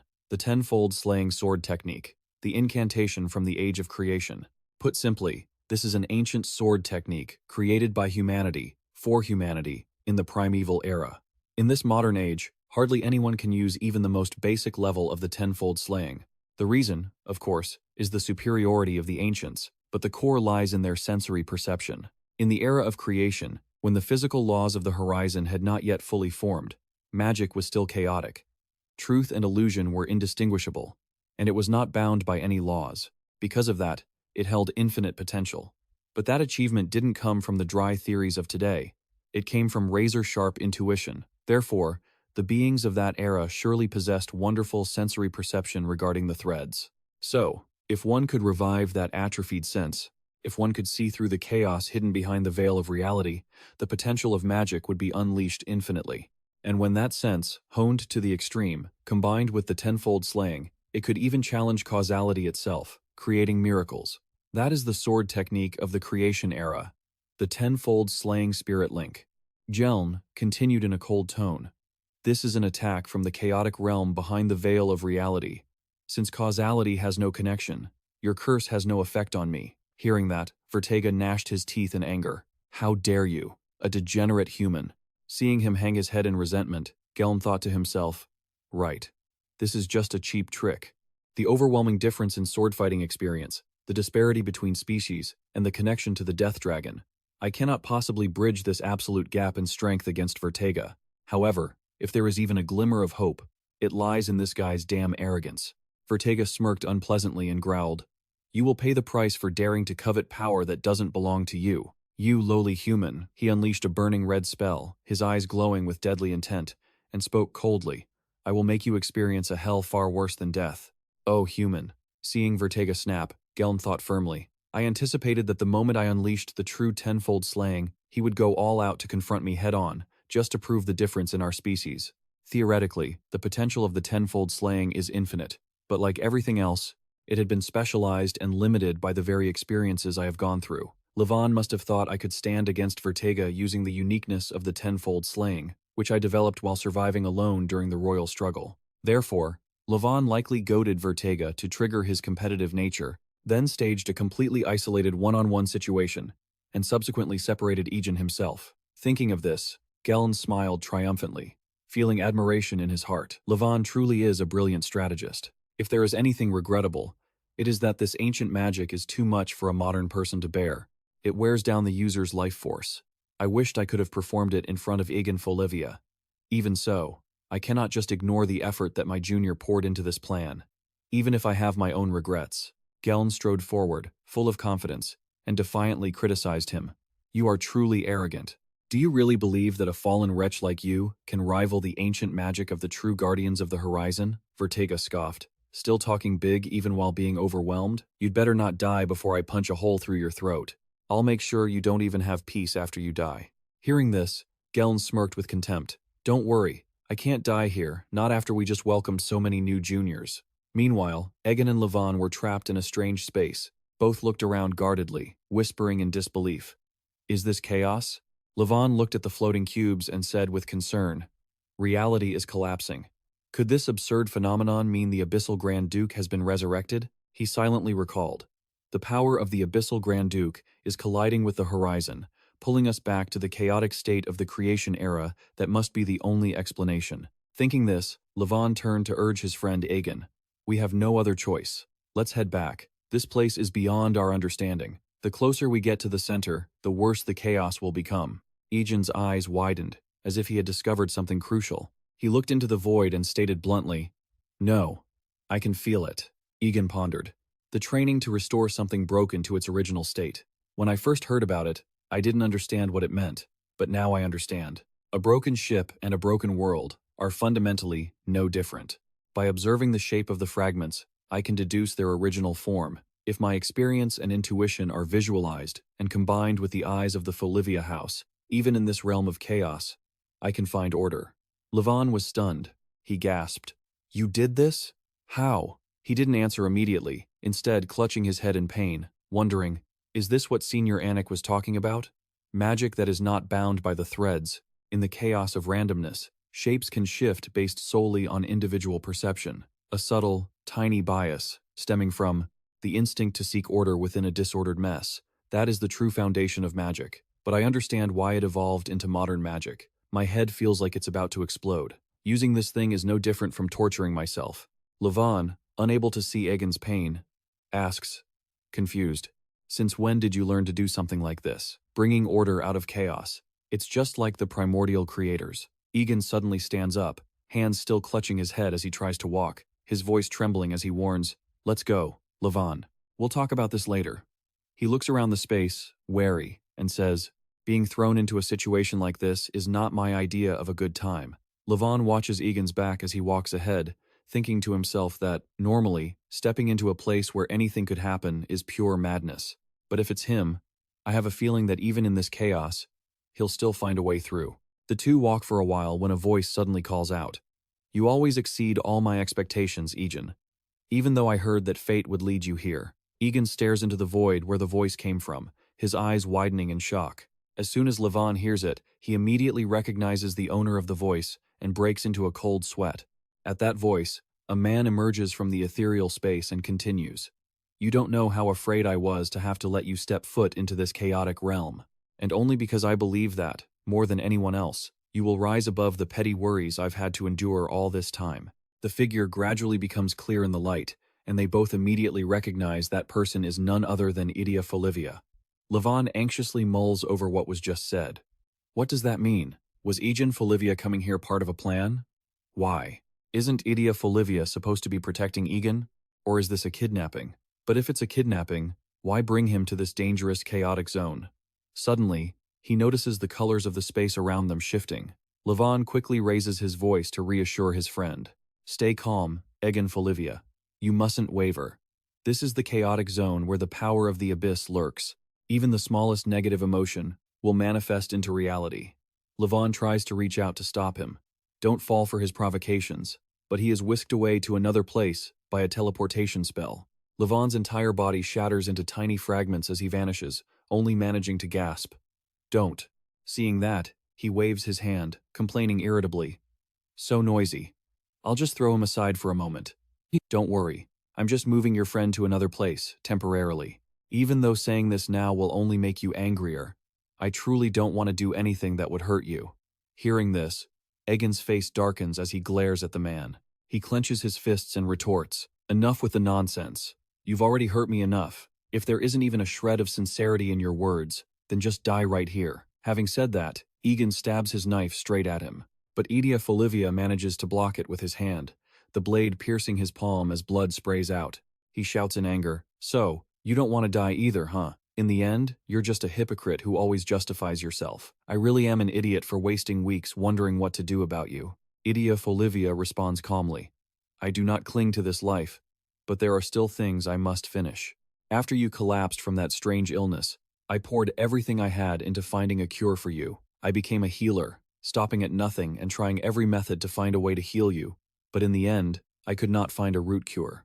As time passed, I finally discovered the root of your illness, which made all my past efforts futile. It was not a physical disease, but a curse carved deep into your soul. It was the soul-binding seal that Felin placed upon you. Hearing this, Egen exclaims in disbelief. What? He growls. Absurd. The one who saved me was Lord Felin, not you. I don't feel any more pain, so stop trying to confuse me with your nonsense. Egen Folivia leans in close, asking sternly, You say you no longer feel pain, but do you truly believe you have escaped the curse? Think about it again, the illness was only secondary. Do you really think the Grand Duke of the Abyss has given up on you? The more he hears, the more bewildered Egen becomes. Is the Grand Duke of the Abyss targeting me? Was he going to say the same thing as Senior Anik? Egen continues, Unless Felin lifts the binding placed upon you, the Grand Duke of the Abyss will keep hunting you even if your soul is reincarnated. The binding on you is absolute, transcending even reincarnation. Struck by the truth, Egen stares blankly into the void, muttering, The reincarnation of my soul? So my past and current lives are connected. Was my suffering fated from the very beginning? Seeing that expression on his face, Egen Folivia understands. So, you've realized it too. I have dedicated everything to changing your tragic fate, bound between absolute entities, and that led me here. All that remains is one final step. When all of this ends today, you can hack me, kill me, do as you please. No, rather, I desire it. Once everything is over, end this miserable life of mine with your own hands. Hearing those words, Egen struggles to accept it, his face twisted in a grimace, his heart filled with confusion. Severing the intertwined threads of destiny that have lasted for eternity, that is the only reason I've managed to hold on until now. He holds out his hand and speaks solemnly. In this chaos, where the Abyss and Lord Felin's power balance each other out, we can weave the framework of destiny once more. Everything is ready, but our time is running out. He emphasizes, Come with me, Egen. Yet, Egen still cannot bring himself to do it, turning his head away with a pained expression. Old memories flicker in his mind, making him hesitate. Even deep within this chaotic scene, the indelible memories are etched as deeply as scars. No, perhaps there was a moment where everything could have been reversed. Thinking that, Egen says, in a cold voice. Once I stood up again. Once I was able to stand up again. Wasn't that enough to be satisfied? Why must it continue? He replies, annoyed. I already told you. You are still bound by the chains of destiny. Destiny is unavoidable. And countless hardships are awaiting you. Egen frowns, his voice filled with disappointment. After everything that has happened. Is this what you tell me now? You burned Folivia, after all. When you offered Bisona to the flames as a sacrifice, did you think I would willingly follow you? Egen Folivia softens his voice and says, I do not expect to be forgiven, but I have witnessed it with my own eyes. Through countless cycles of reincarnation, throughout a time that can only be called eternity, your soul is suffering endlessly, and you understand that better than anyone, don't you? Hit where it hurts. Egen Folivia's face twisted even more, unable to untangle the turmoil in his heart. I thought I understood the dark childhood of this life, my past life, and the countless lives that had come before. If all that agony was merely a plea from a dim past, then now, I have finally understood the reason for such boundless suffering. This destiny is truly cruel, yet I still reached out my hand and spoke with solemnity. So what if it is? What if I choose to accept that destiny?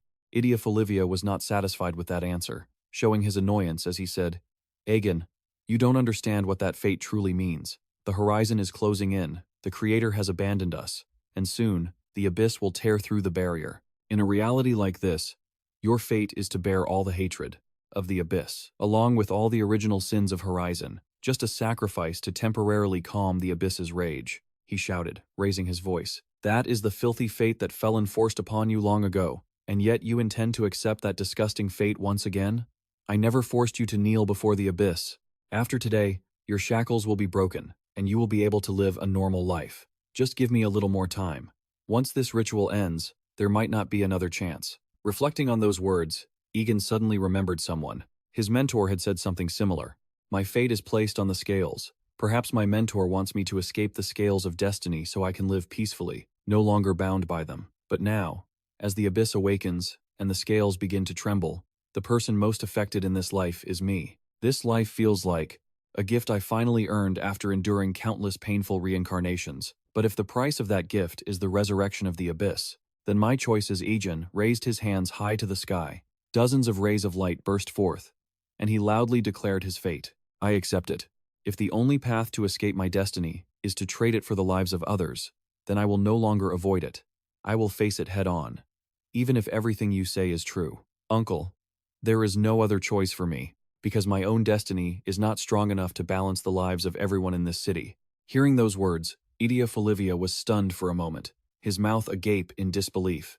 In his eyes, Egen Folivia now appeared as the embodiment of brilliant purity. He had made his choice without the slightest hesitation. Even for a moment, Egen Folivia lowered his head and spoke in a cold voice. Egen, I truly do not want to hurt you, but time has run out. To convince you to change your mind, I will not ask for forgiveness. As he finished, Egen cast a spell, blood flowing from his neck to create sharp layers covering his body, simultaneously forming thorny spikes that lunged toward Egen to attack. But he had managed to summon his magic sword just in time to block them.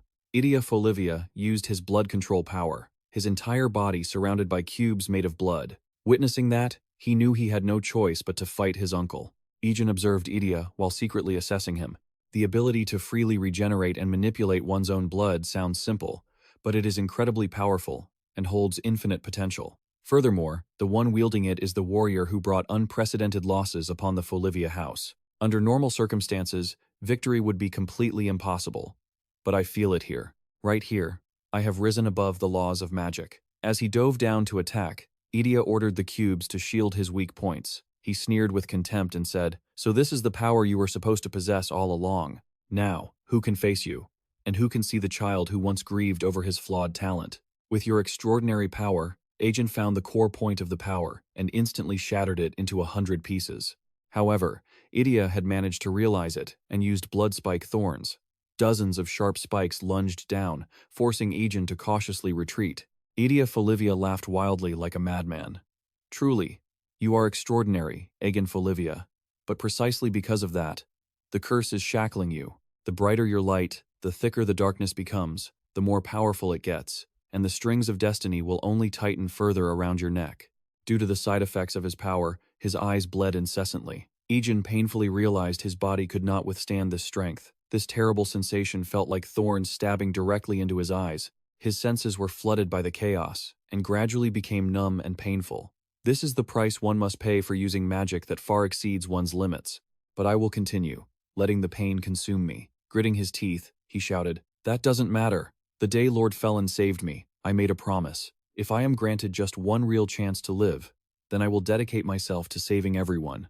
Those truths made Egen Folivia's eyes widen in surprise. Egen continued to raise his hands, speaking resonantly, "If the destiny Lord Felin set for me is to face the deepest abyss, then I will not hesitate to embrace it." Just as he touched his hands above, they suddenly erupted with a blinding light. Egen lunged forward, his body racked with pain, shouting, "Because only then can I save even those trapped in the deepest depths of the abyss." As he finished, he unleashed his power of absolute destruction. The stream of light on his hands formed a blade that tore through the surrounding space. Egen Folivia just stood there, stunned by Egen's determination, his entire body sliced in two. At that moment of life and death, he silently lamented in his heart, "Felin, you have placed him in terrible shackles." Immediately, his body was torn apart, forming spikes floating in the air. Egen gritted his teeth, hanging his head in resentment. "If only you hadn't caused all of this. Someday, maybe I could forgive you for everything. Because at least I can understand you." Suddenly, Egen Folivia's body, now split in two, smiled in response. "That makes me happy." Unexpectedly, his entire body automatically recovered completely. He glared at Egen and continued, "But now I understand that Felin has brainwashed you, so words won't change your mind, then I won't waste any more time." Witnessing that scene, Egen turned pale, whispering in disbelief, "How? I clearly erased your existence." He replied, without hiding anything, "A part of my blood disappeared, but only a part. Do you think you are the only one granted power in this chaotic realm? Light and darkness, chaos and order, two sides of the scales, beating in sync with that last blow. The Abyss Grand Duke of the Enran Plague has finally awakened." Seeing the monster hovering above, Egen Folivia's expression shifted instantly, turning grim. Suho couldn't hide a joyful smile at the sight. He spread his arms wide, looking excitedly at the chaotic currents before him, and declared, "It's finally awakened." Meanwhile, in another location, Levon's hands were bound by a strange red cord. He struggled to break free, but it was in vain. Terribly frustrated, he muttered, "Damn it, I can't move at all. Am I trapped in this space? This is absurd. How is Egen able to move freely in this chaotic zone? Truly, in the midst of chaos, anything can happen." But to pull that off, he must have used some kind of method. Just then, Suho suddenly appeared in midair, cheerfully calling out, which made Levon jump in shock. "Oh my, seeing your surprised expression, it's hilarious. Why are you so shocked? Look at your face." Levon glared at him, reproachfully. "I was just sucked into this freakish place for no reason. Who wouldn't be startled when you just pop up like that? How on earth are you doing this?" Suho replied nonchalantly, "Ah, this? I just think about it, and it becomes reality. Actually, this place isn't as bad as it first looked." Hearing this, he asked in disbelief, "What was that?" Levon broke into a sweat, thinking to himself, could it be that Suho is also being accepted by the chaos, just like Egen? He looked at his bound arms and asked, "You can do all that just like that? Then why can't I do it? My current situation is all because I was dragged into this chaos while fighting the invaders. Looking at your hand, it seems your side has an intruder helping out too." Suho chuckled in praise. "Ah, as sharp as ever, Levon. Indeed, he is a big fish. You've probably heard of him, right? Wait, has he been swallowed by this chaos too?" Levon didn't answer, instead reassuring himself anxiously, hoping the professor had managed to escape. "That's right, a professor wouldn't go down that easily." Suho probed slyly. "Oh my, what a pity. If only you could have seen it, it would have been quite interesting." Levon avoided his gaze, cursing internally. "Damn it, he's probing me." He quickly regained his composure, put on a cold face, and said, "I don't care about those things. More importantly, does this chaos mean that Rand's resurrection ritual is complete?" Suho looked at the wriggling little hands, smirked, and replied, "Of course. And that's not even all of it. Thanks to that idiot, Egen Folivia, walking away at the right time, I managed to snatch this." With those words, he revealed a fractured space with dozens of hands thrashing about. Hearing this, he broke into a cold sweat, his eyes widening in disbelief, and he muttered, "You snatched a god? How is that even possible? You've betrayed the Eternal Order, why on earth would you do that?" Suho burst out laughing at the question. Those ridiculous questions don't suit you at all. My boy, of course, it's because it benefits me more. Do I need any other reason? Levon gritted his teeth, glaring at him with fury. You're insane, you bastard. Suho narrowed his eyes and said, Anyway, now that I have this, I've become curious about something in this vague, invisible realm of chaos. He opened his mouth, wondering curiously, what would happen if I were to eat and swallow that god? After saying that, Suho shoved the tiny wriggling hands into his mouth and chewed hideously. Levon was immediately horrified, shouting internally, Don't talk nonsense, swallowing a god. That is power beyond human reach. Touching it is no different than gambling with your life. But even if the odds are nearly zero, thanks to this chaos, what if he manages to overcome those slim chances and seize the power of the Abyss Grand Duke? If that truly happens, remember my words. Humanity will perish from the terrible plague that the god of pestilence has unleashed. So, right now, I have to kill him. Thinking this, Levon unleashed a triple burst attack, a fire annihilation cannon, aiming to finish him off. Suho giggled while still chewing on the god. I knew you would do that. The traitor returned to the space where cubic structures overlapped. At the center, Egen and Idia stood face to face, locked in a fierce battle. Egen used the Folivia Deo sword style to charge in, and Idia countered with the basic Folivia 24 forms. Both of them lunged forward, a head-on clash. Sword met sword, and the explosive power shattered all laws of physics. Being weaker, he was pushed back. He gritted his teeth in pain as blood trickled from the corner of his mouth. Looking at his uncle, Idia, who had completely changed, Egen thought in disappointment. His skills as a swordsman are completely superior. Especially those basic techniques he has honed to perfection, there isn't a single flaw. Born from his father, a genius rarely seen in Folivia history, and his eldest brother, a brilliant prodigy of their generation, his uncle had been mocked and treated as a fool with no talent. All he was ever taught were the basic family techniques. Just how much must he have trained to reach this level using only those basics? It must have required an unimaginable level of dedication and effort. Seeing his uncle bravely overcome the family's contempt, those who labeled him incompetent back when I knew nothing, I used to look up to him. Idia coldly raised his hand, intending to deliver the finishing blow. It's over. In that moment between life and death, Egen simply smiled and asked, looking back now, Uncle, you overcame everything, didn't you? That unexpected question left Egen Folivia stunned for a moment. Egen grabbed his lapel and said sincerely, You became a swordsman who surpassed my grandfather's contempt. He thought to himself, I also believed. Just by relying on my own strength and effort, I believed that through rigorous training, I would eventually break through the limits of someone at the first tier. Egen raised his hand to cast a spell, asking resentfully, Then why would you think I couldn't conquer my own fate? Idia was astonished by his tenacity and asked in disbelief, Who exactly are you? Egen grasped the light in his hand, reflecting inwardly, My thinking has been too narrow. Even though I am standing in the midst of chaos, a world of infinite possibilities, I will cast aside the common sense that has held me back for so long. From a point to a line, from a line expanding into a plane, but that is still not enough. So, from a plane to a polyhedron, and from a polyhedron to a dimension that transcends all that. A hyperdimensional polyhedron, a chaotic cube that goes far beyond simple planes, something that can erase all dimensions entirely. Suddenly, the surrounding space cracked, tearing between the two opponents, and from the void came a whisper that felt absolutely real. Egen backed away, gasping in shock. What? Egen Folivia instantly realized who was behind this, grumbling irritably. Shero, you damn fool. What kind of game are you playing? He snorted coldly and summoned blood threads to bind Egen's arms. Humph. Whatever happens next has nothing to do with me anyway. The scales of fate have begun to tip. Let's go. Egen frantically stared at his arm and screamed. The power of Azio? Suddenly, Egen was dragged away by an invisible force, screaming in pure terror. Seeing this, Idia yelled out in panic. Egen vanished right before Idia's eyes, causing him to curse in frustration. Damn it, space is warping so much that I can't keep up with him. Just then, Iceland appeared right behind him, smiling mockingly. How unfortunate. Egen Folivia, perhaps your reunion with your beloved grandson will be delayed for a while. Egen turned around furiously, demanding an explanation. He smirked and replied, You surely know that everything follows the prophet's will. Egen Folivia gritted his teeth and continued, I see. The prophet predicted that Shero would betray us when the time came and intentionally led me here, knowing full well that I would prioritize this over the Archduke of the Abyss. In the end, we are all just puppets in the hands of the prophet. advancing toward the destiny ordained by the prophet at the end of creation. The scene shifts to Levon and Egen being pulled out of space. They suddenly collided and fell to the ground. Levon took off his mask and looked around in a panic. Egen Folivia. Wait, this is the hallway from before.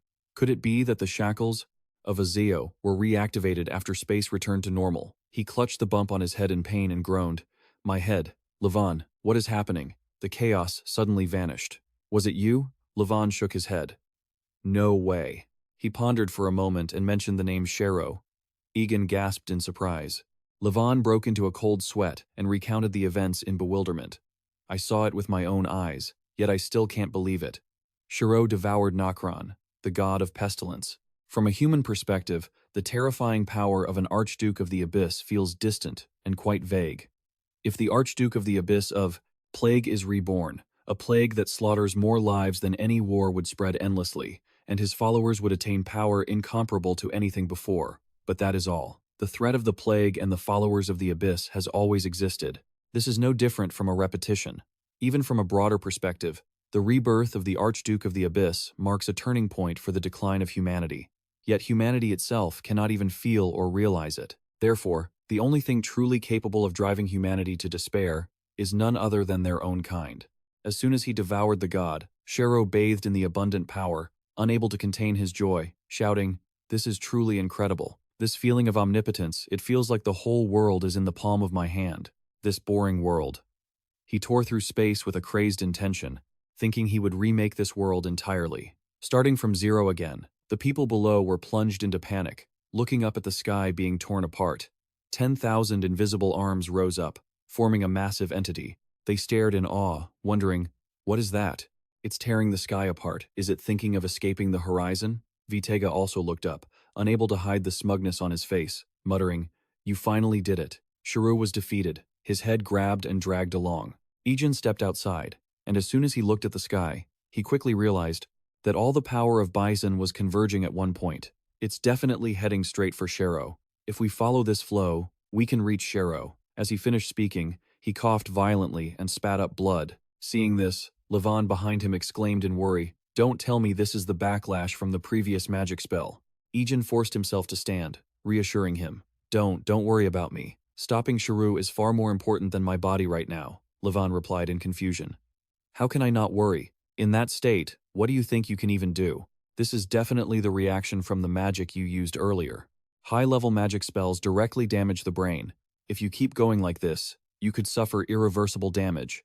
Egen frowned and retorted, "If we just sit here, the thing that will be irreversible isn't me, it's the entire world. Besides, right now, I am the only one who can stop him." Levon was speechless for a moment at his firm words. Suddenly, Levon noticed something, and quickly grabbed Egen Folivia's hand, pulling him back, causing Egen to call out his name in surprise. Levon cast a spell, instantly taking down a stranger who was trying to sneak an attack. Egen was stunned, muttering, "Was that an assassination attempt just now?" Levon raised an eyebrow with contempt. "One of the heirs of the corporation. She is an immortal who can reincarnate into a new body even if she is killed." After he spoke, a voice from the rooftop angrily rebuked, "Are you betraying us?" Levon turned his head and smirked. "Were we even close enough to Shero to talk about betrayal? That bastard wiped out my family and kidnapped me. Even though your memories and emotions have been wiped, you still shouldn't think that way." Facing that sharp logic, she had to nod in admiration. "You are always right. You never really considered us your new family." Levon gritted his teeth, cracking his knuckles as he thought, "This is going to be a real headache." She was already difficult to deal with because of her immortality, but now that she has swapped into an assassin's body, she will be twice as troublesome. Just then, a hand wrapped in white cloth reached out and grabbed Evo's shoulder.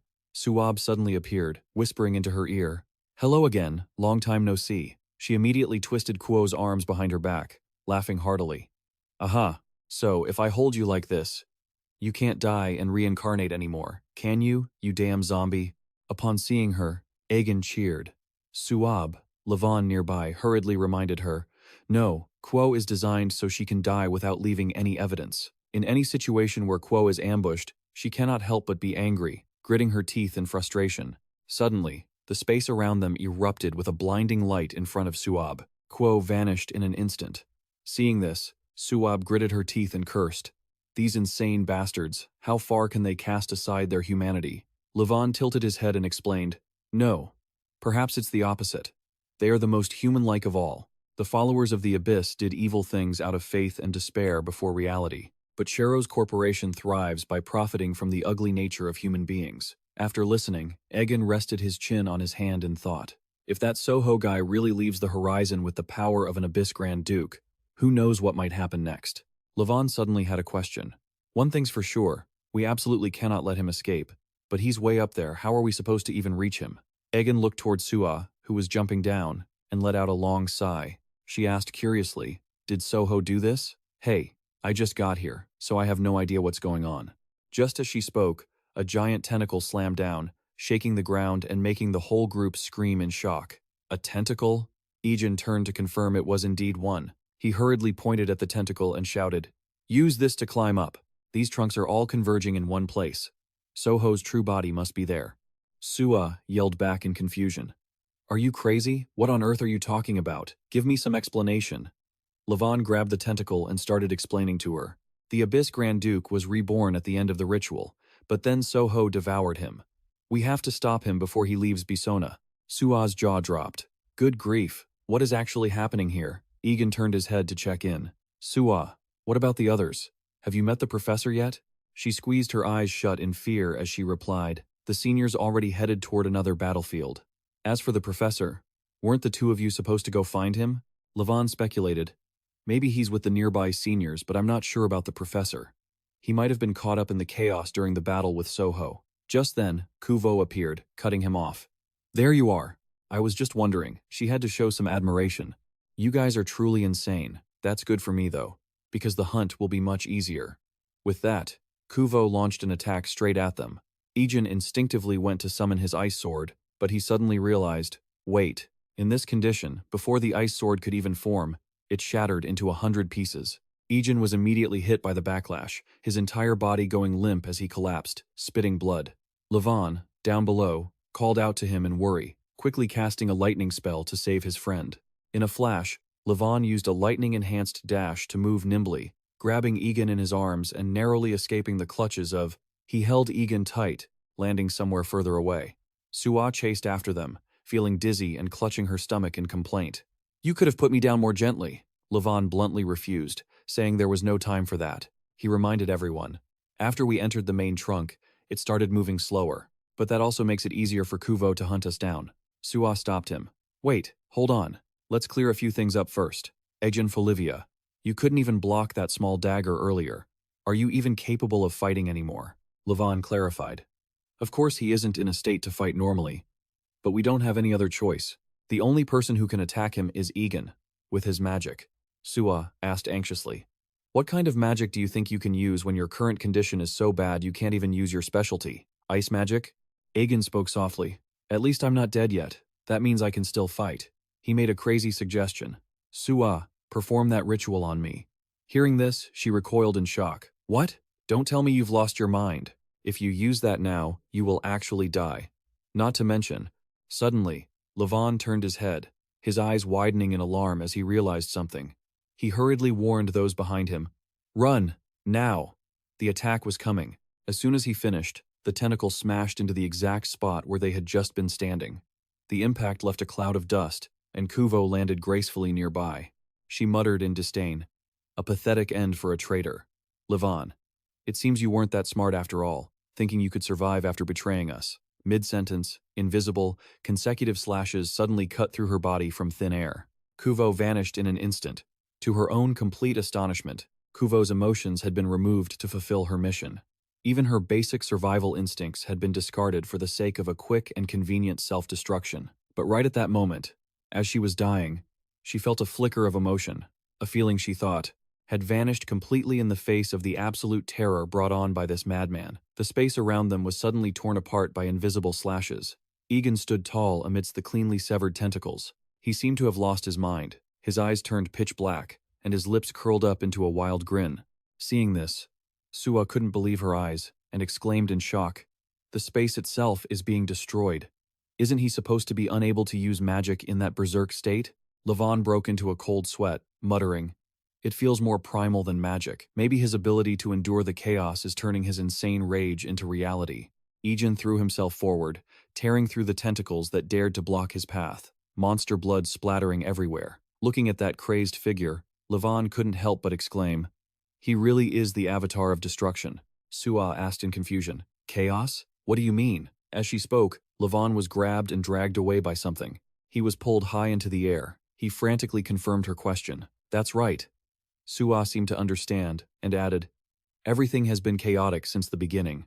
Over there, Soho was using the divine power he had just obtained to tear through the sky, but he suddenly sensed danger, and turned his head to check. He looked at Egen approaching and wondered, who dares to confront me like this? The moment he got close, the blade in his hand sliced a piece of him into 100 pieces. Soho tried to suppress the pain, bewildered. "Egen Folivia? How does this brat have the power of a god?" Egen had lost all his senses, as if he had become an entirely different person, smiling down at him like he was mere prey. Soho turned his head in anger and grumbled, "Now I understand why the apostles of Iceland are so obsessed with him. Even if this environment is overflowing with power, allowing a mere brat to reach the domain of the gods, you should have told me more about this." Iceland. Iceland said this, and he thought, however, thanks to him, he now knew the brat's weakness. Soho quickly regained his composure, reached his hand out in front of him, and said with cold contempt, "You are nothing but a savage beast. Feast your eyes on your own ugly reflection, like a monster staring into a mirror and going mad within your own darkness." The moment he looked at himself in the mirror, Egen's eyes widened in horror, and he muttered, "This is my past life." He had faced his past life countless times before. However, at this very moment, Egen realized a chilling truth, one cold enough to extinguish his frenzied rage, and his will to fight simply vanished. Refusing his uncle's offer to end this horrific cycle of reincarnation was perhaps a selfish and cruel choice. None of his other selves had ever made such a decision. Even though he connected with his past selves, they were people from different worlds, from separate timelines.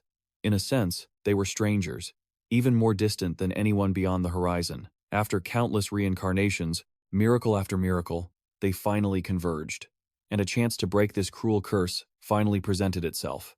But in his stubborn righteousness to save even a soul that had fallen into the abyss, perhaps he had caused countless other lives to suffer, adding another eternal cycle to this brutal curse. This thought emerged from deep within his consciousness. Iceland raised his hand to the air and recounted, "When I said that Egen Folivia must die, the oracle told me not to worry about Egen Folivia. Looking back now, those words could mean that no matter what I did, that brat would still overcome it and stand here." Thinking about how thoroughly he had prepared in advance, his orchestration truly amazed me. Egen Folivia frowned as he looked at him and asked, "So, what is your goal here? Why imprison me? You even used some of your split selves." Iceland chuckled and replied, "It is nothing that can harm you. I am just keeping you busy, because I thought you would resist anyway." Hearing that, he puzzledly asked, "What?" Iceland smirked and declared, "I will make Egen Folivia fall. That is my goal." Egen Folivia widened his eyes, shocked by those words. In Egen Folivia's eyes, he possessed a heart as pure as a star. But the dark abyss he had accumulated through countless cycles of reincarnation was so deep that the abyss itself felt short. Falling from one deep pit to another, just imagine what would happen if that star collapsed into the abyss. Iceland became more excited as he spoke. "Perhaps we will witness the birth of a new ruler of the abyss." Egen Folivia scoffed at those schemes. "I was worried you were plotting something in that head of yours. Turns out you are just wasting your time." The smile on Iceland's face quickly faded, curious about what he would say next. He spoke with full confidence. "Obviously, you intend to corrupt him by forcing him to confront the darkness from his past, right? That is useless. He is a stubborn kid. Once he has made a decision, he doesn't know how to retreat. No matter what situation Egen falls into, he will always steadfastly affirm, 'Yes, this is the destiny I chose for myself.' Without looking away, he will face his past directly. He will overcome his countless reincarnations." Egen roared with a determination that could not be shaken. And regarding all this despair, he would turn it into rage. Anger is the strength that those crazy people in the frozen land choose to confront despair and the fear of the abyss. A mediocre mental attack, like the whip that just struck him, he could endure it easily. Levant, down below, had observed everything. He couldn't help but mutter in amazement. Just a moment ago, he seemed to be in a coma, and then suddenly, more importantly, even with physical enhancement, all I could do was barely keep up. Back to this side, Sohu was slashed into many pieces. His mind was filled with doubt as he saw Egen Folivia. What? Shouldn't that darkness have torn his mind apart? But contrary to his expectations, He was not only stronger, but also directly challenged him to a fight. So-hu, you will never be able to escape. Seeing this, So-hu wondered, even his monster-like rage had become more focused. Had he overcome that darkness instantly? But more importantly, something was very strange. Right in front of this brat, his own body was resisting and moving on its own. This feeling was just like right. It was as if the god of plague feared him. So-hu suddenly felt a surge of fear and turned to run. Damn it, I don't know why, but I have to get out of here first. He soared into the sky with a futile hope. That's right. If I can just get out of here, I will become a true god. Seeing this, Levon shouted anxiously. No, it's too late. If it goes on like this, he will escape. Egen gritted his teeth and thought, I have finally regained control of my consciousness, but it is still very difficult to muster enough focus for a powerful magical attack. If it were a powerful long-range attack that could be used even in a berserk state, there is only one thing I know. Thinking this, Egen quickly reached out to cast a spell. He used the Folivia sword technique, and a sword immediately appeared in his hand. Egen lowered his stance and launched an attack, shouting loudly, I will not let you escape. So-hu instinctively looked back, but the Heavenly Island technique had shrouded the surrounding space in white. A blinding beam of light suddenly appeared in the sky. So-hu's coiled mass of flesh was torn apart instantly. He was hit by the unexpected attack, unable to dodge, and took the full force of the blow, which tore his entire body apart. Witnessing that scene, Levon's eyes widened in surprise. Before he vanished, So-hu still stared up at the horizon above. He reached out to the sky, mumbling, no, just one more step. Levon flew over, caught the falling Egen, and smirked with contempt. You have quite an ugly appearance, So-hu, as if you are no longer human. What a beautiful ending for someone like you, who abandoned your own humanity. At that very moment, Vitega appeared, and spoke up in opposition. No. He hugged So-hu, who was gasping in his arms, then looked down at them and triumphantly said, this is only the beginning. Now he has reached the new form, the Holy Dragon Fusion, Vitega. Seeing that figure, he exclaimed, Verta? Levon muttered in surprise at that form. He spread his wings, scooped up So-hu, and left, softly saying, let's go. Outside the shroud, Egen hurriedly reached out to stop them, but it was too late. On this side, Vitega called out, can you see it? These fools do not realize that they are no different from moths drawn to a flame, and then they gather in large numbers. Beneath them, reinforcements for Bisona from the Hebronia kingdom, totaling 27,000 soldiers, were all assembled. So-hu, gasping for air, saw that scene and smiled wickedly. A giant monster immediately appeared before tens of thousands of soldiers, its terrifying power making everyone fearful and cautious. Shiro surged with excitement as he transformed into his new form, soaring into the sky, laughing wildly before letting out a deafening roar. At last, I have shattered the shackles. I have broken free to step into this world. Below, a legion of soldiers clutching spears stood paralyzed in fear, staring up at his massive, crimson eyes. Just then, an arrow trailed by a metal chain tore through the air. In a heartbeat, the chain wrapped tightly around Shiru's arm, the arrow embedding deep and forcing him to a halt. The commander of the Hebronia Armored Division raised his hand, ordering his troops to capture that abyss monster. He shouted with grim determination, if Bisana falls, the imperial capital will be swallowed by a sea of fire. We must destroy this monster here, no matter the cost. Though his arm was bound by the chain, Shiro looked back with a sneer of contempt. Do you truly think you can defy me with such pathetic resistance? With a flick of his wrist, he lashed the metal chain downward, sweeping away waves of soldiers amidst the chaotic fray. Shiru laughed triumphantly, roaring, the sacrifices have offered themselves up before I could even reach the capital. Vitega chuckled maliciously, adding, how laughable. With this many lives, even immortality is within my grasp. Without hesitation, Shiro waved his hand to signal, fine, then. He activated a colossal magical weapon behind him and mocked the soldiers. Since you've prepared such a lavish feast for me, I should return the favor with this blade I've been keeping for so long. The moment the commander of the Hebronia Magic Division saw the weapon, he panicked and screamed, wait, that magical weapon, it's linked to ancient high magic. He was struck with horror, wondering how a mere mortal could control enough ancient weaponry to shroud the entire sky. Sensing the imminent danger, the division commander yelled orders. The entire army must intercept it at all costs. Do not let a single strike hit the ground. The artillery systems unleashed a barrage of fire into the sky in unison, followed by their desperate cries, don't let anything through. Shiro sneered at the sight of those puny weapons. It seems at least one of you has a sharp eye. but those pathetic relics won't save you. He unfurled the tentacles across his body, proudly declaring, "Because these are the primordial weapons." As he spoke, a catastrophic explosion rocked the entire battlefield. In an instant, the Hebronia Mage Division was wiped out. On the other side, Olivia, leading the 3rd Regiment of the Kingdom of Hebronia, watched in shock. Even at the Western Front in Folivia, no creature has ever reached this level of power. Behind him, a grotesque entity manifested with countless eyes.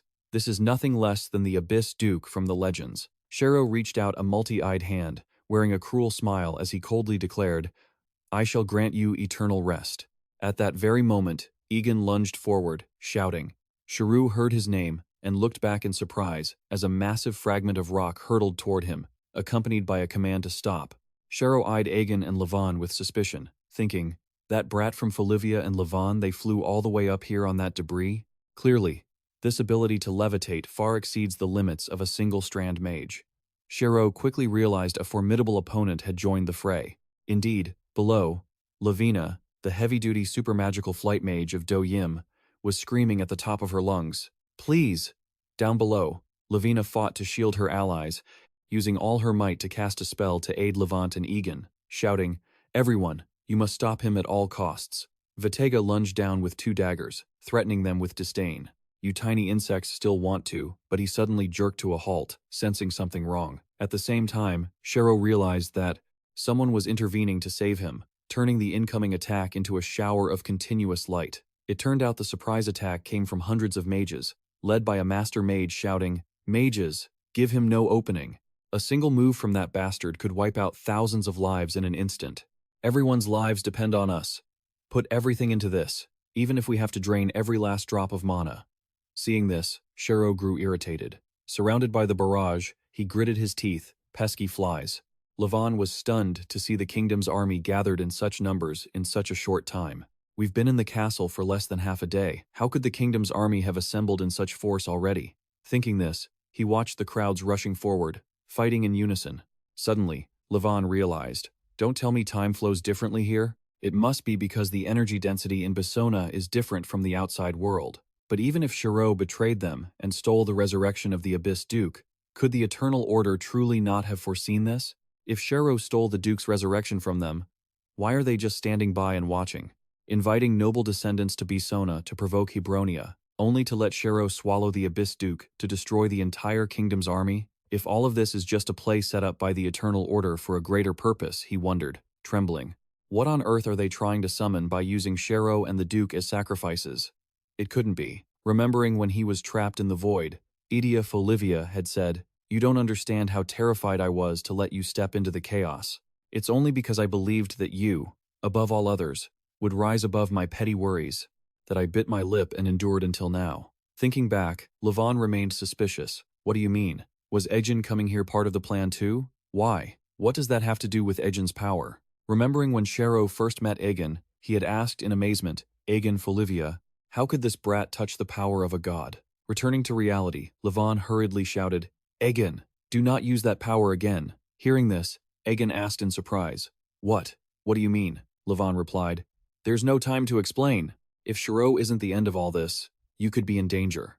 The power you just used, can you win without it?" Egen replied calmly, "I had already anticipated that." He was determined to unleash his true potential, declaring firmly, "Then I will use my own strength."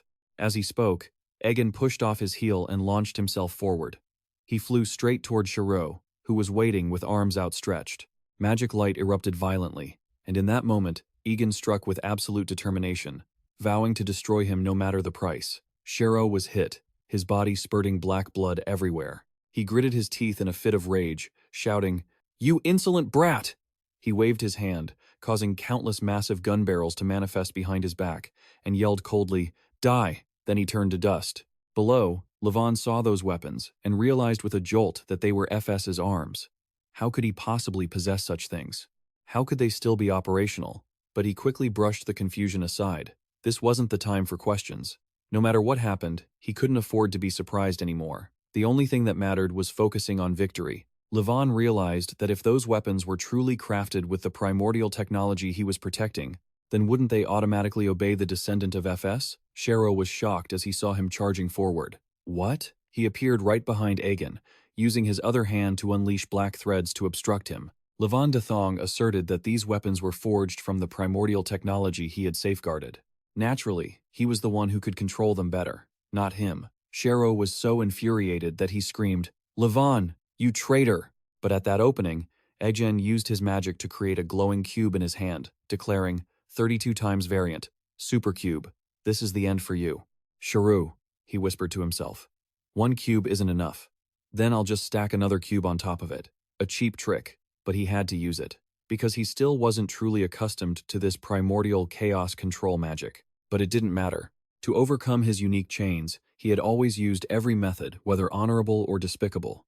Egen's power exploded as he firmly declared, "This is my magic." Magic light erupted violently. Egen roared, "No matter the cost, I will destroy you." With that, he unleashed the finishing blow against his opponent. Shero screamed in agony, "How can this be? You haven't even used the power of a god yet." Just then, Vertega rushed in, startlingly shouting, "Shero!" Egen continued, threatening them, "Face the judgment for your sins." At the same time, Levan coordinated to prepare the finishing strike on the third remnant of Nihurid, seizing control of the forgotten arsenal. As soon as he gained control, Levan raised his hand and ordered to fire. Total eradication, full barrage. Shero was torn into hundreds of pieces by the power, screaming in pain. Before disappearing completely, he reached his hand forward, trying to cling to life, murmuring regretfully, "No." A horrific explosion erupted violently, shaking the entire sky and obliterating everything in an instant. Amidst the thick dust and smoke, Iro turned her head anxiously and asked, "Third Regiment, are you all okay?" The soldiers answered in unison, "We're fine. We were just knocked over by the shockwave." She looked back in horror toward the site of the explosion and exclaimed, "It wasn't a direct hit, yet the shockwave alone was enough to shatter our formation. This destructive power is truly unbelievable. Perhaps this is the magic of the gods from the primordial era." As she spoke, a massive crater became visible behind the haze. Shero had been hit. His whole body was shattered, rolling on the ground and letting out agonizing screams. He tried to regain his composure, refusing to accept it, and muttered, "No, it can't end like this." Suddenly, dozens of magic shots were unleashed, shredding Shero's body and crushing his will to rise again. Looking at the demon lying at his feet, moaning, Levan couldn't help but say with contempt, "How pathetic, you can't even have a dignified death." Hearing his voice, Shero turned his head in a fit of rage and yelled, "Levan, how dare you betray me? I gave you everything, even the throne." Levan shrugged and retorted, "You stole everything and forced me to bear burdens I never asked for. Even the favors you granted were only because you needed FS's knowledge to control the Creator's arsenal, sealed behind the veil of chaos, right?" he said with disdain. "You were just using me." Struck by the truth, Shero struggled to rise and cried out, "Wait, Levan, Egen, Folivia, you understand nothing about why I had to do this." Levan sighed, repeating his hypocritical words. He tried to explain, "We were abandoned by the creators. Do you know why those weapons were sealed behind the veil of chaos?" Hearing this, he wondered in astonishment. Abandoned? He quietly remembered the image of Dia in his heart and thought, "My uncle also said that the creators abandoned us. Could this be related to the current actions of the Eternal Order?" Egen asked curiously, "What do you mean when you say the creators abandoned us?" Levan, standing nearby, reminded him with disgust, "Don't believe a word he says. He's the type of person who turns a tiny shred of truth into a massive lie. It's best to kill him right now." Just as he was preparing to strike, Vertega dove down from above in a rage, shouting aggressively, "Levan."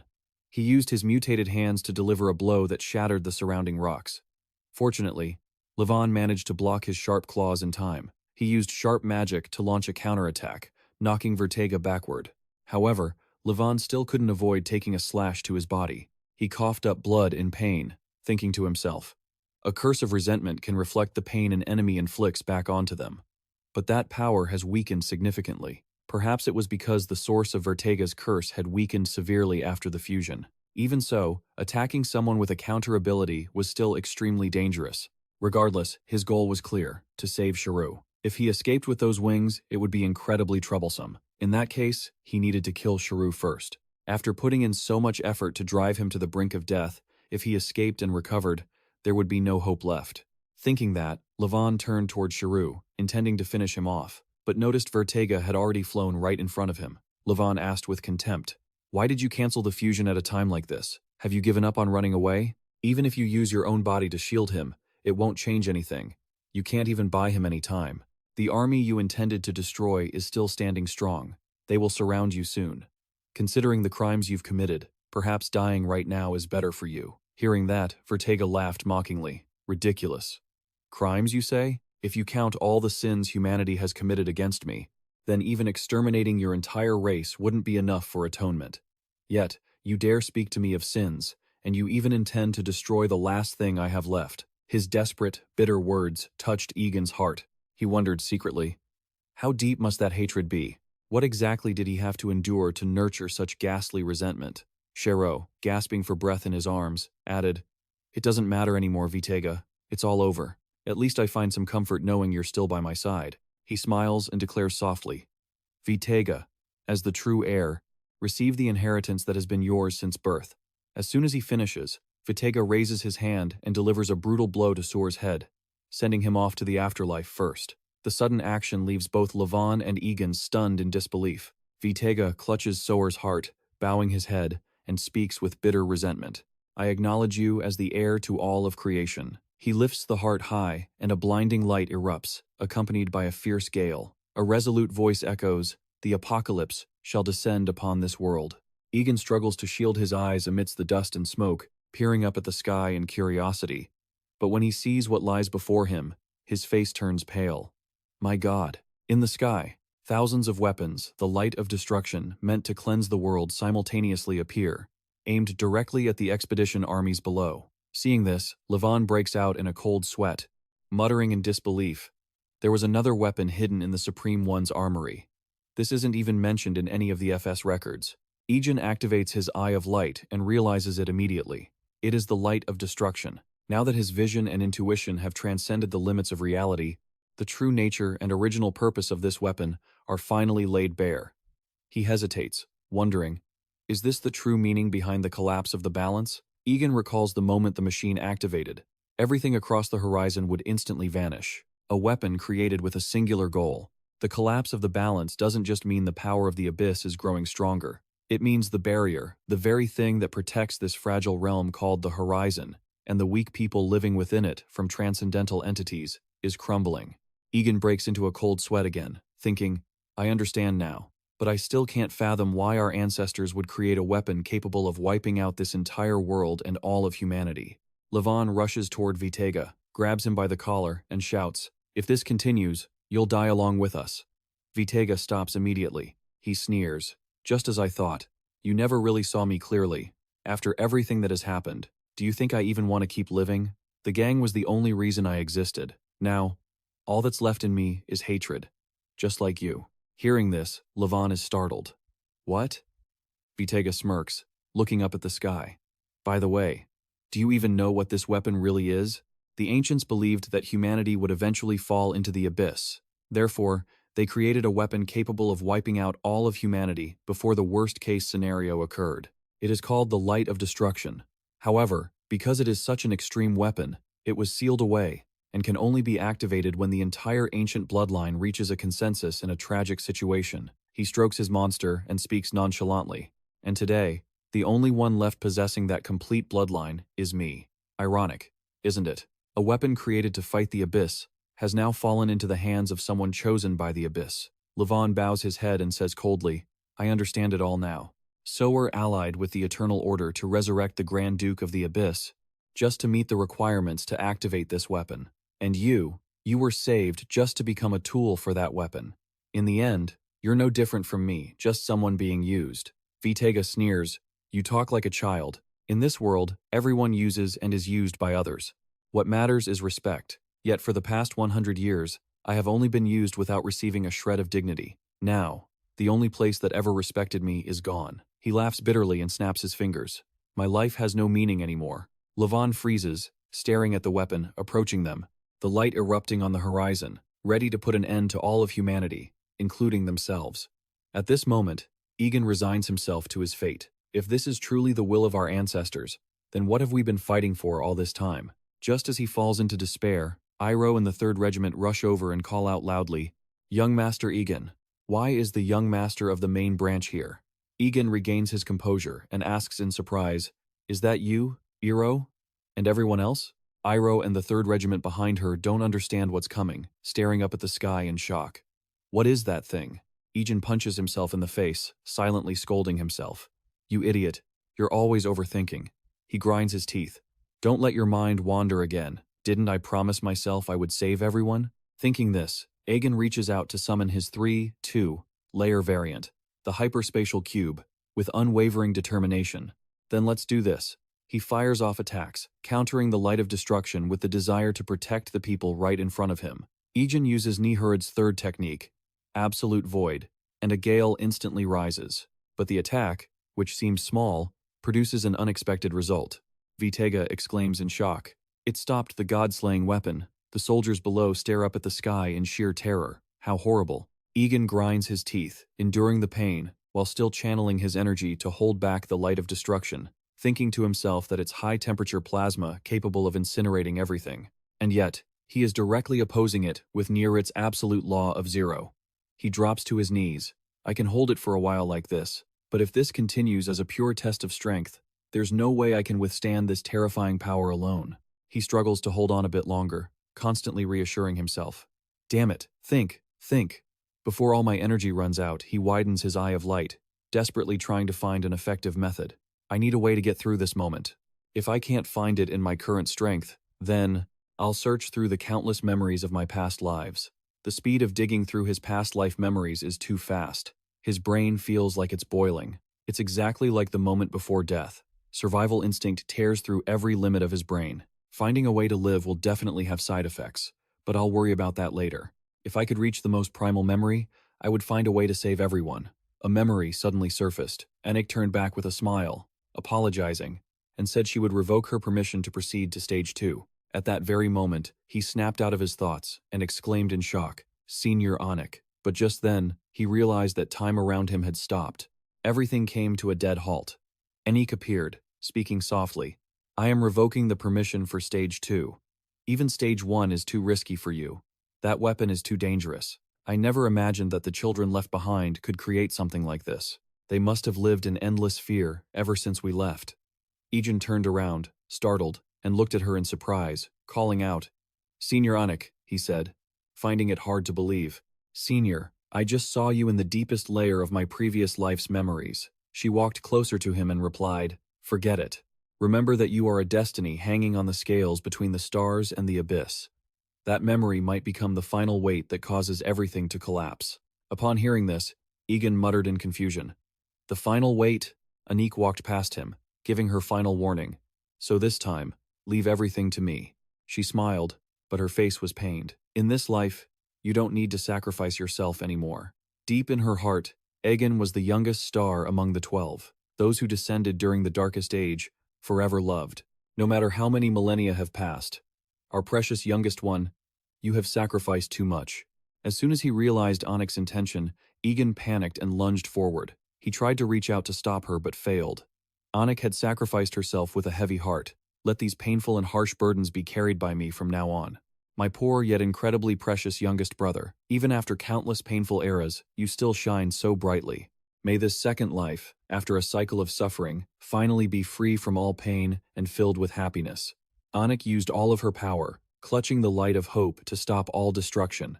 As her power exploded, a blinding light flared up, signaling the departure of a precious soul. On the other side, Islan sensed the familiar magic, glaring at the light and wondering, could that be one of Felin's 12 disciples?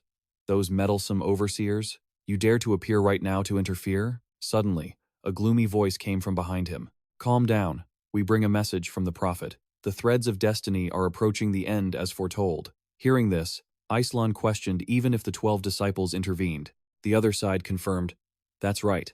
The final curtain of destiny will fall upon the imperial capital, and it will be triggered by Folivia." Beneath a moon as bright as the midday sky, a god in white robes knelt in prayer amidst a field of flowers. The god tilted their head, listening to the call echoing from afar. "O Creator, you who come from the stars?" In the distance, under their watchful gaze, people are sending their wishes. "Please watch over us." Standing on a high hill, the god heard the desperate cries of the people. "Oh, our Creator." All the people mired in suffering pleaded in unison.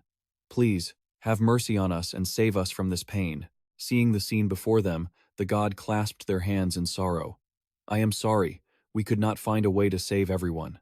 The god's hands slowly reached out as if to lift the people out of despair. Then, they realized, if there is only one path left, they spread their arms wide, accepting the burden of all. "Then let me take on the entirety of your pain." Waking up from the dream, Egen clutched his head in pain and screamed, "Enough!" He panicked, clutching his blonde hair amidst the fragmented memories. No. What is this memory? Deep down, Egen frantically realized that this was surely his first memory. Because of that choice, all of his past lives, including himself. Suddenly, Suab ran over, hurriedly covering Egen's mouth and shouting, "Shut up," leaving him bewildered and struggling to speak. From afar, Levon warned, "Be quiet, you two. He will find us." Egen startled and asked back, "He? No, more importantly, what the hell place is this?" Levon explained calmly. "As you can see, we are in the realm of chaos. An assassin has been sent by the king to capture you. That's why we have to hide here." Hearing that, he shouted in astonishment, "The king? The king himself sent an assassin to kill me? Why?" Suab immediately roared, cutting him off. "I told you to shut up." Levon continued to analyze. Simply put, this is a political issue. After the incident at Bisona, the reputation of the royal family hit rock bottom. But conversely, your fame as the hero of that event skyrocketed. From the royal family's perspective, you are a thorn in their side. Egen was still reeling. "Just that? Just for that reason?" Suab urged. "Talk later. Let's run now." Levon tilted his head mockingly. "If you still have the energy to scream, then you can definitely run. Right?" Egen nodded blankly. "Yeah. But this is the realm of chaos. Run from what? Who could possibly enter this place?" Just then, a suspicious voice echoed from the darkness below. Sensing the murderous intent, he looked up in confusion at the massive entity above, then realized in terror it was a puppet. The group immediately fled. Suab shouted in a panic. "I told you to be quiet," Egen asked in shock while running. "What is that? A monster from the abyss?" Levon explained with a stern face. "No, that is a puppet released by an appointed mage, an assassin sent by the king." Upon hearing that, he repeated in alarm, "An appointed mage?" Immediately, memories of the supreme mages flooded his mind. "That's right, I've heard of them. They are at the top of the mage system. So powerful they must be specially managed because their mere existence is a threat to the nation." Running for his life, Egen yelled in confusion, "Why would such a mage target me?"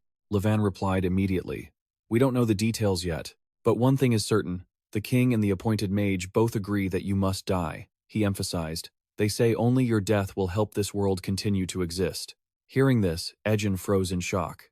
Suddenly, he hunched over, clutching his head in pain amidst the swarm of puppets. "Why? Ugh, my head." Seeing that, Levon and Suab called out in panic, "Egen Folivia."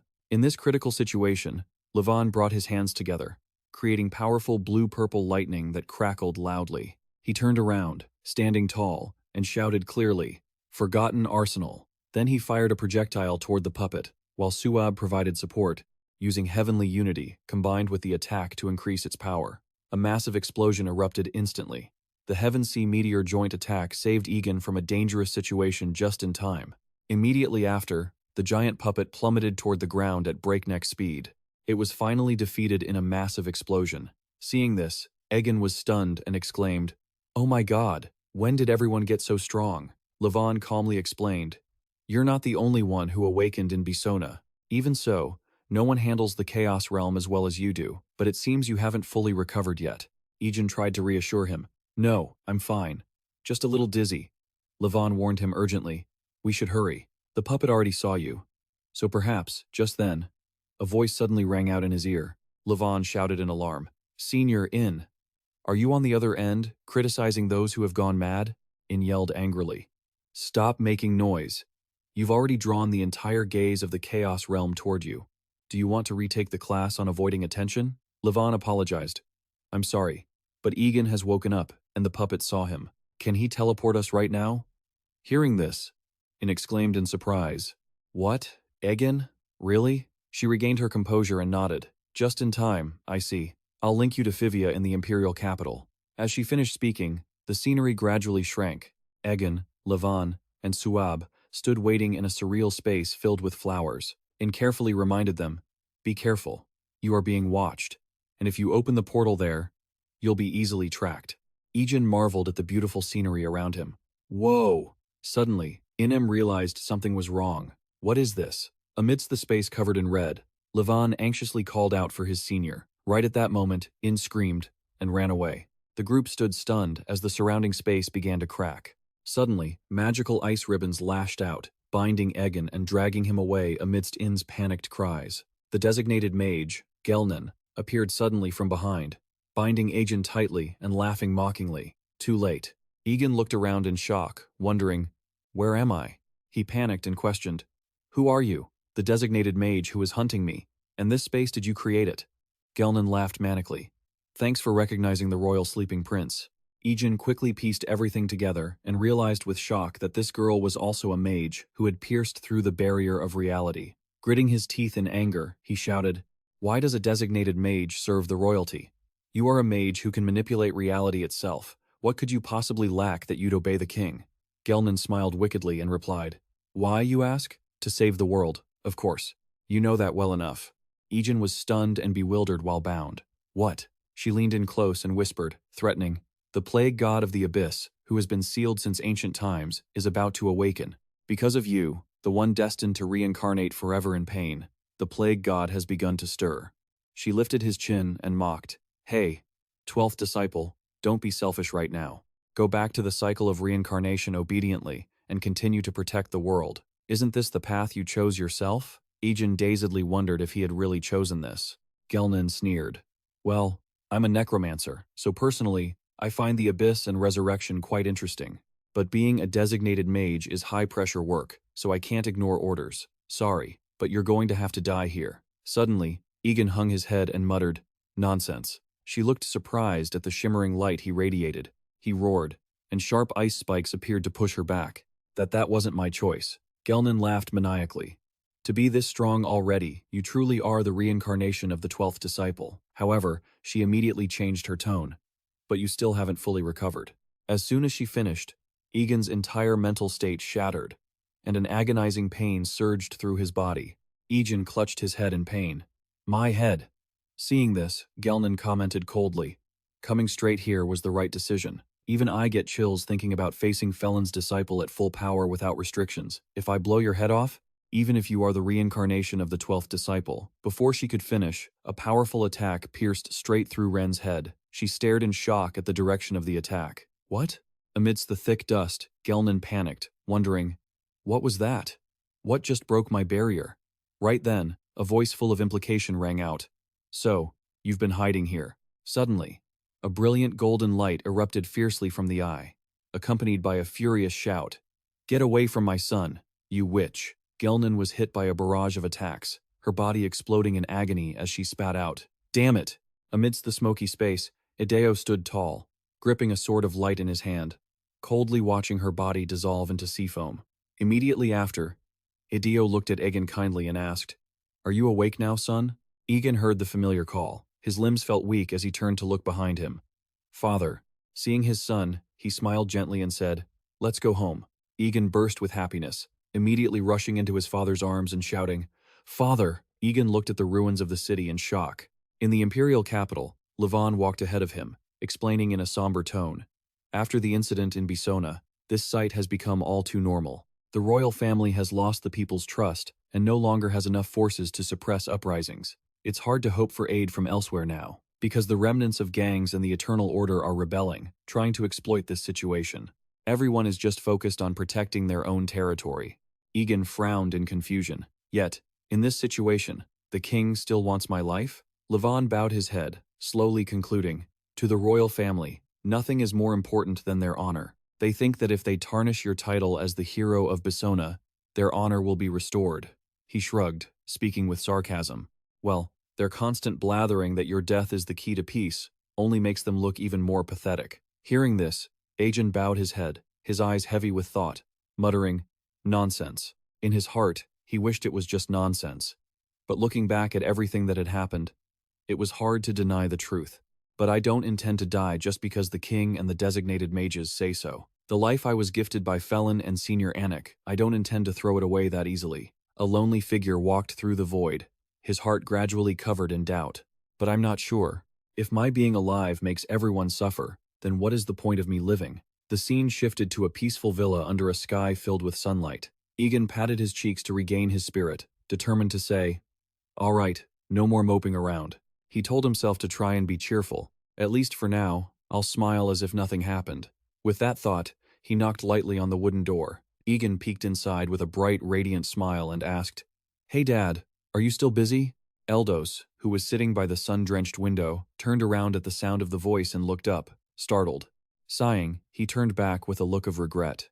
"Ah, Egen, I'm sorry. I should have been taking you on a tour, but lately, everything has been a mess." He hurriedly waved his hand. "Wait, wouldn't that be too much for you? For someone still recovering like you, Dad?" Egen asked earnestly. Eldos raised his hand with determination. "Well, I've been resting specifically to prepare for moments like this. But above all, it makes me happy." He affectionately stroked Egen's hair, expressing his joy at finally being able to sit down face to face with his youngest child again. "We are both healthy, and every day is like a miracle." Egen hung his head, biting his lip to hold back the tears streaming down. He had told himself not to look down, not to let his father worry, but he couldn't take it anymore.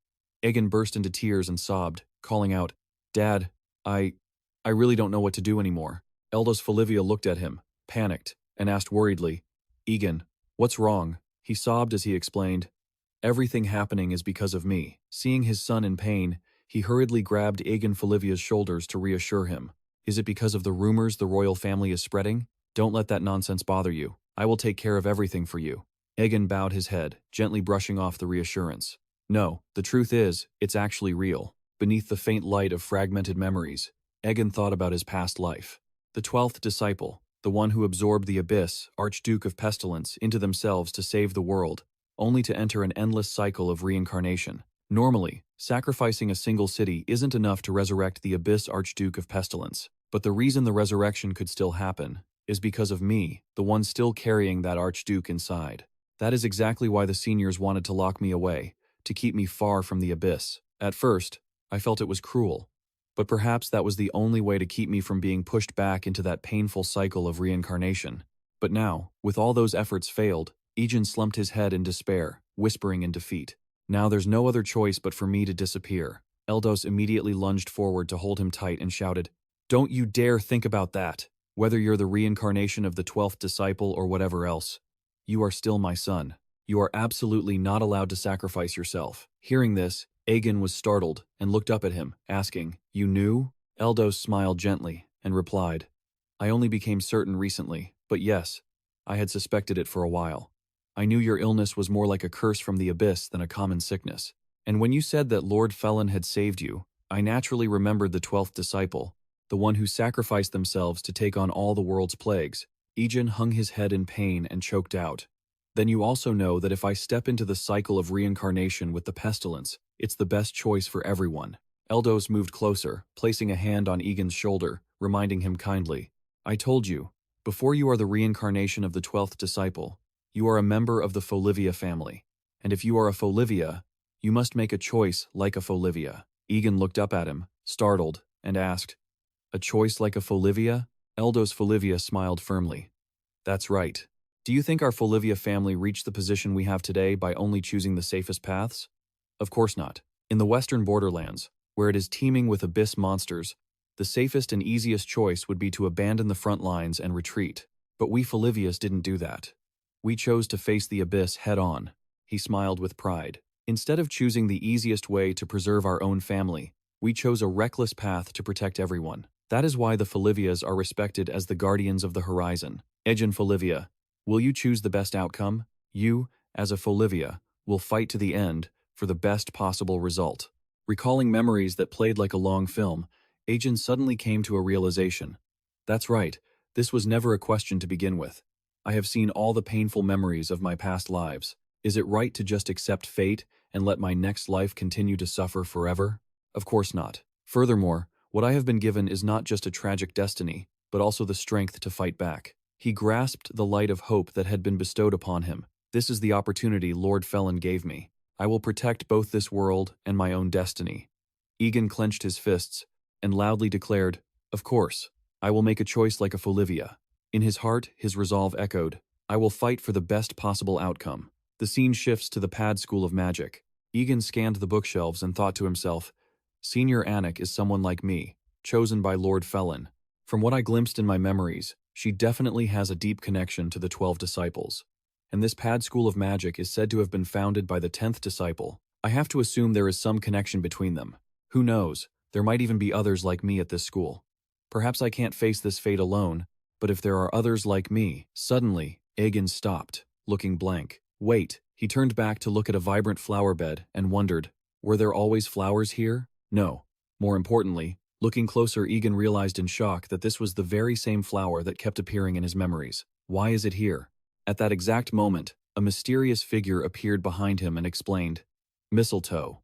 A sprout rising amidst the white snow. A sprout that blooms after enduring the harshest winter, both admirable and sorrowful. The mysterious figure standing behind Egen spoke again. That is the name you gave this flower, our youngest sibling. Noah? The mysterious figure suddenly narrowed his eyes and said, But you are not them, are you? If you were truly Noah, you wouldn't be rejecting your destiny. Egen panicked, sweat drenching his face as he realized the person behind him was not simple. He immediately went on the defensive and asked, Who are you? The man opposite him replied, You came all the way here to find me, yet you ask who I am? He was the founder and headmaster of this school, calling himself the disciple, who was Ananta, stared at Egen and asked, What is the reason you sought me out, abandoning the chaos of the world out there? Egen Folivia. Egen was shocked to his core, wondering to himself, a disciple of Lord Felin, but tainted by the abyss? Elsewhere, Eldos Folivia smiled, remembering his son, and whispered, Even though I have never fulfilled the duties of a father to you, you have grown up so strong. He suddenly coughed up blood, covered his mouth, and resolved, With the little time I have left, let me be a real father to you just once. If I have to, I will use this last bit of life to wipe it all away. Anything that stands in his way. At the royal castle, Lucas stands on the ramparts in a panic, his eyes fixed on a massive army approaching from below. Lucas screams in shock. What is this? From the wall, he bellows. What are you thinking, Folivia? You're bringing an army all the way here? This is the royal capital. Are you trying to commit treason? A woman walking forward just smiles and retorts, Treason, that's such a hurtful thing to say. It is Folivia, the loyal shield of Hebronia. Arriving to save the capital from its desperate plight, she heaves a great sword over her shoulder and adds, Since I've personally brought supplies and soldiers to assist the capital in its time of need, the least you could do is open the gates, don't you think? She flashes a menacing smile, introduces herself as the commander of the Folivia army, Skardi Folivia, and declares, Before I smash them down myself. Iceland reaches up to rub his chin as he recounts the tale. Egen stares at Ananta in astonishment and exclaims, You're the 13th disciple, that's impossible. How could a disciple of Felin be corrupted by the abyss? He brings his hand to his face and asks, The abyss? Oh, is that what you meant? I see. It looks like everything you know about the abyss is just distorted hearsay. In truth, the abyss is a natural phenomenon. It doesn't belong to good or evil. You could call it the death of the universe. All life is born from starlight, and in the end, it falls into darkness and is given the name abyss. That is the law of the world. It's just that, sometimes, there are those who defy that order because they want to escape death, but the result is just ending up in a state worse than death. Egen asks, stunned, The abyss is a natural phenomenon? Then what about that form? Ananta replies nonchalantly, That's right.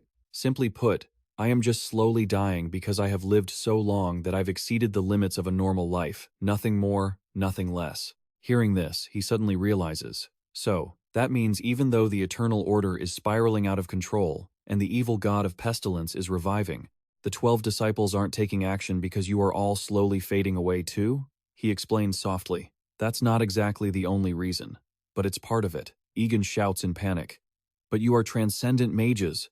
Is there really no way to save the world's end? Ananta counters. Is that why you came to find me? You want to know if our power can overcome the end, that is the abyss. Egen's face darkens as he listens. Ananta states bluntly, Of course it can't. If we could do it, this world wouldn't have ended up like this, would it? Just quietly return to the cycle of reincarnation. That is the only way to extend the world's existence a little longer. Don't let Noah's sacrifice be in vain. Egen bows his head and asks, Sacrifice? Ridiculous. That wasn't a sacrifice. He yells in anger. That person just pushed all the suffering onto his next life. Because of that choice by Noah, We have lived in pain without even understanding why.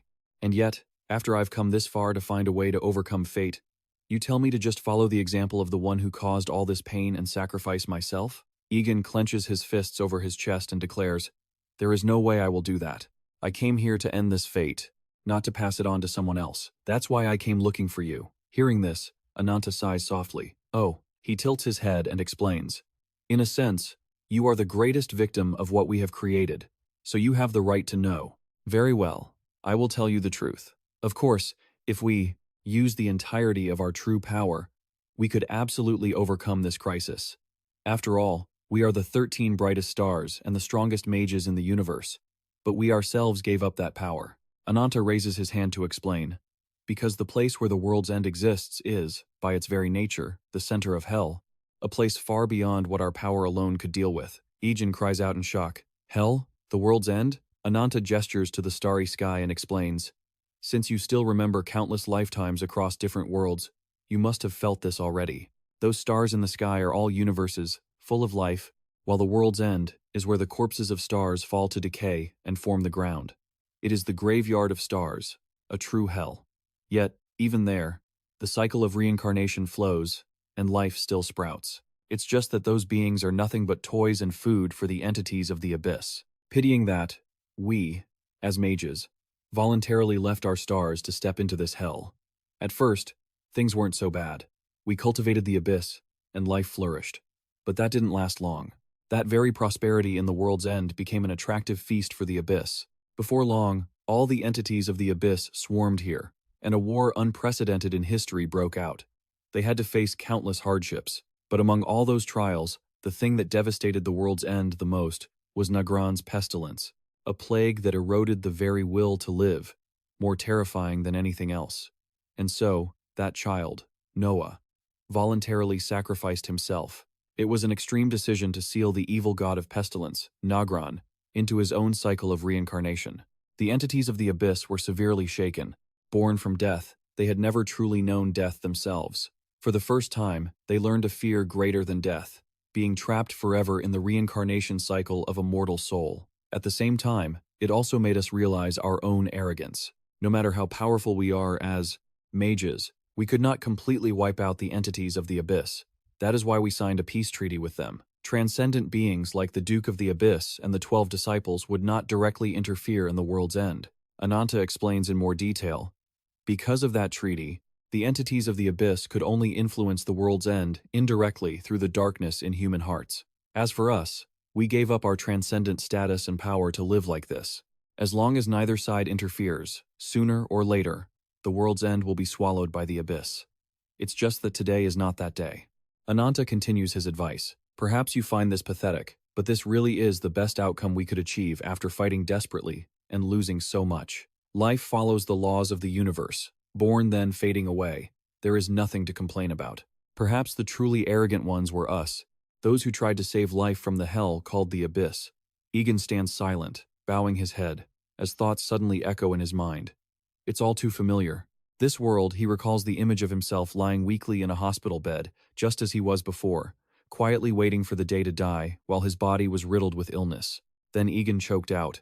Since this is the best you can do you really just want me to sit back and wait for death? He shouted back. I've done that tens of thousands of times already. That's exactly why I understand it better than any of you. Ananta listened quietly to his bitter resentment. I'm so angry I can't take it anymore. Sitting still and waiting for death, it's no different than being dead already. I remember countless children who died through all those reincarnations, all because of what you call sacrifice. Egen shouted fiercely. So when you say this is the best choice you can make, I will never accept that. Egen turned his back and walked away, declaring, If I truly thought I was already dead, I wouldn't have any reason to come here to find you. I will find a way to fight the abyss myself, even if I have to do it alone.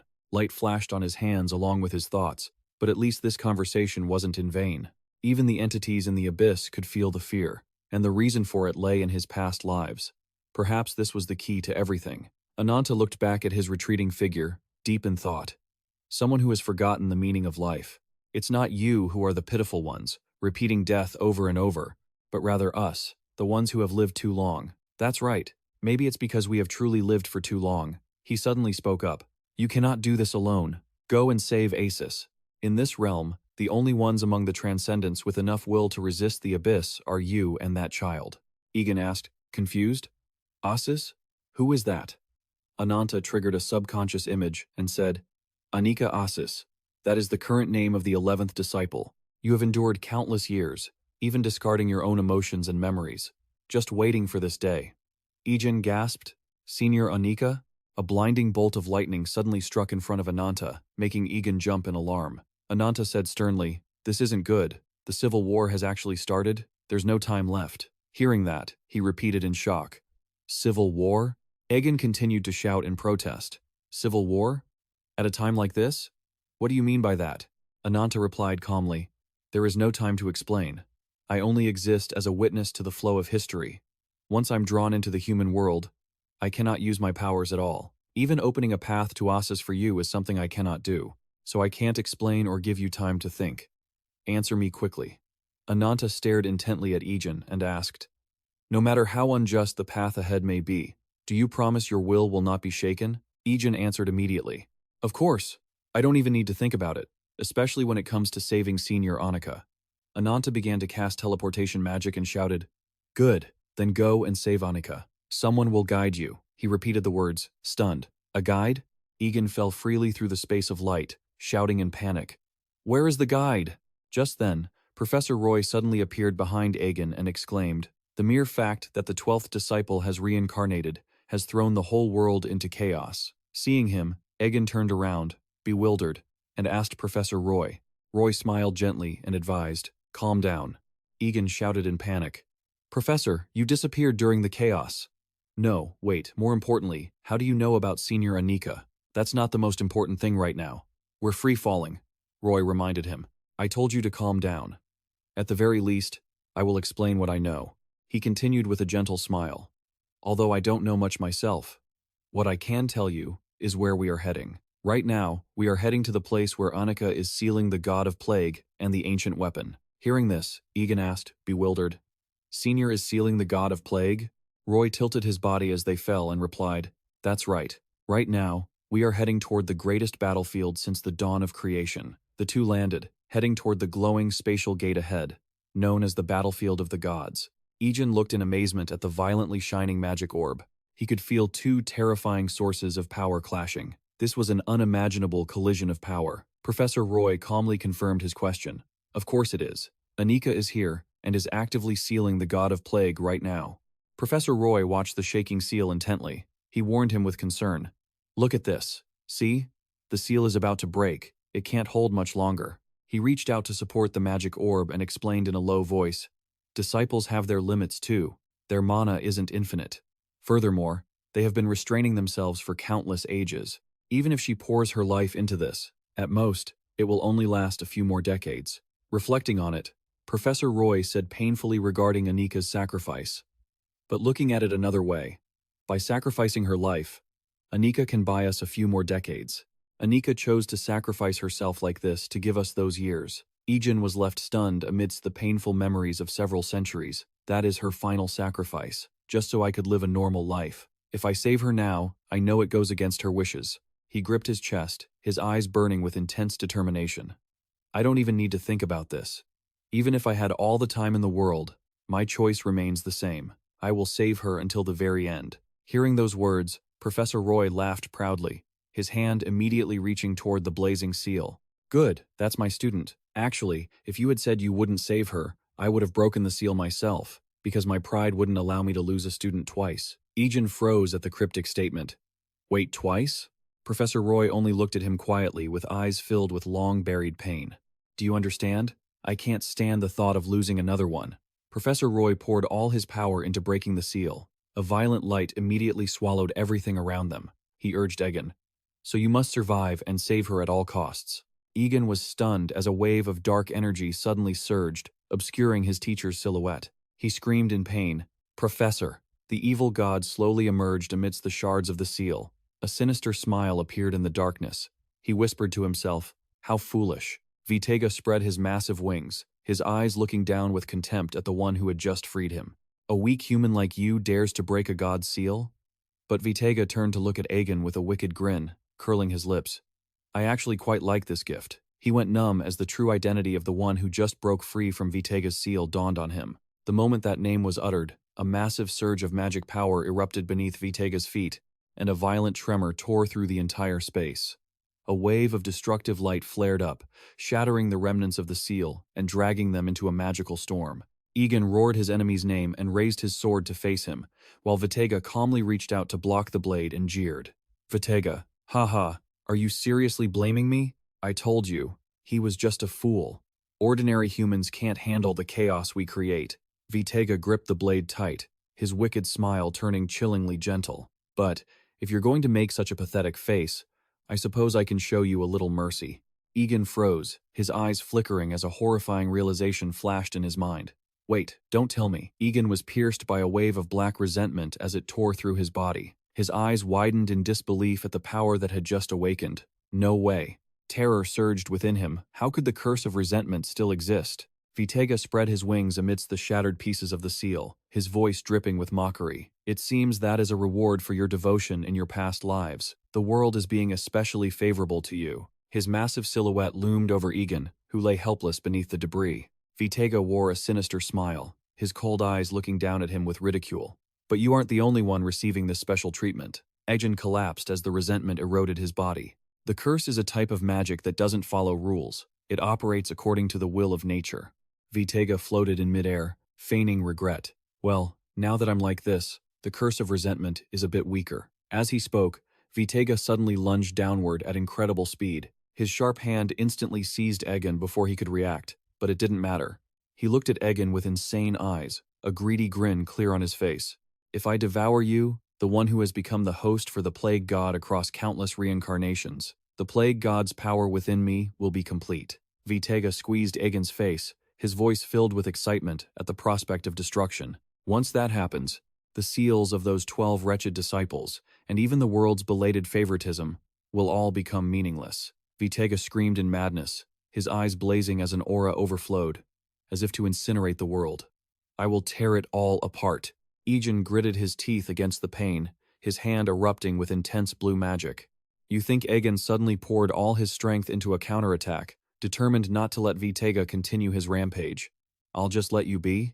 The curse instantly retaliated, causing black blood to pour from his body.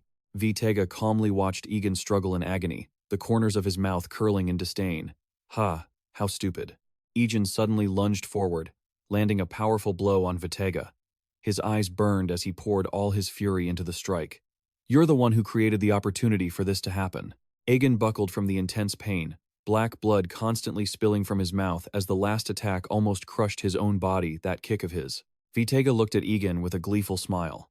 If you hadn't come here, I would have just been content being sealed, as she wished.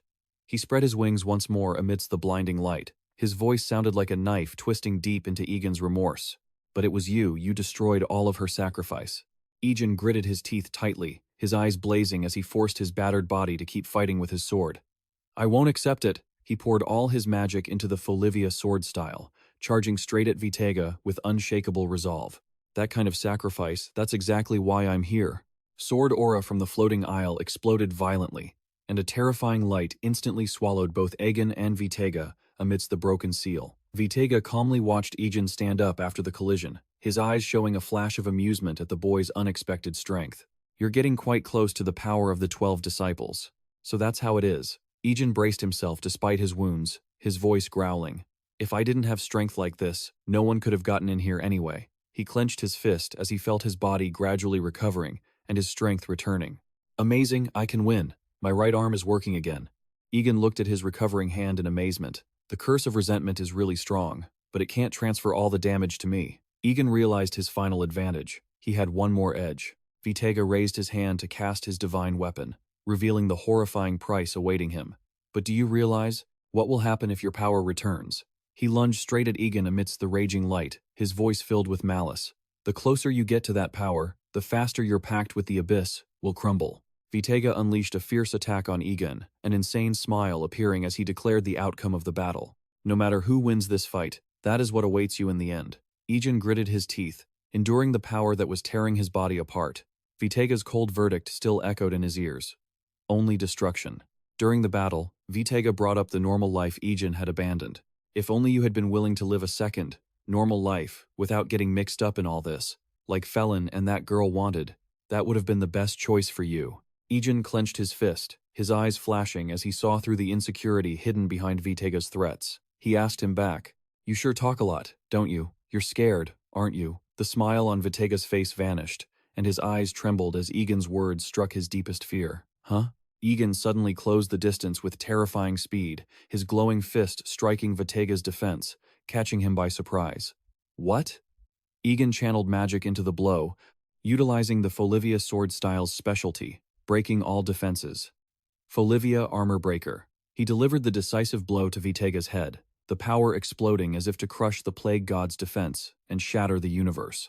I'm not the only one trapped in the Plague God's painful cycle of reincarnation. In the life or death moment, Egen realized that being trapped in the human cycle of reincarnation was just the same. Egen delivered a kick to Vitega. After everything, he realized that this guy, the one merging with the Plague God, would also feel those same emotions. Vitega attacked Egen with a resounding punch, helping him realize that he couldn't kill him easily because he too was afraid of returning to that cycle. The curse of resentment flared up immediately. Vitega's damage was forcibly transferred back to Egen's body. The curse of resentment. Egen gritted his teeth and faced Vitega, unable to help but feel astonished that nature was still siding with him. Even though he's been this deeply corrupted by the abyss, is nature still helping him? It feels like I'm fighting against myself. He coughs up blood from the backlash. Only one question remains in his mind about Vitega. Just how much does this world love him? Vitega wipes away a wound, glaring at Egen with sheer contempt. Ha! Look at a weakling like you. Even after being corrupted by the abyss to this extent, you're actually still helping this guy?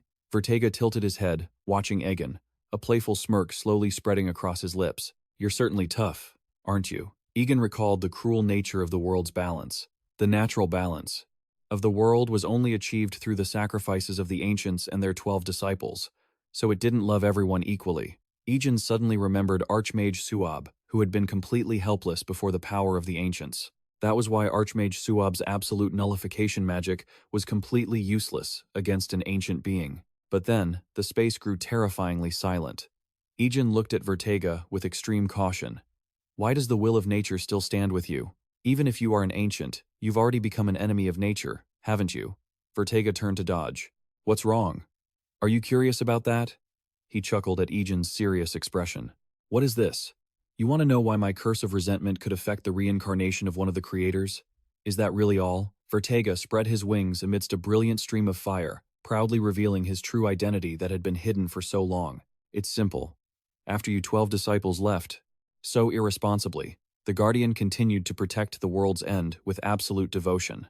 That Guardian is me. Egen stood frozen, staring at Vitega, unable to believe the person before him held such an identity. You say you're the Guardian of the world's end? Vitega laughed loudly, his body gradually shifting as he decided to let Egen see his true appearance. Sounds like a lie, doesn't it? Looking at your reaction, I think it's best I face you like this. Vitega reached up and touched the stone at his throat, his expression darkening as he recalled painful memories. I don't want to use this form again, because it's full of terrible memories. But just for you, I'll make an exception this once. Light enveloped Vitega's entire body, and the figure of the ancient guardian gradually emerged before Egen's stunned eyes. The hero of Folivia, Vitega. Vitega was born with a noble status, but lived in solitude. He reminisced about those unpleasant memories. I was born an ancient god, but I never truly had any interest in the role of a protector. I was born alone, and I lived alone. He recounted his past in silence, a life no one ever knew about. Even so, the reason I became a guardian of the horizon, just like your Felvia family, wasn't anything grand. During his days of wandering without a home, he recalled it with a joy he couldn't hide. I just happened to save a few people. It wasn't a bad experience, honestly. Watching those children who had just escaped death smile at me, Vitega's lonely heart felt a flicker of warmth for the first time. He gently admitted that he truly loved the way humans smiled, and so, he secretly protected them, time and time again. Vitega shyly recounted that after doing it a few times, the people in the region started calling him a hero, a warrior. The villagers' trust made Vitega want to stop his wandering for the first time, yet he felt bitter, and that was what made a wanderer like me decide to stay in that place. That was also the first time I felt a sense of responsibility. He stood and watched the mischievous children grow day by day. Vertega nostalgically recalled that time passed in the blink of an eye. He fell silent, then continued in a helpless yet affectionate tone. Those clever children, who used to sneak into the forest to hold secret meetings, grew up and gave birth to troublemakers exactly like them. Even though the guardianship exhausted him, Vertega was willing to endure it just to preserve that peaceful life. He calmly confided, "Being a protector is a job that is both tiring and arduous. But when I saw the world, I embraced thriving, no longer worrying about the abyss." Looking at the land that was once desolate, now overflowing with laughter, Vertega reached out and smiled faintly. I felt proud, and that was what helped me get through those difficult days. Yet, the happiness he had spent his whole life protecting was stolen away. Vertega's voice became hurried, but everything vanished in the blink of an eye, just because of one small, trivial matter. That day, amidst the village engulfed in a sea of fire, the villagers were slaughtered. Vertega choked as he confessed, "Just because of a tiny mistake, I missed a monster infiltrating the village." He looked back in panic at the carnage before his eyes. Vertega recounted painfully, "When I realized my mistake, I rushed back as fast as I could." Even though he had pushed himself to the point of exhaustion, what awaited Vertega were only lives that could no longer be saved. I was there, but I was still too late. The villagers all looked at Vertega with eyes filled with hatred, and just like that, it was all over. It was as if all my devotion in the past no longer meant anything. Not a single person remembered the times he had risked his life to save them. The survivors collectively poured all their resentment onto him. Every single person ended up blaming and condemning me. Returning to the present, he swung his sword frantically to hunt down Egen while laughing mockingly at himself. "From the time I was a child until I grew up, I always protected them.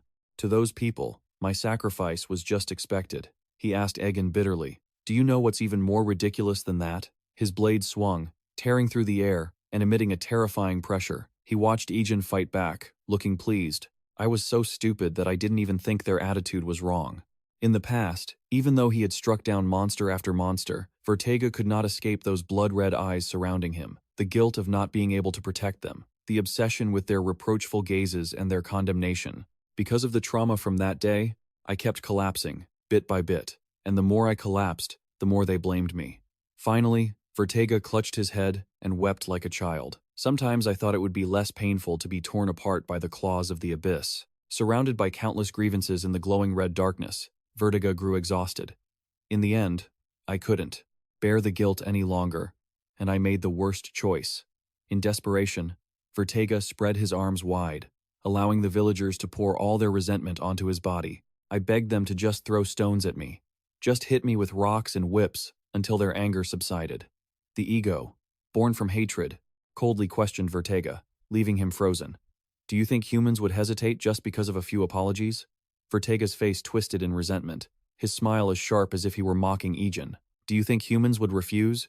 No way. The terrifying memory immediately pulled Vertega back to the village, engulfed in fire, even as he knelt, clutching his head and begging. The villagers kept swinging their clubs at me. They hit me as much as they pleased, and their anger toward a dog that couldn't guard the house seemed to have no end. Cruel blows rained down continuously on Vertega's body, each strike tearing through his flesh.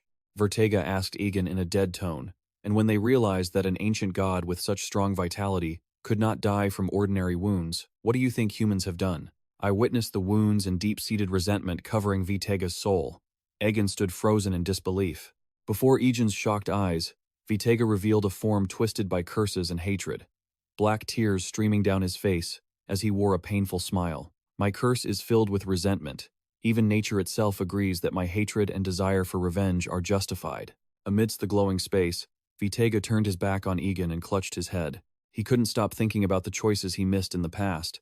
"I'm still thinking about it." Vertega peeked at Egen through his fingers, a grin filled with sharp fangs appearing, along with the regret that has haunted him for countless years. "If I had torn those ungrateful bastards to pieces back then, things wouldn't have turned out like this." Vertega lunged forward suddenly, his pitch-black claws striking Egen, causing the barrier just erected to shatter into countless pieces. "You see it too, don't you?" Egen Folivia. Egen gritted his teeth, bracing against the intense pressure. But as the shattered magical fragments flew before his eyes, he thought, "Is my magic broken?" His words were shaking Egen's resolve. Seeing Egen beginning to waver, Vertega hunched low and smiled ferociously. "Keep opening that noble mouth of yours to speak. Do I have any reason not to destroy this world?" In that moment, memories of the gang surfaced. It was once the only place that made Vitega feel like he had a home, but in the end, everything was stolen by humans. The only thing that ever meant anything to me. The gang was crushed by you people too. The pain and hatred erupted, causing the curse on Vitega's body to flare up violently. Blood-red cracks spread across his limbs. He was in agony. You humans, your entire species. Space exploded. Vitega roared and poured all his resentment into a single attack. The dark red streaks of power weaving through the battlefield were the ones who made me like this. Standing before that fury, Egen gritted his teeth, bitterly realizing what Vitega had been through. A reason not to destroy the world? There was no way he would have such a thing. Even though the gang was the largest criminal organization on the horizon, trailing war and blood wherever they stepped, to Vitega, they were the final family that had reached out to accept him, and the only thread keeping him from completely drowning in hatred and the desire for revenge.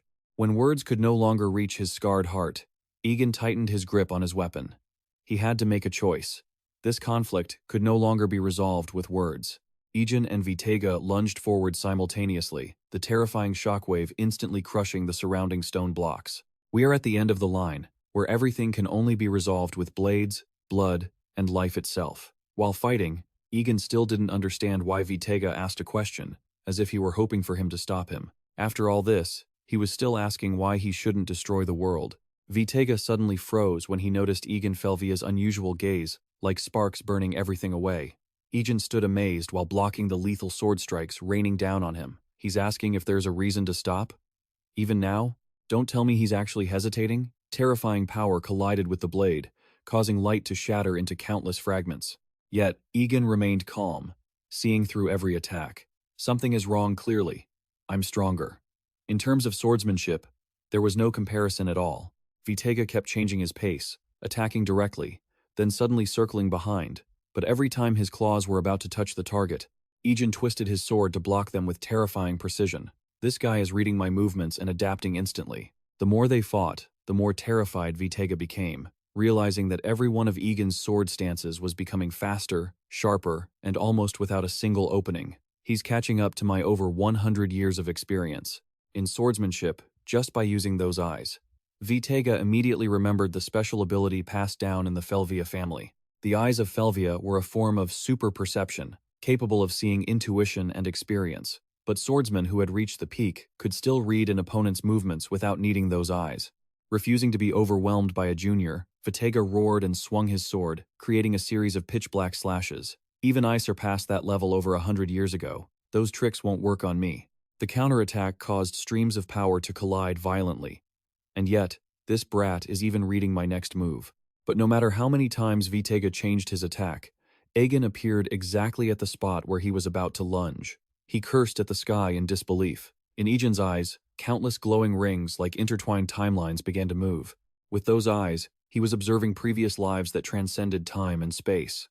Seeing the power beyond comprehension appearing in Egen's eyes, Vitega realized with horror that he had reached an entirely new dimension.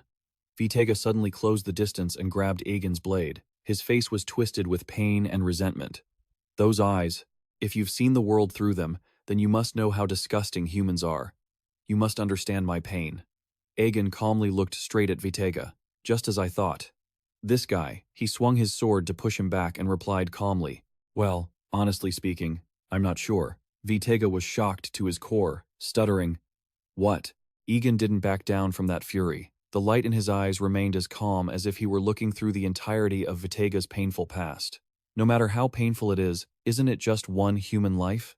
Unable to stand Egen's composure, Vitega gritted his teeth with a furious roar. "You bastard!" He raised his hand to summon his sword. Vitega was trembling from the suffering of his resentment. "What right do you have to do that? You understand?" A wave of terrifying pressure suddenly exploded, sweeping everything away. He shouted with authority, "Do you think you have the right to speak?" Vitega had completely lost control, his face distorted with rage as he roared madly. "I've changed my mind. Forget the pact with the Oracle, or whatever. I'm going to kill you right here." He continued screaming bitter threats at Egen Folivia. "I'll drag you back into that same cycle of pain." Egen frowned in curiosity. The Oracle from the Eternal Order. The sudden shock rattled his mind intensely. Egen steadied himself. "No, that's not important now. I have to focus on the power right in front of me." He realized the terrifying nature of his enemy's technique. The aura was fluctuating. It was Vitega's resentment and fury, a chaotic storm of negative emotions, where will and emotion could become reality. Egen tensely analyzed the destructive strike flying toward him at dizzying speed. That was why this was Vitega's strongest blow. Memories of past failures resurfaced, making him understand the danger. Because I've understood that pain, my magic has already been broken in that darkness. So, if I try to block that head-on, I'll definitely be crushed. Despite the looming danger, the power within him surged violently, fueled by an unwavering resolve. Even so, Vitega lunged forward with overwhelming bloodlust and a savage battle cry. "I will kill you." The battle exploded. Egen's eyes blazed with determination, ready to face him without a shred of fear. The clash of their two forces created a massive blast of light that shattered the very space around them. Amidst the fiery aura, Vitega gritted his teeth, struggling to hold his ground while spitting out words of contempt. "You little brat deep down, you know it too, don't you? You know how filthy humanity really is." Vitega looked on, choking with frustration, seeing Egen who, despite suffering countless wounds, still chose to protect this filthy world. He was still fighting for humanity. "Even battered like that," he said. "After I absorbed the plague god, I saw fragments of your past. But how? How can you still fight for mankind despite being so broken?" Jealousy and rage welled up within him, driving him to scream at Egen, demanding an answer. "What makes us so different? You and me." Faced with that question, Egen closed his eyes, calmly reflecting on their shared destiny. "Actually, we aren't that different. But the reason you and I stand on opposite sides." Images of the people who had stood by and protected Egen flickered warmly in his fading memories. Because of them, the radiant light of that faith soared high, shattering the chains of darkness and pushing back his enemy's attack. There were people who loved me. That's it. Egen thought that this guy was just like him. "The only difference between you and me is that you once had people to lean on. That's all." The magical stone fragments around them shattered into dust. Vitega, exhausted, let out a curse. Damn it. Finally, he collapsed to the ground, drained. "You won." The battle had left Egen just as depleted. Seeing Vitega like this, Egen's earlier thoughts began to shift. But Vitega just sneered. "I told you," he looked utterly helpless. "No matter who wins between us, the end result is still a catastrophe. Even if you kill me here, all you'll get is the destruction of this world. After merging with the plague god, my fate is now tied to yours, so I will witness your pain from within." Egen took those words to heart. I understand his pain, but so many people have already lost their lives. No matter what, his crimes and the sins of that organization cannot be justified by any reason. But doesn't this world need at least one person? Then he stepped forward to embrace Vitega. Can you understand this pathetic hero? He wanted to soothe the heart that had been betrayed and the devotion that had gone unrequited, even if only a little. Vitega suddenly roared. "What are you doing? Are you pitying me?" he screamed frantically. "Just kill me, you bastard." Vitega pushed Egen away from the embrace with all his might, a burst of power erupting from his body.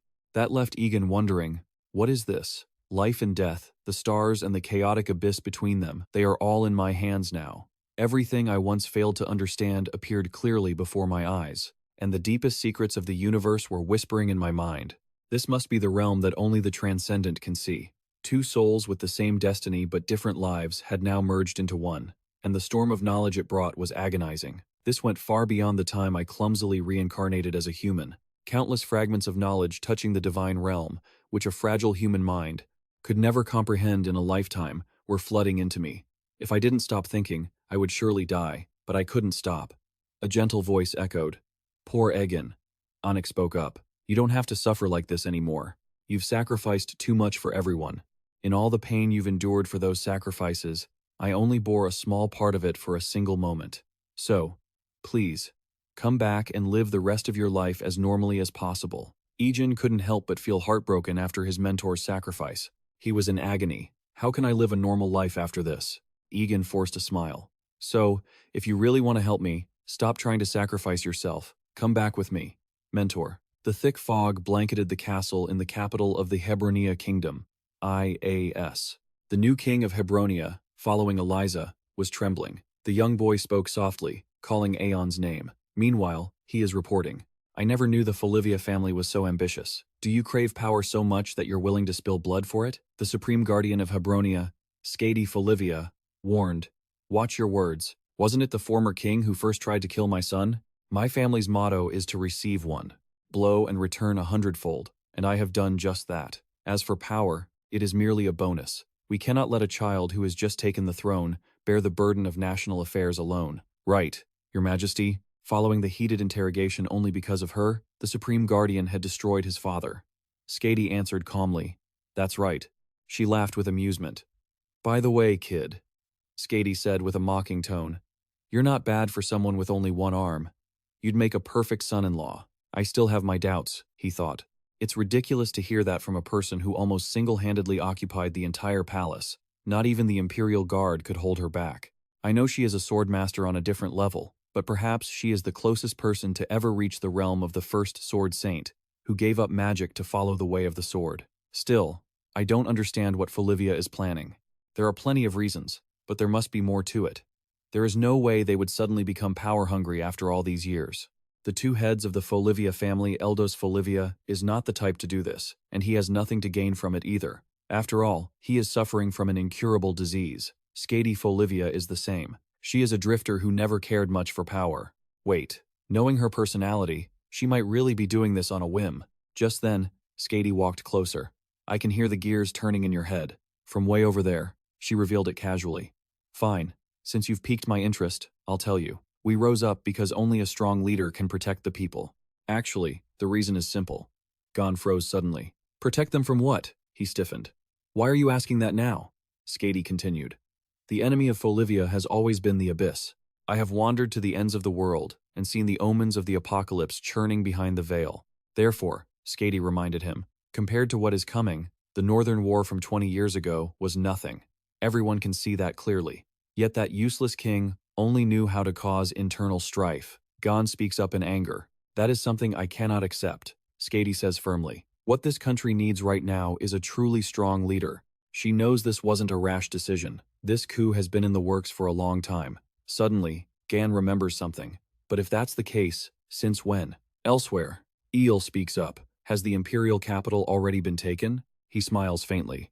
So, I've fulfilled one of my ugly duties as head of the family. The war with the abyss is now left to my children and Skady. Eldos Folivia sighs. I regret leaving such a heavy burden behind. But to do more would just be the greed of an old man nearing his grave. I feel sorry for you. After speaking for a while, he calls out, Jan. Hearing this, Jan says bluntly, and I've always hated your hypocritical words. His entire aura flares with enough killing intent to destroy him. 3 months after the Hebronia coup carried out by Folivia, Mara has just finished off the last person. So that's it then? Maintaining this much power for just one person is already pushing it. Iceland speaks up. There's no other way. Just bear with it for a bit.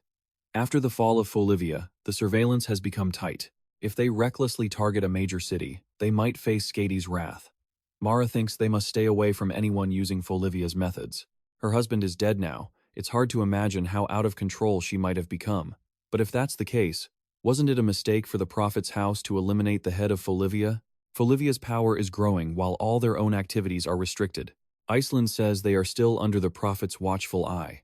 The reincarnation of the 12th disciple and the plague god have met. No matter how their battle ends, when the true god's non-aggression pact collapses, it will be their turn. Mara thinks seriously. Let's see. Will the treaty be broken first, or will we be wiped out before we can even act? She thinks of that weapon, the super impact cannon, used by that person.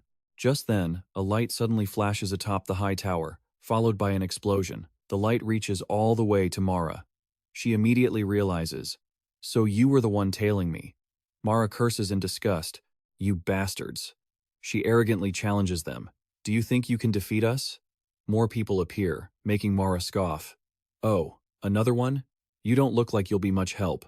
Suab isn't afraid at all and speaks up. Hi there. Then she unleashes a heavenly convergence.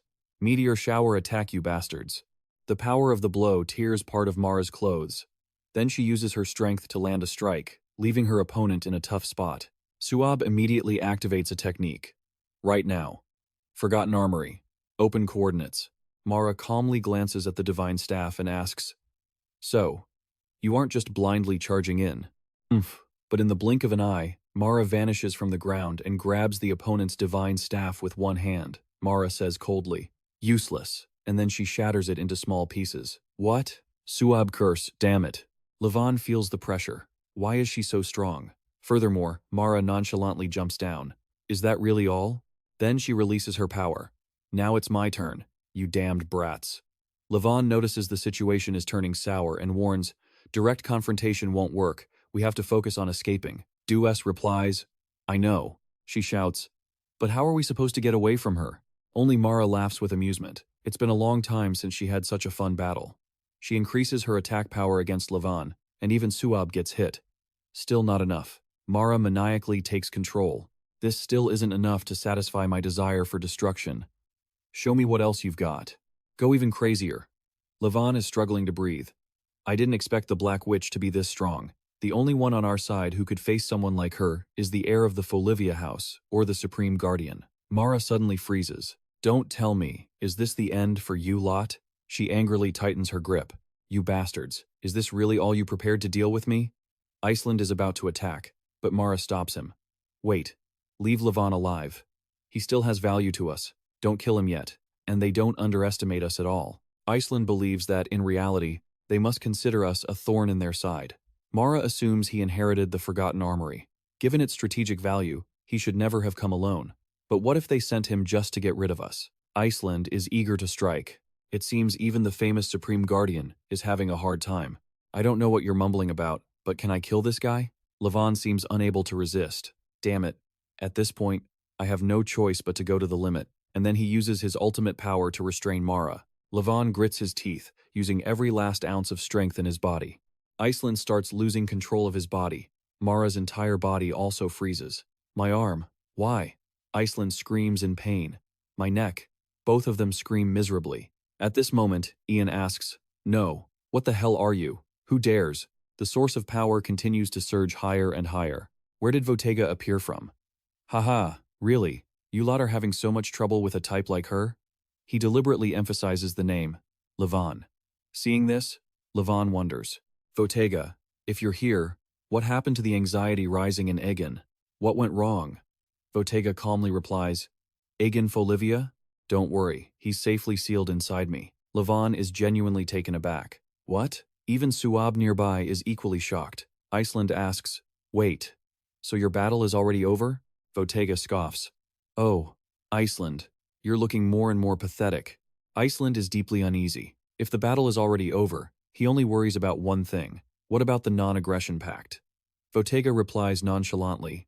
Why ask such an obvious question? Levon stares blankly at the flowing energy. This is Votega announces a piece of news. The barrier separating the horizon from the abyss no longer exists. Gruesome sounds echo continuously. It makes Suab clutch her arms and scream. What is happening? Nature is screaming. Levon is stunned. Even those who aren't mages connected to the world can feel it. That unimaginable malice. The disgusting cruelty that had been suppressed for countless eons, searing itself into the minds of all humanity across the horizon like a vivid image. Now that the barrier has collapsed, humanity will become eternal playthings to satisfy their cruel desires. Iceland spoke, issuing a command. Oh, the moment from the prophecy has finally arrived. Kneel. The false ruler is gone, and the true master of the horizon has come. He hadn't even finished his arrogant outburst before a foot stomped down on his mouth, just as the great prophet foretold. Votega smirked. You fanatical trash, I slaughtered your comrades right before your very eyes. And all you did was sing praises to me and that prophet? Iceland believed that all the apostles were merely pawns used to realize the vision of the prophet, and that the Abyss Lords were the true rulers of this world. What right did they have to judge the actions of the plague god? Votega heard this and spoke in a low voice. Is that so? He kicked Iceland in the face. Then introduce me to that prophet. I want to meet that arrogant soul from above face to face. You aren't going to back down, are you? Because I've already kept my promise. Iceland confirmed, of course. If you wish, I will lead you to him. However, whether you actually get to meet him depends on his own will, so I cannot make any guarantees. Votega replied indifferently. That doesn't matter to me. Just take me there. Levon jolted awake in alarm and asked, Wait, what is this about a promise to the prophet? What kind of deal did you make with him? Votega retorted coldly. Why do you talk as if we're so close? You traitor. I would love to destroy you right now if I could, but I've decided to let you live, because struggling in the hell that is coming will be a fate far worse than just going to hell. Levon could tell that this guy had completely absorbed the power of a transcendental being. Just like in the Chaos Lands, His will was becoming reality.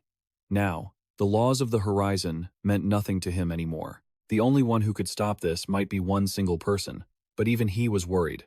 But if Vitega was here, Iceland continued his work. All right, I will take you there. Levon felt a sense of despair. Egen had fallen into his hands. Before leaving, Vitega turned back and smirked. Then, Levon gritted his teeth in anger, and Vitega uttered, "Goodbye."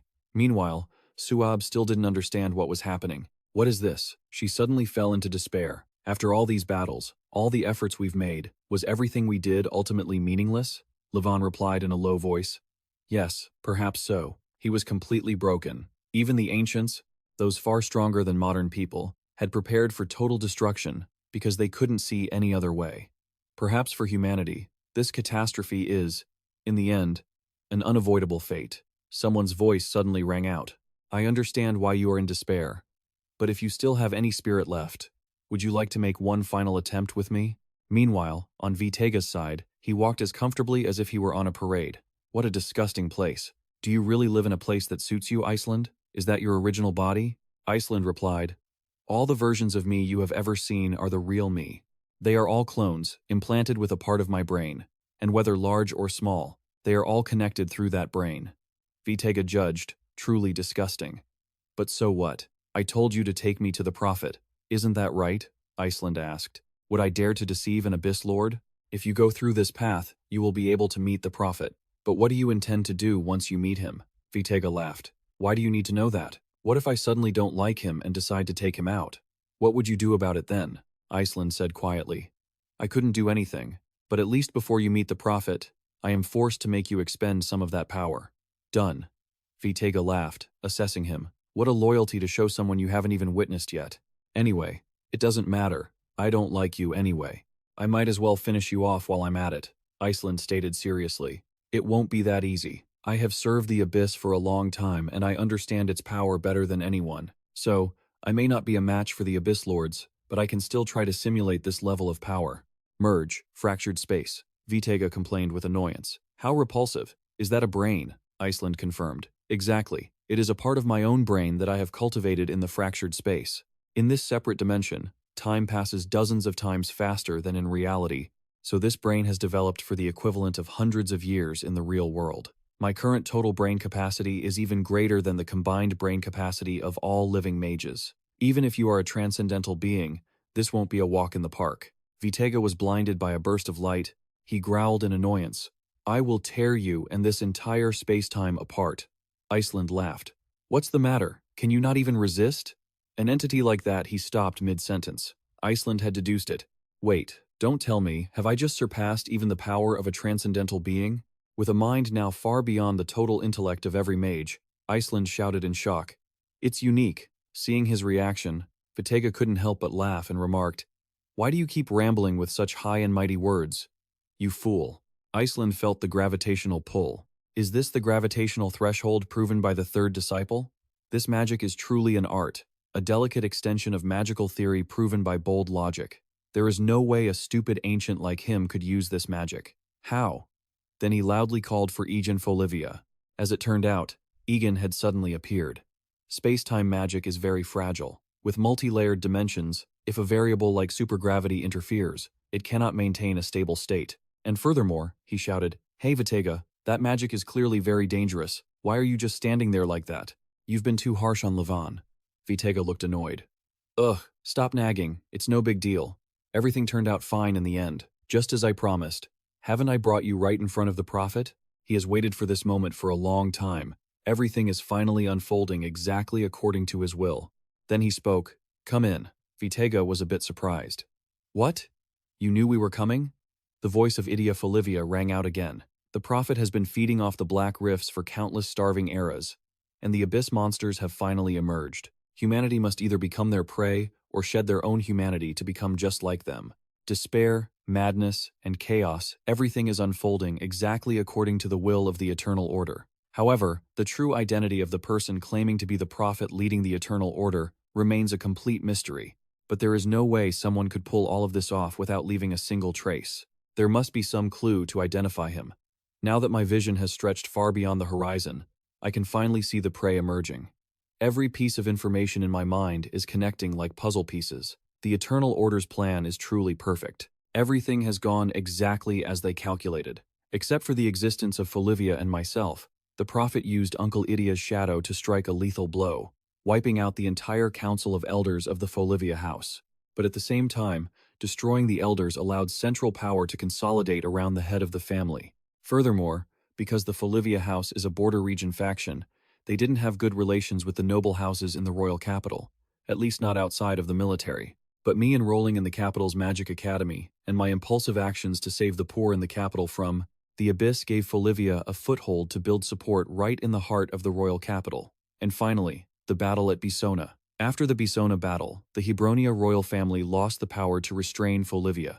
So, in the end, they had to hand over control to Folivia in the most ridiculous way possible. Therefore, when united under the greatest warrior, Folivia became stronger than ever, achieving the greatest power and military potential in their history. Now, they are a sharp spearhead to fight against the abyss. The Prophet has indeed succeeded in lifting the veil, covering the future for his own purposes, but at the same time, he has made a fatal mistake by creating his own worst enemy. Or is that really a mistake? Both Folivia and the Eternal Order have grown stronger at the same time. The truth must lie at the intersection of these two forces. Eldos Folivia slowly pushed the curtain aside, and the glaring light within illuminated the entire area. He said in a deep voice, "It is this place. Behind this, the Prophet is waiting." Egen hurriedly shielded his face with his hand, squinting against the brilliant, blinding light. Vitega stood frozen in place, stunned by the scene inside. What is this place? All around the room, books were stacked like mountains, and there were even books floating in midair. He looked around in disgust and said, "The Prophet must have been bored out of his mind to stay here. The chaotic realm reflects the world in the human mind. But where is the Prophet?" He glanced around, when suddenly, the sound of a book closing echoed from afar. Suddenly, a deep, warm voice resonated throughout the space. "It has been a long time." The atmosphere around Egen immediately froze, and the group instantly looked toward the source of the sound. Seeing him, he smiled warmly and said, "Meeting like this, when you are completely safe and sound, is truly a first." Egen stared at him calmly. Iceland, holding his weapon, couldn't help but say in shock, "What? Eldos Folivia, you were supposed to have been killed already, weren't you? Where is the Prophet, and why are you here?" He couldn't believe his eyes when he saw him. Vitega glanced at him, speaking hesitantly. "Eldos Folivia, is he your father?" Seeing that he still stood there without any reaction, Eldos stepped quickly toward him. He said with dissatisfaction, "Are you not even surprised to see your father like this?" He smiled bitterly as he looked at him. Egen frowned and glanced at him, saying, "I have had my own suspicions. Ever since the assassination of my grandfather by Uncle Idia, and through all the incidents and coincidences since then, when I asked myself who benefited the most from all of this, the Prophet who predicted everything and manipulated the pieces like a game of chess, it was very likely you, father." Hearing this, he could only smile sadly. Iceland's eyes were bloodshot, and he yelled at Eldos, "Stop talking nonsense. Are you saying you are the Prophet?" He suddenly paused and asked suspiciously, "But you were supposed to be dead, right? Wait, don't tell me you were in on this too?" Having said that, Iceland hurriedly turned to glance at Idia Folivia, who calmly replied, "Even I didn't know, but in the end, everything turned out like this. From the very beginning, all of us were being led by the nose by him like fools." Hearing that, the veins on Iceland's forehead pulsed, and his fury erupted, causing him to shout violently, "You damn Folivia bastards." Before he could finish his sentence, Egen firmly covered his mouth. Egen's face hardened as he spoke coldly. Every event that transpired was aimed at concentrating the entire power of the kingdom directly into the hands of the Folivia house, so I was suspicious. But there is one thing I have never been sure of. Why, father? Why did you go to such lengths? I truly cannot understand. His gaze flickered as he looked at him. Eldos's eyes were filled with exhaustion, and he said in a soft voice, "I know how you feel right now, but in the name of Folivia, I swear on my honor, I did all of this, only to protect everyone from the abyss." Egen's brow furrowed, his eyes filled with doubt. Vitega looked at Eldos with contempt and said, "Are you crazy? Protect them? Do you call pushing everyone into the abyss protecting them? Perhaps no one in history has ruined humanity as much as you have." Egen looked at him and spoke in a low voice. "You fallen ancient one, you know nothing of the potential that humans possess." Vitega stared at him blankly. Seeing his confused look, he smiled and said, "Individually, we might be weaker than you ancients, but we have evolved and prospered far more than the ancients ever did. If modern humans seem weak, it is only because they live in peace, shielded by the veil, and have forgotten what is watching us, only to turn their swords against each other instead. But those who truly know who the real enemy is are still incredibly strong, aren't they? He couldn't help but grit his teeth as he looked at Eldos and asked, "Is that why you shattered the veil? To turn the threat from the abyss into reality and force everyone to unite?" Vitega couldn't help but be stunned, asking suspiciously, "What?" His eyes brightened with excitement as he said, "You know it, son. You are the only one who sees things from the same perspective as I do." Egen paused and looked at him. Vitega laughed awkwardly, glanced at Egen Folivia, and asked skeptically, "Is Folivia some kind of gathering place for lunatics?" Egen watched him silently, a spark of light suddenly flashing at his fingertips. "Now, I am certain the reason father can be so nonchalant. With a plan that insane," his finger brushed past his father's face, activated by the third remnant of the void, Ni Harid. A beam of golden light flashed right through him. Vertega looked around in shock, then immediately turned to him and roared angrily, "Hey, shouldn't you at least interrogate him before killing him?" Egen swallowed hard and asked suspiciously, "The magic of Ni Harid?" He calmly glanced at Eldos Folivia and said flatly, "There is no way he would die from just that." "If my theory is correct," Vertega shouted, "he is now on an entirely different level, and he has erased him from this entire dimension." Suddenly, a beam of light appeared out of nowhere. He couldn't help but gasp in amazement. How is this possible? High above, a brilliant light shone down, illuminating the entire sky. Vertega stared in shock at where the light erupted. He stammered, "Impossible." He looked up at him, hesitating before he spoke. "Just as I suspected, Father has attained the power of a transcendent being. When the first mage, the great Felin, descended from the heavens to save suffering souls, he realized he could not fight the abyss alone and created the horizon himself. So, he called for help from the stars in the sky. Many answered that call and descended to the mortal realm after the great Felin, countless beings. The cycle of fate," Vertega said with difficulty, "and the brightest star shining after Felin. That is Sionis, Felin's first disciple, rumored to hold the power to manipulate destiny." He smiled faintly and said, "Even after understanding all this, why do you still resist, my son? Even after searching through the memories of my past lives as one of the 12 disciples, there is no information about the first disciple, Sionis, because we lived in different eras." Egen looked at him suspiciously and asked, "What do you intend to do with that power?" Even to someone who had been one of the 12 disciples, Sionis was still a legend. He smiled and said in a deep voice, "Naturally, with this power, I will reshape the destiny of all for the benefit of every living being. And now, the power of such an entity is in my hands." The monsters went mad during the era of chaos. It was that very thing that brought desperate people together. Skady rushed toward the monsters in a frenzy. She slaughtered every monster in her path. They shrieked wildly and lunged at her. It was an overwhelming power, a mighty force that inspired the hope that every threat could be overcome. Under the protection of Egen Folivia, the guardian of Hebronia who possessed near-divine power, humanity united, stood together, and defeated the monsters. Yet, the one who became the hope of all had already understood the truth. The real war was not here, and the true battle where everything would be decided took place far beyond human comprehension. Sionis smiled smugly. "I will recreate the fate of this world so everyone can unite as one to stand against the abyss. It is the only way the horizon can be preserved forever." Egen looked at him seriously and said, "That sounds nice, but in the end, it just turns everyone into soldiers in an eternal war, ignoring their free will. Isn't that right? How is that any different compared to those entities from the abyss who treat humans like toys?" He smiled at that and said in a deep voice, "You sound just like Felin. Remember that the horizon was once a hell, where even a peaceful death was a luxury. For those who are still alive, survival is the only thing that matters." He frowned and replied sarcastically, "No. As someone who lived in Folivia as a cripple, I know all too well what fate awaits the weak in the world you desire. Even my uncle, who loved books more than swordsmanship, fell into the abyss after being despised by our own family." Egen challenged him indignantly. "Putting survival above all else is no different than pushing people into the abyss. That is not the paradise that the great Felin and the 12 disciples tried to build here." He let out a chilling smile and said softly, "There will be those who cannot avoid being left behind, but that is an unavoidable risk. Amidst infinite possibilities and endless fate, there is no such thing as perfection. All I can do is choose the most viable option, He clenched his fists, his voice turning cold. At this point, I am certain you are not my father. Suddenly, a light condensed in his palm, transforming into a brilliant sword of light. He growled at him. If you were truly my father, you would never compromise with words like the most viable option. You are nothing more than a phantom of the first disciple. His eyes were filled with resentment as he looked at him. Sionis's gaze swept over him with indifference. He spoke casually. Those eyes, have you reached a level where you can see right through me? He spread his arms and smiled cryptically. Like father, like son. Egen couldn't hold back and shouted at Sionis. Regardless, you are the first disciple. So this is how you interfere with the horizon? Bypassing the peace treaty? Sionis smirked and replied, that is true. However, there is one thing you are mistaken about.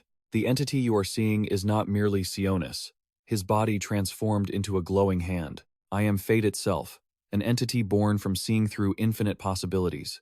Swept away by the waves of every conceivable destiny, an entity has become the void. He glanced at the phantasmal images surrounding them. These are the countless possibilities granted to me, the infinite fates bestowed upon me.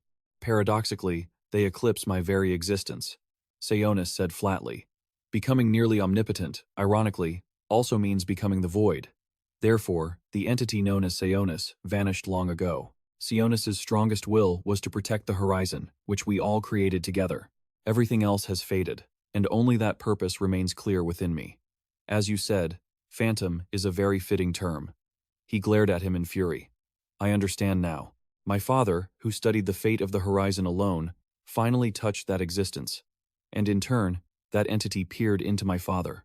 My father became a puppet, dancing to a fate manipulated by that entity. That is why he, with his bizarre power, can control the horizon like a prophet of eternal order. And now that the power of the transcendent beings has returned, even his mind and body have been usurped. Sionis closed in on him and said calmly, now, let me reshape your destiny. There is so much you must do in this new world. He stroked Egen's cheek gently. Egen gritted his teeth in anger, his voice low. You intend to force your fate upon everyone like this, molding it exactly as you please? Well, you've chosen the wrong opponent. He was someone who had witnessed destiny across countless eras. Egen clenched his fist, lashing out in fury. It's not just up to you. Line of magic. Annihilation. He sliced him in two, and he smiled, saying, impressive. That thread of yours, that solitary thread woven through countless past lives and your current self. Perhaps your mind is even stronger than mine, considering how shattered my own has become. Egen tightened his grip on his sword hilt, watching him warily. Sionis glanced at him calmly. But that is all. And in the end, with that much, you have only just earned the right to face me. His body began to knit itself back together. Egen watched in astonishment as he reconnected.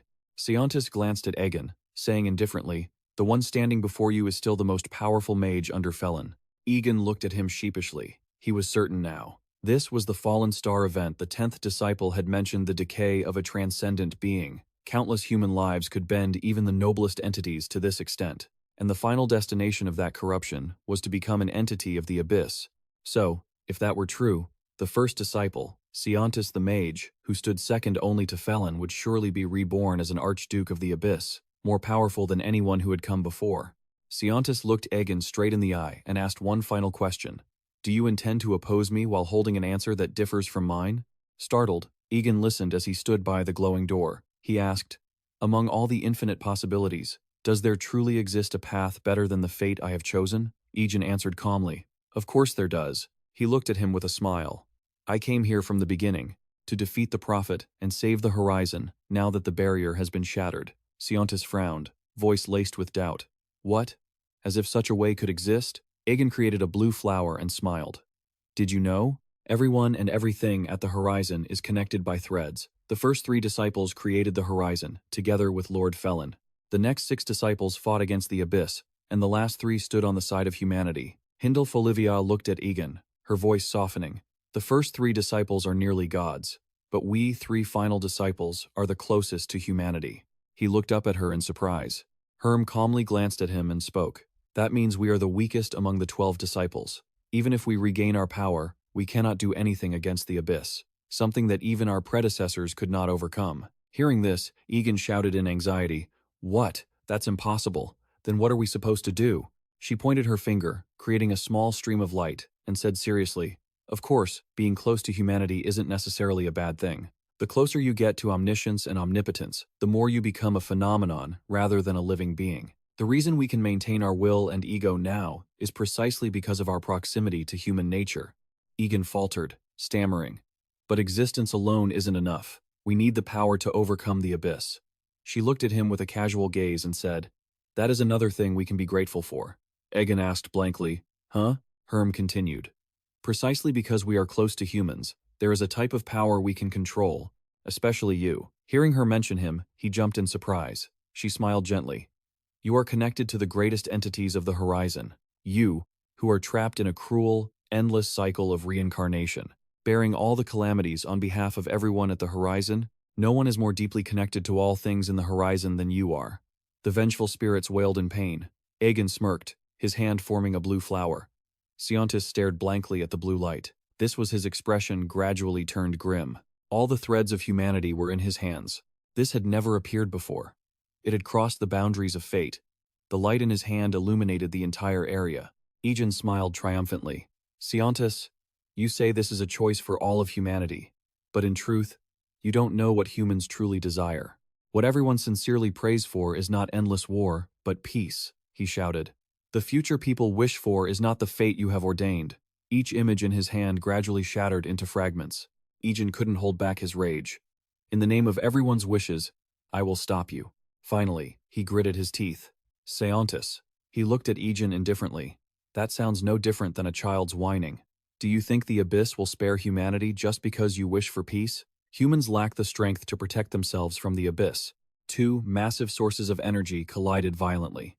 Egen couldn't help but shout in anger, "If everyone's power unites, you yourself said that not even the abyss could stop us." He waved his hand in response. "That is true. But the most important premise before that is, who will lead those people?" His arms stretched out, lunging toward Egen. Egen widened his eyes in shock, stammering, struggling to maintain his connection. With a grim expression, he glanced at Egen and said indifferently, "I have isolated you from the outside space. With just that, there is nothing you can do. Do you think you can overturn my plan with something so unstable?" Egen turned to look at him, startled. Not giving up, he immediately used his own power. He screamed madly, "I'll just erase this ridiculous space and be done with it." Suddenly, long threads shot toward him, tightening around his hands. Egen couldn't help but feel terrified, stammering, "What? It's happening again. I'm collapsing under the wave of infinite possibilities." He clutched his head in pain, gritting his teeth. "I clearly overcame this attack before. Why?" Siontis's form had now changed. Two long horns began to sprout from his head. He spoke in a deep voice. "It seems you are mistaken. I never attacked you. And it is the same now." At that moment, Egen was still kneeling on the ground, clutching his head in pain. He looked at him calmly, his steady voice echoing, "It is simply that you are being overwhelmed by the fate that I am carrying." He clutched his head, his pupils dilating, blood trickling down. Hearing him say that, he couldn't help but be skeptical. Was this not even an attack? This desperate fate was spreading before his eyes, a future with nothing but destruction. Just facing him is enough to drive me insane. And yet, the first head disciple survived this for countless lifetimes? He stood tall, observing the boy, who was still enduring his first hellish wave of pain. With an unfaltering, cold gaze, he spoke, "Amazing. You're actually holding up against this destiny?" Sionis slowly lifted him into the air, calmly saying, "In truth, your power could be quite useful in the future I envision." The boy tried to resist, but failed. His voice remained steady as he continued, "But you are too great a variable, someone free from the cycle of fate. It is better to eradicate you here and now." The boy gritted his teeth in anger, struggling to break free. Seizing the opportunity, Egen escaped Sionis's grip and turned to strike back. "Suspicious?" he asked. "A puppet vessel for Nran. I thought I had blocked everything from the outside, so how did it appear?" Deep within the boy's mind, Vertega was shouting in a rage. "What the hell are you doing? Are you forcing me to step in again?" The boy was still clutching his head in agony. "In pain?" Sionis furrowed his brows, observing him with skepticism. After endless cycles of reincarnation, have these two actually become one? He gathered his power and said coldly, "Indeed, there are far too many variables. No matter how intriguing, I cannot entrust destiny to something so unpredictable." A sword suddenly appeared in his hand. "Naturally, those pseudo-gods of the abyss mean nothing to me." But Vertega smirked, cutting him off. "Huh? Pseudo-god? Have you forgotten that it was that very pseudo-god who nearly pushed humanity to the brink of extinction? Sionis's expression darkened, his voice sounding icy. Extinction, you say? If it weren't for Noah, certainly, countless people would have died from your plague. But extinction? That is a gross exaggeration. Vertega looked at him suspiciously, hesitating as he spoke. What? Sionis replied nonchalantly. Even if the plague of the god of calamity wiped out 99.9% of humanity, the remaining 0.1% would rebuild civilization and flourish once again. In fact, it would be an opportunity to create a stronger humanity that wouldn't surrender to disease. The boy stared at him, stunned, and stammered. Are you serious? Sionis's voice remained even. Of course. That is why most of the disciples simply stood by and watched while the god of plague ran rampant. From a mortal's perspective, that may seem cruel. He stared straight into the boy's eyes and continued. But with our long, endless lives, we have a responsibility to consider a more distant future. Vertega laughed bitterly, saying, You bastards. Even a butcher has more compassion than you. I truly feel sorry for the people who worship the likes of you. He tried to awaken the boy's mind, shouting, Hey, wake up, you idiot. Are you just going to sit there and listen to that garbage? Your enemy is right in front of you. What are you daydreaming about? Sionis said smugly. The fool is you, a puppet for the god of plague. Suddenly, large spikes erupted from his body. Vertega looked at his own form in shock, while Sionis continued in that same steady tone.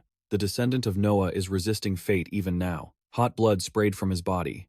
Vertega looked at himself, trembling.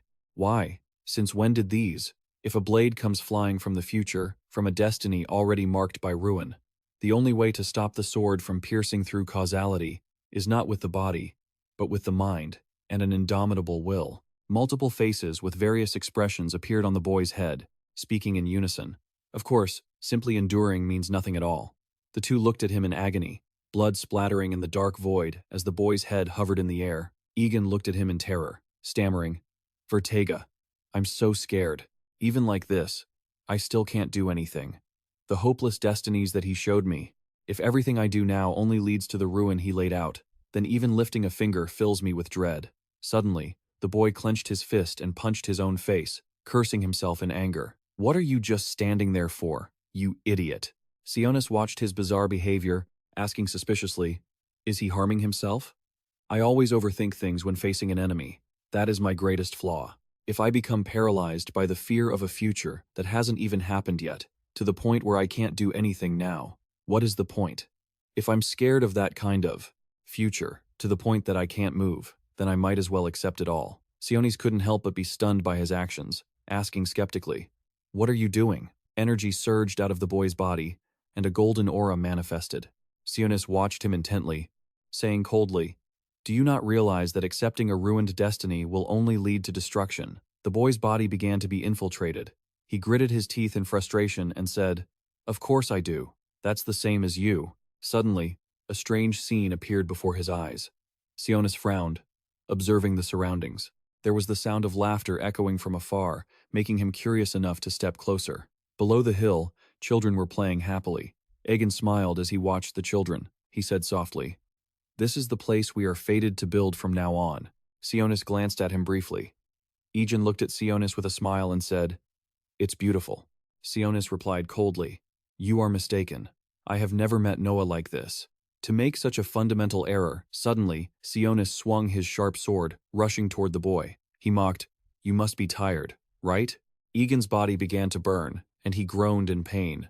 Sionis's eyes were cold as he looked at Egen Folivia, speaking heartlessly. Even the destiny you see is clumsy and flawed. Do you intend to use memories of the past to move me? It's meaningless. I cast aside my emotions long ago. But what about you? The boy was startled and froze upon hearing his question. Sionis followed him playfully, coaxing him. Are you ready to accept your destiny? Can you face the infinite possibilities? Suddenly, Tia's body was shattered into pieces by his strike. Sionis glanced at Tia, saying calmly, Without breaking down? Egen Folivia looked at Tia in horror, speechless. He screamed in agony toward him. No, Tia! The boy roared in fury, attacking him relentlessly. Sionis dodged his strikes continuously, smiling. It's useless. We, who exist across countless destinies, can no longer die from ordinary physical attacks. The only thing that still carries meaning. The boy's reflection on the blade wavered. His eyes widened in shock as he saw his own unfamiliar appearance. Tia stared at him with wide eyes, his voice trembling as he asked, "Young master, why would you?" "This," he replied, "is a wound of the soul." Egen Folivia grit his teeth in shock.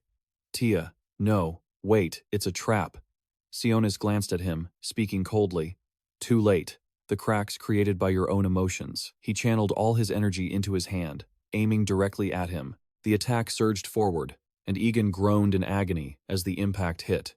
The sharp blade in his hand lunged toward him, his voice echoing coldly, "As long as those things exist, you will never defeat me in this domain of destiny. Your mental strength is truly extraordinary." The sharp blade pierced toward him. Egen endured the pain. The blade engulfed them, sweeping through every body. In an instant, hot blood splattered, painting the space red. He spoke coldly, but here, it sounded like a curse. Surrounded by bodies suspended in midair, he gloated, "This resistance is nothing but a stall for time." He stared at him, eyes wide. Egen groaned in pain, his body ravaged and broken. He looked at him in horror, knowing everything here was a fake destiny manipulated by Sionis, but the emotions he felt in that moment were real. He couldn't stay calm. He knew how to get past this, but it would mean cutting off his own humanity. Yet, this was a battle to protect humanity. Was throwing it all away really the right thing to do? If he lost his humanity, would he still be himself? He stared at him with wide eyes. Suddenly, he smiled triumphantly. "Stalling for time, that's all it is." Sionis looked confused at his words. "Humph," he growled. "If that's all, then I think that's enough." Instantly, a violent surge of energy tore through his arm, aimed straight at him. Under the immense pressure, the blade shattered into pieces, all of them flying toward him. A shard grazed his cheek, drawing blood. Sionis stared at him, his voice dropping low. "That resonance, he's connected to the horizon again." "How?" He smiled, holding the orb in front of him, his voice raspy, "Because I'm not walking this path alone." Suddenly, a voice rang out. Anika shouted at him in anger, "Hey, where the hell are you? This wasn't the plan."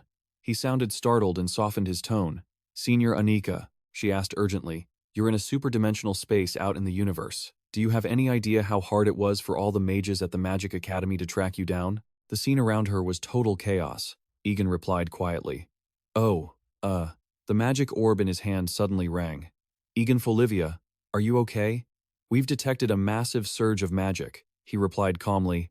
"Yeah, for now," Annika reminded him seriously. "We tried to connect with you, but the link is very weak. Only those with a deep bond with you can reach your location." As threads of connection wove into the magic orb, Egen smiled excitedly. "Thank you, everyone. That's enough. With this much, I can keep fighting." Sionis glanced at him, speaking flatly. "Oh? So, you still have enough strength to interfere with my magic? I thought only remnants eroded by hopeless waiting remained." Anika glanced at Sionis, speaking coldly. "Long time no see." Sionis felt a change in the threads of destiny while tracking Egen Folivia. "I didn't want to believe it," she said calmly. "But seeing you with my own eyes, someone I thought had transcended and become a law of the universe, now corrupted in the abyss like this." He stared at her, and the atmosphere grew cold. His voice dripped with mockery. "Annika, so, you intend to oppose me too? Even if the two of you join forces, you don't stand a chance, do you?" Her gaze darkened, her voice icy. "Actually, you might not know this, but times have changed. Throughout all these years, searching across the river of reincarnation, I've secretly accumulated magic, avoiding the abyss's gaze, even while I was gradually weakening." She looked at him and said nonchalantly, "I have carved complex magic formulas onto each of these gems over countless lives, and countless golden orbs flew toward Sionis." He was shocked, his eyes wide, stuttering. "What?" She raised her voice, looking at him sternly. "Now you understand, don't you? My magic is the great magic that defies destiny, known as reincarnation." He paused, intrigued. Sionis smiled smugly. "Your manipulation of destiny has no effect. What kind of hellish magic is this?" "The river of reincarnation, where the destinies of all living things intertwine. This magic was created to find Egen in a place like this. It's unfinished and imperfect. But for a single moment, even your manipulation of destiny can be blocked." He lunged toward Sionis to attack. Sionis looked at him in fear, unable to believe his eyes, thinking, "No destiny, it's being distorted." Egen glared at him and roared, "It's over!" Sionis tried to block his sharp blade with both hands. He roared in anger, "You fools! You did all this without a backup plan to deal with me? You don't even have a contingency for the future? He braced himself, driving the blade down hard into Sionis, growling. We don't need one, he roared back, refusing to submit. How dare you act without a plan? Egen defiantly used all his strength to drive the blade deeper. He shouted back calmly, there is no such thing as a perfect plan. Sionis paused, looking at him, because we are humans living for the present. His words echoed deep within his mind, as if trying to awaken the last shreds of reason left in him. Look at what you've done. All for the sake of the future. What is the point of pushing those living in the present into hell just because of a fear of the future? His eyes flashed with sudden surprise. Humans living for the present. He strained, trying to drive the blade deeper into his body. I will make a better choice than anything you could have ever made.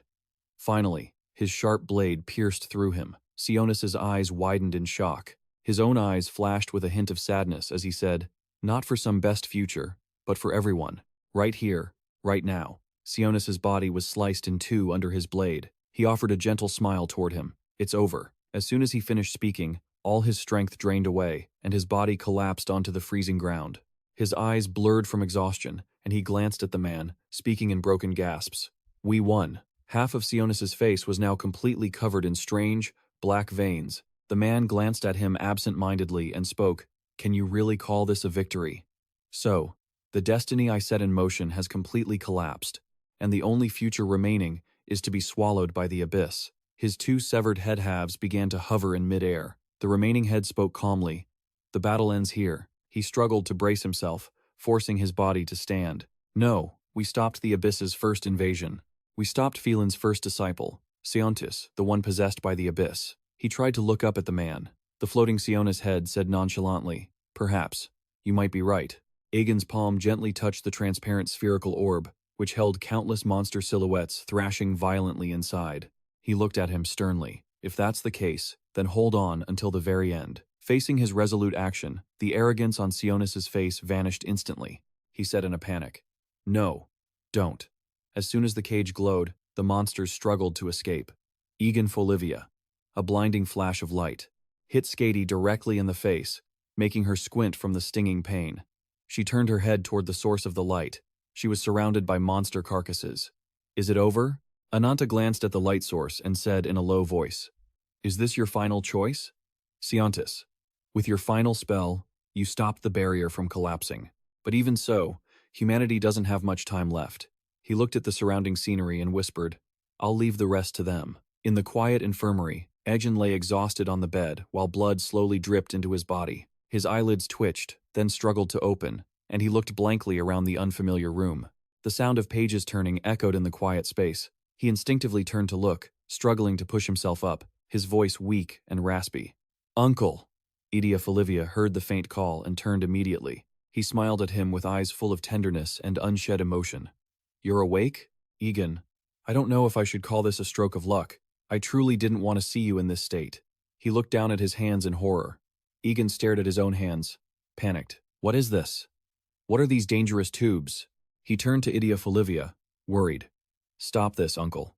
If we continue like this, Anika immediately cut him off. No, Egen. Even if you don't want the transfusion, it's already too late. Most of your and your father's bodies have vanished. To restore the information of the destroyed physical bodies, we only need the life force of a close blood relative. Furthermore, Egen Folivia, the one who committed such heavy sins, chose to accept atonement by offering his life for you. She crossed her arms and looked at him seriously. Egen stuttered. Atonement? He burst into tears, shouting, Then you absolutely can't do that. Are you planning to pay for your sins this way?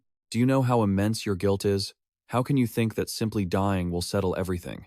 He gritted his teeth, reaching out to pull the IV line from his body.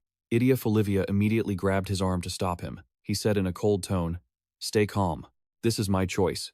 Egen gritted his teeth in anger, crying as he shouted at him. Your choice? You know all of this was caused by Sionis manipulating destiny. Isn't that right? Sionis possessed father and used you, because you were the closest and the easiest to manipulate. True to his words, he stood there in silence. After a long time, Egen Folivia finally spoke. But didn't I still live through that destiny? He stared at him blankly. Even if my life was nothing but terrible darkness and a fate manipulated to make me act like a puppet, every emotion and every choice was still my own. Egen Folivia smiled gently at him. I don't want all of that to become meaningless, and this is the ending I desire. Even if I have to lose everything, I want to heal you. Suddenly, he lost his strength and let go of his hand. Egen looked at Egen Folivia in shock, his eyes widening as he stammered, "Uncle." He hugged Egen Folivia tightly and sobbed. The war Sionis ignited left many scars, but it finally ended. But thanks to the bit of magic Sionis left behind, humanity gained a little more time. Even though we were wounded, we quickly recovered and became stronger. After going through such an unprecedented catastrophe, people began to unite under the banner of a single hero. That was the culmination of his parents' long-held dreams and plans. However, because her workload suddenly increased, she seemed so overwhelmed she wanted to quit. Skady wearily buried herself in the pile of paperwork. She cried and whined, "I really can't take this anymore." He smiled faintly and said, "You brought this on yourself." At the Pad Magic Academy, the headmaster who had been in hiding for so long, the 10th disciple Anta, finally stepped out. He had long since lost the power of his prime, but his knowledge helped magic advance drastically in a short time, uniting all mages around the world. Back at their home in Folivia, his older brother took over as the head of the family. He had already been handling the role, so everything went smoothly. As for father, his body had been restored, and after fully recovering, he handed the family over to his brother. And just like mother did before, father left for the edge of the horizon to hunt down the remnants of the abyss. He seemed to view it as a way to atone for what he did while possessed by Sionis. Through the letters he occasionally sent home, that nomadic life seemed to suit him quite well. Finally, as for me, I looked comfortably at the scenery outside the window. Egen groaned with a dark expression. Buried in research, Vitega leaned dejectedly against the bed, yawning. Bored to death, he leaned listlessly against his pillows. "Oh, my poor self. I'm stuck here with a mage who only knows how to dance a pen, can't even go outside." Hearing him say that, he couldn't help but feel angry. He growled, "Stop whining. Once this is done, I swear I'm going far away. So far that you'll get sick of me." Vitega immediately sat up and asked, "Outside? Really? Where to?" Egen smirked at him and said, "To the ends of the world, to the sea above the sky, to the sky sea." Suab laughed excitedly. "How's that? It's my home. The view is absolutely breathtaking." She looked at the two of them, shaking, and couldn't help but laugh out loud. "Summer is almost here. Why are you two shivering like that?" Egen shivered, clutching his warm coat tight, as he asked skeptically, "Summer, you say?" Standing nearby, Vitega was trembling uncontrollably, muttering about how freezing it was. Levon darkened his expression and threatened, "Do you finally understand the hardships we magic engineers go through? Just to craft that thing you ordered, I've had to stay out here for months, working through this bitter cold." Egen cast a trembling glance around and replied, "Of course I'm grateful. I really am. But you know, I have my own struggles to deal with too." Suddenly, Istin appeared right behind him. She said excitedly, "Exactly! A thesis as beautifully perfect as yours could only be born from such hardship." Egen stared at her in amazement and said, "You believe in me." She looked around enthusiastically and kept saying, "Just the thought of using magical circle wave resonance is a brilliant idea, and being able to apply it to connect anywhere on the horizon is incredible. If this succeeds, it will be an unprecedented revolution even since the dawn of creation. To be able to witness this moment with my own eyes." Right then, seeing it with his own eyes, he gave a bashful smile. "Haha, you're still the same as ever." Levon smiled calmly and said, "But will this really work? Honestly, I can't even wrap my head around it anymore. It's beyond my abilities." Egen laughed sheepishly. "As for the theory," he frowned in thought, "I got this idea from technology developed in my past life, but back then I was just a kid, let alone an expert, so I'm not entirely sure." Anika suddenly spoke up. "It's possible." She smiled as she walked over to where he was standing. "Because there is no one else but you, Egen, who could put in effort day and night like this." He looked at her, startled. "Senior, Anika, thank you. I actually feel a lot better now." The group of people standing in the distance couldn't help but look at him with contempt. Anika immediately pulled out a device, and the device in her hand suddenly glowed. "Hello, Magic Academy here." He stood at a distance, watching the screen. Egen looked down at the screen and smiled, saying, "I can hear you. It's working." Senior Anika on the screen offered a polite smile. "Good, the connection is excellent." She gave a faint smile, adding, "The other locations are connected as well. I never expected that just magical engineering alone could achieve such a high-level transmission. Perhaps, just as you said, Egen Folivia, the era where even ordinary people can use magic is finally approaching." "All right, the choir members are all ready. You can begin the first test." The group gathered around him, smiling happily. Anika smiled at him and asked, "Ready to launch?" Egen looked at her with a smile. Finally, he took off his warm coat and said, "Of course I am." The wand in his hand created streams of blue light, and magic spread throughout the plaza. The children clasped their hands in prayer and began to sing, joyfully singing together. It created a peaceful scene. The singing echoed throughout the vast plaza. Istin looked up at the sky, eagerly saying, "This is the magical symphony that weaves everyone's heart into one." The light in the sky glowed brilliantly. "Why?" Istin danced happily from afar and said, "What a resounding success." He played the peaceful melodies. Egen felt happy in his heart. "Thank you, Felin, and thank you to my past self. Because they all existed, I am here today."